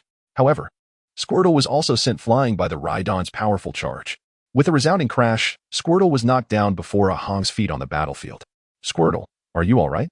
Ahong shouted in concern, unable to see Squirtle from his perspective. Rhydon, deliver the final blow with Hammer Arm. Long Xiao commanded, urging Rhydon to continue its assault. Just as Rhydon charged forward, it suddenly dropped to one knee before Squirtle. What? Long Xiao was momentarily stunned. Surely, a mere water gun, even with a type advantage, could not defeat Rhydon in one hit. The Rhydon's ability, Reckless, meant its own charge had inflicted damage upon itself as well. The Rock-type champion, Shiba, immediately recognized the issue with Rhydon. Long Xiao, not one to be outsmarted, also deduced that Rhydon's reckless charge had reflected 20% of the damage back to it, compounded by its reckless ability, which further increased the damage by another 20%. Coupled with the water gun hit, Rhydon was now hindered. Squirtle, take this opportunity and use water gun again, Ahong shouted, sensing the situation.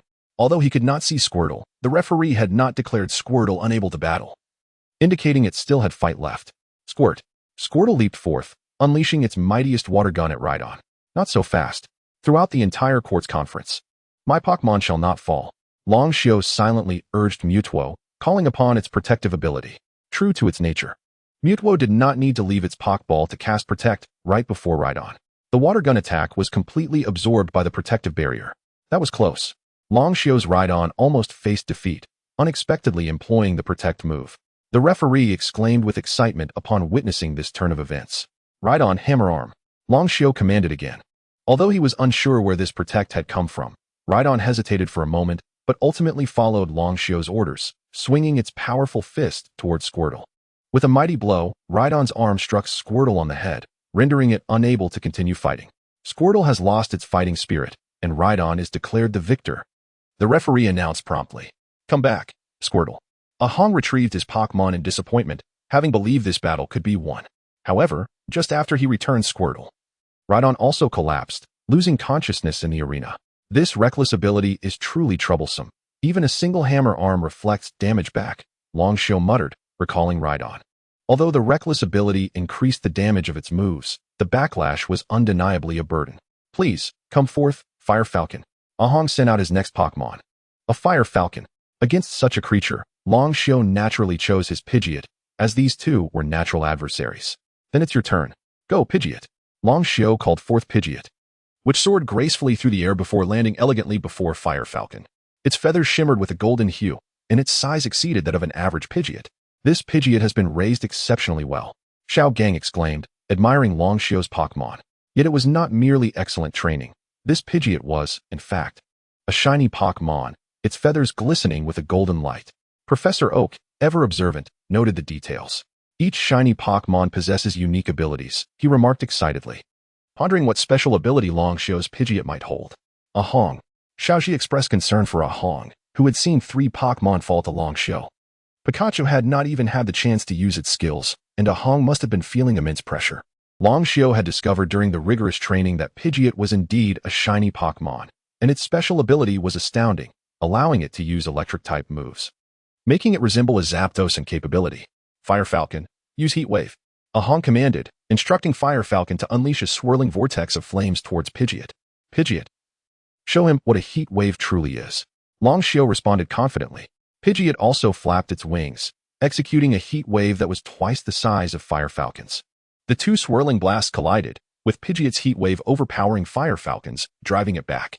Ahong and Fire Falcon were clearly taken aback by this turn of events. Fire Falcon, dodge quickly. Ahong shouted in urgency.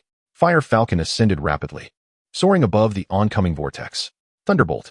Long Xiao commanded as Pidgeot launched into action, striking Fire Falcon from below and sending it soaring higher, injuring its wings and rendering it unable to continue flying. With the fall from such a height, Fire Falcon would likely be gravely injured. Fire Falcon! Ahong cried out in distress as he rushed to the edge of the platform, preparing to catch his Pokémon. However, the height posed a significant risk. Pidgeot. Catch it. Longshio instructed, and Pidgeot swooped down to catch Fire Falcon, safely guiding it to the ground. Under the constraints of level and form, Fire Falcon had no resistance left. Longshio crossed his arms, observing the battlefield. Whoever loses to this kid will owe everyone a meal, Sheba joked. That would surely be you. Isn't your Blastoise completely at his mercy? Kona teased Sheba. Your Charizard won't fare any better, will it? Kakuko chimed in. Kakuko. I doubt you could withstand his Persian either, Aju added playfully. You've already lost to him once, haven't you? Sheba retorted, leaving Aju momentarily speechless. Chapter 61. Longshio's Cup. Thank you, Ahong said as he looked up at the majestic Pidgeot, then expressed his gratitude to Longshio. Longshio nodded, conveying that it was no trouble. It was merely a competition, and there was no need for Pokémon to risk their lives. However, this benevolent gesture was not perceived as simple by the other fans, who erupted in cheers for Longshio, declaring him handsome and kind-hearted.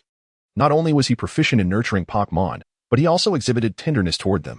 As for the Jengar that Longshio had frequently scolded, it was simply deserving of such reprimand. Shall we continue? Longshio inquired, glancing at Ahong, who was cradling his Fiero, suspecting he might forfeit the match. Ahong hesitated, gazing at his Fiero. Ahong, don't give up.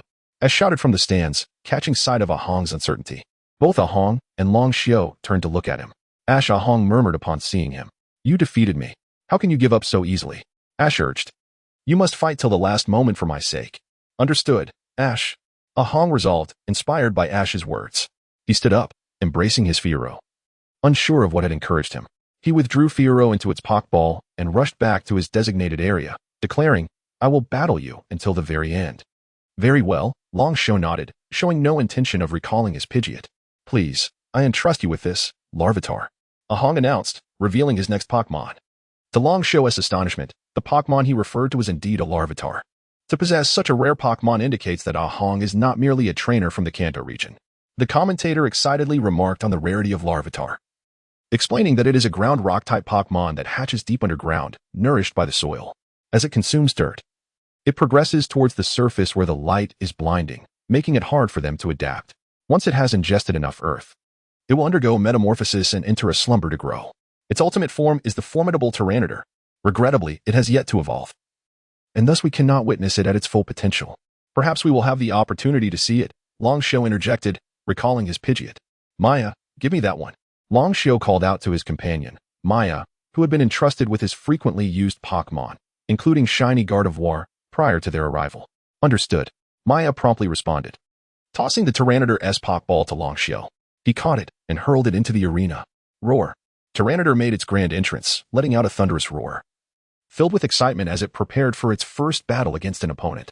It's Tyranitar, the commentator exclaimed, astonished that Longshio had summoned such a rare Pokémon from the Unova region.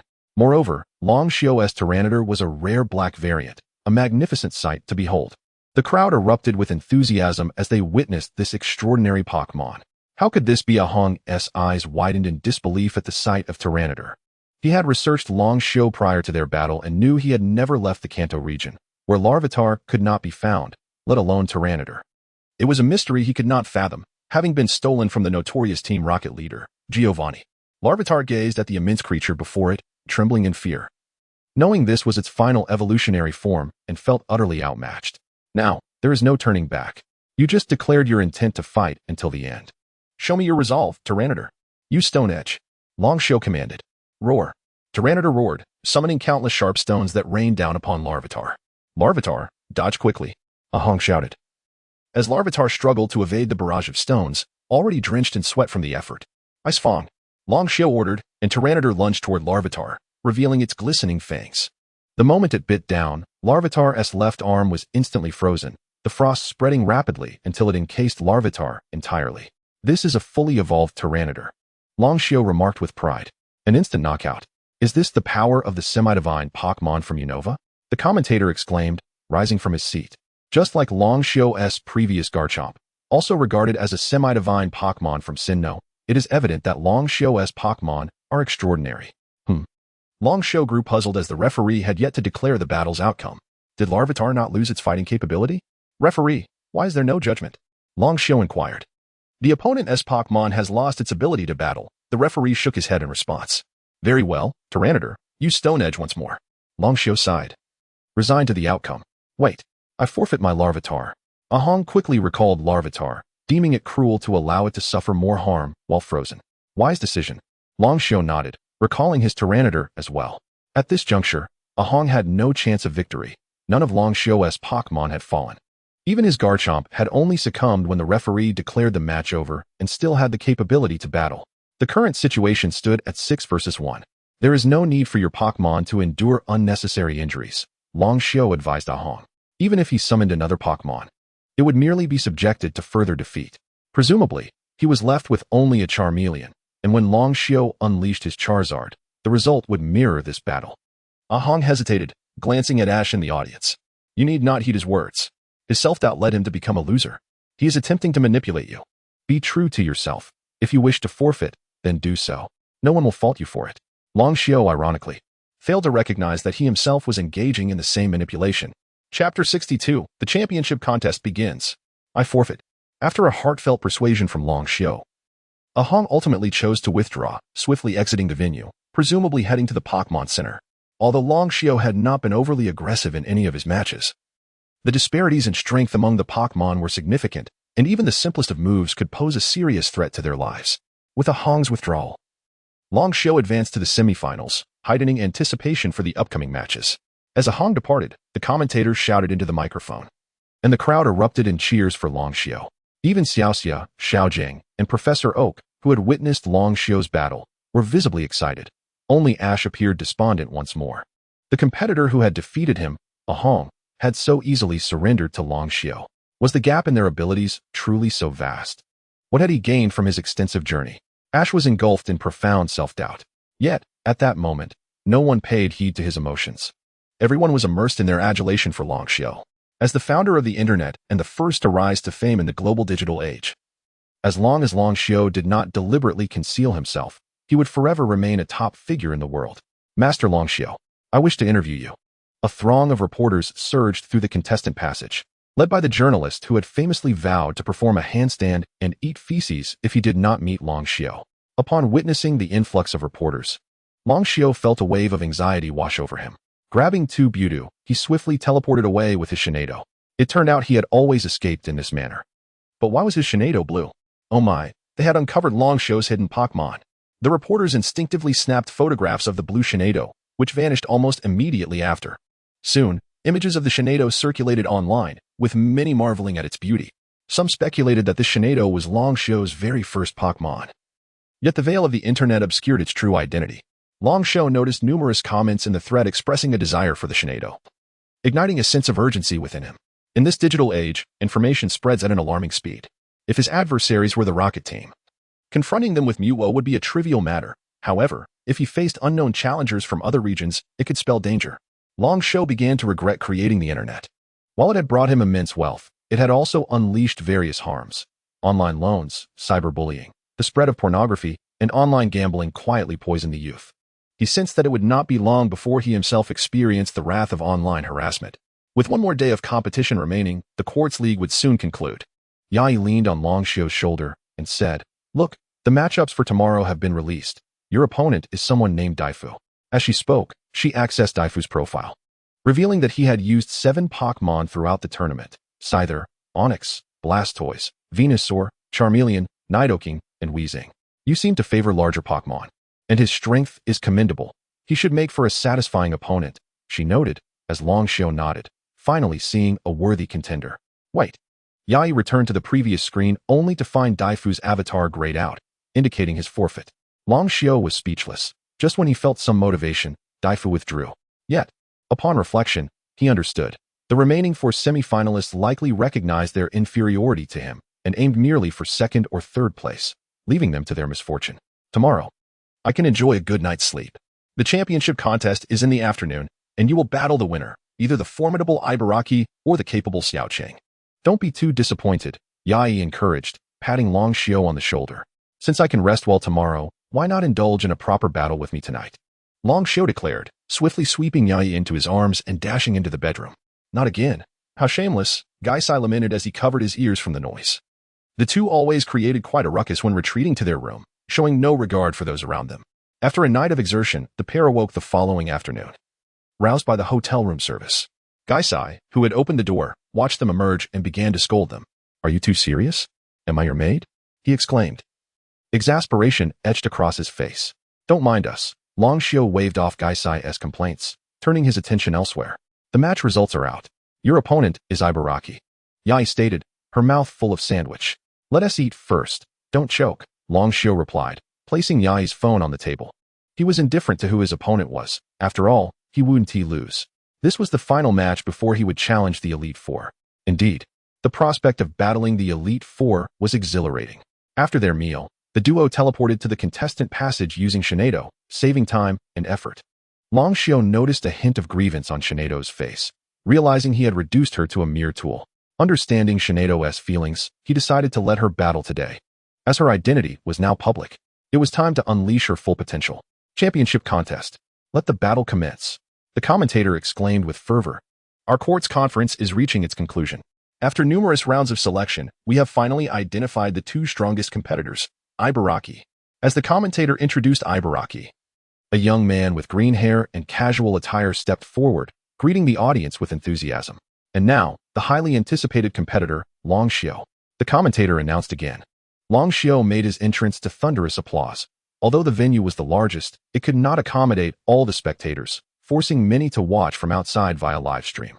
The audience's fervor was palpable, and Long Shio reciprocated their enthusiasm with waves and greetings. "Honored to finally meet you, Long Shio," Ibaraki said warmly, extending his right hand toward Long Shio. Likewise, Long Shio nodded, shaking Ibaraki's hand in greeting. Chapter 63. The Emergence of Shinado After Exchanging Greetings.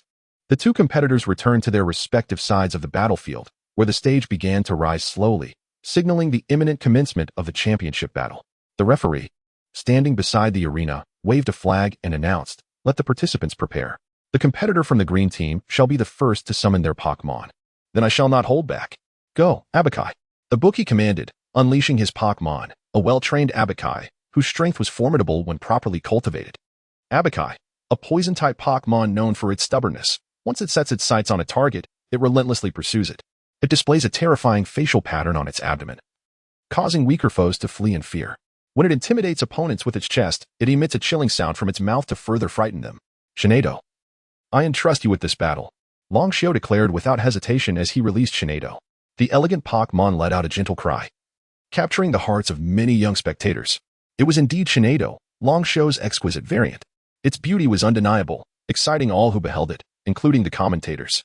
"Such a stunning Shinado makes one reluctant to engage in battle," the bookie remarked, gazing at the magnificent creature. "Rest assured, she is not merely a pretty face." Long Shio replied with a smile. "Then I shall strike. Abakai, use Poison Fang," Ibuki commanded, as Abakai swiftly approached Shinado from the ground. "Shinado, seize it with Psychic," Long Shio instructed, and without extending a limb, Shinado effortlessly controlled Abakai, lifting it high into the air for a decisive strike. "Shauna."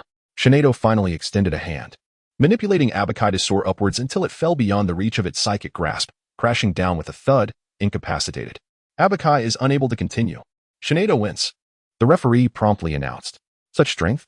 Ibuki stood dumbfounded, astonished that even Abakai's swift speed could not evade Shinado's grasp. The power of this Shinado was indeed remarkable. It appears that Shinado is not just a pretty face. It possesses extraordinary strength, commented Kiku, one of the Elite Four, from the elevated stands. "It's only natural for Long Shio's first Pokémon to exhibit such prowess," Kona observed, adjusting his glasses as the light reflected off the lenses. "Let us all prepare for battle." "Oh my goodness! He has such a beautiful Shinado," a masked girl in the audience exclaimed with unrestrained excitement, as if she wished to rush forward and embrace the Pokémon. This infatuation was none other than Nasi, who had secretly watched from the stands since Long Shio's first match. She had initially hoped to witness a battle featuring the Moon Spirit, but was enthralled by the presence of this Shinado instead. Her heart nearly melted. "I must touch that Shinado," Nasi resolved silently. "Come back, Abakai." Ibuki recalled his Pokémon, still trembling from the brief encounter that lasted less than 5 seconds. "Are you not switching Pokémon?" Long Shio inquired, unperturbed. Ibuki produced another Pokéball, while Long Shio gestured invitingly, hinting that his next choice would likely be a Dark-type Pokémon. However, it was noteworthy that the Kanto region lacked Dark-type Pokémon. "Go, Corviknight." Ibuki called forth a Pokémon from the Sinnoh region, proving that those who reached the finals were indeed exceptional. This individual must have come from Sinnoh. Corviknight.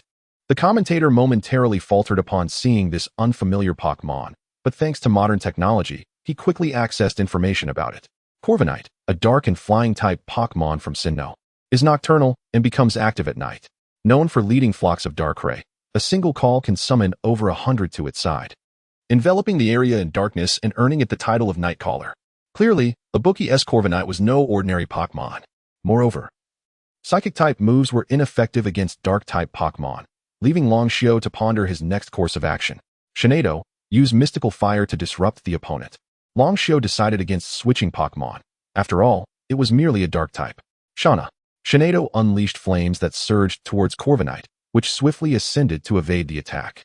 Teleport and use Meteor Assault. Longshio commanded Shinado. Oh no.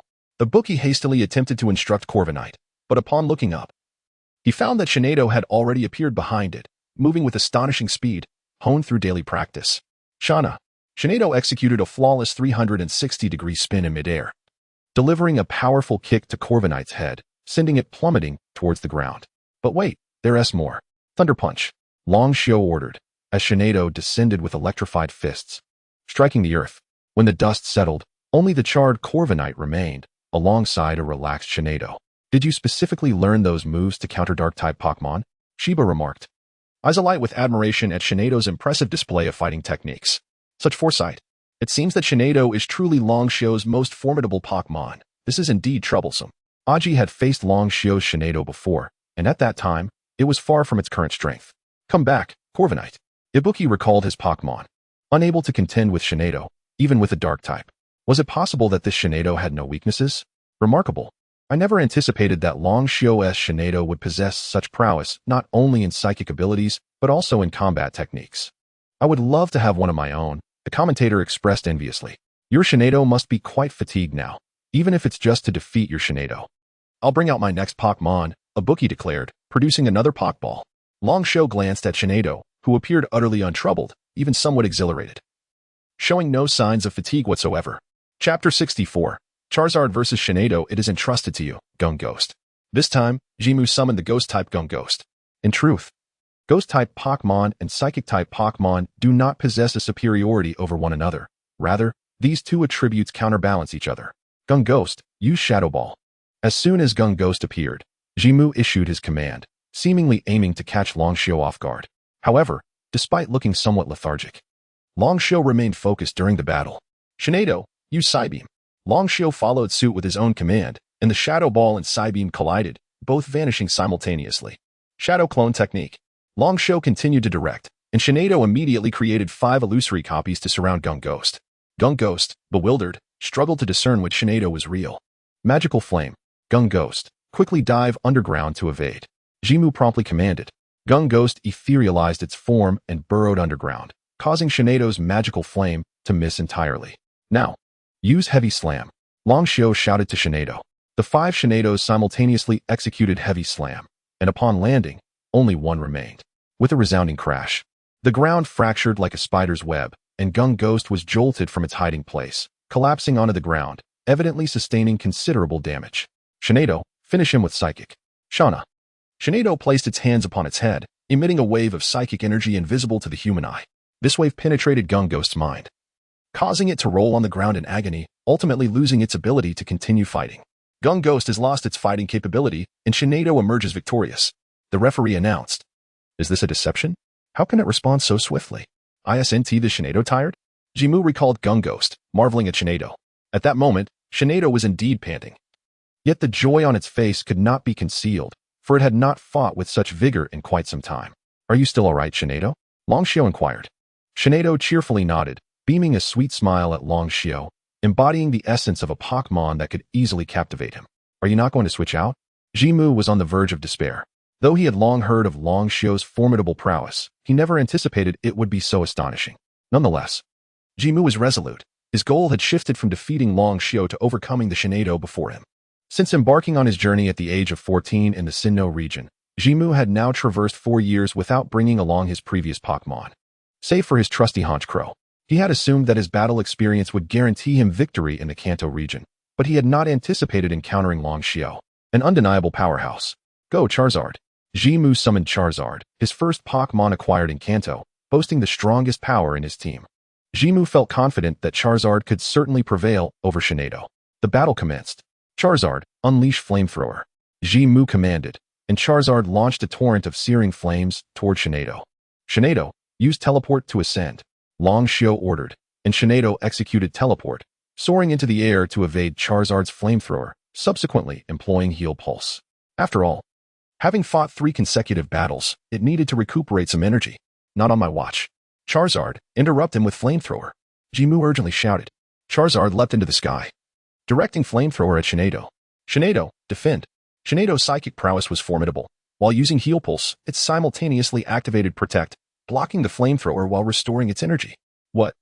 Jimu was taken aback. He had never encountered a Pokémon capable of executing 2 moves simultaneously in 4 years. Such incredible psychic strength, indeed. The Kanto champion, Long Mu, could not help but commend. So impressive. I want one. Nashi exclaimed excitedly, her enthusiasm palpable, as Shinado's allure was undeniably potent. Seizing the opportunity. Use High Jump Kick. Long Xiao wasted no time, and Shinado elegantly delivered a swift kick, sending Charizard crashing back to the ground. However, Charizard, evidently of a higher level, quickly regained its footing. Charizard, use Blast Burn. Jimu commanded, directing Charizard to unleash a powerful Fire-type move. Arguably the most potent skill Long Xiao had encountered since the Indigo Plateau. Finally, something substantial. Long Xiao murmured, Shinado, protect. Long Xiao instructed Shinado again, but this time, Protect failed. He hastily commanded Mewtwo to use Protect once more, successfully shielding against the Blast Burn. Psychic. Long Xiao called out, and Shinado descended, directing Psychic at Charizard, which, like Gung Ghost, cried out in anguish before collapsing onto the ground. Although it had not directly lost its fighting capability, it was nearly finished. Finish him with Psybeam. Long Xiao directed Shinado. A series of rings appeared before Shinado, striking Charizard, which had no means to evade and succumb to the Psybeam, losing its fighting ability. Charizard has lost its fighting capability. Shinado is victorious. That fellow is suspicious, Kina remarked, observing Long Xiao.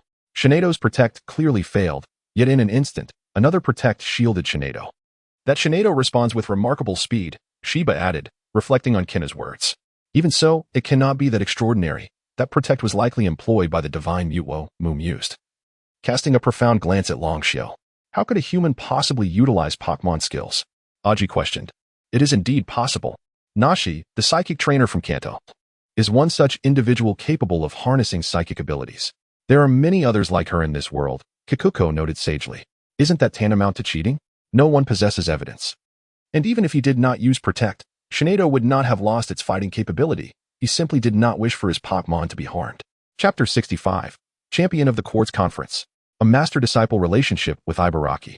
Return, Charizard. Ibaraki, feeling dejected, recalled Charizard. Even the mightiest Charizard could barely hold its ground against that Shinado, let alone his other Pokémon. Ibaraki contemplated conceding the match, but upon glancing at Long Xiao, he noticed that he showed no intention of recalling Shinado. Was he really planning to defeat all 6 of Ibaraki's Pokémon with just one? Such arrogance, even from a powerful Shinado, seemed excessive. Shinado was visibly panting, clearly exhausted, yet maintained an air of nonchalance. Ibaraki's anger grew. This individual was clearly underestimating him. With that thought, Ibaraki dismissed the idea of forfeiting and resolved to confront Long Xiao's Shinado to the bitter end. Give it your all, Agron. Ibaraki summoned Agron. But Long Xiao merely scoffed. A Pokémon of such colossal size stood no chance against Shinado. Shinado ascended to the skies, Long Xiao commanded, and Shinado soared upward. At this altitude, Agron was powerless to employ ground-type moves, and its fighting moves could not reach Shinado. It could only utilize one attack. Agron, use Stone Edge. Without surprise, Ibaraki ordered Agron to execute Stone Edge. Shadow Clone Technique. Long Xiao anticipated Ibaraki's move almost simultaneously. Ibaraki was taken aback, realizing that his opponent could predict his tactics. What a formidable foe. Shinado swiftly employed the Shadow Clone Technique, rendering Agron's Stone Edge ineffective. Utilize Psychic to throw him away. Long Xiao commanded. Shinado seized Agron with Psychic and hurled him violently against the wall of the spectator area, following up with a meteor assault. Long Xiao would not let the opportunity slip by. Shinado pursued and delivered a kick to Agron, who was already embedded in the wall, causing additional damage. As the smoke cleared, Agron was unable to continue fighting. Agron is unable to battle. Shinado claims victory. the referee announced. Another overwhelming display. Shinado was astonishingly powerful, defeating 5 Pokémon in succession without breaking a sweat. What an extraordinary Pokémon! The prowess required to cultivate such a creature speaks volumes about Longshow's capabilities. The commentator exclaimed to the cheering crowd. Unbelievable! The disparity was monumental. Even my previous Pokémon would stand no chance against him. Ibaraki retrieved Agron into its Pokeball. Utterly despondent. Even with the Pokémon that had been his partner for 4 years, he knew it was futile against this opponent. I forfeit. Ultimately, Ibaraki chose to concede. Come back and rest, Longsho said as he recalled Shinado into its Pokeball. Contestant Ibaraki has chosen to forfeit. Contestant Longsho is the victor. The commentator shouted, excitement palpable. As we predicted, contestant Longsho is undoubtedly the champion of this quartz conference. As the champion was declared, the commentator's voice rang out in exhilaration. Longsho, you're amazing. So cool. Master Longsho. The crowd's scattered cheers coalesced into a harmonious chant of Longsho's name, echoing throughout the venue. This tournament had catapulted Longsho to fame in the Kanto region, establishing him as the undisputed strongest trainer of the quartz conference. Thank you all, Longsho waved and addressed the audience. Not only the attendees but also those watching the live stream were thrilled. Amid the cheers for Longsho, Ibaraki rushed down from his platform to stand before Longsho.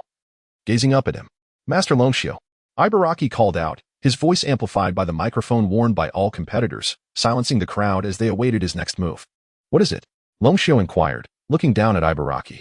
Please, become my master. I implore you. Ibaraki bowed deeply. Longsho did not respond until Ibaraki had straightened up. Oh. I see. Contestant Ibaraki wishes to apprentice under contestant Longsho. The commentator's enthusiasm surged. This might not be appropriate. Longsho was taken aback by Ibaraki's unexpected request. Please. Ibaraki bowed once more, imploring him in front of the audience and the live stream. The sight of someone older than Longsho making such a gesture clearly demonstrated his admiration and desire to grow stronger. Longsho hesitated, with his innate ability to nurture Pokémon. Taking on a disciple was not a daunting task.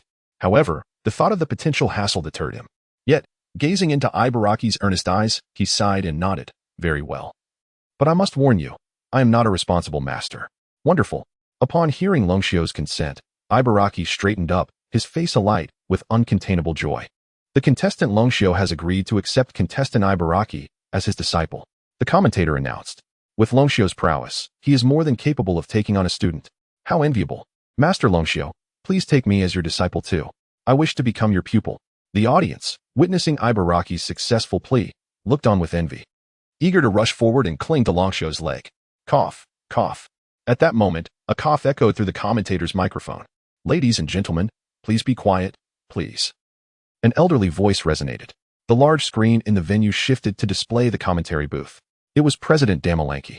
Ladies and gentlemen, our Pokémon competition has come to a close. Now, let us invite all our participants to the stage. Following Damalanki's announcement, Longsho's platform descended. The participants of the Quartz Conference emerged orderly from the side corridors, waving to the crowd. They gradually converged into a single line, standing neatly before the awarding podium. President Damalanki summoned the top 3 contestants to the stage. Champion Longsho, runner-up Ibaraki, and third-place Xiaoqing. Damalanki personally presented the awards. Keep up the great work, contestant Longsho. You shall be a pride of the Kanto region. As he approached Longsho, Damalanki spoke to him. Thank you, President, Longsho replied with a smile. Chapter 66, Artificial Pokémon. Aside from the top 3 competitors, all participants in the event received commemorative awards. Among them were Ash and Ahong, who stood together with smiles on their faces, having evidently emerged from the shadows of their defeat through mutual encouragement. Dragon Repair, do you have anything to say about winning the championship? Dragon Repair, what inspired you to produce smartphones?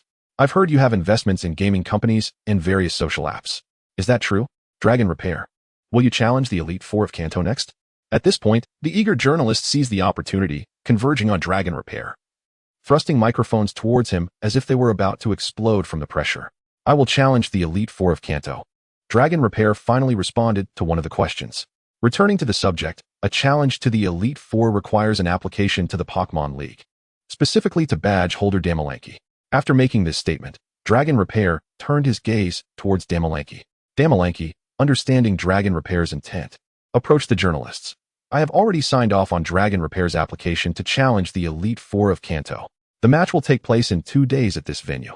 Only gym trainers, the Elite Four, and journalists will be allowed inside. The entire event will be broadcast live. Upon hearing Damalanki's words, the crowd first erupted in excitement, then succumbed to disappointment. They were thrilled at the prospect of Dragon Repair's battle with the Elite Four, yet disheartened by the restriction on entry. If you have friends who wish to attend, let me know in advance, and I will ensure they can enter, Damalanki whispered to Dragon Repair, who nodded in response. What friends could he possibly have? Perhaps just Yi, and now there's also Tsuai. The journalists resumed their barrage of questions, and Dragon Repair began to regret allowing Shinedo to take the stage. He did not wish to burden her further and could only muster the courage to respond to the reporters' inquiries. Topics ranged from the future development of smartphones to questions about potential franchising, along with numerous inquiries about mobile software. Some even asked about Dragon Repair's current assets, matters he naturally declined to disclose. In the audience, Nasi couldn't help but chuckle at Dragon Repair's predicament. You wanted to avoid the reporters, and now they come to me. Consider this your chance to experience their inquiries firsthand. And what is your relationship with Miss Nasi? One journalist pressed. As we understand it, she currently manages the company. My relationship with Miss Nasi is purely that of partners. She is one of the shareholders, overseeing the company's operations on my behalf. Your son's company is growing increasingly prominent. Are you envious? Shin Yulan and Shin Yuhua were watching the live broadcast, which had turned the Quartz Conference Awards ceremony into Dragon Repair's press conference. Why would I be envious? He is my son, and I am merely filled with pride. Shin Yuhua remarked, pride evident in his eyes. Despite having frozen Dragon Repair's bank account, he had built a successful business from scratch, achieving remarkable market value and national recognition indeed. A source of pride for the Shin family. Little did he know that before he froze Dragon Repair's bank account, Dragon Repair had already withdrawn the funds, and his initial capital had come from mortgaged property, not from nothing. Honestly, you pushed him into this. The last time you threatened to freeze his account and send him home. He took matters into his own hands and started a business to support himself. Shin Yulan chuckled. Humph, I was merely concerned for his safety, Shin Yuhua retorted. Since Dragon Repair's abduction by Team Rocket, Shin Yuhua had been anxious about potential dangers, wary of letting him venture outside. However, seeing Dragon Repair's current strength gave him confidence in his ability to protect himself. After Dragon Repair's escape, Team Rocket had vanished entirely. When Shin Yuhua and his team arrived at the Tokiwa gym, they found it deserted, with no equipment left behind. The entire gym had been cleared out, suggesting that Sakaki had fled, leaving Shin Yuhua without any leads to pursue. Has Dragon Repair's system been updated? Shin Yulan then inquired of Shin Yuhua. Shin Yuhua promptly opened his computer to check the data. It's already 90% complete, nearly finished. If Dragon Repair were present, he would be astounded to see his 3D image and various bodily data displayed on the screen, including a remaining battery life of 20%. Even the system interface Dragon Repair had been using appeared on this computer, resembling precisely the system he had once operated. Is Dragon Repair an artificial being? Dragon Repair is our first successful case. Attempts to create similar artificial Pokémon thereafter have all failed, and to this day, we remain perplexed as to why. Shin Yuhua remarked while observing Dragon Repair's data. Perhaps we should extract data during the next charging session to compare it with other artificial Pokémon, or ascertain if a physical body is necessary to create artificial Pokémon. Yulan mused, furrowing her brow at the computer. Not an artificial being, but an artificial Pokémon. The tale traces back to before Dragon Repair set out on his journey, when he fell from a bridge and was indeed presumed dead. Upon discovery by Butler Fu Air, news was immediately relayed to Shin Yuhua and Shin Yulan, who were heartbroken at the thought of losing their only child. After much contemplation, they decided to employ methods to create an artificial Pokémon using Dragon Repair's body. After a month, Dragon Repair's consciousness truly awakened. They extracted his memories, modified them, and reintroduced them into his mind, while also installing a Pokémon trainer system, manipulating it behind the scenes to provide him with extensive Pokémon knowledge, including the gift of a Roundland Shark, which was also Shin Yuhua's doing. Following another month of charging, they placed Dragon Repair back at the site of his accident. Then, Butler Fu Air performed an act to convince Dragon Repair that he had not perished, while in reality, he had been transformed into an artificial Pokémon with a human body, embedded with advanced technology. However, one aspect they had not anticipated, transcending their understanding, was the fact that Dragon Repair's successful transformation into an artificial Pokémon and his subsequent awakening was due to the entry of a soul from the real world into his lifeless body. Chapter 67. The eve of the challenge to the Four Kings. At present, Long Xiao is not only the son of Shinyu and Shin Yulan, but also their experimental subject. Once Long Xiao completes his challenge against the Four Kings, the system will nearly be upgraded, granting him an array of enhanced functionalities. Shinyu gazes with satisfaction at the system he has created, which now includes features such as Pokémon attack route hints, movement route predictions, and skill usage capabilities. All aimed at making Longshou the most formidable Pokémon trainer in this world. Having finally dismissed a throng of reporters, who were all content to return to their respective media outlets to print articles and publish news on their mobile devices, Longshou and Yi returned to their hotel, albeit with an added shadow. "Master, mistress, are you hungry? Allow me to prepare dinner for you," Jimu inquired, standing before Longshou and Yi, who were seated on the sofa perusing today's news. "The hotel will deliver shortly," Longshou replied to Jimu. "Are you thirsty? I can fetch you some water." Jimu offered. "We are not thirsty, and there's no need to be so formal. Please, take a seat," Yi encouraged Jimu. Jimu nodded. Clearly a grown adult, yet appearing childlike in front of Longshou. The presence of an additional person made Longshou, Yi, and Gue see somewhat uneasy. "Master, you must be confident in defeating the four kings, right? It's a pity I cannot witness it firsthand," Jimu remarked as he settled onto the sofa. "You can come inside. I will simply greet President de Ma Lanchi," Longshou assured him. "Really? That's wonderful." Jimu's face lit up with excitement. For who wouldn't he want to witness such a high-caliber showdown? Trainers of the Four Kings level are the pinnacle of what many aspire to achieve, while the regional champion level is something few dare to even dream of. Yet, his master's goal is to defeat the Kanto champion, Longshou Yu, and become the new champion, a truly splendid master to have. The Kanto Four Kings include the Ice-type King Kana, the Fighting-type King Shiba, the Ghost-type King Juzi, and the newly appointed Poison-type King Eiju, who was once a gym trainer. Yi began to search for information regarding the Kanto Four Kings. They are referred to as the strongest collective of trainers in the Kanto region, operating to harness the power of Lugia and protect the region's Pokémon from criminal organizations. Jimu was also somewhat knowledgeable about them. Lugia? Longshou echoed, having heard the name, which he associated with a legendary Pokémon seldom seen by anyone. Information about Lugia is scarce, as almost no one has laid eyes on it, although it is said that the Kanto champion, Adu, has encountered it. "If I were fortunate enough, I would want to capture Lugia as well," Longshou joked, for such a notion seems fantastical to ordinary individuals, yet for him, it is within the realm of possibility, especially with the existence of Mewtwo as his secret weapon. Jimu appeared astonished by Longshou's words, while Yi chuckled, always ready to support Longshou in whatever he endeavored. Ding dong. The doorbell rang. Jimu hurriedly stood up to open the door, revealing the hotel delivery personnel, as expected. Yet Yi, the diligent assistant, had already called to request an additional meal. Jimu assisted the server in arranging the food on the table, but did not take a seat, waiting for Longshou and Yi to sit first. Displaying great respect. "You need not be so formal. Your manner of interaction makes me uncomfortable. Let us be friends and relax," Longshou said as he pulled Yi to the dining table. "Let us eat." "All right." Jimu nodded and finally took a seat, while Gue revealed its true form beside Jimu, beginning to devour the food ravenously. Jimu was left astonished. "Do Pokémon eat human food as well? What's wrong? Is that not permissible?" Gue mumbled with its mouth full. "Of course it is," Jimu replied, having previously witnessed Longshou's talking Gue on the news, thus not overly surprised. After the four had finished their meal, they returned to the sofa to further examine the information on the Four Kings. "According to the schedule, your first match is against a Jew," Yi stated, having pulled up the battle details. The first battle is arranged against a Jew, with the rules stipulating a 6-on-6 full battle, though it remains uncertain what Pokémon a Jew will employ. "I faced him when he was still a gym trainer, and he is quite adept at commanding, though his Pokémon are rather mediocre. He likely only utilized them to cope with challengers without revealing his full strength," Longshou commented while reviewing a Jew's profile. "Of course, without some skill, how could one achieve the rank of Four Kings? It is said that Miss Na-Z was initially a candidate for the Four Kings, but due to company commitments, she had to relinquish that opportunity. She forfeited it for you," Yi remarked, a hint of jealousy in her tone. "Oh, the Four Kings have no need for business ventures to earn money, haha," Longshou chuckled, attempting to deflect the subject, yet judging by Yi's expression, it was evident that he could not easily brush it aside, especially since she had sensed Miss Na-Z's interest upon their first meeting. Who knows?" Yi scoffed. "The details for the subsequent matches have yet to be released. I suppose they will be announced once you successfully defeated you." "Poison-type Pokémon," Longshou mused. Staring at the ceiling, he contemplated the likes of Nidorino, Weezing, and Arbok, all of which primarily employ toxic skills.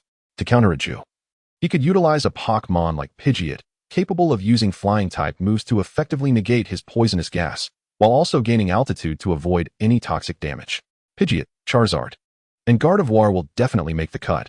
And there's also that fellow, Goac, Long Xiao glanced at Guac, who suddenly felt uneasy and shivered. The ground-type Garchomp and Tyranitar are also perfect counters to poison-type Pokémon. In this battle, Long Xiao felt confident. Victory was assured. Look at that proud expression. Have you already devised a strategy to handle it, Ju? Yi observed Long Xiao's silly grin.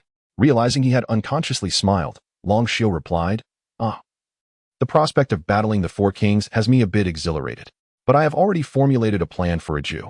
He is rather unfortunate, as my main Pokémon can easily counter his. In this battle, a Ju is undoubtedly destined for defeat." Chapter 68. The ears of Shikibu are unclean. Subsequently, Long Xiao, as a master, naturally needed to embody the essence of a mentor. He took Shikibu aside to impart some knowledge about Pokémon. For Shikibu, who had traveled for 4 years, his understanding of such fundamental knowledge was already quite profound. However, he listened attentively to Long Xiao without interruption. Most of Long Xiao's Pokémon knowledge was acquired through the system, augmented by his own experiences along the journey, rendering it a treasure trove of insights. He realized that as he shared this knowledge, information seemed to flow effortlessly into his mind, maintaining a seamless discourse. Yai, feeling bored, reclined on the bed in the room and engaged in gaming. Long Xiao's creativity in game development surged, and naturally, the most popular games in the Pokémon world were Pokémon-themed. He directly adapted those games from his own world, each becoming immensely popular. Besides Pokémon games, other trending games, such as Honor of Kings and PUBG, were also meticulously reproduced for this world, proving to be quite lucrative.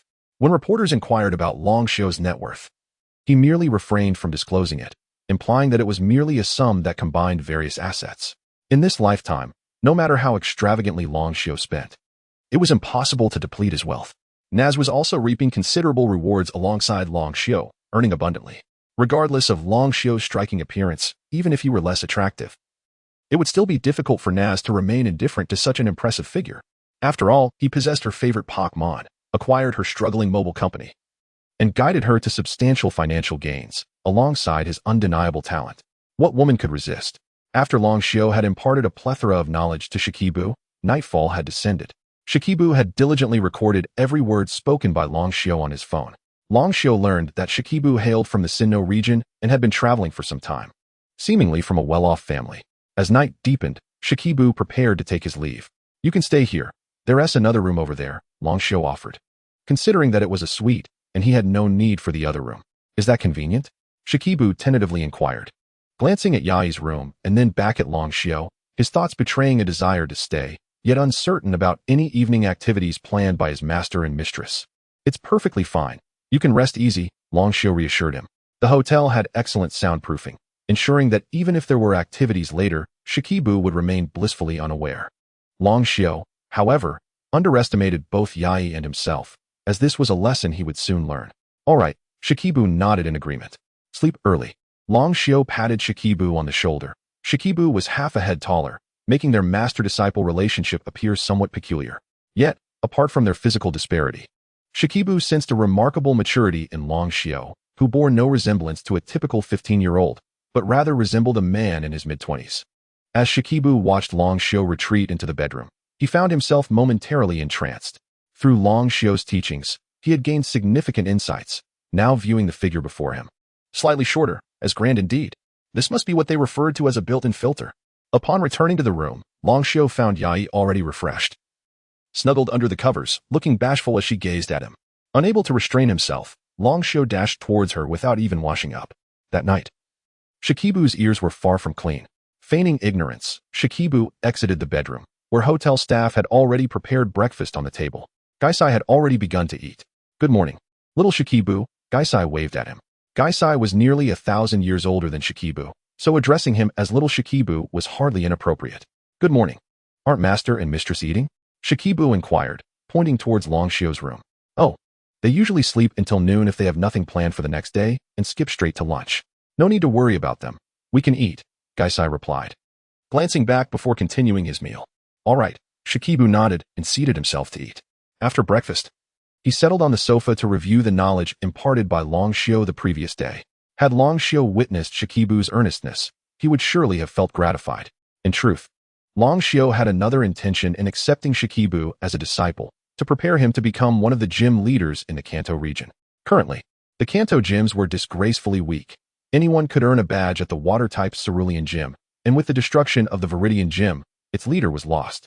Naz was preoccupied with her company, leaving no time for gym management, while the Red Lotus Gym had been forced underground, and Aju had departed, leaving behind an underwhelming daughter.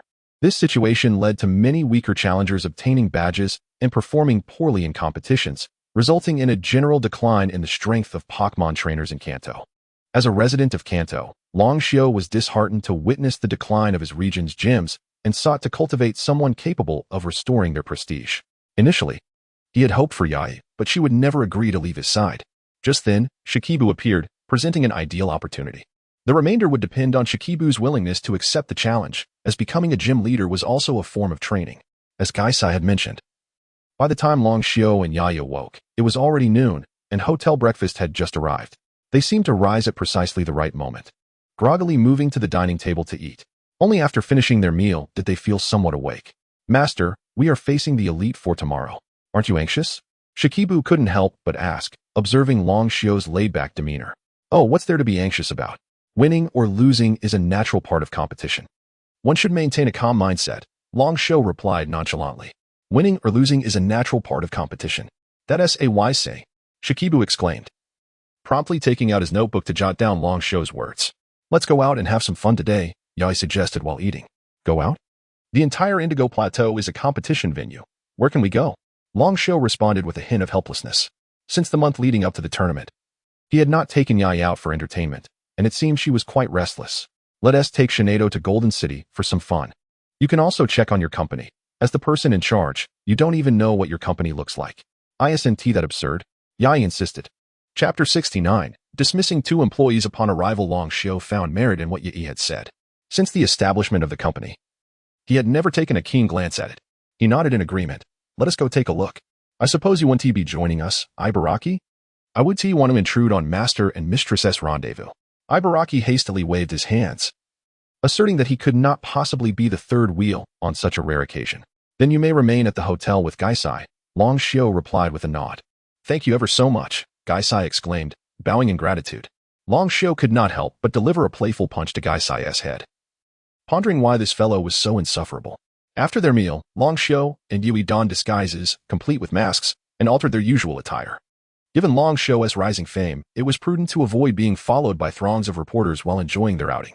"Shinai Duo, let us head to Golden City," Long Xiao declared, retrieving Shinai Duo. Shinai Duo nodded in affirmation, locating a secluded corner to transport Long Xiao and Yui. Once they emerged from the corner, Long Xiao stowed Shinai Duo away. "Shall we visit the company first, or head straight to the amusement park?" Long Xiao inquired of Yui, indifferent as to where they went. "A visit to the company shouldn't take long. Let us go there first," Yui suggested after a moment's contemplation. It was only 1:30, and the amusement park in Golden City remained open until 11, leaving them with ample time. Indeed, Long Xiao agreed, and the two set off toward the company. His establishment was not far from the Golden Dao Pavilion. Having previously belonged to Nashi, it was unlikely to be distant. As they passed the pavilion, Long Xiao noted that the entrance was locked, indicating that Nashi had truly neglected its management. Seeing the closed pavilion stirred a pang of guilt within Long Xiao towards Nashi. Upon arriving at the company's entrance, they found it situated in a grand office building, standing 15 stories tall, emblazoned with the name Xinyu Group on the top. Long Xiao had originally intended to name the company after his surname, unaware of the immense power associated with the characters Xinyu. Those who were even remotely linked to it, whether in the shadows or light, dared not provoke it. "What business do you have? Do you have an appointment?" The security guard approached as soon as he spotted Long Xiao and Yui, their unusual attire suggesting they were not of good character. "None," Long Xiao replied, shaking his head and stepping forward. "Stop." The guard forcefully pushed Long Xiao back, causing him to stagger 2 steps. Yet he quickly supported him, taken aback by the guard's rashness. Did he not consider the implications of blocking someone without verifying their identity? What if it had been a business partner? No entry without an appointment. Another guard shouted at Long Xiao. "Do you not realize who he began?" Irked at the treatment of the chairman, but Long Xiao halted her mid-sentence. Long Xiao shook his head, stepping aside to make a call on his mobile. Before long, Nashi emerged from the building. "Miss Nashi." The 2 guards bowed in greeting. "They attempted to breach the company, and we intercepted them." Nashi shot a bemused glance at Long Xiao and Yui, remarking on their outlandish appearance, wondering how anyone could let such peculiar individuals enter the company. "Could you not have informed them you were Long Xiao of Xinyu?" Pack your belongings and collect your wages from the finance department. You need not return. Nashi instructed the guards, adhering to Long Shio's directive. The guards were taken aback, exchanging bewildered glances. Why is this happening, Miss Nashi? They were perplexed, unable to fathom what they had done wrong to warrant losing their high-paying jobs with benefits. It is the chairman's order. Now go, Nashi stated, her tone leaving no room for argument. The two guards hesitated, but seeing her resolute demeanor, they had no choice but to depart. Under Nashi's guidance, Long Shio and Yue entered the company. The lobby was resplendent, spanning approximately 300 square meters. A beautiful receptionist greeted Nashi with acknowledgement. While numerous employees engaged in discussions within the meeting area, the company operated with remarkable efficiency. I thought you would never arrive, Nashi remarked as she led Long Shio to the exclusive elevator for the chairman. One must check in occasionally. It appears you have managed the company quite well, Long Shio commented, noting that Nashi had pressed the button for the 15th floor. As a shareholder, I must ensure the company thrives for my own benefit. Nashi replied with a hint of exasperation. Does the company truly require so many employees? Is there an entire office on the 15th floor? Certainly. The company's design encompasses numerous departments: game planning, operation, customer service, design, and more. The gaming sector alone occupies 3 floors, with 2 floors dedicated to communications, alongside various social and office software departments. One building is hardly sufficient, Nashi explained, gesturing towards the elevator buttons corresponding to each floor. Long Shio realized he was utterly unaware of the company's scale. Then let us construct another identical building beside it, connecting them with a skybridge, Long Shio asserted, his wealth allowing him to regard such endeavors as trivial. You speak lightly of it. Constructing a building requires substantial time, with everyone working inside. How can we manage the noise from construction next door? If you are sincere, find an existing building nearby or build 2 further away, Nashi replied, casting a sidelong glance at Long Shio, who elicited laughter from Yue. Nashi was the epitome of a pragmatic businesswoman, devoid of any infatuation akin to the Moon Fairy's demeanor.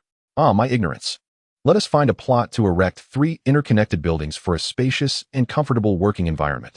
We can relocate some employees from this older establishment, as I have new ideas that may necessitate 2 or 3 factories, Long Shio remarked. You have more ideas?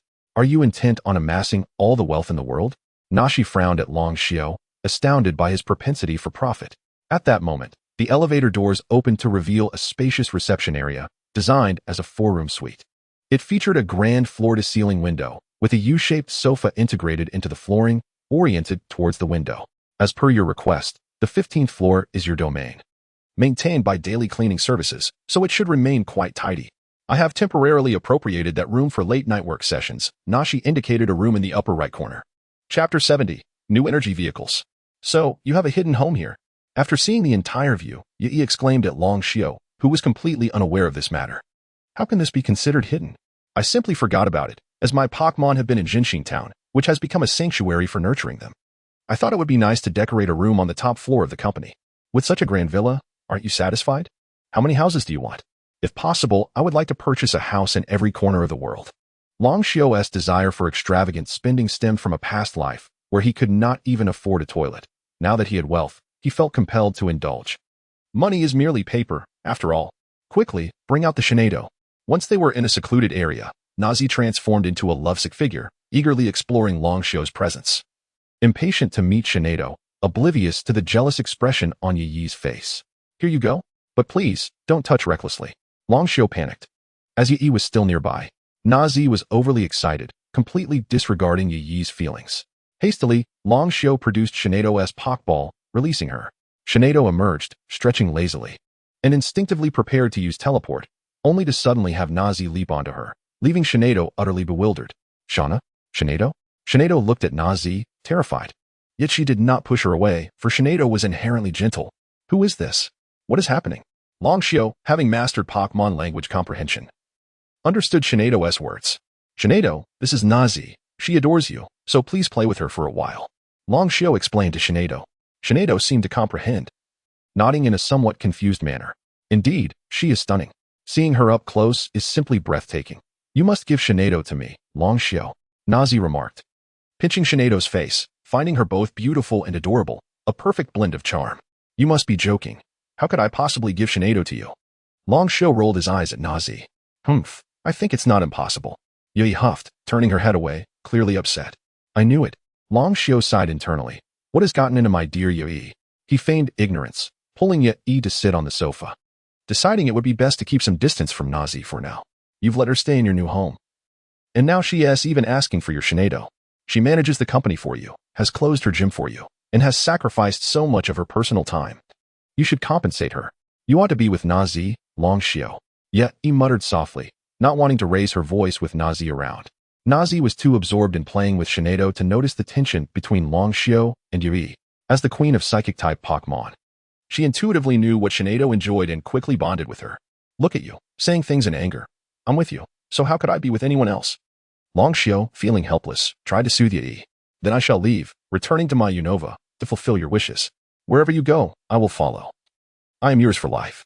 When Long Xiao said this, he felt a twinge of guilt, having recently dealt with the situation involving Qiuyu AI, which remained unresolved. Although the lively Nazi was indeed alluring, Long Xiao was wary of entangling himself with another woman. I don't believe you, Yi pouted, maintaining an appearance of anger, though she was undeniably flustered by Long Xiao's words, being still young and unable to withstand such sweet talk. You two still have business to discuss, right?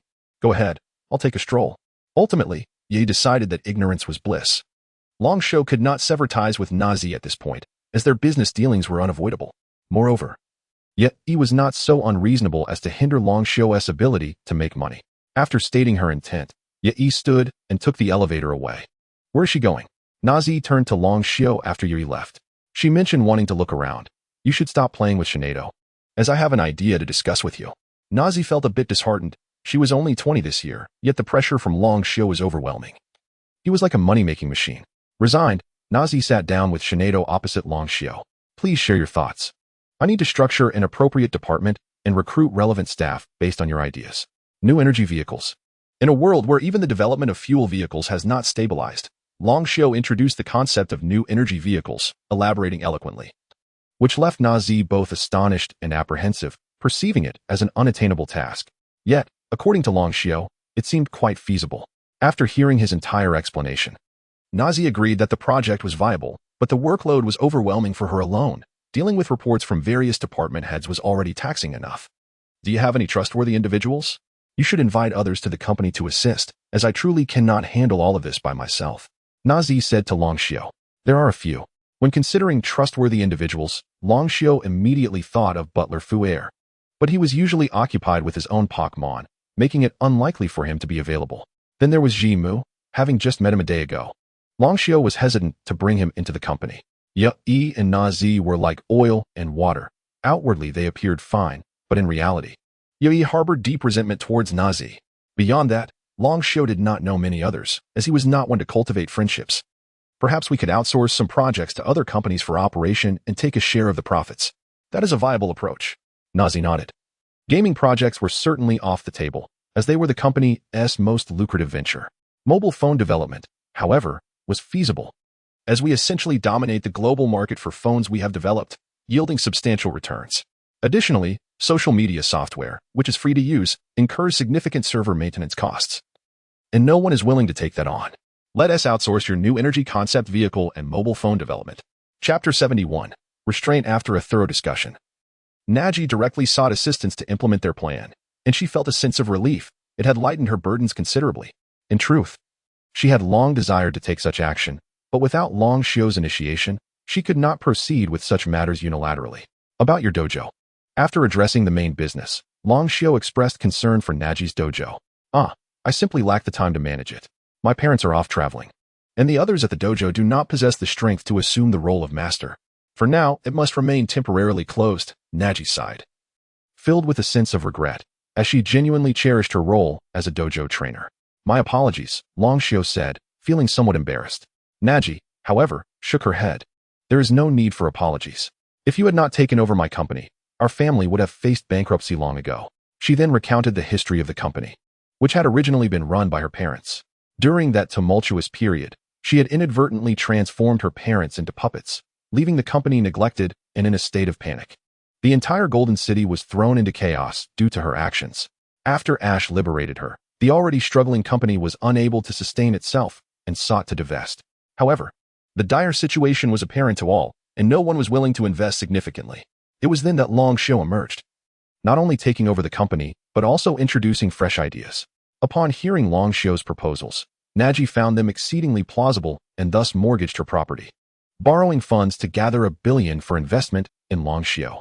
In essence, Naji staked her entire fortune and future on Long Xiu. Should he fail, she would face ruin as well. Her trust in Long Xiu stemmed from two primary reasons: the meticulousness and charm of his plans, which seemed entirely feasible, and the fact that his surname was Shunyu. Long Xiu himself appeared unaware of the significance of the name, which represented supreme authority, the strongest safety net, and ensured that as long as the company bore the Shunyu name, the risk of bankruptcy was non-existent. Time would prove Naji correct. Her value soared alongside Long Xiu's, reaching nearly $100 billion in just 3 months, an astonishing feat. Throughout their subsequent interactions, Naji could not deny her growing feelings for Long Xiu, though she had yet to express them. Only one person recognized this sentiment: Yai. Had Yai not intervened, it was likely Naji would have already been with Long Xiu. I see.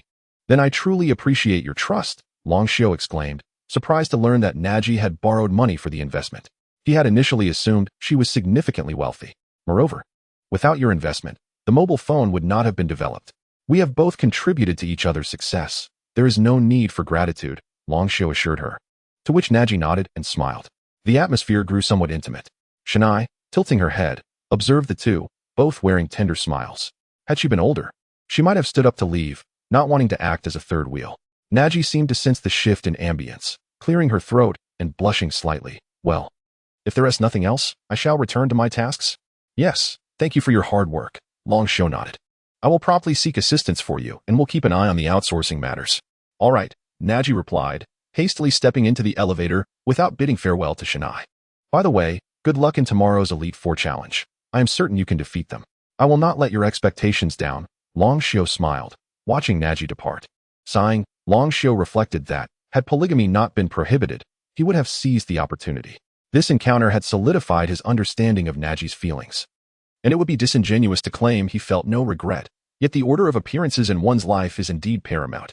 After Naji's departure, Long Xiu took a deep breath and called Yai. Hello? Where are you? We can leave now. I'm in the 5th floor game planning department, providing feedback on game modifications. This game is utterly unbalanced and riddled with bugs. Also, the card draw probability is far too low and must be adjusted. Yai was practically causing a stir in the planning department, but once her mask was removed, everyone recognized her as the chairman's wife, leaving them with no choice but to comply.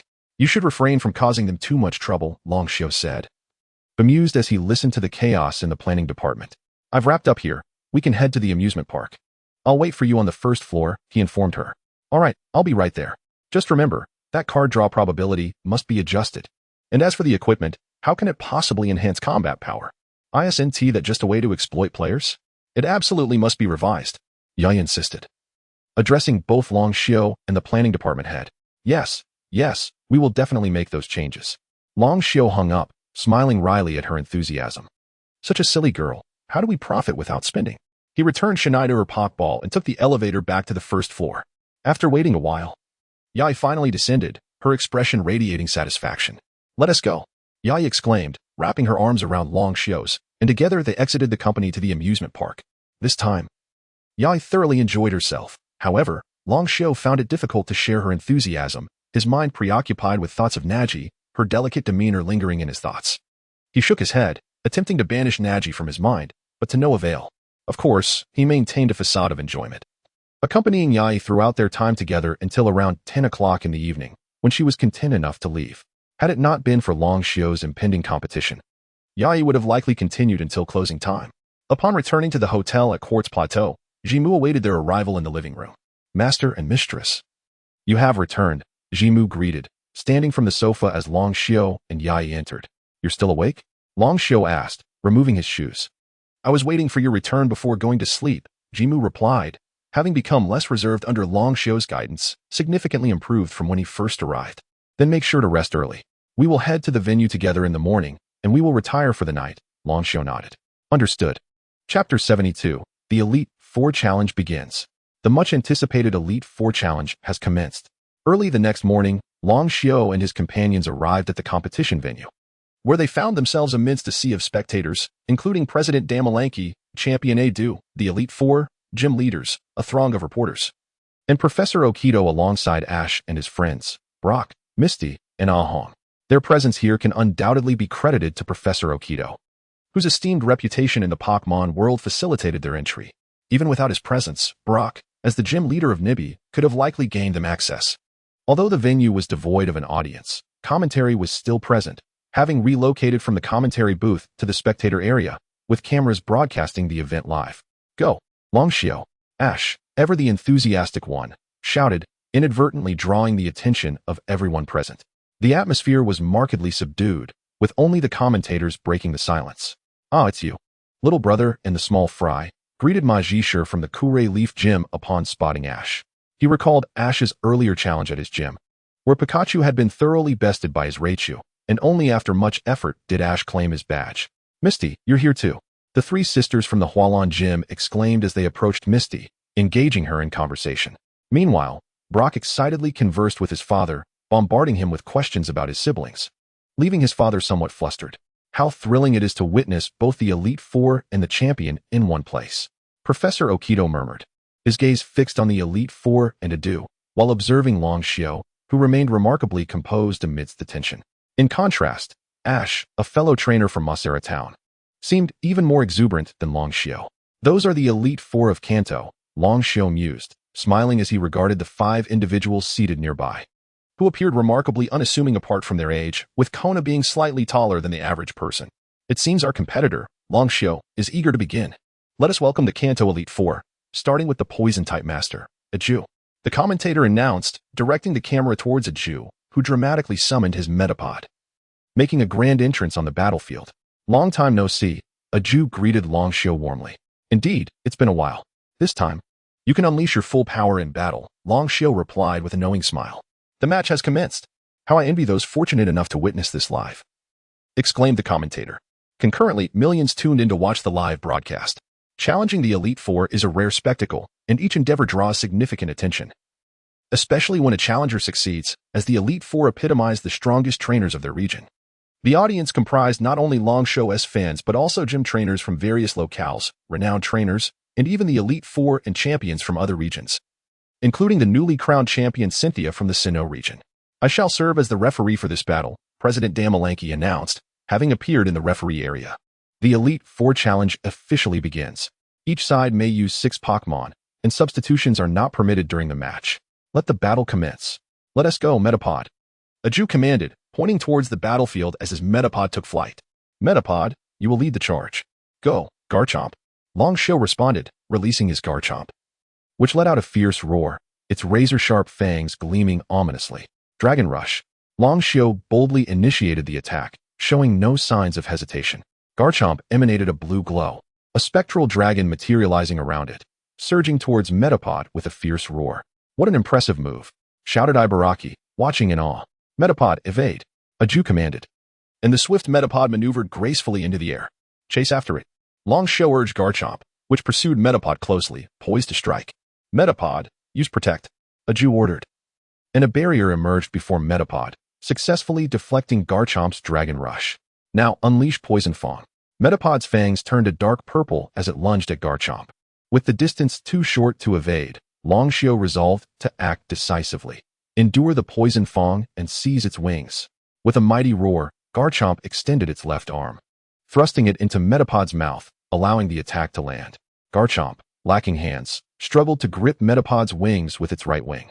"This is unexpected," Aju exclaimed, caught off guard by Longshio's unorthodox strategy. Metapod found itself ensnared. Now trapped beneath Garchomp, Metapod was in a precarious position. Garchomp let out a pained howl, afflicted by the effects of Poison Fang, feeling the sting of the poison despite its ground-type advantage. Garchomp, finish this swiftly. Strike its face with Hyper Beam, Longshio commanded. Metapod, break free. Aju panicked, realizing the peril of being so close to Garchomp's attack, which could not only incapacitate Metapod but potentially end its existence. Yet Garchomp showed no hesitation, a white light gathering in its mouth, the unmistakable energy of Hyper Beam. Metapod struggled vigorously but could not escape Garchomp's grasp. With a thunderous collision, the Hyper Beam was unleashed, striking Metapod squarely in the face, while Garchomp itself sustained significant damage. Metapod is unable to battle. Garchomp claims victory, President Damalanki declared, as Nurse Joy rushed in to retrieve both Metapod and Garchomp. Chapter 73. 2 consecutive victories. Even the fierce Garchomp requires healing. In this context, one could consider both sides to have simultaneously lost their combat capabilities. Damalanki gazed at Long Xiao, acknowledging that it was Joy who had taken Garchomp for treatment without permission, and it had not yet lost its ability to fight. Indeed, Long Xiao nodded, as he had not yet reached a point where his Pokémon was gravely injured to the extent of forcing it to continue battling. Roar, roar. Before departing, Garchomp let out a few low growls towards Long Xiao. I apologize, Master. It is my inadequacy that necessitates such combat methods. What are you saying? The opponent is one of the Elite Four. Long Xiao instructed Mewtwo to respond to Garchomp via telepathy. Take good care of yourself. I will not be defeated by him. Subsequently, both Garchomp and Mook were taken away. In truth, Garchomp had easily triumphed over Mook and was still capable of continuing the fight. However, Long Xiao could not bear to have it remain on the field with severe injuries. What an impressive opponent. It seems I must take this seriously. Aju smiled at Long Xiao, simultaneously retrieving his next Pokeball. Go, Grimer. Grimer, a poison-type Pokémon, the evolved form of Mook. Its entire body is composed of sludge. Upon evolution, its mouth became larger and more menacing, and its arms elongated. The toxic fluid seeping from its body emits an overwhelmingly foul odor that can incapacitate even the keenest of noses. A single drop can render the water in a pool murky and foul, while any vegetation that comes into contact with it will wilt instantly. What a repulsive Pokémon! Long Xiao muttered to himself. It's all up to you now, Psyduck. With a touch of mischief, Long Xiao summoned Psyduck, believing that upon encountering such a grotesque opponent, it would exert itself to hasten the conclusion of the battle. Psyduck. As soon as Psyduck emerged, it drooped its arms, exuding an aura of lethargy. However, upon sighting Grimer, Psyduck's eyes widened, pointing at Grimer, then at itself, in disbelief. Though no words were spoken, everyone understood the message Psyduck conveyed. You want me to fight that thing? Are you trying to gross me out? Psyduck, if you wish to avoid that horrid stench, be careful not to let it touch you, Long Xiao remarked with a sly grin. Don't underestimate this lethargic Psyduck, Grimer. It is quite formidable, Aju advised Grimer. Grimer's body wriggled a few times, seemingly nodding in acknowledgement. Then I shall make my move. Grimer, use Mud Bomb, Aju commanded. Following the order, Grimer unleashed a barrage of purple bubbles aimed at Psyduck. Upon witnessing this, Psyduck's demeanor shifted entirely. It swiftly evaded one mud bomb after another. But the ground had already been tainted by the attacks. Any contact with these substances would leave Psyduck susceptible to poisoning. At that moment, Long Xiao's training bore fruit, as Psyduck employed Psychic to levitate in the air, distancing itself from the mud bombs.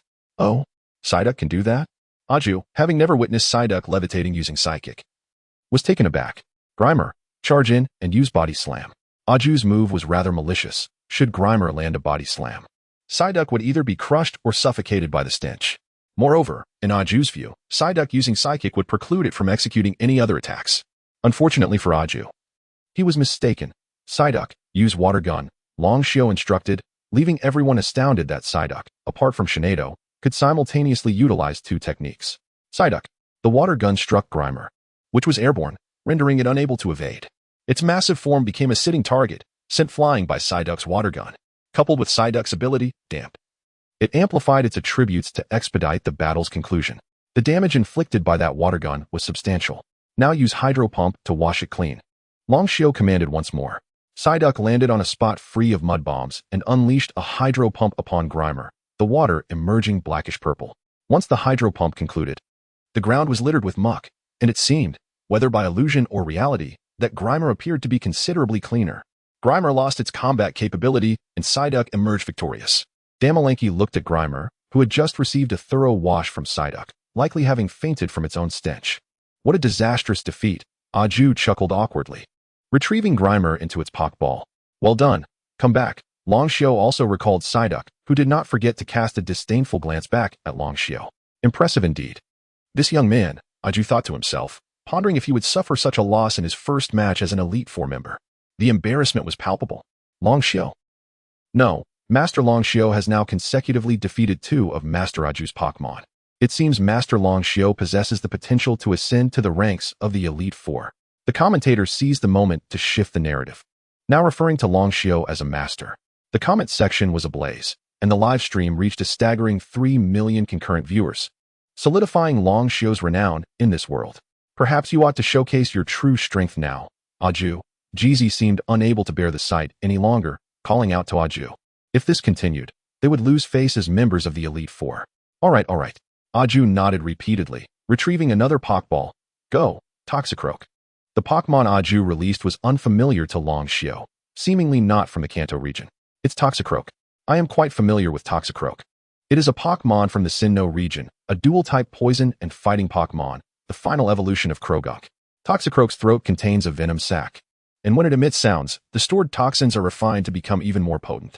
The toxic substance generated from the sac travels through channels in its arms to the spikes on its fists. It is indeed a formidable Pokemon, the commentator elaborated, providing Long Xiao with some insight into this creature. It bore a prominent bulge beneath its chin that expanded and contracted with its breathing, appearing rather awkward. Do all poison-type Pokemon possess such repulsive traits? Long Xiao pondered inwardly. Then I shall entrust this battle to you, Tyranitar. Chapter 74. 3 consecutive victories with a resounding roar. Bangila's made its entrance, akin to the fierce roar of the fierce Bite Land shark. Long Xiao couldn't help but ponder whether Bangila's had been influenced by its companion, given that they regularly trained together. The ebony Bangila's was increasingly captivating in its appearance. Sheba observed Bangila's with keen interest, seemingly eager to uncover its unique abilities. Let us have Aju test its mettle, Kona suggested, clearly convinced that Aju would succumb to Long Xiao's prowess. I have some faith in Aju. After all, he is one of the Elite Four, Jeezy remarked. Yet Kona offered only a nod in response. Bangila's, unleash spikes. Long Xiao commanded, initiating the attack first. Numerous spikes erupted around Bangila's, hurtling towards Aju's poison frog. Dodge them all, Aju instructed, and the poison frog adeptly evaded every spike, drawing relentlessly closer to Bangila's. Utilize cross poison, Aju shouted to Long Xiao. The name of this move was unfamiliar to Long Xiao, yet its ominous appearance suggested trouble. The poison frog's arms crossed as it launched an attack at Bangila's, who was now unable to evade at such proximity. Use Protect.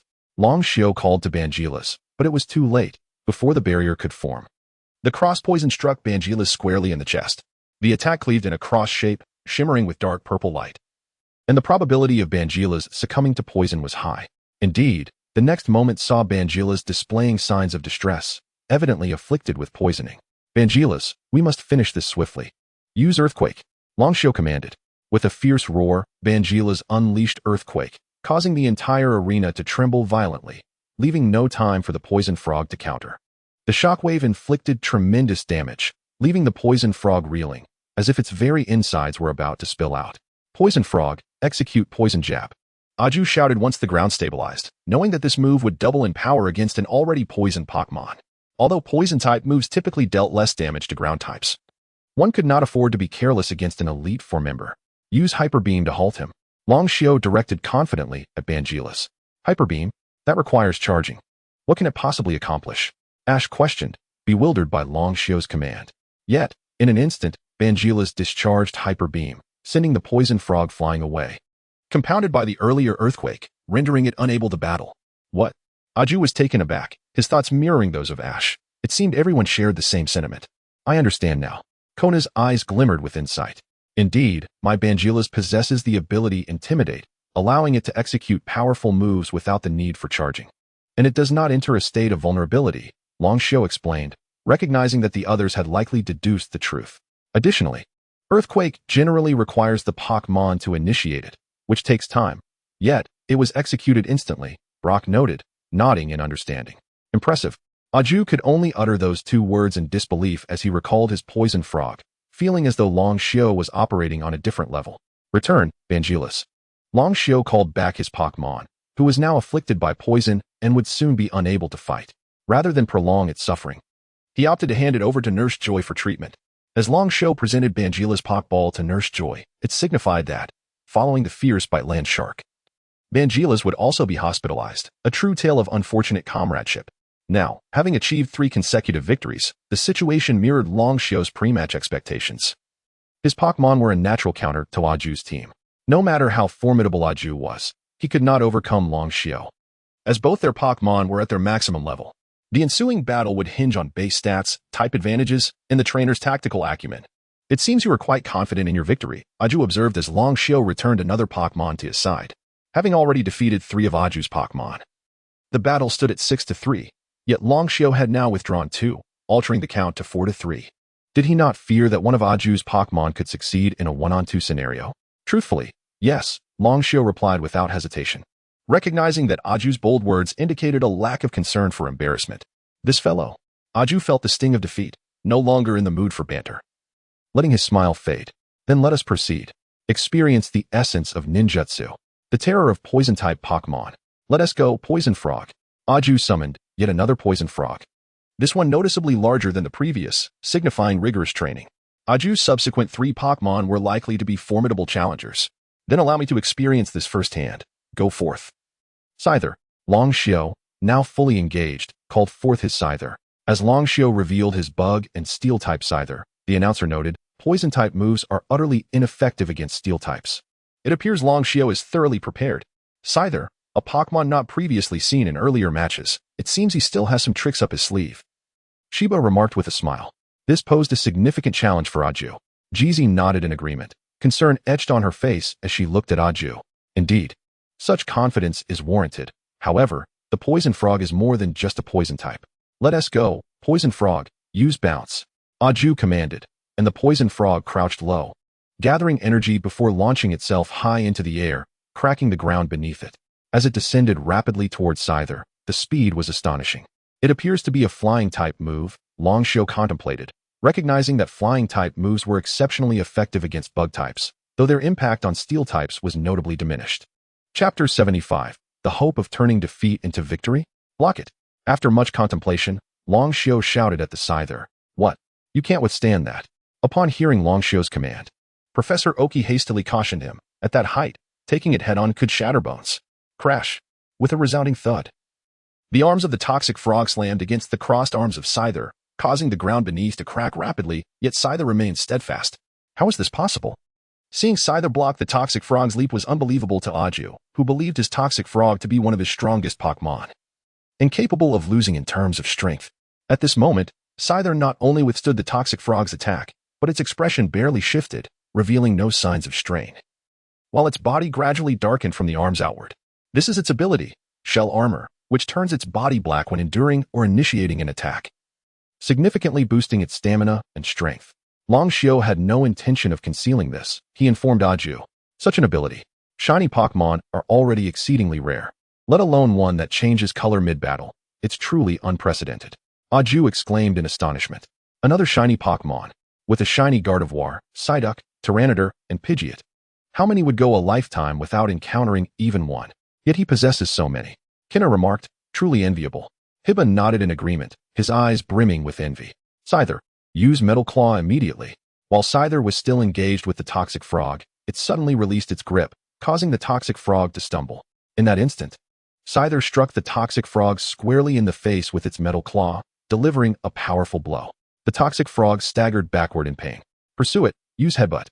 Long Xiao seized the opportunity, and Scyther quickly followed, its head hardening to an impenetrable state, crashing forcefully into the toxic frog's head. The impact made the toxic frog see stars, yet it still retained its fighting spirit. Toxic frog, regain your focus. Aju urged his Pokemon anxiously. As the toxic frog shook its head, attempting to clear its mind, but its vision remained blurry. Use Drain Punch, Aju commanded. As this move not only dealt substantial damage, but also allowed the user to recover half of the damage inflicted. However, Long Xiao would not permit this. Use Protect. Long Xiao ordered Scyther, which immediately activated Protect, successfully blocking the incoming attack. Then use Bullet Punch to finish it. Wham! Scyther executed Bullet Punch with incredible speed. The prior Metal Claw and Shell Armor ability amplifying its damage. The punch struck the toxic frog's head, causing it to crumple, losing its combat awareness, and collapse at Scyther's feet. The toxic frog was rendered unable to battle, and Scyther emerged victorious, as announced by Damalanche. This defeat was not unjust for Aju, whose toxic frog had been cultivated primarily towards poison-type abilities. Although this one was stronger than the last, its poison-type skills could not provide any advantage in this scenario. Adu remarked. Everyone was left in awe of this battle, especially at the moment Scyther blocked the toxic frog plummeting from above, sending chills down their spines. Many viewers watching the live stream were captivated. Scyther was simply magnificent. Long Xiao's company promptly sprang into action, designing various merchandise featuring Scyther, which would transform to black upon contact or exposure to hot water, certain to be a hit, truly a testament to the talents recruited by Nasi. Scyther, continue the battle. Long Xiao encouraged, confident in Scyther's substantial health reserves, perfectly capable of enduring further combat. Wham! Scyther nodded vigorously, brimming with determination. Return, Toxic Frog. Only then did Aju call back his Toxic Frog, realizing that Long Xiu did not intend to switch Pokemon. He retrieved his next Pokeball. Initially hoping to defeat Long Xiu's 2 Pokemon with Toxic Frog, yet now faced the risk of a 2-on-1 situation. Scyther slowly reverted to its original red hue. It's your turn, Weezing. Aju summoned Weezing, a pure Poison-type Pokemon, devoid of any additional attributes. It appeared Aju was left with only 2 Poison types, rendering him nearly incapable of countering Long Xiu's Scyther. Aju's remaining Pokemon was likely Nidoking, also a Poison type, but weak against Steel types, indicating the outcome was all but decided. Hiba remarked to the Elite Four. Now, the only uncertainty lies in the special skill of that Gardevoir, unless Aju possesses more shiny Pokemon. Kinna nodded in agreement, affirming Hiba's insight. Don't be so certain, Aju's Weezing is formidable as well. However, Jeezy disagreed, suggesting that Aju might still harbor hope. Weezing, unleash Flamethrower. Aju commanded. Goodness. Scyther dodged quickly. Long Xiu instinctively cursed, realizing that Weezing had learned a Fire-type move. It was at this moment Long Xiu comprehended, even without that attribute. Certain moves could be learned through technical machines. Fire-type moves were exceptionally counterproductive against Scyther, which hastily evaded, its body still untransformed, perfectly avoiding the entirety of the Flamethrower. Use Smokescreen to obstruct its movement, then follow up with Flamethrower. Aju instructed Weezing, which promptly released Smokescreen. Long Xiu knew Scyther needed to evade immediately. However, the subsequent Flamethrower surged forward. Despite Scyther's efforts to dodge, it sustained a burn on its shoulder. Fortunately, Weezing was not a professional Fire-type Pokemon, and the move's power was not overwhelmingly strong. Scyther's body gradually turned black again, its stamina replenished. A counterattack is essential. Scyther utilized Swift to disrupt the opponent. Long Xiu immediately initiated a counteroffensive, determined to reclaim the initiative, refusing to fall into the opponent's rhythm. Wham! Scyther unleashed Swift from its hands. The rapid attack, catching Weezing off guard, who had just executed Flamethrower, and it struck squarely. Chapter 76. The Victor Steel Wings. Dragon Xiu boldly commanded. As the small wings on the back of his Scyther transformed into steel, charging towards the Weezing. Weezing, quickly use Will-O-Wisp to ensnare yourself. Aju shouted urgently to Weezing. Just before Scyther's approach, Weezing managed to envelop itself in ghostly flames, attempting to defend against the impending attack. Clearly, Aju was still unfamiliar with Dragon Xiu's combat tactics. Charged directly through the flames. Dragon Xiu ordered Scyther. With a swift motion, Scyther dashed towards Weezing, sending it flying while simultaneously becoming engulfed in the ghostly flames. Writhing in pain, miraculously, it retained its fighting capability despite being battered and bruised. Now, use Cannon. Dragon Xiu commanded, as Scyther prepared to unleash its most powerful Steel-type move. Its pincers extended forward, gathering energy. Weezing, use Protect. Aju shouted, but Weezing, still reeling from the earlier Steel Wings attack, had barely lifted off the ground when a beam of energy struck it with a resounding impact. In the midst of this, Scyther succumbed to the burning effects of the Will-O-Wisp and lost its ability to fight. Both Weezing and Scyther have lost their fighting capabilities, Damalanchi declared. Well done, Scyther, Dragon Xiu said as he withdrew it, realizing the heavy toll of the battle. He anticipated that Weezing would employ a Fire-type move. Throughout their previous encounters, the only moves he observed from Weezing, primarily used by Kojiro, were toxic-based. This time, Aju's Weezing had shown its strength in a surprising manner. Hey, how can such a powerful Pokemon like Weezing be so ineffective in your hands? Wherever Ash was, Team Rocket was sure to follow. Musashi, Kojiro, and Meowth had successfully disguised themselves as vendors selling beverages and snacks, watching the match unfold. Their intention was solely to observe, as every participant present was far beyond their capability to confront. What can we do? We're always busy trying to capture Pikachu and have no time to train it. Kojiro lamented. Let us take the opportunity to capture Pikachu, Meowth suggested. Shoo. Both Kojiro and Musashi hushed Meowth simultaneously. Before we even managed to escape the audience, Weedby turned to Ashes. Can't you see the champion of Kanto is here? Musashi rebuked. Then what are we even doing here? Meowth asked. Pressed to the ground. Of course, we're here to watch the match. Dragon Xiu is currently in the limelight. Last time, we made a fortune from merchandise related to him, and this time we aim to replicate that success with his Pokemon, Kojiro explained. Why don't we just capture his Pokemon directly? Meowth inquired. Do you think he has the type to spare us? Musashi exclaimed, tugging on Meowth's ear. Do you want us to perish at his hands? I'm sorry, I'm sorry. Meowth cried out, wincing in pain. Meanwhile, a Jew recalled wheezing, preparing for his final Pokémon. Now it's time for my last battle. Go, Nidoking. A Jew exclaimed, releasing his final Pokémon, Nidoking. Dragon Shio also summoned his next Pokémon. I leave it to you. Take about Charizard, he announced, unleashing Charizard. As long as Charizard ascended to a higher altitude, the clumsy Nidoking would struggle to reach even a single hair on Charizard's body. With a low roar, Charizard took to the skies. If one were to determine the strongest among Dragon Shio's team, it would undoubtedly be Charizard. After evolving 5 years ago, it had reached level 100 and had honed its skills for 4 years under the diligent training of Butler Fuere, rendering its strength immeasurable. Nidoking, use Poison Sting. A Jew commanded. Who? Nidoking roared, launching a barrage of poisonous needles towards Charizard in midair. Use Flamethrower to incinerate the needles. Dragon Shio ordered. Charizard unleashed its Flamethrower, engulfing the needles in flames. If not for Charizard's altitude, the attack would have struck Nidoking as well. Use Rain Dance. A Jew, recognizing the futility of hitting Charizard, opted for a different strategy. Nidoking summoned Rain, which soon poured down, weakening Fire-type Pokémon, especially Charizard, whose flames would be affected. Swiftly finish it. Use Earthquake. Dragon Shio commanded. Charizard seemed to intuitively understand Dragon Shio's intent and descended rapidly, swiftly grabbing Nidoking and lifting it into the air. Nidoking, use Ice Punch repeatedly. A Jew could not simply concede, commanding Nidoking to attack Charizard relentlessly even while being held. Despite the onslaught, Charizard held on, both Pokémon succumbing to the freezing state as they plummeted downwards. With a thunderous crash, both Pokémon landed on the ground, encased in shattered ice. Who would rise first? Ash swallowed hard, realizing that the battle at the Elite Four level was far from what he had imagined. Each move was laden with lethal intent. Each strike aimed to incapacitate the opponent. Tension gripped the crowd. The first to stand would seize the opportunity to launch an attack and conclude the battle.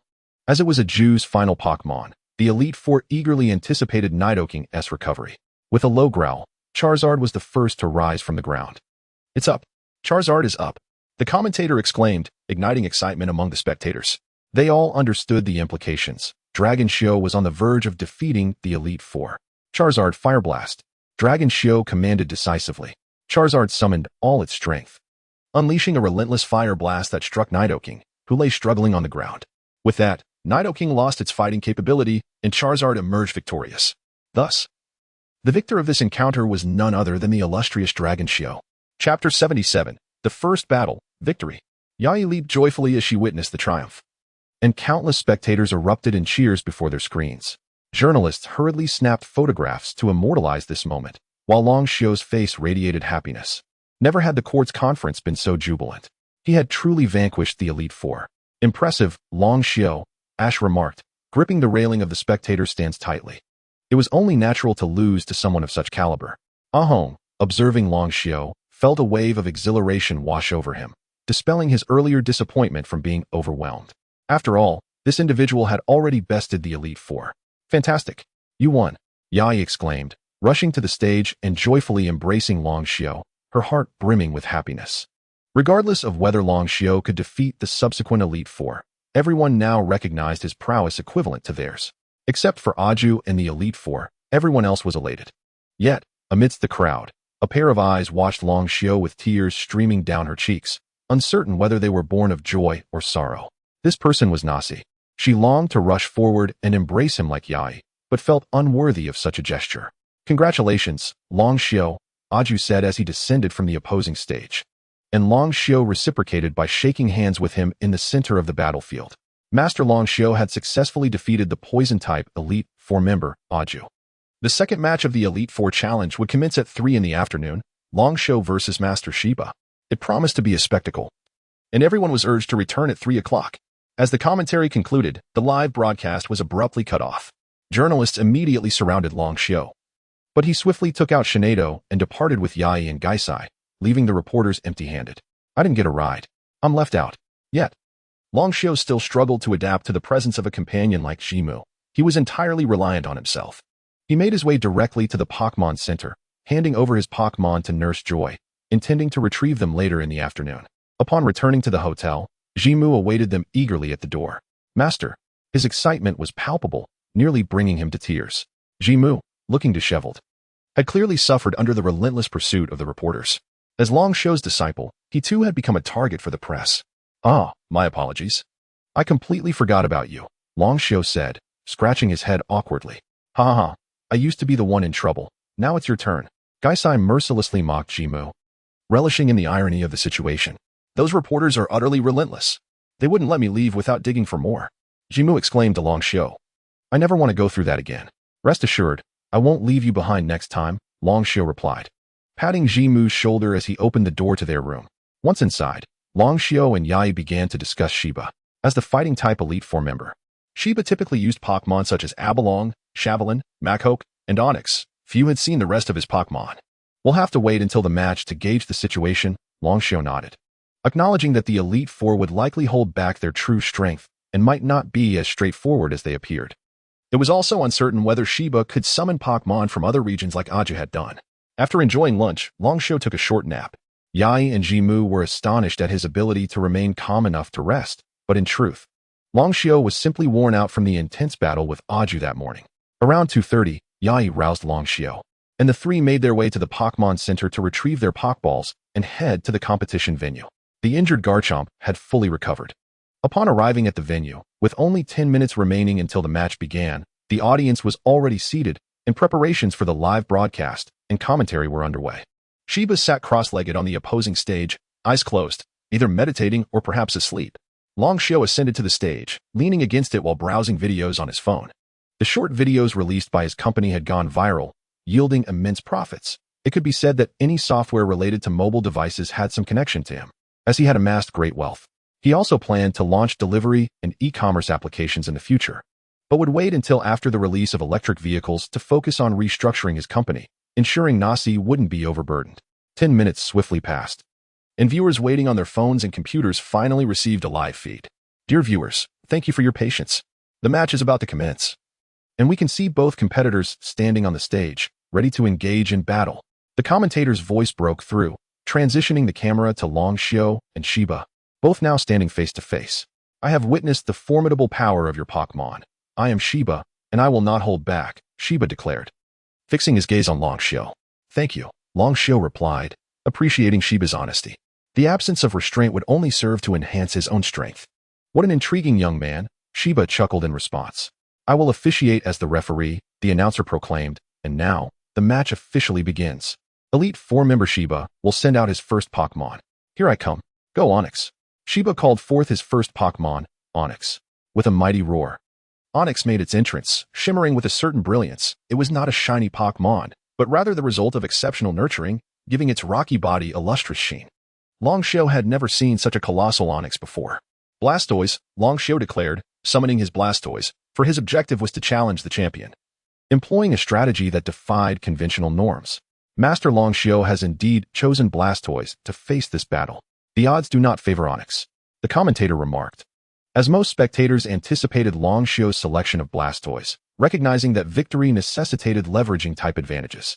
Though aware of the impending challenge posed by Blastoise, Shiba seemed momentarily at a loss, scratching his head, as if still formulating a response. "I shall not hold back. Blastoise, Hydro Pump." Chapter 78. Stalemate, Then I Shall Not Hold Back. Blastoise, Hydro Pump.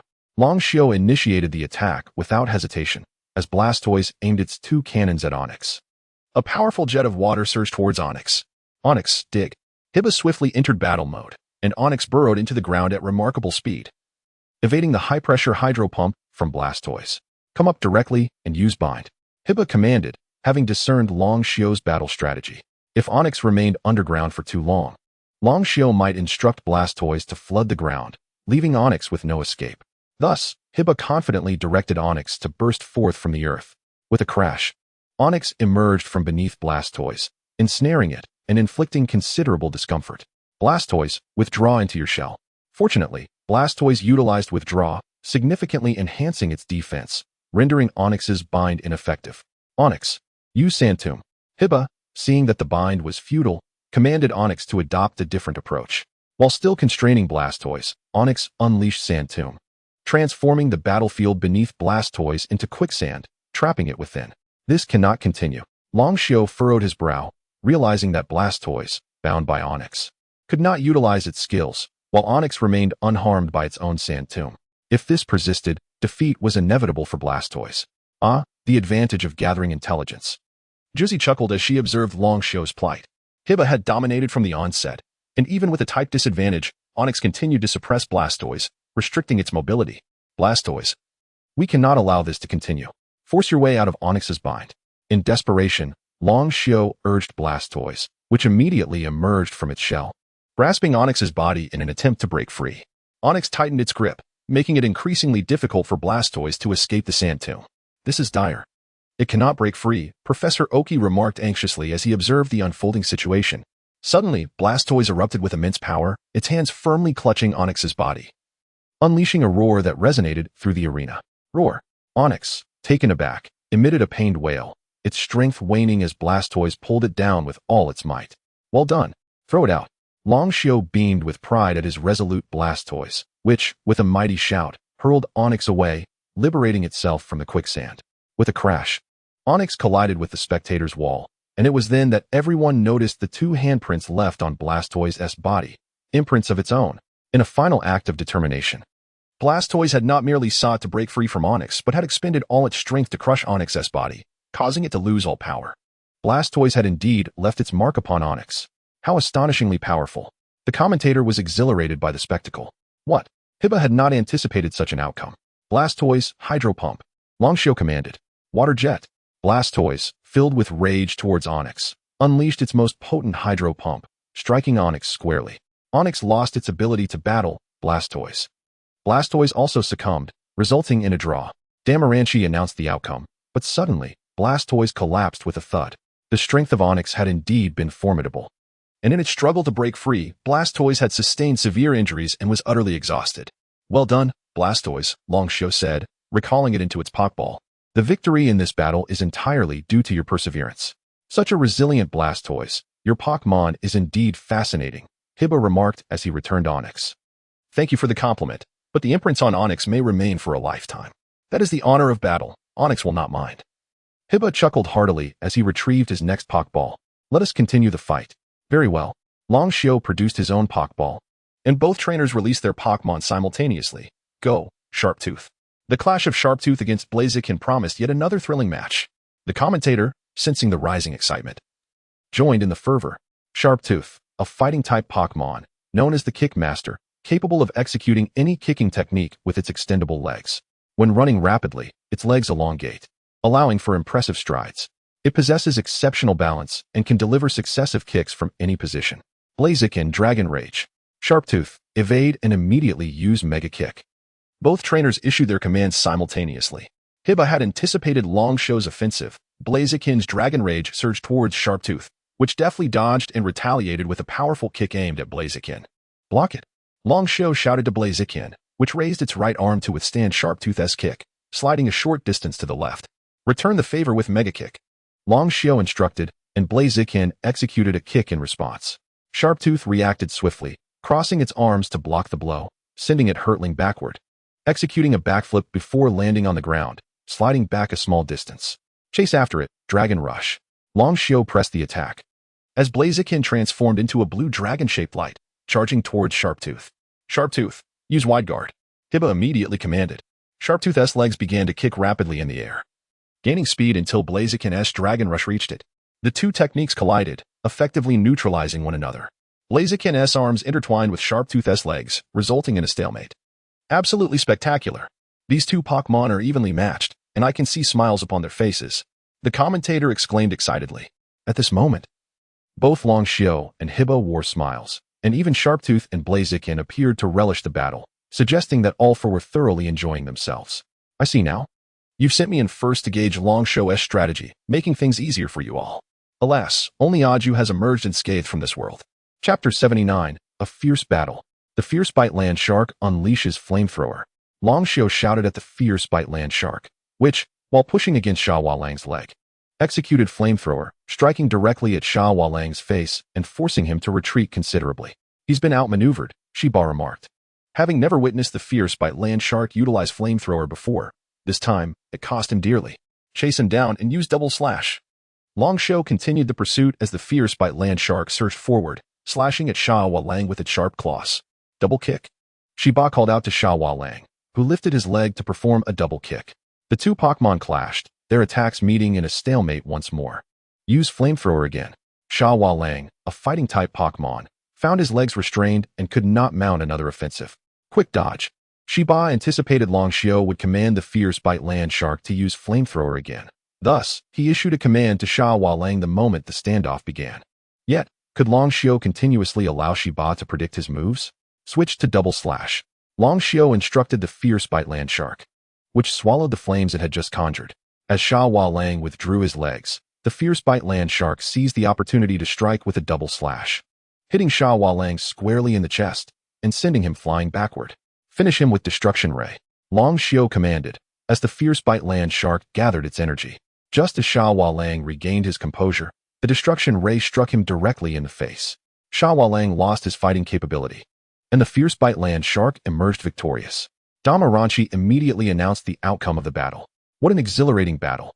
The commentator exclaimed, their voice filled with excitement.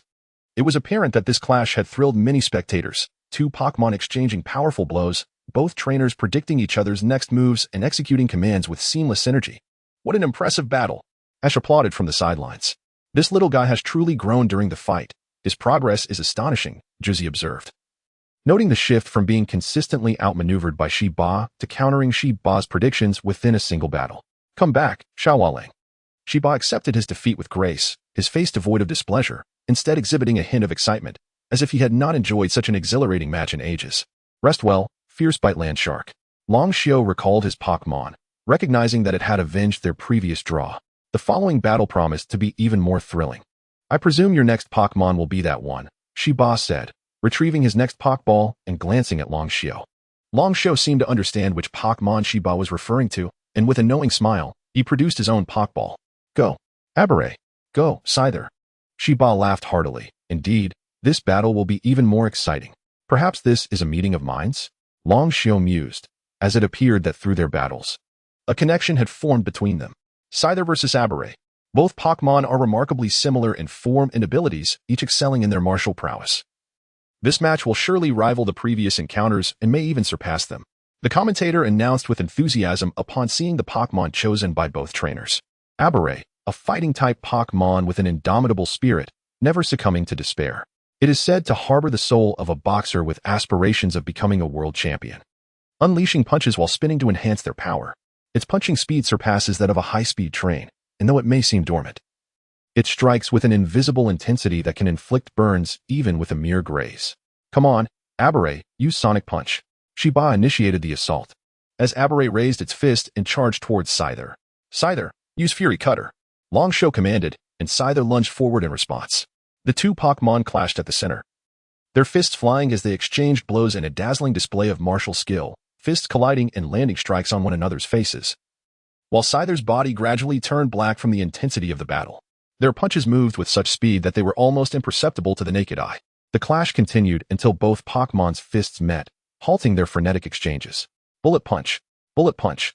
Shiba and Long Xiao shouted in unison as ARE and Scyther executed the move simultaneously, their fists crashing together with tremendous force, causing both Pokémon to stagger back a couple of steps. The battle had ignited with fervor. I feel as if flames are coursing through my veins. This contest is absolutely spectacular, the commentator exclaimed, unable to contain their excitement, as reporters fervently captured the moment with cameras. ARE, use Vacuum Wave. Shiba commanded, and ARE swung its fist, unleashing an invisible wave of energy that surged towards Scyther. Scyther, unable to defend against the rapid onslaught, could only brace for the impact. Again with Vacuum Wave, Shiba ordered, and ARE unleashed the attack once more, repeatedly striking Scyther with a ranged fighting skill. This won't do. Long Xiao felt a tinge of panic. Shiba had found a loophole. Scyther, make a swift retreat. Long Xiao shouted, and Scyther, enduring the Vacuum Wave, dashed behind ARE and kicked it away before returning to its original position. An eye for an eye, keep using quick return, Long Xiao commanded. And Scyther darted around the arena at breakneck speed, forcing ARE to endure at least 5 attacks without being able to catch a glimpse of Scyther's form. ARE, use double return, Shiba called, as ARE erupted with energy, delivering a powerful punch towards the oncoming Scyther. With a resounding thud, ARE's fist struck Scyther's neck, sending it crashing to the ground, creating a fissure in the earth. This double return dealt double the damage ARE had absorbed from Scyther's previous attacks. Scyther was on the verge of defeat. Damaranchi was about to announce the outcome when unexpectedly, Scyther shakily rose to its feet once more. Chapter 80. Unyielding, the mighty Scyther stood tall, defying the onslaught it had just endured. The commentator's voice quivered with astonishment. This Scyther was indeed formidable. At that moment, Long Shio comprehended that Shiba had instructed Aberang to absorb the attack solely for the purpose of executing a double retaliation.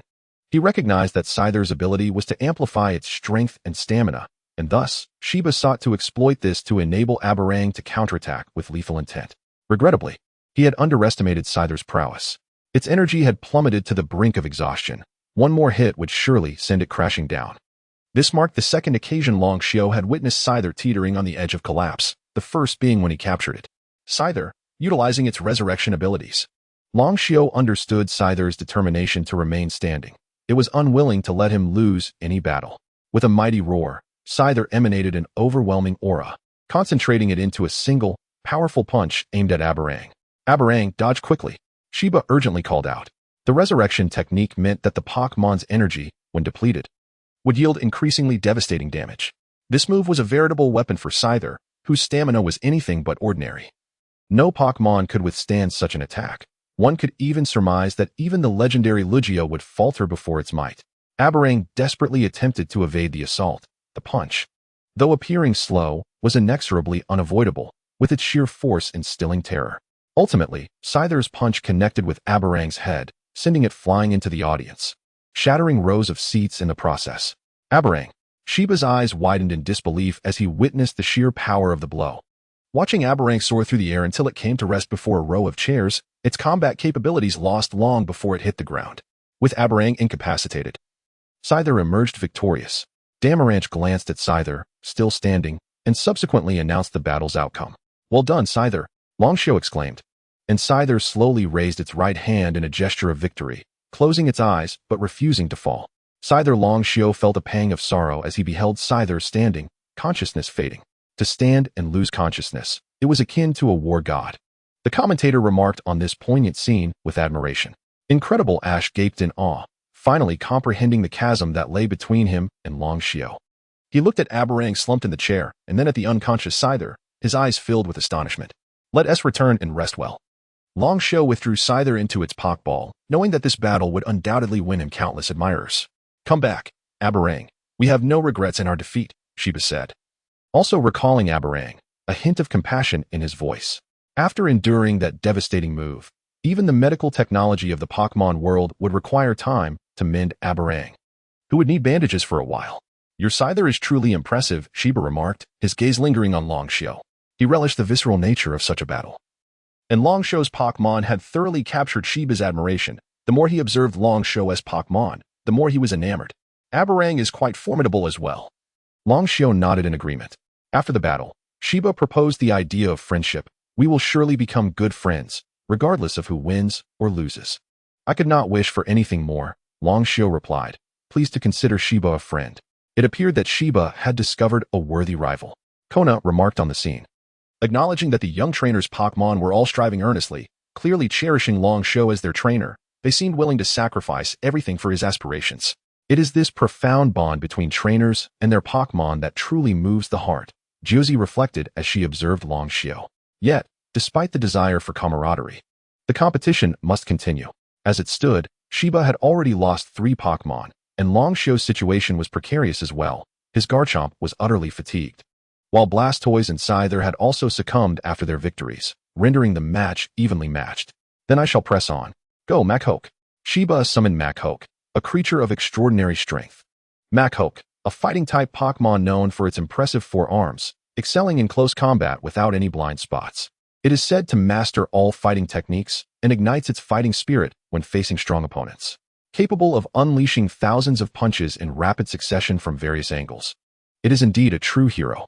With Machoke as the opponent, Long Shio recognized the peril of close combat.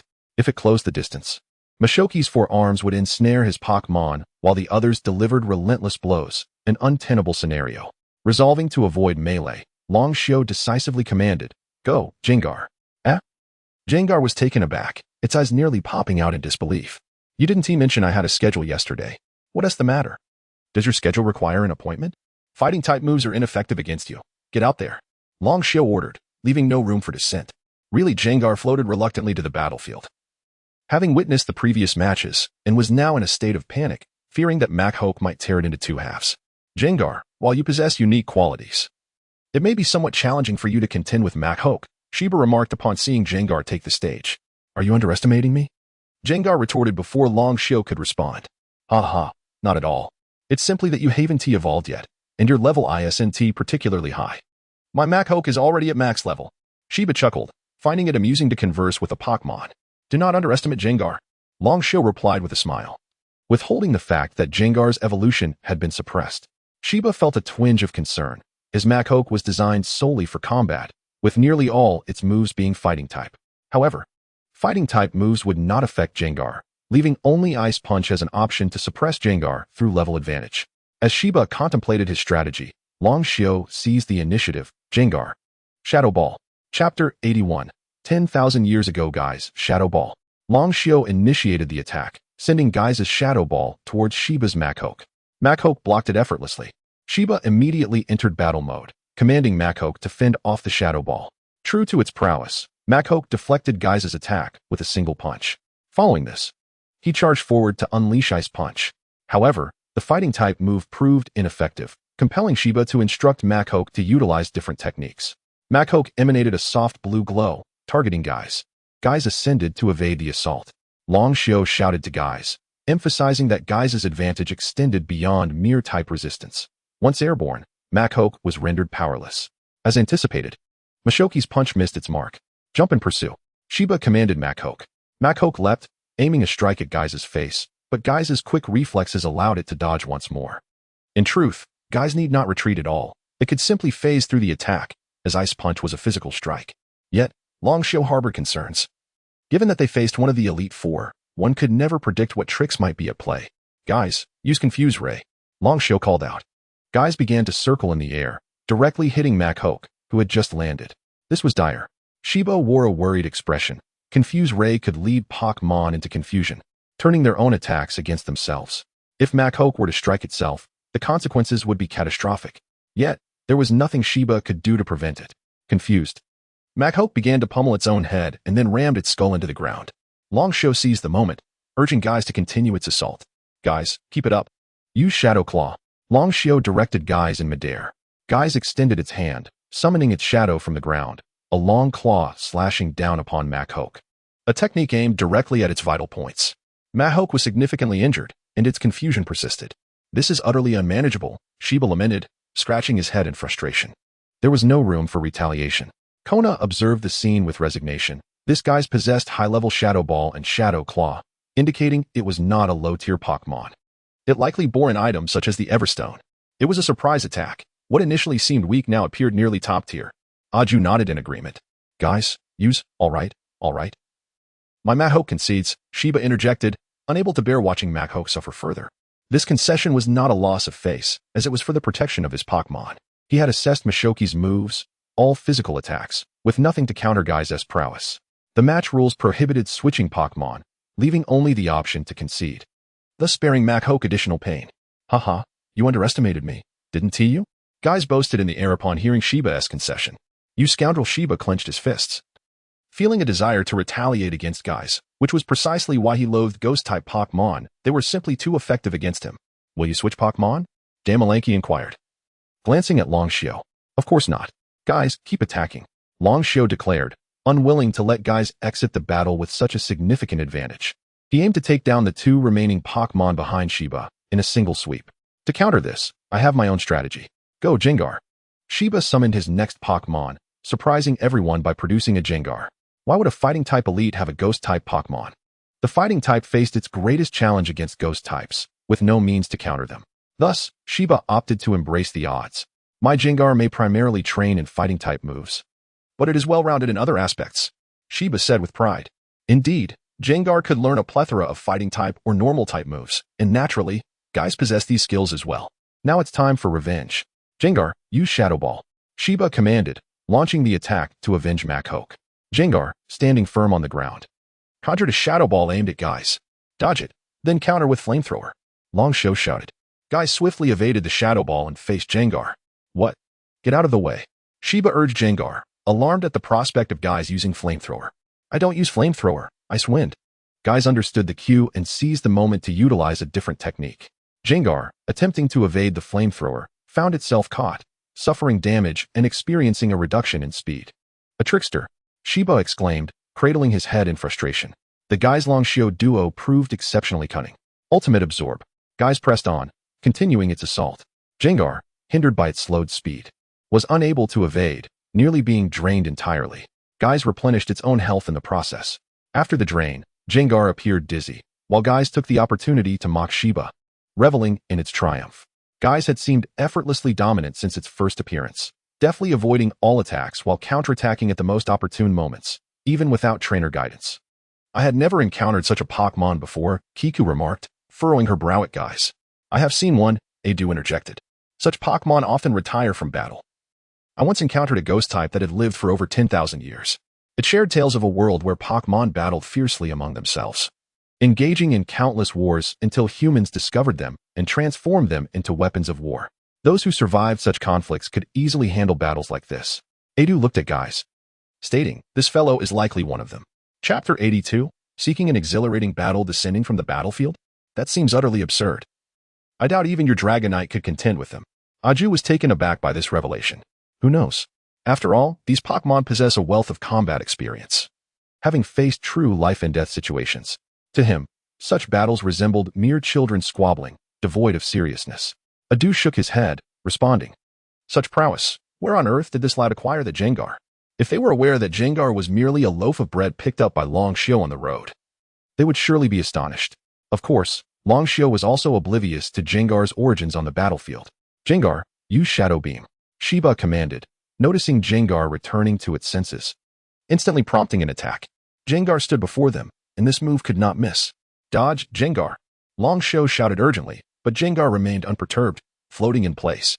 As Jengar unleashed its Shadow Beam, it inexplicably vanished mid-air. What on earth? Shiba exclaimed, eyes wide in disbelief as Jengar nonchalantly picked its nose. Huh? Longshio was equally perplexed. Jengar, use Shadow Ball. Shiba instructed again. Jengar repeated the attack while Jengar continued its idle nose picking. As the Shadow Ball manifested, it too dissipated in an instant. Shiba, that move is called Sealing. As long as the opponent's Pokémon possesses a skill that matches Jengar's, they cannot utilize it. Juicy, being a champion of Ghost-type Pokémon, had profound insights on this matter and exclaimed to Shiba, but that Jengar can still use its skills. This young lady certainly possesses considerable knowledge. Jengar glanced back at Juicy, acknowledging her understanding. Given Jengar's age, addressing Juicy as young lady was entirely appropriate. You have such skills? Longshio remarked, equally surprised by Jengar's abilities, unaware of this particular skill. This Jengar is proving to be quite troublesome. Shiba scratched his head, realizing that since Jengar's appearance, his Pokémon appeared utterly powerless, diminishing his stature as a champion. Through these two battles, Shiba understood that this Jengar must be equipped with an item like the Everstone, preventing its evolution. It was likely at maximum level, meaning that what skills his Jengar possessed, this Jengar would undoubtedly replicate, rendering his Jengar virtually skillless. Simultaneously, Juicy felt a headache coming on. Should she face this Jengar, her chances of victory seemed bleak. The Sealing move affected the opposing Pokémon by using Jengar's own skills, leaving no room for evasion. The only way to counter it was with a Dark-type move, Thief. However, there were no Dark-type Pokémon in the Kanto region. She herself did not possess any Dark types, nor could Ghost types easily learn Sealing. It was one of the signature moves of Psychic-type Pokémon. Consequently, her Pokémon would not know that move, making this Jengar a formidable counter to Juicy. Jengar, finish him off with Dark Pulse, Longshio commanded. Deciding not to prolong the agony for Jengar or Shiba, Jengar obliged and immediately unleashed Dark Pulse, defeating Jengar. With Jengar incapacitated, victory belonged to Jengar. Damalanki promptly announced the result of the match. Had they known that Jengar was so formidable, they should have captured it in the Girls' Canyon. Ash glared at the lively Jengar in the arena, vexed that he had not considered capturing it earlier. Had he done so, Longshio would have been irrelevant. What a disaster! Shiba recalled Jengar, leaving him with only one Pokémon remaining, while Longshio still had two yet to enter the fray. Shiba looked at Jengar and regretted befriending Longshio, recognizing him as a cunning adversary. Are you going to send me out? I'm exhausted. Jengar looked at Longshio with eyes full of resentment. All right, come back. Longshio shot Jengar an exasperated glance, unable to bear Shiba's expression any longer, which resembled that of someone who had tasted something unpleasant. Jengar joyfully returned to its position, and Shiba breathed a sigh of relief. Finally, it was off the field. Let us engage in a thrilling showdown. Shiba seemed to have accepted the inevitability of his defeat, yearning for a spirited contest. Very well. Longshio nodded. Retrieving a Pokeball. Come forth, Golem. Shiba summoned his final Pokemon, Golem. I entrust this to you, Tyranitar.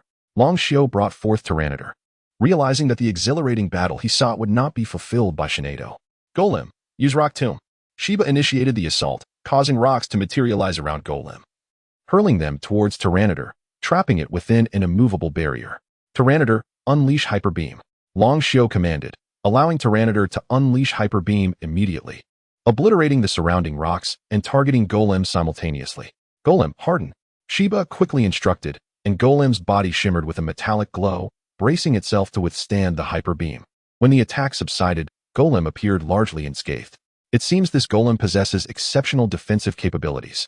Tyranitar, use Giga Impact. With a mighty roar, Tyranitar surged forth, emanating a black aura as it charged at Golem. Golem, being heavyset, had no means of evasion and was sent flying by Tyranitar's collision. Giga Impact was an immensely powerful move, and while it left Pokemon in a state of recoil, Tyranitar bore no such concern. Hyper Beam. Longshio called out as soon as Tyranitar landed. Golem, still airborne, was struck by Hyper Beam. Golem, use Protect. Shiba urgently commanded. Golem successfully employed Protect midair, blocking Hyper Beam. Honestly, it's like a bombardier. Shiba couldn't help but critique, but Tyranitar was noticeably panting, though it would not enter a state of recoil. The continuous use of 3 powerful moves had taken its toll. Longshio's initial plan was to swiftly conclude the battle with a powerful attack, but Golem's robust defenses and ability to use Protect had proven to be a formidable shield. Tyranitar, are you alright? Longshio inquired. Tyranitar, without turning, gave a thumbs up to Longshio, indicating that it was still capable. Chapter 83. The appearance of Kina Onyx. Adjust your stance, Shiba commanded, and Onyx promptly stood up. Taking a few deep breaths. Use Rock Smash, Shiba shouted. Without delay, Onyx swung its fist towards Tyranitar. Protect. Longshio called out to Tyranitar, who immediately executed Protect to block Onyx's powerful strike. Use Rock Smash again. Observing that the first attack had failed, Shiba urged Onyx. Quick, block it. Longshio warned Tyranitar. At this moment, using Protect would likely fail as well. It was better to brace for impact. Tyranitar crossed its arms to absorb the force of Onyx's punch, which was immensely powerful, causing Tyranitar to howl in pain and stagger back a few steps. Press the advantage. Use Spike Cannon, Shiba commanded, urging Onyx to pursue without giving Tyranitar a chance to counterattack. Sharp stones erupted around Onyx, launching towards Tyranitar. Tyranitar, use Spike Cannon, Longshio quickly instructed, and both Spike Cannons collided midair, with some spikes hitting their respective Pokemon, inflicting damage on both sides. Tyranitar, unleash Rock Slide, Longshio shouted. Tyranitar stomped forcefully on the ground, creating fissures, from which it lifted a massive boulder to hurl at Onyx. The area of effect was vast, leaving Onyx no time to evade. With a resounding crash, Onyx was struck down by Tyranitar's boulder. Now use Hyper Beam, Longshio commanded again. And Tyranitar unleashed a powerful beam that struck Onyx, now pinned beneath the rock, raising a cloud of dust. In Longshio's case, the adage that smoke implies no injury did not hold true. As the dust settled, Onyx was rendered unable to battle. With Onyx incapacitated, Tyranitar emerged victorious. As all of Shiba's Pokemon had lost their fighting capabilities, the winner of this battle was none other than Longshio. Damaranch, having witnessed the match, promptly declared the outcome. This final confrontation transformed the battlefield, which had once been flat, now littered with rocks of various sizes, effectively turning it into a rocky terrain. 2 consecutive victories. He exclaimed joyfully, leaping in delight. Humph, that was all thanks to me, Gaisai proudly interjected, having thoroughly frustrated Shiba's Machamp, who could hardly land a hit. Master is truly formidable. Ibaraki, having learned from past experiences, quickly rushed from the audience to stand beside Gaisai, ensuring he wouldn't be left behind during their retreat. Longshio had once again proven his strength by defeating Master Shiba, marking his second victory over the Elite Four. Now, the question remained, could Longshio continue this triumph and ultimately defeat the champion of Kanto, Adu? Longshio versus Master Kina. Let us meet again tomorrow morning at 10 o'clock for the live broadcast. The commentator concluded this segment. As Longshio and Shiba retracted their Pokemon and approached the center of the battlefield to shake hands, it was evident that Shiba towered over Longshio, creating a somewhat awkward scene. Good luck. I hope you defeat Adu soon, Shiba said, clasping Longxiao's hand. Haha, I appreciate your kind words, Longxiao replied. After a brief exchange, a throng of reporters rushed towards Longxiao. I should take my leave. See you next time, he remarked, quickly summoning Shinado and escaping with Yi, Ibaraki, and Gaisai. Truly the star trainer. Shiba laughed heartily as the reporters wore expressions of disappointment. After returning their Pokémon to the Pokémon Center, Longxiao and his companions headed back to their hotel. Reflecting on the two battles, Longxiao recognized his shortcomings. Primarily, he had too few main Pokémon. Continuously relying on Garchomp and a select few others made it easy for opponents to predict his strategies and combat style. Shiba's ability to anticipate his moves stemmed from having observed him in prior battles. It was likely that Kina and Juku had also discerned his fighting methods. Unfortunately, Longxiao had not trained other Pokémon sufficiently. Although Fuji occasionally assisted in their training, he lacked familiarity with them, rendering the prospect of using new Pokémon against Kina a daunting challenge. After dinner, Longxiao intended to impart some knowledge to Ibaraki, but fatigue overtook him, and he collapsed onto the sofa, where Ibaraki later carried him back to his room. The following morning, around 6 o'clock, Longxiao awoke naturally. Seeing that Yi was still asleep, he ventured to the Pokémon Center to retrieve his Pokéballs. Today, he would face the Ice-type master, Kina. Kina was notoriously challenging. He needed to employ his Fire-type Charizard against her, yet Ice-type Pokémon often wield Water-type moves. Ground-type Pokémon would be countered by Ice-types, leaving him with the option of other attributes or a direct confrontation with Kina. This relationship was one of mutual counteraction. Moreover, Kina was the youngest among the Elite Four. At only 22 years of age, known for her sharp offensive capabilities, if she seized an opportunity, she could unleash a relentless barrage of attacks. Longxiao had to prepare thoroughly, especially to avoid being frozen by her Pokémon. As he pondered, he returned to the hotel and encountered a courteous staff member delivering breakfast at the door. Welcome back, Mr. Shinyu, she greeted him politely. Longxiao nodded in acknowledgement, appreciating the hotel's discretion in maintaining his privacy during his extended stay. He opened the door for the staff member, who placed the meal on the table before departing. Just then, Yi and Ibaraki awoke, and the three of them sat down to enjoy breakfast before tidying up to head to the venue. Upon arriving at the venue, the scene remained unchanged. Many attendees had already gathered, including Xiaoji and his friends, who were chatting and playfully interacting with Pikachu. Kina was seated alongside the other Elite Four members, awaiting the commencement of the match. Cameras and commentators were also prepared. As the clock approached 10, Kina left the audience area and entered the battlefield through the passage, where she extended her hand to Longxiao. It's been a while, Shinyu Longxiao, she greeted him warmly. A pleasure to meet you, Miss Kina, Longxiao replied, grasping the tips of her fingers. In contrast to Yi's sweet and endearing demeanor, Kina exuded a mature sophistication, both captivating in their own right. Chapter 84. The battle begins at this moment. The live broadcast was activated, showcasing the handshake between Kona and Longxiao. Welcome back to the venue of the Elite Challenge. As you can see, the four champions, Master Kona and the challenger, Master Longxiao, have already shaken hands in the arena. Both are exemplary young trainers, and we can undoubtedly expect a thrilling showdown between them. Let us await the excitement, the commentator exclaimed from the sidelines. Please take your positions, both contestants, declared Damarach, who stood at the referee's table. Reluctantly, the two released their handshake, prompting a hint of jealousy from Yui. In truth, it was not that Longxiao was unwilling to let go. Rather, he was still being held by Kona, and pulling away forcefully would be rather impolite.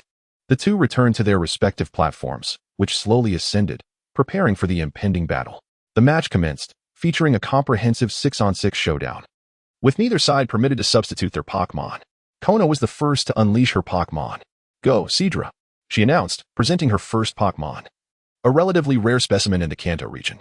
Longxiao, having never encountered Seadra before, observed with curiosity. Seadra, a water and ice-type Pokémon, known for its intelligence and benevolence. It thrives in frigid conditions and possesses a high IQ capable of comprehending human language. It enjoys ferrying people across the sea and seems to sing melodiously when in a good mood. After consulting his Pokédex for information on Seadra, Longxiao released his own first Pokémon. You shall lead the charge today, go Meowth. He summoned Meowth, whose remarkable speed was known to the champions. Yet they were unaware that it would collapse upon receiving a blow. Longxiao's choice of Meowth was indeed a gamble. Ah, the incredibly swift Meowth, Kona remarked with a smile. Is it truly wise to counter me with that? She pondered internally. Seadra, unleash Ice Beam to cover the ground, Kona commanded, initiating the attack not directly at Meowth, but rather to smooth the battlefield, thereby inhibiting Meowth's ability. However, Kona underestimated Meowth's potential. In a flash of brilliance, Longshio commanded, "Meowth, use quick attack." The moment Kona issued her command, Meowth darted forward, and before Seadra could complete its ice beam, a beam of light collided with it, sending Seadra flying out of the arena. Kona was left speechless. Only when facing Meowth did she truly grasp the speed it possessed.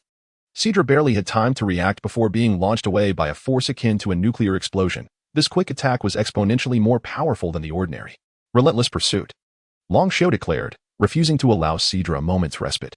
Had he sent out another Pokémon, he would have initiated a devastating move, but with Meowth, failure to subdue the opponent could spell disaster. Meowth swiftly maneuvered behind Seadra and delivered a sharp blow to its neck. This relentless pursuit inflicted double damage on the already weakened Pokémon, leaving Seadra unable to rise. "Seadra, quickly get up," Kona urged, furrowing her brow as she watched Meowth. Seadra exerted every ounce of strength to stand, but the previous quick attack had struck it at a critical point, rendering it in excruciating pain and unable to rise. "Hyper Beam," Longshio commanded, and as Meowth concentrated its energy, Seadra could do nothing to defend itself. Ultimately, it succumbed to the powerful attack, losing its ability to battle. Seadra is unable to continue. Meowth wins. Damaranch announced the outcome of the match. "Come back, Meowth." Longshio recalled Meowth, wary that Kona might immediately deploy her next Pokémon to launch an attack, thus exposing Meowth's secrets. Observing Kona's strategy to have Seadra lay down Ice Beam as soon as it encountered Meowth, Longshio felt assured that the Elite Four had been monitoring him since the Quartz Conference, analyzing his Pokémon's capabilities to devise counter-strategies. He appreciated the respect they had for him. Return, Seadra. Kona also recalled her Pokémon. In truth, Seadra was not particularly high in level. She had merely summoned it to gauge Longshio's strength. She hadn't anticipated that he would counter with Meowth, a tactic she had not foreseen, as no one would typically rely on speed to triumph against an Ice-type Pokémon, unless the speed was truly extraordinary. "Let me reclaim a victory, Psyduck." Kona brought forth her Psyduck, one of her most frequently utilized Pokémon according to the data. Psyduck, a water and psychic-type Pokémon. It evolved into Psyduck after being bitten by a Shelder on its tail. The sweet flavor seeping from Psyduck's tail captivated Shelder, which clung tightly, eager to savor more of the delectable taste. Is this truly evolution? Longshio mused, bemused by the circumstances of Psyduck's transformation, which seemed more like a parasitic relationship than an evolution. After expressing his thoughts, he retrieved his next Pokeball, confident that Psyduck, being a water and psychic type, would be no match for his next choice. "Go, Golduck." He released Golduck, who was still in a slumber, dangling its arms and keeping its eyes closed. Only upon realizing it had been released did it open its eyes to survey the surroundings. Psyduck immediately used Ice Beam. Kona knew she could not allow Golduck a moment to recover, for that would make it a formidable adversary. Though Psyduck appeared dazed, it executed its attack without hesitation, sending a pale blue beam towards Golduck. Golduck abruptly awakened, leaping high into the air to evade Psyduck's Ice Beam, glaring fiercely at Psyduck as if displeased by the surprise attack. "Golduck, use Confusion," Longshio commanded, instigating a counterattack. Chapter 85. The Final Strike of Garchomp, Psychic Headbutt. Kona did not retreat, but rather counterattacked, as Dusknoir unleashed a Psychic Headbutt aimed at Psyduck, attempting to disrupt its focus. Utilizing psychic abilities requires utmost concentration, and an assault from the opponent can easily disturb one's thoughts. However, Psyduck remained unfazed, channeling its psychic powers to lift Dusknoir into the air and subsequently flinging it away. Longshio called out to Psyduck, and with a wave of its hand, Psyduck hurled Dusknoir down, which crashed to the ground with a painful cry. "Dusknoir, use Blizzard," Kona commanded as Dusknoir lay on the ground. It conjured a fierce blizzard, and suddenly, a powerful storm swept through the arena, showering Psyduck with countless snowflakes, plunging the entire area into a freezing chill. Psyduck, dig to evade the blizzard. Longshio had anticipated Kona's move. Psyduck swiftly burrowed underground, emerging from beneath Dusknoir just as the blizzard subsided, sending Dusknoir soaring into the air. "Heavyweight punch," Longshio ordered, prompting Psyduck to launch a powerful uppercut that sent Dusknoir flying even higher. With a resounding thud, Dusknoir fell, utterly incapacitated. The announcer, Damaranch, declared the battle's outcome. "Come back." Dusknoir, Kona's side, clearly caught off guard by Longshio's strategy of teaching Psyduck the dig ability. "Return." Longshio also recalled Psyduck into its Pokeball. "Now I shall be serious," Kona remarked, retrieving her next Pokémon from her pocket. "Excellent, I welcome the challenge," Longshio replied with a smile. "Go, Ms. Mime." Kona summoned Ms. Mime, reputed to be one of her primary Pokémon. Ms. Mime, an ice and psychic-type humanoid Pokémon. Although Ms. Mime's utterances resemble human language, their precise meaning remains unclear and is currently under study. Its vocalizations follow several fixed patterns, seemingly conveying specific meanings. Some musicians even compose melodies for Ms. Mime to perform. It not only speaks like a human, but also appears capable of expressing emotions through dance. Garchomp emerged as Long Xiao's choice, also one of his mainstays. Ms. Mime. Unleash Blizzard. Kona immediately took the initiative, commanding Ms. Mime to generate a blizzard that soon enveloped the arena, with sharp snowflakes darting towards Garchomp. Endure the storm, Garchomp. And use Dragon Rush. Long Xiao remained undeterred, and Garchomp, embodying the spirit of a blue dragon, charged towards Ms. Mime. Use Psychic. Kona quickly instructed Ms. Mime, who calmly seized Garchomp with Psychic Force. Flamethrower. Long Xiao shouted at Garchomp. Despite being immobilized by Psychic, Garchomp managed to unleash a burst of flames towards Ms. Mime. Teleport to evade. With the two Pokémon now in close proximity, evasion was only possible through teleport, and Ms. Mime promptly disappeared to avoid the flames. Breaking the Psychic hold. Chase after her. Long Xiao commanded, and Garchomp unleashed another wave of flames towards Ms. Mime. Use Protect. Kona urgently called out, aware that the Fire-type attack would inflict severe damage on Ms. Mime. Immediately, Ms. Mime enacted Protect, fully shielding itself from Garchomp's onslaught. Dragon Rush. Long Xiao ordered again, and Garchomp lunged at Ms. Mime, who, unable to evade this time, was struck and sent flying. What a fierce assault! Relentless until the goal is achieved. Is this the masterful prowess of Long Xiao? The commentator exclaimed, witnessing the unyielding combo that ultimately struck Ms. Mime. It was evident that Long Xiao's plans were unwavering. After successfully landing Dragon Rush, Garchomp fell into a moment of rigidity, while Ms. Mime took a moment to regain composure. Ms. Mime, use Ice Beam. Kona instructed. And after a brief recovery, Ms. Mime stood and unleashed an Ice Beam at Garchomp, who, just recovering from its hardening, had no time to evade and was struck. As the Ice Beam hit, Garchomp was swiftly encased in ice. Garchomp has been frozen. Does it still have a chance to continue battling? The commentator remarked, observing the situation with concern. Ms. Mime, finish it with Hyper Beam. Kona commanded, and Ms. Mime began to gather energy before her chest. Break free, Garchomp. Long Xiao urged. But regrettably, the ice held firm, a testament to the prowess of an Ice-type champion's Pokémon. Ms. Mime's Hyper Beam struck the frozen Garchomp directly. With a crash, the ice shattered, and Garchomp was sent flying.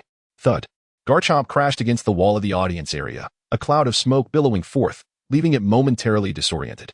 There exists an unwritten rule in battles. One must not attack before the smoke clears, as the status of the opposing Pokémon remains unknown. Can Garchomp continue to fight? The commentator queried intently, his gaze fixed on the dissipating smoke. As the haze gradually lifted, Garchomp emerged, its eyes glowing faintly red as it stepped forth from the mist.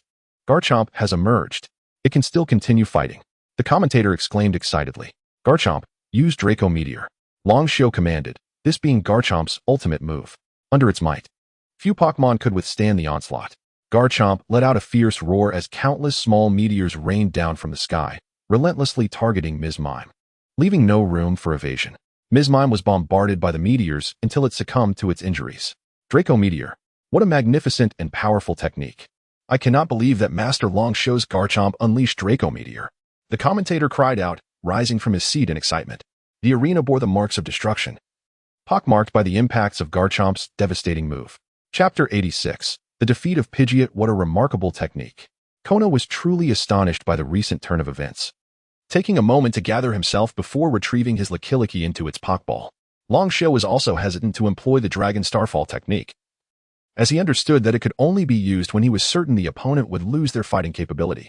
After using this move, the special attack of his Garchomp would nearly plummet to zero, rendering any subsequent skills ineffective and leaving him vulnerable to attacks. Come back and rest, Garchomp, Long Xiao commanded, recalling his Pokémon. Thus far, Kona's Dragonair, Shuckle, and Lickilicky had all succumbed in battle, while Long Xiao's Meowth and Golduck were still in excellent condition, and Garchomp was barely able to continue fighting. The outcome of this battle was becoming increasingly clear, yet he remained vigilant, aware that his opponent was a member of the Elite Four, and he dared not relax until true victory was claimed. Go, Walrein, Kona declared, presenting his next Pokémon without further ado. Walrein, a dual-type water and ice Pokémon, an evolved form of Celio, with its entire body covered in snow-white fur. It is virtually undetectable in snow. By day, it sleeps on the shallow ocean floor, and at night, when the water temperature drops, it swims in search of food, particularly favoring weak fish. After feeding, it basks on the beach to help digest by warming its body. Walrein? Longshio furrowed his brow upon seeing the creature. This Pokémon would surely struggle to move on land, rendering it little more than a sitting target. I entrust this to you, Pidgeot, he finally decided, summoning his Pidgeot. Mindful that Kona would likely anticipate any potential threats. As Pidgeot took to the skies, it began to circle above, while Walrein could hardly reach it with its limited mobility. Walrein, use Ice Wind. Kona commanded, initiating the attack. A frigid storm erupted above the battlefield, forcing Pidgeot to squint against the biting winds that caused it to tremble and lose speed. The ice wind laid a thin sheet of ice across the arena. Pidgeot, use Hurricane, Longshio called out, and Pidgeot promptly flapped its wings, conjuring a violent windstorm that surged toward Walrein. Walrein, dodge it, Kona shouted, and Walrein executed a peculiar maneuver, gliding swiftly across the ground, evading Pidgeot's Hurricane. Longshio realized that this was indeed a rapid mode of movement, even faster than Blastoise. Quick attack. Longshio urged Pidgeot, seizing the opportunity to counterattack. Pidgeot struck Walrein with a direct hit, causing it to let out a pained howl. But the damage was minimal. Walrein, use Hail. Kona countered, summoning dark clouds above the battlefield, unleashing a barrage of hailstones that pummeled Pidgeot. Despite its efforts to evade, the sheer volume of hail inflicted damage upon its wings, and the storm showed no signs of abating, compelling Longshio to seek a swift conclusion. However, Walrein wore an expression of delight, its stamina seemingly replenished. It was utilizing its ability, Ice Body, which allowed it to regain health in hail conditions. Professor Oak, seated in the audience, commented on Walrein's expression, and Longshio took note. It seems I must end this quickly. Pidgeot, use Air Slash, Longshio commanded. And Pidgeot launched 2 slicing gusts toward Walrein. Despite the attack's impressive power, Walrein evaded by sliding gracefully. Steel Wing. Longshio decided on a close-range assault, as Pidgeot's wings gleamed with silver light as it soared toward Walrein. Walrein, use Sheer Cold, Kona ordered. Quick, retreat. Longshio urged Pidgeot, recognizing the gravity of the situation. Sheer Cold could render any Pokémon it hit incapacitated. Although its accuracy was low, Pidgeot charging forward would inevitably lead to disaster. Pidgeot hastily retreated, but it was too late. The area of Sheer Cold was unavoidable. Pidgeot was instantly frozen, and as the ice shattered, it fell to the ground, unable to continue the fight. With Pidgeot's defeat, Walrein emerged victorious. Damalanki announced the results of the match, while Longshio cursed under his breath. Realizing that Pidgeot had never truly had the opportunity to showcase its potential, being overwhelmed by the combination of hail interference and Walrein's evasive tactics. Return, Pidgeot, Longshio said, recalling his Pokémon. The hail continued to fall, and Walrein was still recovering, with Kona showing no intention of recalling it, threatening to spiral into a vicious cycle. Gardevoir. Resolve this swiftly. Longshio contemplated carefully before sending out Gardevoir, a psychic-type Pokémon capable of completely countering Walrein's gliding and avoiding long-range attacks. Gardevoir. The moment she appeared, Gardevoir was struck by hail, reducing her mobility, but for her, these challenges were trivial. Walrein, use Ice Beam. Kona, aware of Longshio's strategy, launched the first offensive. Teleport to evade. Longshio instructed Gardevoir, and she instantly teleported behind Walrein. Use Psychic. Gardevoir placed her hands upon her head, unleashing a wave of psychic energy that caused Walrein to writhe in agony, rolling upon the ground in distress, with no alternative strategy to counter Gardevoir's assault. Dark Pulse. Once the psychic attack had taken effect, Longshio unleashed a powerful move, and Gardevoir's Dark Pulse struck Walrein directly, causing it to lose its fighting capability as the smoke cleared. With Walrein's defeat, Gardevoir emerged victorious. Damalanki proclaimed the results of the match, but even as Walrein fell, the hail showed no sign of stopping. Well done, Gardevoir, Longshio praised, to which Gardevoir responded with a smile. Impressive, yet I still hold the advantage, Kona remarked, revealing his next Pokeball. I still have 5 Pokemon left that can fight. How can you claim an advantage? Longshio questioned, puzzled. You may have misunderstood. Once a Pokemon is battled, it cannot be switched out. If you do, it is considered a forfeit, leaving you with only Gardevoir and your last Pokemon. Kona replied with a grin. Chapter 87. Double kill. Upon hearing those words, Longshio felt a wave of dismay wash over him. He returned the Pokeball containing his Shinado to his pocket and turned to President Damalanki, who nodded in agreement with Kina's assertion. Why didn't he say this sooner? Longshio's face twitched slightly. Now, not only had Shinado sustained damage from the hail, but it had also wasted its energy. Kina's final 2 Pokemon were her strongest, and a careless mistake could lead to his defeat. Alright, let us go, Iron Shell. Kina summoned her next Pokemon. Iron Shell. Iron Shell. a water and ice-type Pokémon, the evolved form of Shelter, residing in tumultuous seas, its shell adorned with large, sharp spikes. It swims by forcefully expelling swallowed seawater. Once it closes its shell, no matter how great the strength, it cannot be pried open, only revealing itself during an attack. Logically, the hail's damage would also affect Kinna's next Pokémon. However, one of Iron Shell's abilities is dust-proof, rendering it immune to hail damage. There was no alternative.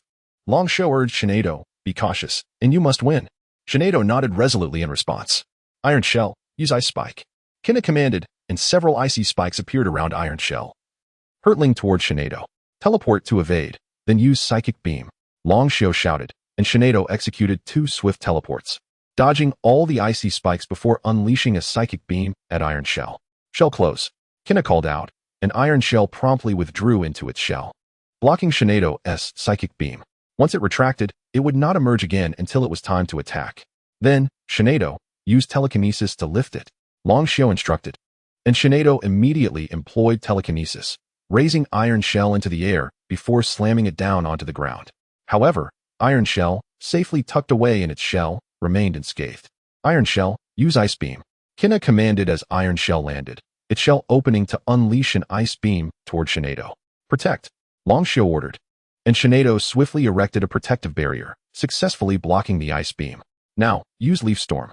With Iron Shell's shell now open, Shinado took the opportunity to attack, launching Leaf Storm. Yet, Kinna commanded Iron Shell to retract its shell once more, causing the Leaf Storm to strike harmlessly against its shell. In theory, Grass-type moves should be particularly effective against Iron Shell, but with its shell retracted, its defense had greatly increased, and coupled with its other ability, Hard Shell Armor, it was impervious to critical hits, rendering the damage from Leaf Storm negligible. TSK. Longshore clicked his tongue. This was proving to be exceedingly difficult. Just then, the dark clouds parted, and the hail ceased, meaning Shinado would no longer suffer from ongoing damage. "Blizzard," Kinna called to Iron Shell, demonstrating why she was renowned as the Ice-type master, as the battlefield was perpetually frigid during their match. Longshore regretted not wearing something warmer. Iron Shell opened its shell, conjuring a blizzard, and a fierce wind swept across the arena, inflicting significant damage upon Shinado, whose expression turned pained. At that moment, Iron Shell displayed a look of distress. Shinado had utilized a mental pressure attack against it. To strike Iron Shell, this was the only method. An attack could only land when the trainer had not ordered a command, and the opposing trainer was caught off guard. "Well done, Shinado," Longshore praised. And Kinna finally noticed something amiss with Iron Shell. Its back was turned toward her. Had it not been for Longshore's exclamation, Kinna might have remained oblivious to Iron Shell's injuries. "Iron Shell, retract your shell," Kinna urgently called out. "Not on my watch." "Shinado, use Thunderbolt," Longshore immediately instructed. Shinado teleported in front of Iron Shell, executing a close-range Thunderbolt that struck Iron Shell's interior with precision. Even as Iron Shell closed its shell, it collapsed straight to the ground. Having lost its combat ability, its shell opened. Iron Shell is unable to battle. Shinado wins. President Damalanki announced the outcome. "Such a clever Shinado," Kinna remarked as she recalled Iron Shell. Had Shinado not initiated the attack, Kinna was confident she could have defeated Longshore. The synergy between Master Longshore and Shinado is truly seamless. Together, they have successfully vanquished Master Kinna's Iron Shell. It is simply marvelous. The commentator exclaimed. Isn't it a sign of inadequate training for a Pokémon to use its moves autonomously, defying its trainer's commands? Ash commented after hearing the commentator's words. Not at all. On the contrary, this indicates a profound bond between trainer and Pokémon. The trainer aims to defeat the opponent and secure victory, while the Pokémon strives to help the trainer succeed. Their goals align. In that moment, even Longshore would have permitted Shinado to employ mental pressure for a swift attack, Brock explained beside Ash. Then my bond with my Charizard is quite strong too. Ha ha ha.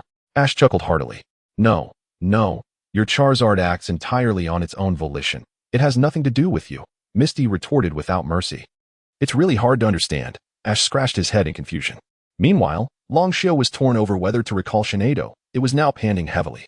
The recent battle had strained Shinado mentally, and if he recalled her now, his last Pokémon might falter, ending his challenge against the Elite Four. Shinado, can you still go on? Longshore finally inquired. Shinado turned and nodded, affirming her readiness. I must at least injure her final Pokémon, Shinado sweetly insisted. Her voice melodic, yet Longshore had transformed this sweet Shinado into a formidable warrior. Then I entrust you to give it your all, when you can no longer endure. I will swap you out. Longshore nodded in agreement with Shinado. Shinado, she affirmed with a nod. Decided not to change Pokémon. Then I shall unleash my final Pokémon. Go, Articuno. Chapter 88. Articuno vs. Mega Gardevoir. What? Upon hearing the name of the Pokémon called out by Kona, Longshio was momentarily taken aback. Articuno? What on earth?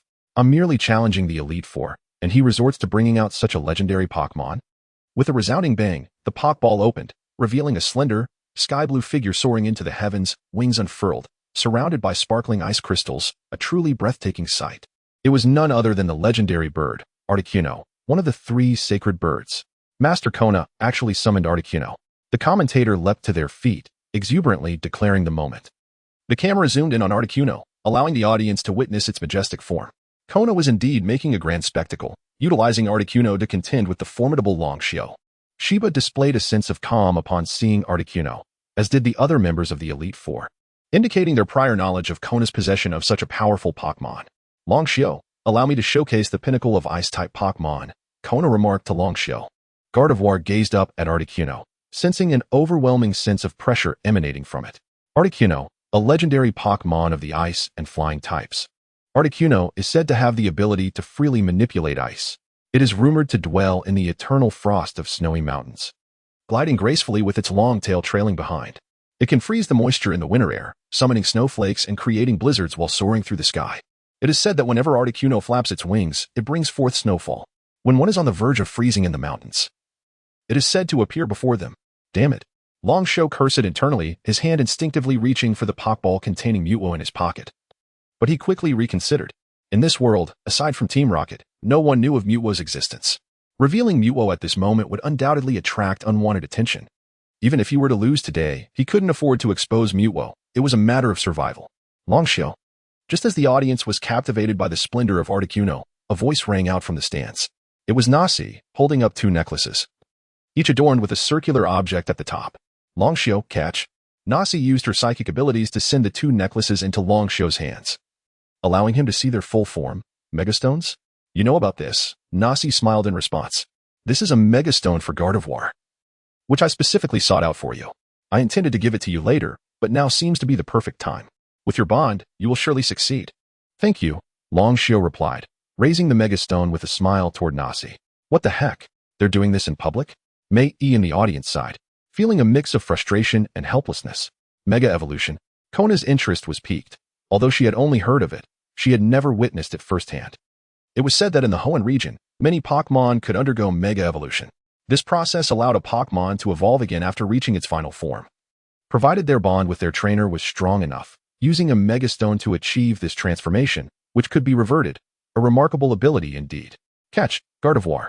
Longshio tossed one of the necklaces to Gardevoir, who gracefully caught it and adorned her neck.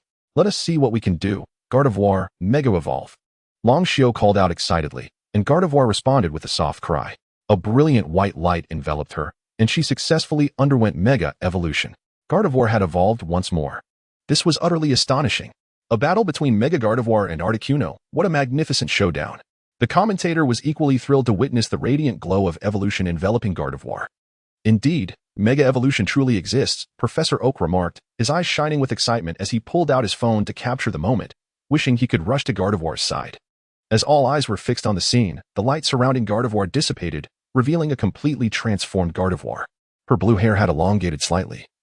The antennae on her head had grown longer, her gown had become more voluminous, and the overall aura of this Pokémon had significantly intensified. What an exhilarating battle this is. Articuno, unleash Blizzard, Kona commanded, launching her attack. The arena was instantly engulfed in a tempest, the strength of this blizzard far surpassing that of the preceding Pokémon battles. Was this truly the might of a legendary Pokémon? Gardevoir, use Protect, Longshio called out, and Gardevoir swiftly erected a protective barrier to shield against the blizzard. Having researched Mega Evolution, Longshio knew that after Gardevoir Mega Evolves, her ability would transform into Pixelate, converting all her moves into Fairy-type moves, enhancing their power. However, he also understood that some moves wouldn't be effective against Fairy-types, rendering them completely useless. Gardevoir, let us try a new move, Moonblast, Longshio instructed. Gardevoir let out a cry, and the swirling snowstorm parted, revealing a moonlit sky. A beam of light emerged from the moon, striking directly at Articuno above.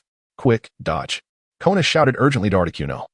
Unsure of the move's nature, but recognizing the power derived from the moon was formidable, Articuno swiftly veered to the side, narrowly avoiding the beam, which crashed into the ground, creating a crescent-shaped crater. Its power was indeed tremendous. Draining Kiss. Long Xiao called to Gardevoir, aware that although she had achieved Mega Evolution, she had sustained injuries that needed swift recovery. Ascend immediately. Kona commanded Articuno, demonstrating the prowess of a legendary Pokémon as it soared into the sky in an instant, leaving Gardevoir, who had teleported upward, grasping at thin air. Now, use Ice Beam. Kona directed Articuno, which dove down, unleashing Ice Beam towards Gardevoir below. The attack seemingly destined to hit. Gardevoir, use Reflect. Long Xiao urged, and a shimmering barrier appeared before Gardevoir. The Ice Beam struck the Reflect barrier, dispersing its damage and failing to freeze Gardevoir. While the move was called Reflect, it did not reflect attacks. Rather, it reduced the opponent's offensive power, thereby mitigating damage. If the opposing Pokémon was weaker, it could completely block the attack. Chapter 89. Resurrection of the Frozen Bird, Eye of the Heart. Upon witnessing his attack thwarted by the reflective barrier, Kina addressed the frozen bird, which then sharpened its gaze, fixating intently on Shinado. This technique, the Eye of the Heart, allows one to predict the opponent's next move through careful observation, ensuring the subsequent attack will hit. However, this is reality, not a game. Shinado, seize it with telekinesis. Long Xiao commanded. Following its evolution, Shinado's psychic range had expanded, enabling it to grasp the frozen bird even from high altitudes. Ascend quickly. Kina urged the frozen bird, which then soared straight into the clouds. Yet Shinado would not allow it to escape. It swiftly used telekinesis to capture the frozen bird before it could ascend further. Frozen Beam now? Kina shouted to the frozen bird. With its psychic control diminished, the frozen bird resorted to using its beak, unleashing a frozen beam towards Shinado. However, Kina seemed to have forgotten that Shinado could utilize two skills simultaneously. In a flash, Shinado teleported behind the frozen bird, rendering the frozen beam ineffective. Mountain Pressure. Long Xiao called out, and Shinado landed firmly atop the frozen bird, plummeting towards the ground with a resounding thud, burying the frozen bird into the earth. Absolute Zero. Kina cried out, prompting the frozen bird to unleash its icy attack. Though Shinado initially evaded with teleport, its energy was nearly depleted, significantly slowing its speed, and it became ensnared in Absolute Zero, losing its combat capability. As Shinado collapsed, Kina was poised to announce the outcome, but to everyone's astonishment, Shinado rose once more, emanating a soft blue glow that seemed to heal all its wounds. This was unprecedented. Such a phenomenon had never occurred among Pokémon. Kina remarked on Shinado's special ability finally revealing itself. After all of Long Xiao's Pokémon had showcased their unique traits, it appeared that now was Shinado's moment. Resurrection, the ability to restore all energy and stamina at an astonishing rate after depletion. Long Xiao proudly acknowledged Kina's admiration. Truly a remarkable trait. Kina praised as the frozen bird ascended once again. Incredible! Shinado has risen once more, exuding even more vitality. The commentator exclaimed. Next, we shall witness the second round. Super Shinado versus the frozen bird. Who shall triumph? Shinado turned to Long Xiao, lightly calling out to indicate that it was completely healed. All right, Shinado, together we shall vanquish this frozen bird, even if it is a legendary Pokémon. It matters not how rare it is. We shall conquer. Long Xiao declared. Shinado nodded resolutely, its gaze fierce as it fixed upon the frozen bird.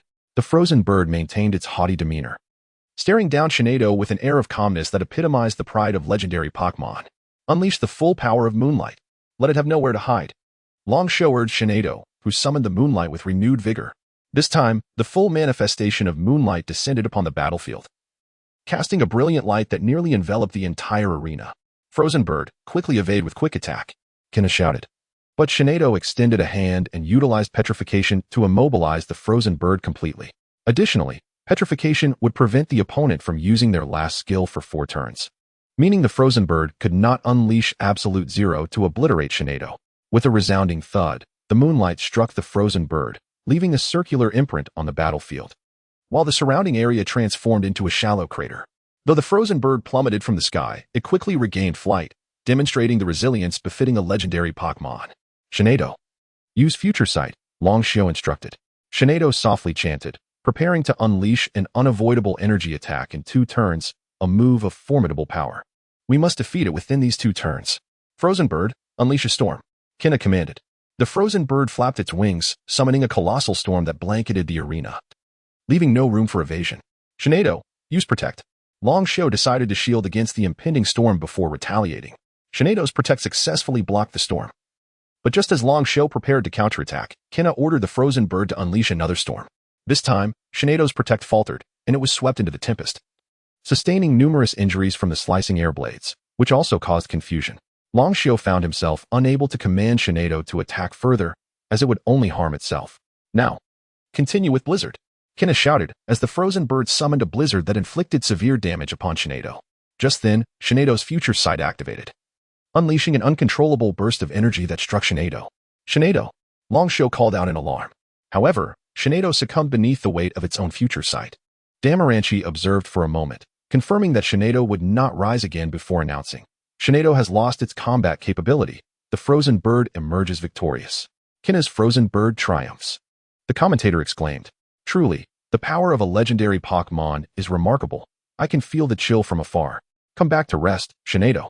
You performed admirably, Long Xiu said as he recalled Shinedo into its Pokeball. At this moment, Master Long Xiu was left with but one last Pokémon. While the frozen bird appeared fatigued, could Master Long Xiu turn the tide with his final Pokémon? His hand rested upon the Pokeball containing Mewtwo, realizing that if victory was to be achieved, it would require. Chapter 90. A hard-earned victory, let me take this on. At that moment, a voice emerged from behind Long Xiu, revealing that it was Guiz who volunteered. Oh, you seem in good spirits today? Long Xiu teased as he noticed Guiz stepping forward. The reason is simple. Seeing your Pokémon working so diligently, I wish to assist you in securing a win, Guiz replied, gracefully gliding to the arena. Are you sure about this? The opponent is an Articuno, Long Xiu remarked, observing Guiz with a hint of skepticism. Undervaluing me again, are you? That mere Articuno does not intimidate me, Guiz declared boldly. Long Xiu chuckled and set down Mewtwo's Pokeball. Since you're so eager, let us see what you can do. He smiled, accepting the possibility of defeat, knowing that Guiz's willingness to fulfill the wishes of their Pokémon was commendable. Long Xiu chose Guiz to battle Articuno. But was Guiz truly a match for Articuno? The commentator expressed doubts as Guiz took the field. Although Guiz had performed admirably in earlier rounds, Articuno was a formidable foe. And this was Long Xiu's last Pokémon. Such a choice seemed rather precarious. Kona regarded Guiz with trepidation. If there were to be a strongest Pokémon among Long Xiu's team, it would undoubtedly be Guiz. Yet, it appeared Long Xiu was unaware of Guiz's true potential. The battle commenced. Damaranchi paid no heed to the doubts. Since Guiz was on the field, he was undoubtedly Long Xiu's final Pokémon. Guiz, commence with Shadow Ball. Long Xiu commanded, and Guiz immediately focused, launching a Shadow Ball towards Articuno, demonstrating newfound seriousness as the attack sped forth. Despite Articuno's evasive maneuvers, it was struck on the wing. Articuno, use Blizzard. Kona countered swiftly, and Articuno flapped its wings, preparing to unleash a blizzard. Guiz, use Quick Attack. Long Xiu called out, knowing it would grant Guiz the initiative. Guiz blinked and appeared before Articuno, crashing into it and sending it hurtling to the ground, but Articuno retaliated with its blizzard. Guiz was caught in the swirling storm, sustaining significant damage. Use Blizzard again, Kona commanded, taking advantage of the situation. Articuno soared low and unleashed another blizzard, striking Guiz once more. Guiz, find a way to break free, Long Xiu urged, concern etched across his face. I will prevail, Guiz insisted, bracing against the blizzard, a radiant white light emanating from it. Guiz began to evolve into Jengar, and then, remarkably, continued evolving, ultimately transforming into Jengars as it landed. Long Xiu was deeply moved by this transformation. Guiz had always resisted evolution, fearing it would render him cumbersome, yet now, in a bid to assist Long Xiu in victory, he embraced his evolution. Guiz has evolved into Jengar. How astonishing. Has Guiz been suppressing its strength in previous battles? The commentator exclaimed in excitement. Jengar, use Revenge.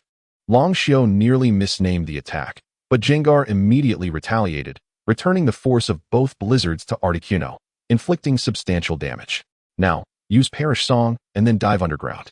Long Xiu adopted a cunning strategy.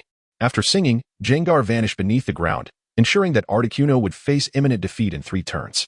Kona, realizing the futility of Articuno's attacks against a subterranean opponent, reluctantly withdrew Articuno, conceding the match to avoid further harm from Perish Song.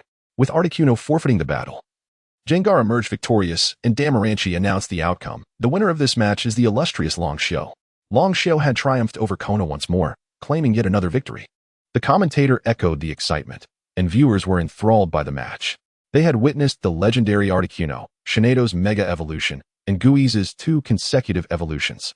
This battle was truly unprecedented.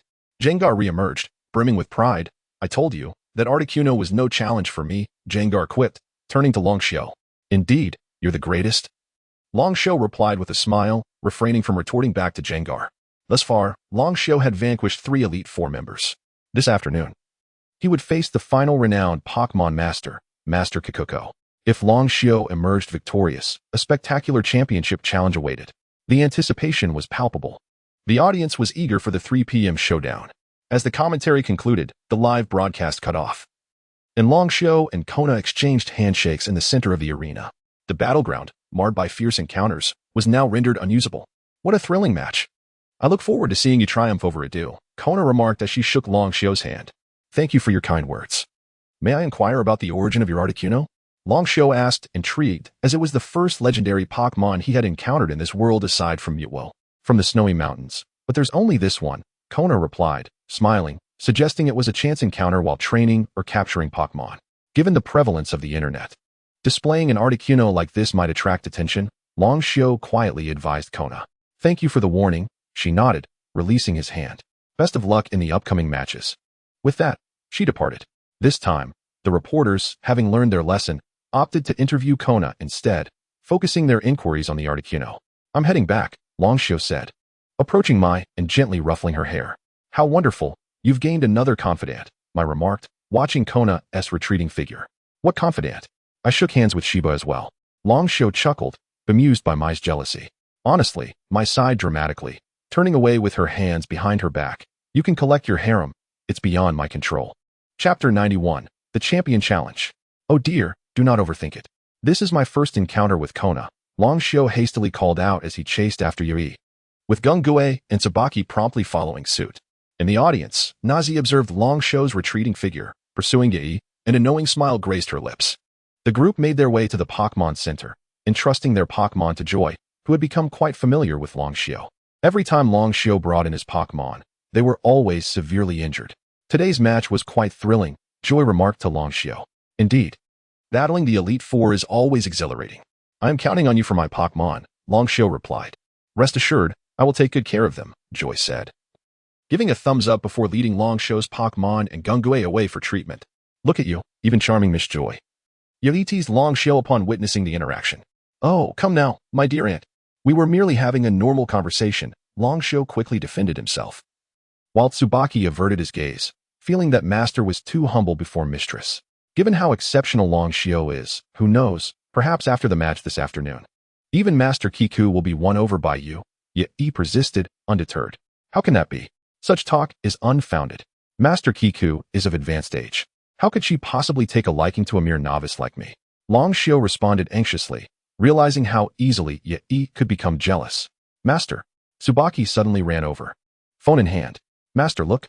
Master Kiku has forfeited the match. What? Both Yai and Longxiao turned to Tsubaki's phone, which displayed news of an interview. The events had transpired after Longxiao had exited. The Elite Four's Kiku, aware that she could not match Longxiao, had chosen to withdraw.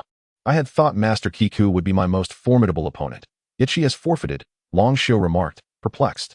It must be due to Gungue. Its ability to seal would pose a significant challenge to her ghost-type Pokémon. If Gungue were to enter the fray, it would indeed be a torment for her Pokémon, prompting her to withdraw, yet conjectured. Gungue managed to persuade Kiku to back out? Longxiao raised an eyebrow. We must keep that from Gungue, otherwise, it will surely become insufferably proud. Even though Gungue had evolved, they still instinctively referred to it by its former name, as it had a strong presence amongst them. The afternoon's challenger was now Edu, directly confronting the champion. Master, you will surely defeat him, Tsubaki exclaimed, brimming with excitement and confidence in Longxiao. Let us hope so, Longxiao nodded. The sudden switch to Edu as an opponent made him somewhat apprehensive, for Edu was the regional champion, reputed to wield an arsenal of dragon-type Pokémon, and might even summon legendary Pokémon akin to Kona. Can I truly prevail against someone at the pinnacle of the Kanto region? The trio returned to their hotel, where Longxiao meticulously reviewed information about Edu. It was known that Edu possessed formidable Pokémon, such as the mightiest Dragonite, Haxorus, and Gyarados. The rest of his Pokémon remained a mystery. However, Longxiao speculated that Edu might possess the ancient Pokémon Aerodactyl. During his previous gaming experience, Edu had indeed showcased Aerodactyl, but whether this world's Edu had the same was uncertain. especially since he had once received a system notification about Pokémon fossils hidden within a cave while traversing the valley, but had dismissed the idea due to the perceived hassle.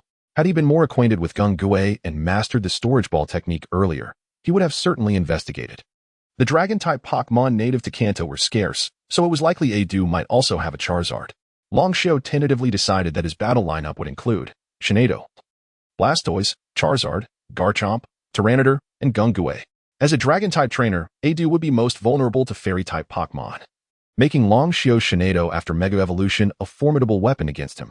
In addition, Ice-type moves were also effective. Charizard and Garchomp could engage in a balanced confrontation, while Blastoise could utilize Ice-type attacks. Longshio couldn't help but wish for an Articuno, though that was merely a fanciful thought. After enjoying their meal and formulating a battle strategy, the trio proceeded to the Pokémon Center to swap out their Pokémon before heading to the venue. Upon arrival, the audience was nearly at full capacity, but Adu was still notably absent. Was he planning a dramatic entrance? As the clock ticked closer to 3 o'clock, the live broadcast commenced right on schedule. The viewership for this championship challenge surpassed that of the previous Elite Four battles, reaching an astounding 100 million, a staggering figure indeed. When the broadcast began, Adu made a striking landing atop his Dragonite, eliciting a flurry of handsome comments in the live chat, as he successfully portrayed an image of grandeur. Presenting the champion, Mr. Adu. His entrance atop Dragonite is absolutely spectacular. The excitement is palpable as we prepare for the championship challenge. Will Master Longshio, having triumphed to the Quartz Conference champion and defeated the Elite Four, overcome Master Adu to seize the championship title, or will Master Adu successfully defend his title? Let us await the outcome. The commentator exclaimed as Adu took the stage. Finally, my turn has come. Divine Feather Longshio. Adu approached Longshio with an outstretched hand. Pleasure to meet you, Longshio replied, grasping Adu's hand with a smile, outwardly appearing calm, though internally he was still reeling from his previous battle with Kona. I have witnessed your journey and hold great respect for your prowess. However, I have not yet grown weary of this Kanto champion title, so I shall not show mercy. Adu stated with a smile. Fight with all you have. Winning or losing is part of the process, Longshio responded earnestly. Impressive, Adu released Longshio's hand. Before him stood a young man with such fortitude. Even if he were to fall today, given time, he would surely rise again to become the Kanto champion or reach even loftier heights. The chronicles of Pokémon Masters would undoubtedly remember a young man named Divine Feather Longshio. With that, Adu recalled his Dragonite. And both trainers returned to their respective platforms as they slowly ascended, signaling that the battle was about to commence. Chapter 92. Bonds both sides. Please prepare. Let the battle commence. Damaranchi declared from the referee's seat. Then I shall be the first to send forth my Pokémon. Go, Gyarados. Adu released his first Pokémon, surprising everyone with the choice of Gyarados. The creature landed on the battlefield, undeterred by the absence of water, coiling like a serpent and glaring fiercely at Longshio, exuding an unsettling aura. Gyarados, a water and flying-type Pokémon, known for its ferocity and penchant for destruction. It is said that when it evolves from Magikarp, a reconfiguration of its brain cells occurs, resulting in its violent temperament. Although rarely seen, when it unleashes its wrath, it has been known to lay waste to entire cities, incinerating everything in its path, even amidst torrential storms. Why is Gyarados classified as a flying type? Longshio pondered, closing his Pokédex in confusion. Could it be due to Gyarados' ability to utilize flying-type moves? I leave it to you, Tyranitar. Longshio chose Tyranitar to take the lead, aware that as the battle progressed, Tyranitar would face increasingly greater challenges. Gyarados used Dragon Dance. Adu initiated the attack, commanding Gyarados to perform Dragon Dance. Despite its sluggish movement on land, the maneuver enhanced Gyarados' speed and defense. The creature twisted into a peculiar posture, completing the dance. Tyranitar, unleash Hyper Beam. Longshio shouted to Tyranitar, launching a powerful attack, which surged toward Gyarados. Dodge. Adu calmly instructed Gyarados, which effortlessly swayed to the side, evading the Hyper Beam without shifting its position. Flamethrower. Adu ordered, and Gyarados unleashed a massive burst of fire towards Tyranitar. Dig. Longshio countered, instructing Tyranitar to burrow underground. As Gyarados' flamethrower soared overhead, Tyranitar emerged from beneath the surface, delivering a punch to Gyarados. Gyarados, use Ice Fang. Adu remained composed, immediately commanding Gyarados to retaliate. The creature twisted back, sinking its fangs into Tyranitar's shoulder, eliciting a grimace of pain. Fortunately, the Ice Fang did not induce fear or freeze Tyranitar. Tyranitar, grab it. Longshio urged, and despite the pain, Tyranitar seized Gyarados, clamping down on its head and directing its body towards a hyper beam. Gyarados, break free. Edu, now anxious, shouted for Gyarados to escape. The creature thrashed wildly, attempting to shake off Tyranitar's grip. Tyranitar, recognizing the battle's significance, held fast, even as Gyarados' teeth twisted painfully against its body. With a mighty roar, Tyranitar unleashed a hyper beam, engulfing Gyarados in a torrent of energy, causing it to cry out in agony. Throw it out, Longshio commanded. Tyranitar's feet dug into the ground as it lifted Gyarados and hurled it across the battlefield, sending it skidding over the terrain. Final impact. Longshio would not relent, driving Tyranitar, glowing with dark energy, to strike Gyarados, which crashed against the edge of the spectator area, rendered unable to continue fighting. With Gyarados incapacitated, Tyranitar emerged victorious, prompting Damaranchi to announce the battle's outcome. Such reckless tactics, Edu observed, noting the deep bite marks on Gyarados' shoulder. Should it continue, it might suffer severe injury. Yet Tyranitar showed no signs of retreat. With such a Pokémon, defeat was inconceivable. There's no blame in losing. Come back, Gyarados. Edu recalled Gyarados into its Pokeball. Incredible! Tyranitar's determination is remarkable, even with grievous wounds. It steadfastly fights for its trainer's victory, exuding a true sense of valor. The commentator exclaimed, "Come back and rest, Tyranitar." Acknowledging that recalling his Pokémon would count as a forfeit, Longshio still decided to return Tyranitar, recognizing its tremendous effort and the injury it sustained. Edu smiled, appreciating the bond between trainer and Pokémon, a sentiment that deeply resonates with all trainers. If he were to lose to Longshio, he would accept it without surprise. Next, it's your turn, Altaria. Edu released his next Pokémon, Altaria, a Pokémon I've never seen before. Let me take a look. Altaria, a dragon and flying type from the Hoenn region, gracefully soars through the sky amidst cotton-like clouds on sunny days, gliding at the boundary between blue sky and white clouds. Its wings, reminiscent of cotton, allow it to ascend on updrafts, and its elegant flight resembles floating clouds. It sings in beautiful high notes, enchanting listeners with melodies that transport them into a dreamlike state. The commentator researched Altaria's information, alleviating some of Longshio's concerns. It is curious how a bird can be classified as a dragon type, just as Gyarados can be a flying type. Pokémon truly are wondrous beings, Longshio murmured. Releasing his next Pokémon, I entrust you with this, Charizard. The battle began. Charizard, use Flamethrower. Longshio initiated the assault, sending a stream of fire toward Altaria. Dragon Breath. Edu opted not to evade and countered directly, commanding Altaria to unleash Dragon Breath, which collided with Flamethrower, resulting in an explosion that neutralized both attacks. Altaria, use Dragon Claw. Edu swiftly issued the next command, prompting Altaria to flap its wings and rapidly approach Charizard, extending its sharp claws for an attack. Charizard, catch it. Longshio instructed, and Charizard endured the Dragon Claw strike, seizing Altaria's talons without hesitation. Edu frowned at Longshio's strategy, finding it troublesome. Use Earthquake. Charizard lifted Altaria into the air, spinning around before throwing it down with a crash, creating a resounding impact against the ground. Chapter 93, The Ultimate Evolution of Charizard, a heavy blow. Longshio, relentless in his assault, continued to attack mercilessly.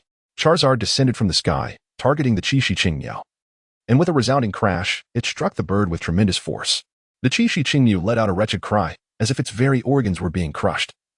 After just these two moves, it lost all combat ability. How cruel. Xiaoxia remarked upon witnessing the grim scene.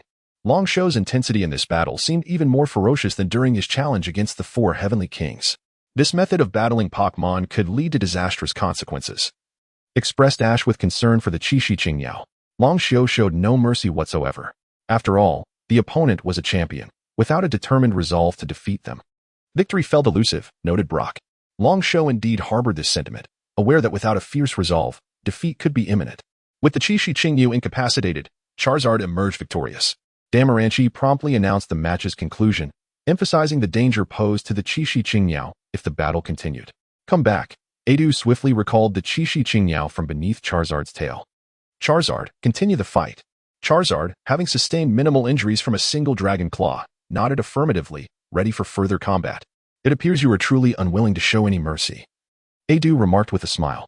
Let us engage in a battle of Charizards, then. Go, Charizard. He summoned his own Charizard, adorned with a necklace around its neck, presumably an evolution stone. Charizard Mega Evolve. Edu raised a stone high, and in the next moment, both evolution stones glimmered, enveloping Charizard in a radiant white light. The champion's Charizard was about to Mega Evolve. The announcer exclaimed, acknowledging the unparalleled power of a champion. As the brilliance faded, Adu's Charizard transformed from a vibrant orange to an imposing black, flames of a haunting blue flickering from its mouth and tail, exuding an aura of dominance. Longshio's Charizard gazed enviously at its counterpart. If memory served, this was the X form of Charizard, gaining dragon and flying attributes. Longshio mused internally, reassuring his Charizard, "Fear not, for we too shall mega-evolve in due time." With a low growl, Charizard nodded, its gaze fixated with determination on the opposing Mega Charizard. Displaying no hint of retreat, Charizard, Dragon Dive. Adu launched a powerful attack, his Charizard morphing into a blue dragon, charging towards Longshio's Charizard. Flamethrower. With little time to evade, Longshio commanded an offensive. Roar. Charizard unleashed a torrent of flames, engulfing the opposing Mega Charizard. Yet Adu's Charizard pressed on, undeterred, crashing into Longshio's Charizard and sending it hurtling away. After the Dragon Dive, Charizard experienced a moment of vulnerability. Charizard, seize the opportunity and use Earthquake, Longshio urged, and his Charizard promptly rose from the ground to charge at the Mega Charizard. Charizard, Hyper Beam. Adu called out, and his Charizard unleashed a devastating attack, sending Longshio's Charizard flying once more. What? Longshio paused, momentarily taken aback. Not every Pokémon is affected by the same vulnerabilities, Adu chuckled. Charizard, use Dragon Tail to pursue. With a powerful flap of its wings, Adu's Charizard chased down Longshio's Charizard, landing a fierce blow that altered its trajectory and sent it crashing to the ground. Roaring in frustration, Longshio's Charizard, recovering from the impact, sprang to its feet, exhaling flames in a furious display. Charizard, calm down, Longshio instructed, recognizing the strain on his Pokémon. It was gasping for breath and could barely withstand another 2 hits. Charizard, use Inferno. With a fierce roar, Charizard enveloped itself in flames, creating a fiery barrier that exploded around Adu's Charizard, inflicting burns. Longshio understood that his Charizard was no match for its opponent and resolved to inflict as many negative effects as possible to aid his subsequent Pokémon. Charizard, use Dragon Claw. Adu intended to finish this swiftly, and his Charizard soared towards Longshio's Charizard. Dodge, Longshio called urgently. But his Charizard lacked the energy to evade effectively and was struck by Adu's Dragon Claw, leaving a gruesome gash on its wing. Dragon Tail. Adu continued the onslaught as his Charizard spun around, delivering another crushing blow that sent Longshio's Charizard sprawling to the ground. With Longshio's Charizard incapacitated, Adu's Charizard claimed victory. Damaranchi announced the results after observing the battle. Well done, Charizard. Return, Longshio said, recalling his Pokémon. This marked Charizard's first defeat, possibly the first loss of its journey. Salamence, it's your turn, Longshio declared, opting for Salamence this time. He felt uncertain about using Mega Sableye against Charizard, especially with Dragonite looming in the future. With a low growl, Charizard displayed signs of agony, clearly affected by the burns, its health gradually diminishing. Salamence, use Dragon Pulse, Longshio commanded, and Salamence unleashed a Dragon Pulse towards Charizard, which narrowly evaded the attack. Now, use Dragon Tail. Return the favor. From the outset, Longshio's Dragon Pulse was not intended for direct offense, but rather to create an opening. Salamence seized the chance, delivering a powerful tail strike that sent Charizard crashing back to the ground. Dragon Dive. Longshio commanded as Salamence executed the move flawlessly, landing a critical hit on Charizard, inflicting substantial damage. Despite both being Dragon types, the damage dealt by Dragon-type moves was doubled against each other. Chapter 94, the ancient Pokémon at this moment. The Mega Sharpedo was immobilized by the Dragon God's dive, yet Longshio remained unperturbed. His opponent's Charizard was also momentarily incapacitated by the time Charizard regained its footing. The Mega Sharpedo's paralysis would have dissipated. Dragon Pulse, Longshio commanded, intent on striking his adversary with precision. Simultaneously, Adu urged his Charizard to unleash a Dragon Pulse, resulting in a clash that neutralized both attacks. Dragon Claw. They both shouted in unison as their Pokémon surged forward, their limbs colliding, reaching a stalemate. Dragon Breath. Anticipating the outcome, Longshio promptly instructed the Mega Sharpedo for a second assault, and Dragon Breath struck Charizard directly in the face. This is problematic, Adu thought to himself. Dragon God's dive will finish him. Just as Longshio called for the Mega Sharpedo to attack, Charizard suddenly collapsed. It must be the burn, Longshio remarked with a smile. Consider this a measure of retribution for Charizard. With Charizard unable to continue, the Mega Sharpedo emerged victorious, as announced by Damaranchi. Impressive, Adu acknowledged, retrieving Charizard into its Pokeball before producing his next one. This will be my 4th Pokémon. Go, Dragonair. Dragonair took to the skies, swirling gracefully. Dragonair.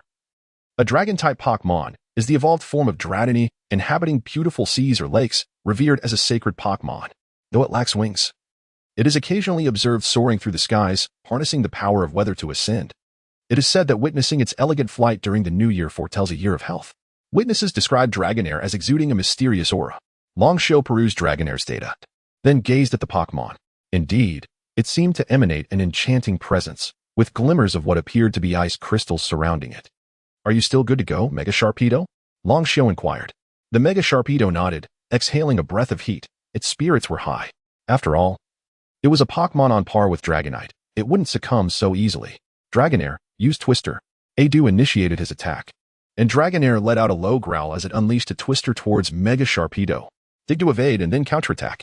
Longsho swiftly reacted, directing Mega Sharpedo to burrow underground, narrowly avoiding the Twister, and emerged from beneath Dragonair. Under Adu's command, Dragonair quickly ascended to evade the Mega Sharpedo's strike.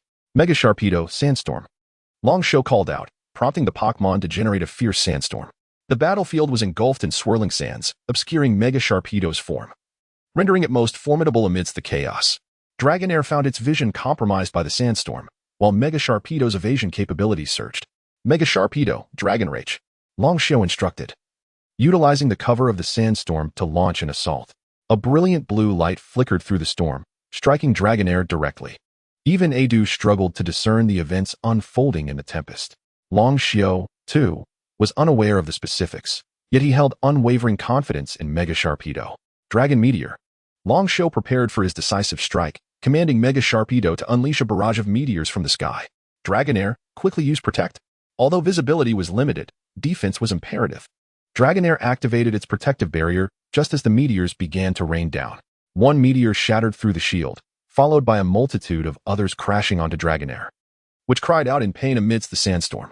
As the Dragon Meteor concluded, the sandstorm subsided, revealing Dragonair sprawled on the ground, while Mega Sharpedo panted heavily from exertion. Dragonair has lost its fighting capability. Mega Sharpedo is victorious. Damaranchi declared the result. Though the specifics of the sandstorm remained unclear, the devastation of the battlefield spoke volumes about the intensity of the battle. The commentator noted the cratered arena, observing that under Longsho's command, no part of the ground remained unscathed. The recent sandstorm had obscured the cameras, leaving the audience oblivious to the events transpiring. Mega Sharpedo, you deserve a rest, Longsho said, recognizing the fatigue from the consecutive battles. With a nod, Mega Sharpedo acquiesced, satisfied to have assisted Longsho in defeating two Pokémon. Longsho withdrew Mega Sharpedo into its Pokeball. You've trained your Mega Sharpedo exceptionally well, Adu remarked, producing his next Pokeball. It is quite the tenacious creature, refusing to relent until its goals are achieved, much like myself, Longsho chuckled, retrieving his next Pokeball. Now, with Adu's Gyarados, Swablu, Charizard, and Dragonair all fallen, only two Pokémon remained, one undoubtedly being Dragonite, while the other remained a mystery. Meanwhile, Longsho's Tyranitar was unable to continue. Charizard had lost its fighting ability, and Mega Sharpedo was effectively out of the fray. Longsho's remaining Pokémon included Blastoise, Gengar, and Galade, suggesting a favorable outcome for him. Go, Aerodactyl. Adu summoned his Pokémon, confirming Longsho's suspicions. A smile spread across Longsho's face. Go, Blastoise. The Water-type Blastoise had a significant advantage over Adu's Rock-flying-type Aerodactyl, making victory almost certain. The championship title of Kanto was within reach. It was Aerodactyl, an ancient Pokémon. Recently, news had surfaced regarding the resurrection of ancient Pokémon. It was astonishing that Champion Adu had acquired one. This Aerodactyl, a rock-flying-type Pokémon, was revived through genetic extraction from amber, embodying the ferocity of ancient creatures. The theory of extinction due to a colossal meteorite had become deeply ingrained in public consciousness. Its temperament proved to be even more ferocious than anticipated, leading to casualties. However, Master Longsho's Blastoise was exceptionally effective against Aerodactyl. What would the outcome of this battle be? This is troublesome, Adu murmured. Blastoise, Hydro Pump. Longsho initiated the offensive. Chapter 95, The Suppression of Dragonite. Adu murmured. This is troublesome. Longsho initiated the attack, commanding, Blastoise, Hydro Pump. Fossil Pterodactyl, evade. Seeing the Hydro Pump approaching, Adu quickly shouted to Fossil Pterodactyl, which adeptly maneuvered in the air to dodge the attack. Dragon Dive.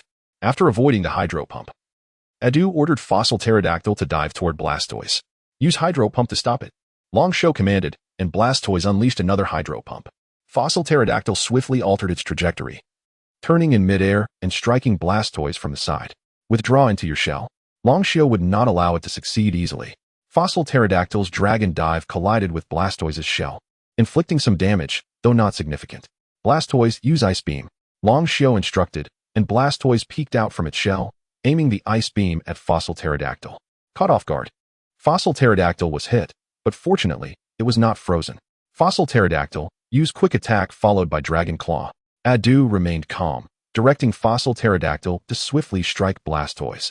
Closing in rapidly, it then executed Dragon Claw, dealing damage to Blastoise. Blastoise staggered back a few steps, seizing the opportunity to grasp Fossil Pterodactyl's wing. Despite its desperate attempts to escape, Fossil Pterodactyl only found itself caught tighter. Well done. Now unleash a series of water cannons. Long Show praised as Blastoise, holding tightly onto Fossil Pterodactyl's wing, unleashed 5 successive water cannons, causing Fossil Pterodactyl to cry out in pain. Fossil Pterodactyl, use Hyper Beam. Seeing this, Adu retaliated, and Fossil Pterodactyl unleashed Hyper Beam, striking Blastoise at close range, but its wing was also caught in the attack. Who could have anticipated Blastoise's resilience? Even after being directly hit by Hyper Beam, it refused to let go. Blastoise, finish it with Hydro Pump. Long Show exclaimed, impressed by Blastoise's determination. Hydro Pump. Blastoise aimed its cannons at Fossil Pterodactyl, unleashing a powerful torrent that sent Fossil Pterodactyl flying. When it landed, it was clear that it had lost the ability to battle. With Fossil Pterodactyl defeated, Blastoise emerged victorious. Well done. Long Show cheered, exhilarated. With Adu left with only Dragonite, the odds seemed in their favor, 3 against 1. The Kanto Pokemon champion title is within grasp. Return, Fossil Pterodactyl. Adu sighed as he recalled his Pokemon, seemingly aware of the impending outcome. Having held the Kanto champion title for less than a year, he was determined not to concede without a fight, retrieving his final Pokeball. This is it, Long Show. Blastoise, can you still continue? Long Show inquired, noting the damage Blastoise had sustained from the earlier attack. Roar. Blastoise nodded, indicating it could still fight. Then I entrust you with this. Long Show affirmed. Go, Dragonite. Adu summoned his Dragonite, which entered the arena with a low roar, its fierce gaze fixed upon Blastoise. The Master Adu's Dragonite has arrived. This is his final Pokemon. Will it achieve a remarkable comeback and secure his championship title? The excitement in the commentator's voice mirrored Long Show's anticipation. Dragonite, a dragon and flying-type Pokemon, the final evolution of Dratini. Capable of circling the Earth in approximately 16 hours. It is said to possess intelligence comparable to that of humans. Somewhere in the vast ocean lies an island where Dragonites congregate. The isolated island, where shipwrecked survivors are taken, was once a paradise for Dragonites, known for its gentle nature. It is often reported to have rescued drowning humans or Pokemon. From the introduction, Dragonite appears to be exceptionally benevolent, yet now. Adu's Dragonite gazed at Blastoise with a fierce intensity, seemingly determined to help Adu retain his championship title. Dragonite, it's your turn. Use Thunder Punch. Adu commanded, and Dragonite, true to its name, rushed towards Blastoise with astonishing speed, leaving the latter momentarily stunned. Before it could react, Dragonite delivered a thunderous punch that sent Blastoise staggering backward. Blastoise, use Ice Beam. Long Show quickly commanded, and Blastoise responded with Ice Beam. Dragonite took to the air, evading the icy barrage that froze the ground below, yet remained unscathed. Seizing the opportunity to confront Blastoise directly. Thunder Punch. Another strike from Dragonite, as Adu sought to leverage type advantage to decisively overpower Blastoise. The punch landed squarely on Blastoise's chin, interrupting the Ice Beam, causing Blastoise to topple over. With Blastoise incapacitated, Dragonite emerged victorious. Truly impressive, Master Adu. Dragonite's speed is remarkable. Although Blastoise attempted to utilize its type advantage, it was rendered ineffective without a proper connection. The commentator remarked, "Is this what Dragonite is capable of? How magnificent!" Ash gazed in awe at Dragonite, recalling a previous encounter at the lighthouse, though that Dragonite had been significantly larger. Return, Blastoise. Long Show recalled his Pokemon, acknowledging Dragonite's formidable strength. It lacked the unique traits of other Pokemon, yet its speed rivaled that of the swiftest. I must find an opportunity to acquire one. As he pondered, Long Show replaced his Pokeball. I entrust you with this, Gardevoir. Finally, Long Show summoned Gardevoir, whose fairy type, after Mega Evolution, would undoubtedly counter Dragonite's strengths. Gardevoir appeared, stretching before fixing its sharp gaze upon Dragonite, swiftly entering combat mode. It is the Master Long Show's Gardevoir. It is expected to Mega Evolve. The commentator, well prepared for the match, noted that Gardevoir's fairy type would decisively counter Dragonite, suggesting that the upcoming battle would be challenging for Dragonite. Hey, it seems my presence is unnecessary, Jengar remarked from the audience, feeling ill at ease in its enlarged form. Chapter 96, Seizing the Championship. Shinai Duo, Illusion Technique. Long Xiao prevented Shinai Duo from evolving directly and utilized the illusion technique to immobilize the Dragonite. Adu was clearly taken aback by Long Xiao's direct assault. Dragonite struggled, while Shinai Duo appeared to exert considerable effort. Shinai Duo, Mega Evolution, Unleash Moonlight Power. Long Xiao commanded. Shinai Duo swiftly completed the Mega Evolution as the clouds parted above, revealing a full moon that struck Dragonite with tremendous force, inflicting substantial damage. Dragonite, use Dragon Tail. Adu realized that Dragonite had escaped the illusion technique and immediately instructed it to attack Shinai Duo. Teleport to evade, Long Xiao shouted. Shinai Duo promptly teleported, narrowly avoiding Dragonite's sweeping tail. Dragonite, give it your all, or you might lose to it, Adu yelled with fervor. Dragonite, unleash Flamethrower. Shinai Duo, having teleported behind it, countered with a million-ton kick. As Dragonite unleashed its flames, Shinai Duo landed a powerful kick, propelling Dragonite away. Following its evolution, all of Shinai Duo's abilities transformed into fairy-type moves, dealing double damage to Dragonite. Such speed, and with 2 lives, this is truly a tough battle, Adu sighed inwardly. Maintaining a calm facade, he couldn't allow Long Xiao to see his anxiety. Even in defeat, he must retain his dignity. Dragonite, avoid long-range attacks, and use Dragon Claw. Adu discerned that as long as he resorted to ranged attacks, Shinai Duo could easily teleport behind Dragonite, leaving it no choice but to engage in close combat. Dragonite swiftly approached Shinai Duo, its claws slashing at it. The outcome remained unchanged. Shinai Duo, teleport. Long Xiao smirked as Shinai Duo once again appeared behind Dragonite. Psycho Boost. With a roar, Shinai Duo unleashed a Psycho Boost, causing Dragonite to clutch its head in agony. Don't let up. Use Moonlight Power, Long Xiao commanded. Seizing the opportunity, Shinai Duo unleashed another Moonlight Power, delivering a devastating blow to Dragonite. Noticing that Dragonite had not yet lost its fighting capability, Shinai Duo teleported away from it. Use Quick Attack, Adu shouted without delay. Dragonite dashed towards Shinai Duo at breakneck speed. As Shinai Duo landed, Dragonite was already upon it, leaving no time for a teleportation escape, and Shinai Duo was struck, sent flying. Shinai Duo, stabilize yourself, Long Xiao urged anxiously. If Shinai Duo didn't regain its footing quickly, Adu would surely command Dragonite to pursue. Dragon Dive. As anticipated, Adu ordered Dragonite to chase after Shinai Duo. Before Shinai Duo could react, Dragonite executed Dragon Dive, landing a solid hit and causing considerable damage. Utilizing the moment of Dragonite's rigidity, Shinai Duo steadied itself and used telekinesis to lift Dragonite high into the air. Well done. Slam it to the ground, Long Xiao instructed. Shinai Duo elevated Dragonite higher and then forcefully slammed it to the ground. Deliver the final blow. Moonlight Power, Long Xiao exclaimed, his excitement palpable. This last strike would secure the championship. Shinai Duo concentrated the moonlight energy, delivering a powerful strike to Dragonite. Roar. Dragonite let out a mighty roar before collapsing, rendered unable to continue the battle. Dragonite, unable to battle, Long Xiao triumphed, declaring victory in his challenge for the championship and becoming the new Kanto champion. Damalanki erupted with excitement, announcing the victory loudly. Well fought. Impressive Long Xiao. Truly a promising talent. The gym leaders shouted in praise, while Ash and Professor Oak wore expressions of exhilaration. Master Long Xiao had successfully defeated Master Adu, becoming the new Kanto champion. The tension was palpable, and the commentator exclaimed, "Let us cheer for our new champion." The live stream's chat was inundated with messages congratulating Master Long Xiao on his new title, overwhelming the server to the point of crashing. Congratulations, Adu said, recalling Dragonite and approaching the center of the arena to shake Long Xiao's hand. Long Xiao descended from the platform to meet him. Thank you for the guidance. After the ceremony, Adu remarked, now you are the supreme commander of the most significant Pokémon League in Kanto.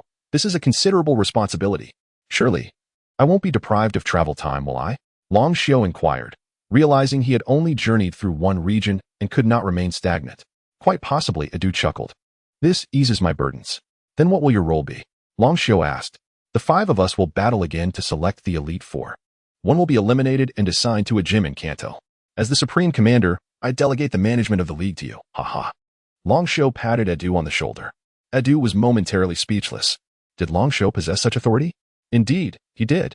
The regional champion oversees the Elite Four and various gym leaders, alongside many Pokemon Rangers, all of whom must heed Longxiao's directives. The governing body for Longxiao is the Pokemon League Association, with the champion directly managed by the association's president. However, the president was not Damalanki, but rather the father of Qiuyu AI, Qiuyu Guizhong. Had Longxiao known this from the outset, he would have never challenged for the title. Yet, at present, he remained oblivious.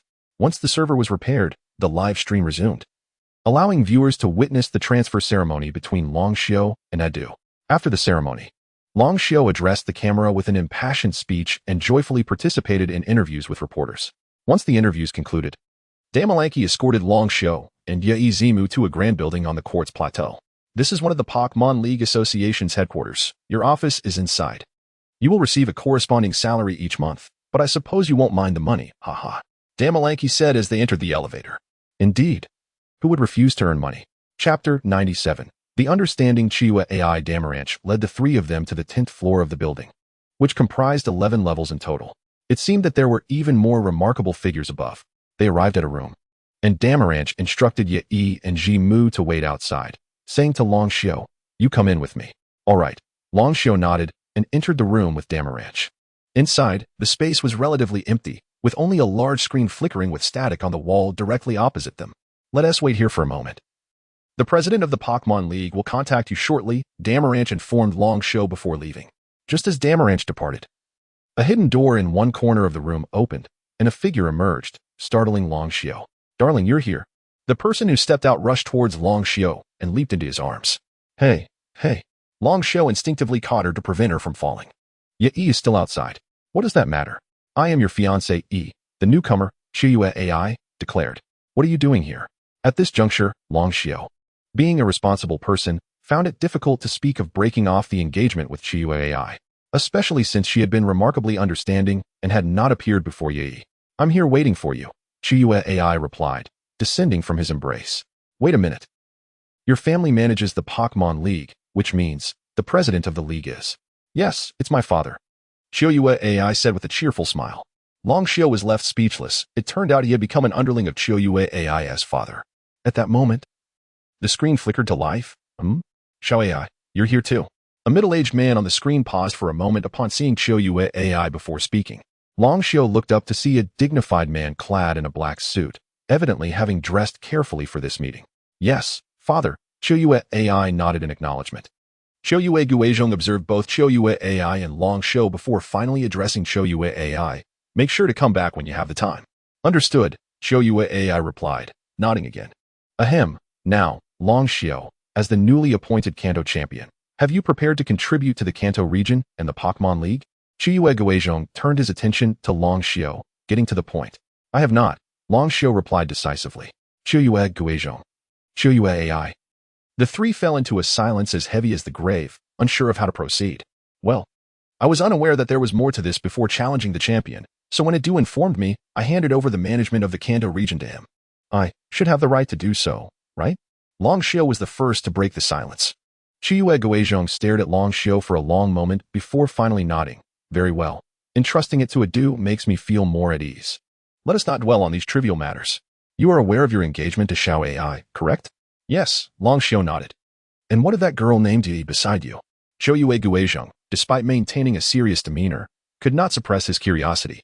I had already been with Yi before I met Xiao AI. Uncle, you wouldn't want your future son-in-law to be a fickle man, would you? Longxiao had anticipated this moment and was ready to respond, although it was a lie to say he was with Yi before knowing Chiuya AI. This left Chiuya Guizhong momentarily speechless. Indeed, Longxiao had a point. Very well, you young people can handle your own affairs. I hope you understand that Xiao AI is your true wife. Understood, Longxiao nodded, thinking it best to delay this matter for as long as possible. Aside from not managing the Kanto League, where do you intend to go next? I will continue my journey, challenge other league champions, and obtain the title of champion across the entire league, Longxiao stated without hesitation. Quite ambitious, Chiuya Guizhong acknowledged with a nod. After you marry Xiao AI, you will inevitably take over my position one day.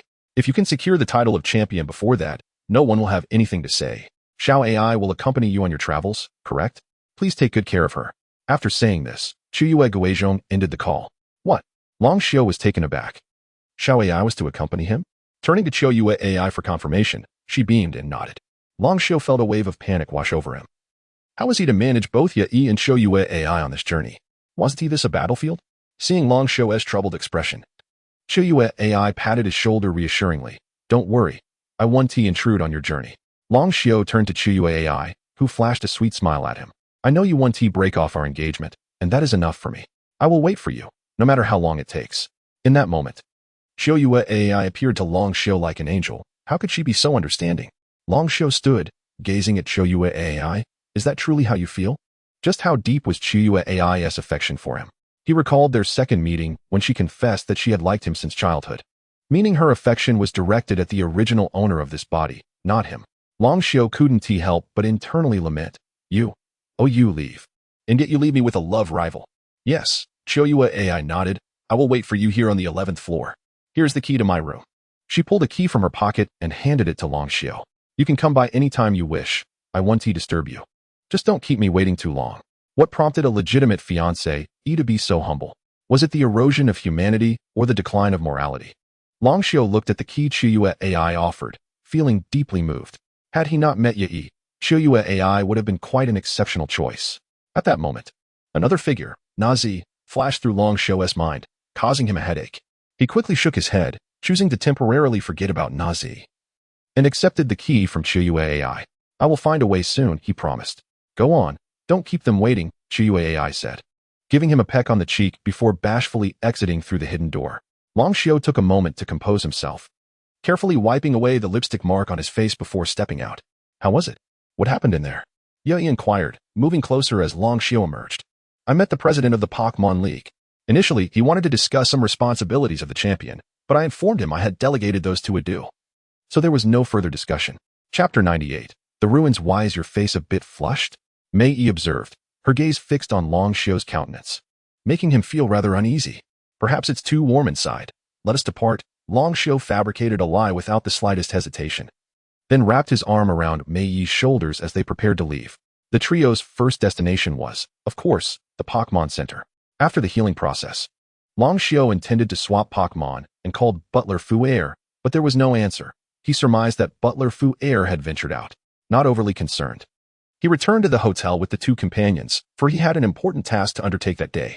Following Long Xiu's championship battle, the Elite Four and Adu were scheduled to face off, but Kikuko had voluntarily withdrawn, opting to train as a gym leader in the city of Shirjima, thereby stepping back. The remaining four would naturally still comprise the Elite Four. Hence, the vacant gym positions included the Psychic Gym and the rather irresponsible Hualon Gym. Nevertheless, the Hualon Gym at least had trainers, while the Psychic Gym was utterly neglected. That very night, Long Xiu intended to persuade Ibaraki to become the gym leader of the Golden City Gym, assisting Nasi in shouldering some of the responsibilities. At that moment, Master, you're leaving me here in the Kanto region as a gym leader? I was hoping to continue traveling with you. Ibaraki lamented, looking at Long Xiu with a sorrowful expression. You do not comprehend. Becoming a gym leader is the most challenging experience, Long Xiu explained. Moreover, the Golden City Gym is renowned as the strongest in the Kanto region, attracting formidable challengers. I shall leave my Golduck with you as the first Psychic-type Pokémon of the gym. In your spare time, you may also venture forth to capture other Psychic Pokémon. Long Xiu insisted, retrieving the Pokeball containing Golduck from Mei. Of course, this did not imply that he was relinquishing Golduck entirely. Rather, he intended for Golduck to serve as the primary guardian of the gym. After all, once Ibaraki took charge, the Golden Gym would essentially belong to him as well. Furthermore, I will publicly declare that the Golden Gym is mine, filled with my Pokémon. Who would dare not challenge it, thereby ensuring your training? That makes sense. Ibaraki nodded, accepting the Pokeball with determination. Master, you can rest assured. Long Xiu patted Ibaraki on the shoulder, igniting a spark of excitement within him. Honestly, what are these two grown men doing? Mei remarked, unable to bear the sight. Subsequently, Long Xiu contacted Nasi, informing her that if the company required assistance, Ibaraki could lend a hand, as his family was also in business and he possessed some understanding of these matters. Nasi agreed to Long Xiu's plan to take over the Psychic Gym, and thus the arrangement was finalized amicably. Tomorrow, I will have Shinedo escort you to the Golden City. Once I find a more suitable candidate, I will arrange for them to succeed you, Long Xiu told Ibaraki. Understood, Master. Ibaraki nodded in response. On the following day, Long Xiu instructed Shinedo to escort Ibaraki to the Golden City Gym, then checked out of the hotel, preparing for a brief return home to deliver his trophy and check on his other Pokémon, pondering their next destination. Let us return, Long Xiao said to Shinado, as Gung Gui tugged at his clothing, anxious not to be left behind. Shinado, noticing, smiled reassuringly, indicating that it would not be forgotten. In a flash, Shinado teleported Long Xiao, Mei, and Gung Gui back home. Upon arrival, Long Xiao was taken aback by the scene before him, rendered speechless. This is... Mei gasped, her eyes wide with shock. Before them lay Long Xiao's home, now reduced to ruins. The garden behind had been utterly ravaged, and all of Long Xiao's Pokémon lay scattered on the ground, their bodies stained with blood. Beedrill. Beedrill. The first Pokémon Long Xiao noticed was Beedrill. Sprawled upon the remnants of the villa. He rushed to its side, seeing blood at the corners of its mouth and wounds covering its body. Even its wings were broken. Beedrill. Beedrill, wake up, Long Xiao pleaded, cradling Beedrill and shaking its body, yet receiving no response. What on earth happened? Gung Gui surveyed the desolate surroundings, the life having drained from the atmosphere. It appeared as though all of Long Xiao's Pokémon had perished. Bang! Mewtwo burst forth from its Pokeball, standing guard beside Long Xiao. Master, they are all dead. I sense others still present nearby, Mewtwo stated in its emotionless tone. Fu Air, where are you? Long Xiao shouted from the debris, his earlier call to Fu Air now seeming ominous. What calamity had befallen them? Where had Fu Air gone? Ascending to the highest point of the ruins, Long Xiao surveyed the backyard, where all his Pokémon lay lifeless, their fates uncertain. Mewtwo's declaration echoed ominously. They were all gone. Long Xiao. Mei rushed to Long Xiao's side, grasping his hand tightly, his fists clenched, trembling with rage and despair. Why did this happen? Who is responsible? Show yourself. Long Xiao roared into the void, fury rising within him. At that moment, a beam of light surged toward Long Xiao. Mewtwo and Shinado instantly teleported in front of him and Mei, forming a protective barrier to deflect the oncoming attack. It's the destruction beam, Mewtwo warned. You must retreat. Shauna. Shinado echoed, urging Long Xiao to heed the warning. The attack was formidable, not to be underestimated. Kirim. Gung Gui gazed into the distance, where a colossal Pokémon soared toward them, a figure standing atop it. Drawing from its battlefield experience, Gung Gui recognized the Pokémon Kirim. Trembling, Gung Gui recalled the devastation it had wrought in the past. No one had been its match. All had perished, leaving only it as the sole survivor. A coward in the wake of destruction. Now facing Kirim once more, Gung Gui's distressing memories resurfaced. Seizing the opportunity while Long Xiao was distracted, it quietly sank into the ground, slipping away. How disappointing. The towering Kirim approached, bearing a cloaked figure atop it, who looked down upon Long Xiao. I expected the Kanto champion to possess remarkable Pokémon, yet they appear to be nothing extraordinary. Who are you? Long Xiao demanded, recognizing the dark-clad individual and the formidable Kirim, its dark form, a fusion of Kirim and Zekrom, a truly formidable Pokémon. Chapter 99. The disparity who I am is of no concern to you, but I must admit I find him quite intriguing. The figure cloaked in black seemed to direct his gaze towards Mewtwo. Long Xiao clenched his fists. His adversary possessed a dark Kirim. Even a mere ordinary Kirim was already formidable, let alone the dark Kirim fused with Reshiram. Kirim awaits a hero to fill the void of its lost body with truth and ideals. It is the legendary Pokémon of Ice. It possesses the power to generate extreme cold and can create potent freezing energy within itself. Despite having powers that surpass those of Reshiram and Zekrom, this force is sealed away to stabilize its cellular structure. Upon absorbing Reshiram, which shares its genetic lineage, Kirim transforms into White Kirim, capable of wielding both fire and ice energies. It has foreseen the advent of a true world where Pokémon and humans coexist and strives to protect such a future. Upon absorbing Zekrom, it becomes Dark Kirim, harnessing electric and ice powers. Legend has it that it fights to safeguard the ideal world that will one day be realized between Pokémon and humans. Where is Butler Fu? Long Xiao inquired of the man in black. Butler Fu? That old man? The cloaked figure chuckled, gesturing towards a pile of ruins. He is probably buried beneath there. Long Xiao turned to where he pointed, and Mewtwo, understanding the urgency, used its psychic powers to clear the debris. There lay Butler Fu, bloodied and sprawled amidst the wreckage. Long Xiao rushed over. Fu's breath was faint, and without immediate medical attention, his life was in peril. Shinai, quickly take Fu to the hospital. Long Xiao shouted to Shinado. Shinai? Shinai? Shinado shook her head vigorously, sensing the overwhelming strength of their opponent. She feared for Long Xiao should she leave. Go now. Long Xiao's voice rang out. A first for him to raise his tone at Shinado, who paused in surprise before hurrying to his side to lift Butler Fu and carry him away. The man in black did not intervene. His attention was fixed on Mewtwo, who remained steadfastly focused on Dark Kyurem, prepared for any sudden attack. Leave quickly. I will hold them off, Mewtwo communicated telepathically to Longxiao. However, Longxiao did not respond. Instead, he took Yaya's side, instructing her to stay put. Before returning to Mewtwo's side, his intent was clear. He would fight alongside Mewtwo to avenge his Pokémon. Longxiao could not ascertain if Mewtwo could match Dark Kyurem. So he summoned all his Pokémon, Garchomp, Tyranitar, Charizard, Blastoise, and Meowth, encircling him in protection. You don't intend to resist with just these Pokémon, do you? The man in black scoffed. Dark Kyurem, freeze the world. He launched the attack. Dark Kyurem roared, unleashing an intensely frigid air from its maw.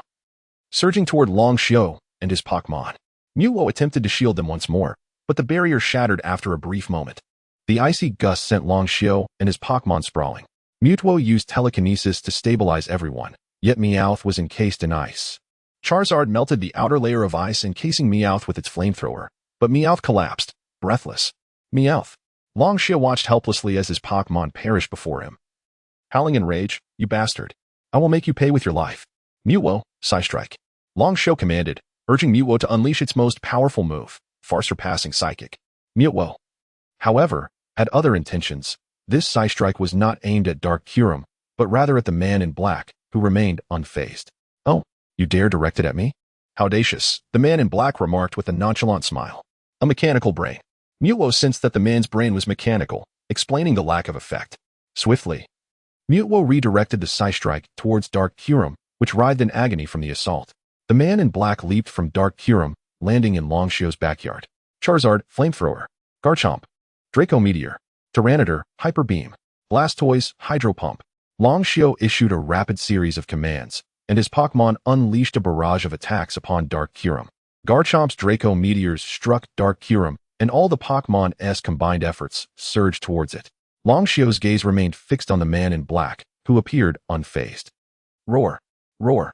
Dark Kyurem endured the assault, letting out a series of ferocious roars, until finally, its body began to fracture, Zekrom emerging from within. Launching a dazzling bolt of electricity towards Longxiao, Mewtwo instantly teleported Longxiao to safety, while it and the other Pokémon braced for the electric onslaught. Sustaining severe injuries, with Blastoise struggling to rise. Zekrom, Bolt Strike. Kyurem, Draco Meteor. The man in black commanded. Kyurem and Zekrom unleashed their powers simultaneously. A colossal tempest of lightning and a barrage of meteorites raining down upon Longxiao's Pokémon, unavoidable even for Mewtwo. The once bright sky darkened ominously. As the assault concluded, Longxiao's Pokémon lay defeated upon the ground, unable to rise. Mewtwo, however, floated above, radiating a brilliant white light, evolving into its X form. Appearing larger and muscular, embodying both psychic and fighting types, enhancing its combat prowess. Wide area strike, Mewtwo murmured, and a shimmering barrier seemed to envelop the entire villa. Just then, Shinado returned. Shinai. Shinado appeared beside Longxiao, informing him that Butler Fu was en route for emergency care, and Miss Jusha was also approaching with reinforcements. But what could they accomplish, even if they arrived? Mewtwo transformed into a beam of light, charging towards Zekrom, delivering a vacuum wave directly to Zekrom's head, swiftly following up with a mega kick that sent Kyurem sprawling. Quite impressive, the man in black observed with a mere smile. Chapter 100, The Final Assistance roaring in fury. The retreating Zekrom opened its gaping maw and lunged towards Mewtwo. Shanae, in a display of determination, initiated her mega evolution and charged forth, delivering a powerful mega kick to Zekrom. However, the impact was considerably weaker than that of Mewtwo, causing Zekrom to merely stagger back momentarily before retaliating with a swift strike that sent Shanae crashing to the ground, impaling her arm with a sharp wooden spike. Shanae let out a cry of agony. Shanae. Longxiao rushed towards her, only to be thwarted once more by Mewtwo's teleportation, which propelled him far away. Master, stay back. From a distance, Mei watched anxiously, wondering what assistance she could possibly offer. Longxiao clenched his fists. Concern etched across his face as he observed Shanae rising from the rubble. With unwavering resolve, she yanked the splinter from her arm, blood flowing freely. Yet her expression remained steadfast. As Mewtwo prepared to confront Kyurem once again, he unleashed a hyper beam. In response, Kyurem retaliated with an ice beam. But Mewtwo deftly utilized teleportation to sidestep the attack, colliding with Kyurem and sending him crashing into Zekrom. Both Zekrom and Kyurem were knocked to the ground by Mewtwo's powerful strike. Impressive resilience, remarked the cloaked figure dismissively. producing a master ball from his cloak and tossing it into the air. As the ball opened, Reshiram emerged. Long Xiao's anxiety intensified. Who is this person? Possessing all 3 legendary dragons? Reshiram, Fusion Flare. Zekrom, Fusion Bolt. The 2 dragons launched their combined attack, each formidable on their own, but together their power was magnified, creating a terrifying force. A blazing inferno laced with electricity surged towards Shanae and Mewtwo, sending them crashing to the ground. Long Xiao rushed forward, calling out, Charizard, Charizard, wake up, Shanae, Shanae. He shook the bodies of his Pokémon, but they lay unresponsive, bloodied and seemingly lifeless. Mewtwo, Mewtwo, you can't be gone. Long Xiao cried, weaving through the fallen Pokémon until he reached Mewtwo. Wake up. He checked each Pokémon, including Garchomp, Tyranitar, and Blastoise, yet none stirred in response. Haha, do you still not grasp reality, Divine Feather Long Xiao? Your Pokémon have perished, and soon, you shall follow. The cloaked figure taunted from behind the legendary dragons, but Long Xiao remained unyielding, his gaze fixed on the devastation before him, covered in the blood of his Pokémon. He looked down at his crimson-stained hands, then back at his fallen companions, emitting a desperate wail. Long Xiao's lament was nearly one of despair. Why? Why is the enemy so powerful? Why must they resort to such cruelty? Why? Why is this happening? Finally, he tilted his head skyward, sitting motionless on the ground like a marionette severed from its strings. It's over. Perish, Kyurem. Oblivion Ray. The cloaked figure pointed at Long Xiao, as Kyurem unleashed a radiant beam of destruction. Yet, in his stupor, Long Xiao remained unresponsive until the beam bore down upon him. In a moment of sacrifice, a girl's silhouette pushed Long Xiao aside, absorbing the destructive energy herself. Futile resistance, the cloaked figure remarked with disdain. Mei. Long Xiao's eyes widened in horror as he watched Mei vanish in the blinding light, yet she offered him a reassuring smile. From her pocket fell the Pokeball of her only Pokémon, the Vine Whip Serpent. No, no, Mei. Long Xiao reached for her, but her form gradually disintegrated into dust, swept away by the gentle breeze. The might of the Oblivion Ray was far beyond human endurance. Mei was engulfed and reduced to mere ashes. Don't go, Mei, please come back. Long Xiao stumbled to his feet, chasing after the remnants of her essence until they dissipated entirely. Lowering his gaze, he found himself staring into the terrifying visage of Kyurem, its eyes fixated on him. Is this truly the end? Long Xiao murmured, his body succumbing to weakness as he knelt upon the ground. Power levels critically low, shutting down. Mewtwo, with great effort, raised a trembling finger towards Long Xiao, utilizing its last vestiges of strength to teleport him away to an unknown destination. As darkness enveloped him, Mewtwo collapsed to the ground, motionless and uncertain of its fate. He has escaped, the cloaked figure observed, glancing upward as Long Xiao vanished.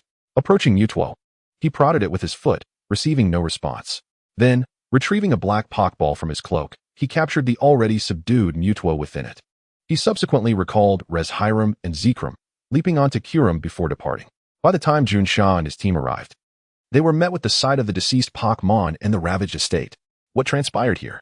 Junsha gasped, his eyes widening in disbelief, as his companions stood in shock at the carnage, witnessing the loss of so many Pokémon. Quickly, transport him to the charging chamber. All Pokémon require treatment. Hurry. At that moment, Shun Yu and his anxious companions rushed into the laboratory, where the staff promptly followed their instructions. Check for any injuries. Shun Yu commanded the workers. Yes. The staff pressed Long Xiao's head down, scanning it with a magnetic card, revealing a charging port. They initiated the charging process before opening a small compartment in Long Xiao's chest to inspect the internal wiring.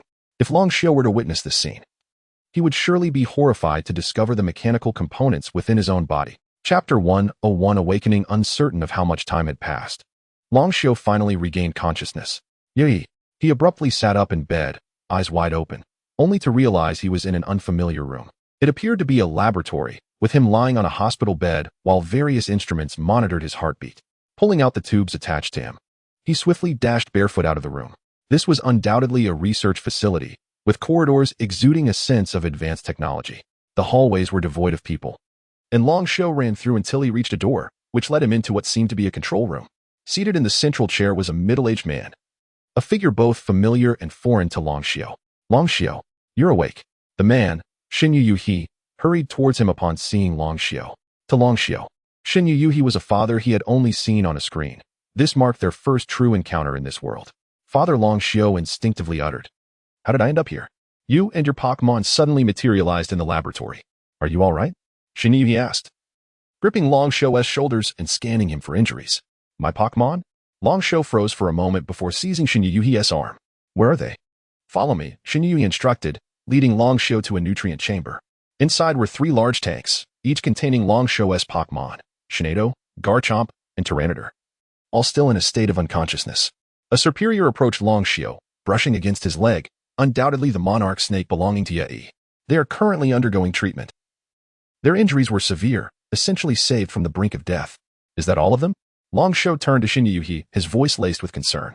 Only they, along with this superior, Shinyuhi confirmed, nodding. We have begun investigating the identity of that individual. Rest assured, we will avenge you. Long Shou lowered his head, shrouded in silence as harrowing images of the 3 dragons flashed in his mind. Each Pokemon collapsing before him, a haunting memory that would linger throughout his life. And there was Yae. He crouched down to stroke the superior's head, which seemed equally sorrowful. Remarkably, Long Shou did not succumb to tears or despair. Instead, he found an unsettling calmness, his most composed moment thus far. You. Shinyuhi observed his son's demeanor, feeling an ache in his own heart. He had reviewed the surveillance footage near the villa. The assailant was cloaked in black, with a hood obscuring their face, rendering identification impossible. This experience would cast a shadow over Long Shou's life. It was likely that he would lose the desire to continue as a trainer. Shinyuhi wished to console him, yet words eluded him. What about the bodies of the other Pokemon? Long Shou asked, gazing up at Shinyuhi. Upon confirming their deaths, Junsha and the others buried them. Your villa has now become their resting place. And Butler Fuer? He is no longer in critical condition and is still hospitalized, Shinyuhi assured him. What about Mewtwo? Was he also buried? Long Shou inquired, recalling the legendary Pokemon, which they had yet to encounter. Surely news would surface. He was taken by that cloaked figure, Shinyuhi stated, having seen the footage and recognizing Mewtwo. Could it be that Xiaoyu Guizhuang? In order to facilitate my marriage to Xiaoyu AI, sent someone to eliminate Yae? Long Shou said, devoid of any emotional inflection. That is unlikely. Shinyuhi replied decisively, shaking his head. He is not that kind of person, and none of his subordinates possess the capability to command the 3 dragons. That's a relief, Long Shou nodded. His relationship with Xiaoyu AI had just begun to thaw. If the assailant were indeed Xiaoyu Guizhuang, she would likely become a target of his vengeance as well. What about Team Rocket? That is not the case. Shinyuhi shook his head again. First of all, Sakaki cannot command the 3 dragons. Secondly, since your kidnapping, Team Rocket has vacated the Kanto region. Their movements are under my surveillance, and I have dispatched operatives to attack their headquarters repeatedly. They are currently in disarray.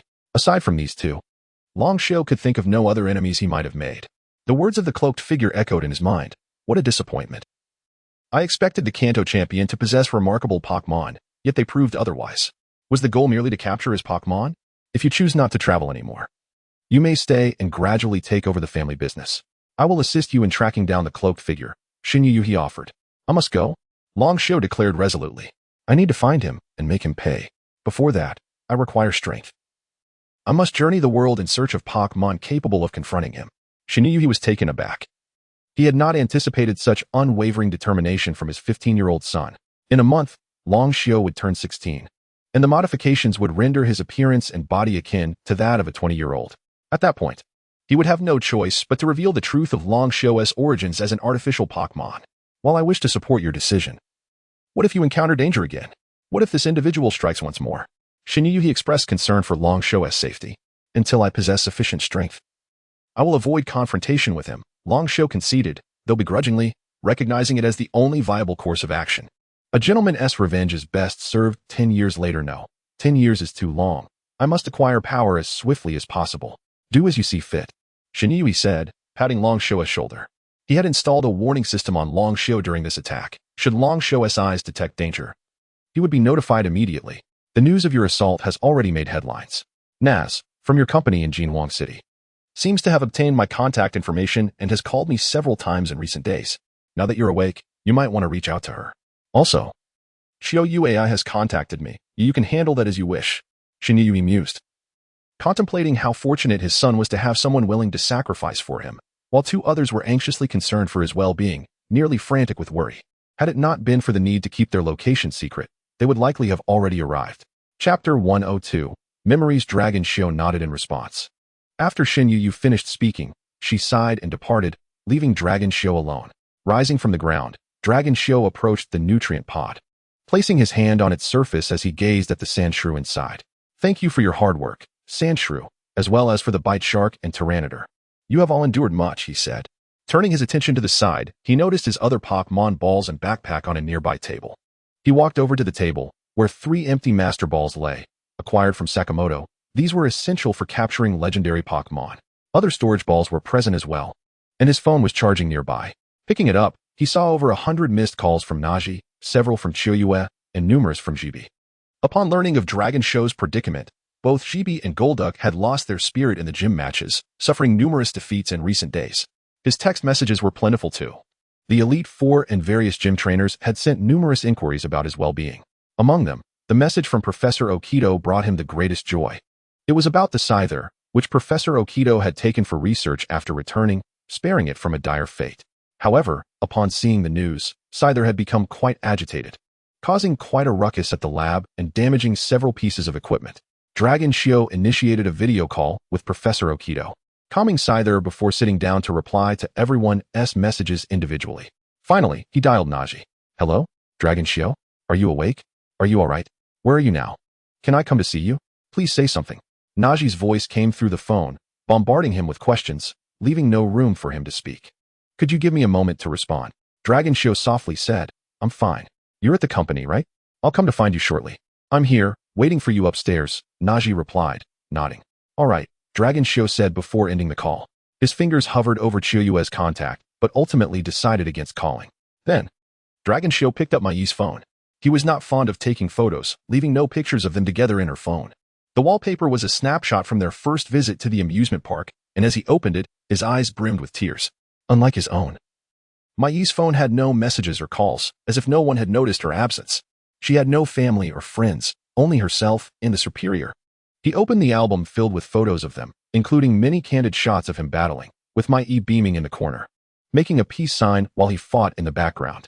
There were countless such memories, including moments of him training Pokemon and various videos. One video caught his eye. Dragon Shio, look at that little bell. I love it. Mai exclaimed, pointing at a bell in the frame. Okay, I'll buy it for you. He replied, walking towards the stall to purchase it. Hold this for me. Make sure to point the camera at me. She insisted, handing him the phone. Do we really need to film just for a bell? He questioned. You don't understand. This is all part of our beautiful memories, she said, attaching the bell to her twin tails. How do I look? She danced playfully, the tiny bell chiming along. We're not going to be apart. So why save these videos? Dragon Shio remarked nonchalantly. Honestly, do you even understand romance? She pouted, dodging the phone from his grasp. Tell me, does the bell look nice? It looks lovely. Our Mai is the most beautiful. From that moment on, every time Mai ran towards him, the sweet sound of the bell would chime. Yet, that bell had vanished along with her. Dragon Shio flipped to the next video, where he was cooking while Mai filmed. Dragon Shio. How long will we be together? Are you filming again? We'll be together for a very long time. Long enough for you to still love me even when I'm in a coffin, he jested. How can you say that? You're cursing me, Mai retorted, stopping the recording and tossing the phone aside as they playfully wrestled. Stop. I was joking, came Dragon Shio's pained voice from off-screen. As he watched each video, a smile graced his lips, yet tears flowed freely down his cheeks. After a considerable time, Dragon Shio transferred all his phone data to Mai's phone. From now on, he would use her device. Mai, wait for me. I will rescue you, he vowed, putting away the phone and changing into his clothes before leaving the laboratory. This is for you from the boss. He thought you might be going out, a male researcher said, waiting by the door and handing him a Pokemon ball. All right. Dragon Shio nodded, accepting the ball and watching as the researcher departed. Releasing the Pokemon, he commanded, Hoot Hoot, take me to Golden City. Hoot Hoot nodded and used teleportation, bringing Dragon Shio to the entrance of the Pokemon Center in Golden City. After recalling Hoot Hoot, he made his way to the Shun-Yu Group building. Upon entering, everyone turned to look at him, seemingly discussing the recent events at the villa. Ignoring their stares, he proceeded directly to the elevator and ascended to the top floor.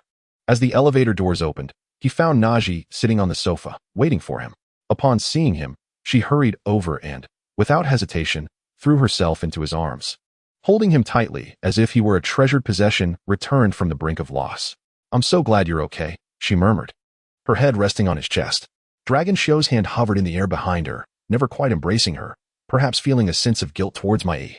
It's all right, he gently reassured her, patting her back. Naji lifted her head, her eyes glistening with tears, realizing the impropriety of the moment. Naji took a step back, distancing herself from his embrace. Miss Mai, I will bring her back, he promised. How will you do that? Naji asked. Momentarily taken aback.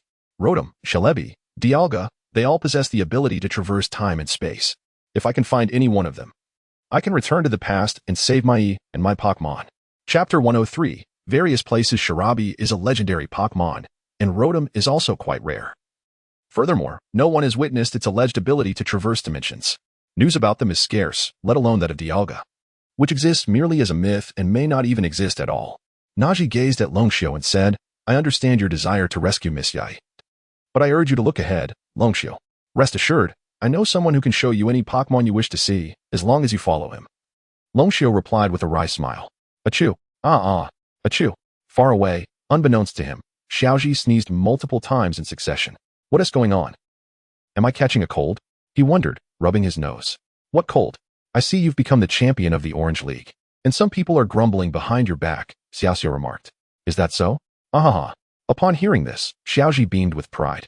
After the championship match concluded, he ventured to the Orange Islands, unexpectedly clinching the title of champion and earning the honor of being an esteemed trainer in the Orange League. Along with the Southern Cross Trophy, his spirits soared as if he were floating. Who are you talking about? Naji asked, curiosity gleaming in her eyes as she looked at Longxiao. You know him. It's Xiaoji, Longxiao replied candidly. How do you know? Naji inquired. Just a feeling. Longxiao deflected. I'll go with you. What about the company? I don't care. I want to go with you. Naji indulged in a rare moment of stubbornness. Longxiao contemplated for a moment. Since Butler Fu'er had nothing to do now, he decided to entrust the company to him. He nodded in agreement. Once Fu'er is discharged, you can hand over the company affairs to him. All right. Naji nodded with a smile. Shall I head back now? Longxiao tentatively asked. Naji looked at him, her eyes reflecting a hint of reluctance. Their proximity created an atmosphere that typically beckoned a kiss. Yet both seemed to have silently agreed to retreat slightly, never breaking through that invisible barrier. Let us go back. Naji nodded, her cheeks flushed. Longxiao turned to call the elevator. As the doors opened, he suddenly turned back, embraced Naji, and kissed her on the lips. Initially startled, she soon transitioned from panic to joy, and they eventually melted into the kiss together. After a long while, they finally parted. We're back, Longxiao said, releasing Naji and stepping away. Naji lowered her head, nodding silently. As the elevator doors closed, she exhaled a sigh of relief, her heart brimming with happiness. In the elevator, Longxiao's mind was a whirlwind. How had he lost control? He had been ready to leave, yet his body and lips had betrayed him. After departing, Longxiao knew he needed to visit Xiaoyue AI, for she was his legitimate wife. Upon meeting her, she wept profusely. The details of their encounter are best left unspoken. She wished to accompany Longxiao on his travels, but he had to decline for safety and various other reasons. Xiaoyue AI complied obediently, agreeing not to follow him as he requested. After bidding farewell to Xiaoyue AI, Longxiao went to visit Fu'er. Fu'er had awakened, resting in his hospital room.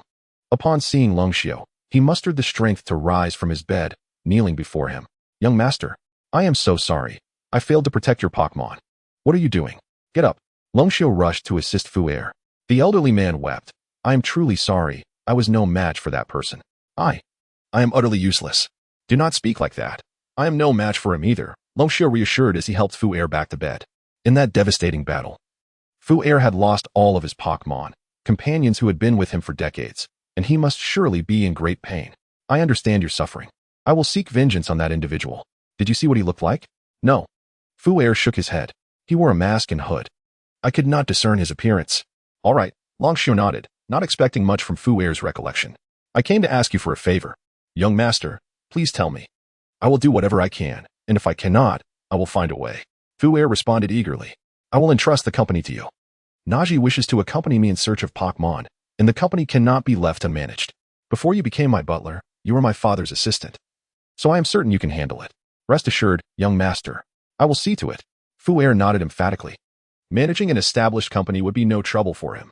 Once you are discharged, I will take you to hand over the responsibilities to Naji, Longxiao assured him, patting Fu'er on the shoulder. Take care of your recovery. Yes, young master. After exchanging pleasantries, Longxiao planned to visit the villa, which had become the resting place for his Pokémon. He needed to pay his respects. Longxiao asked Hudi to take him home, observing the now neatly arranged cemetery. His heart was heavy with mixed emotions. What was once a vibrant garden filled with laughter and joy had turned desolate, replaced by the graves of his beloved Pokémon. Longxiao learned from Fu Er that even those Pokémon who had never battled for him had fought valiantly to protect his home, demonstrating their affection for him in their hearts. Beedrill, Ninetales, Lunatone. Longxiao caressed each gravestone, reminiscing about the moments shared with them. Recalling how Vulpix had sulked when Eevee evolved, how Beedrill had soared with him in the sky, and how it had once been a Bopobo, gradually evolving under the guidance of Shinado. Longxiao sat at the forefront of the cemetery, lost in thought as he gazed at each gravestone, unaware of how much time had passed until darkness fell. As the night breeze blew, his heart settled, and he felt hunger pangs. Indeed, he had awakened from his coma without having eaten for days. Let us go back, Hudi. Longxiao turned to his sidekick. Hudi nodded in agreement and teleported Longxiao back to the research base. Subsequently, Hudi led Longxiao to the dining hall, while it went off to find Xinyuing. After dinner, Longxiao called Professor Oak to have Scyther transported over. As soon as the Pokeball arrived, Scyther leaped out and embraced Longxiao excitedly. All right, calm down. I'm fine, Longxiao said, patting Scyther on the head.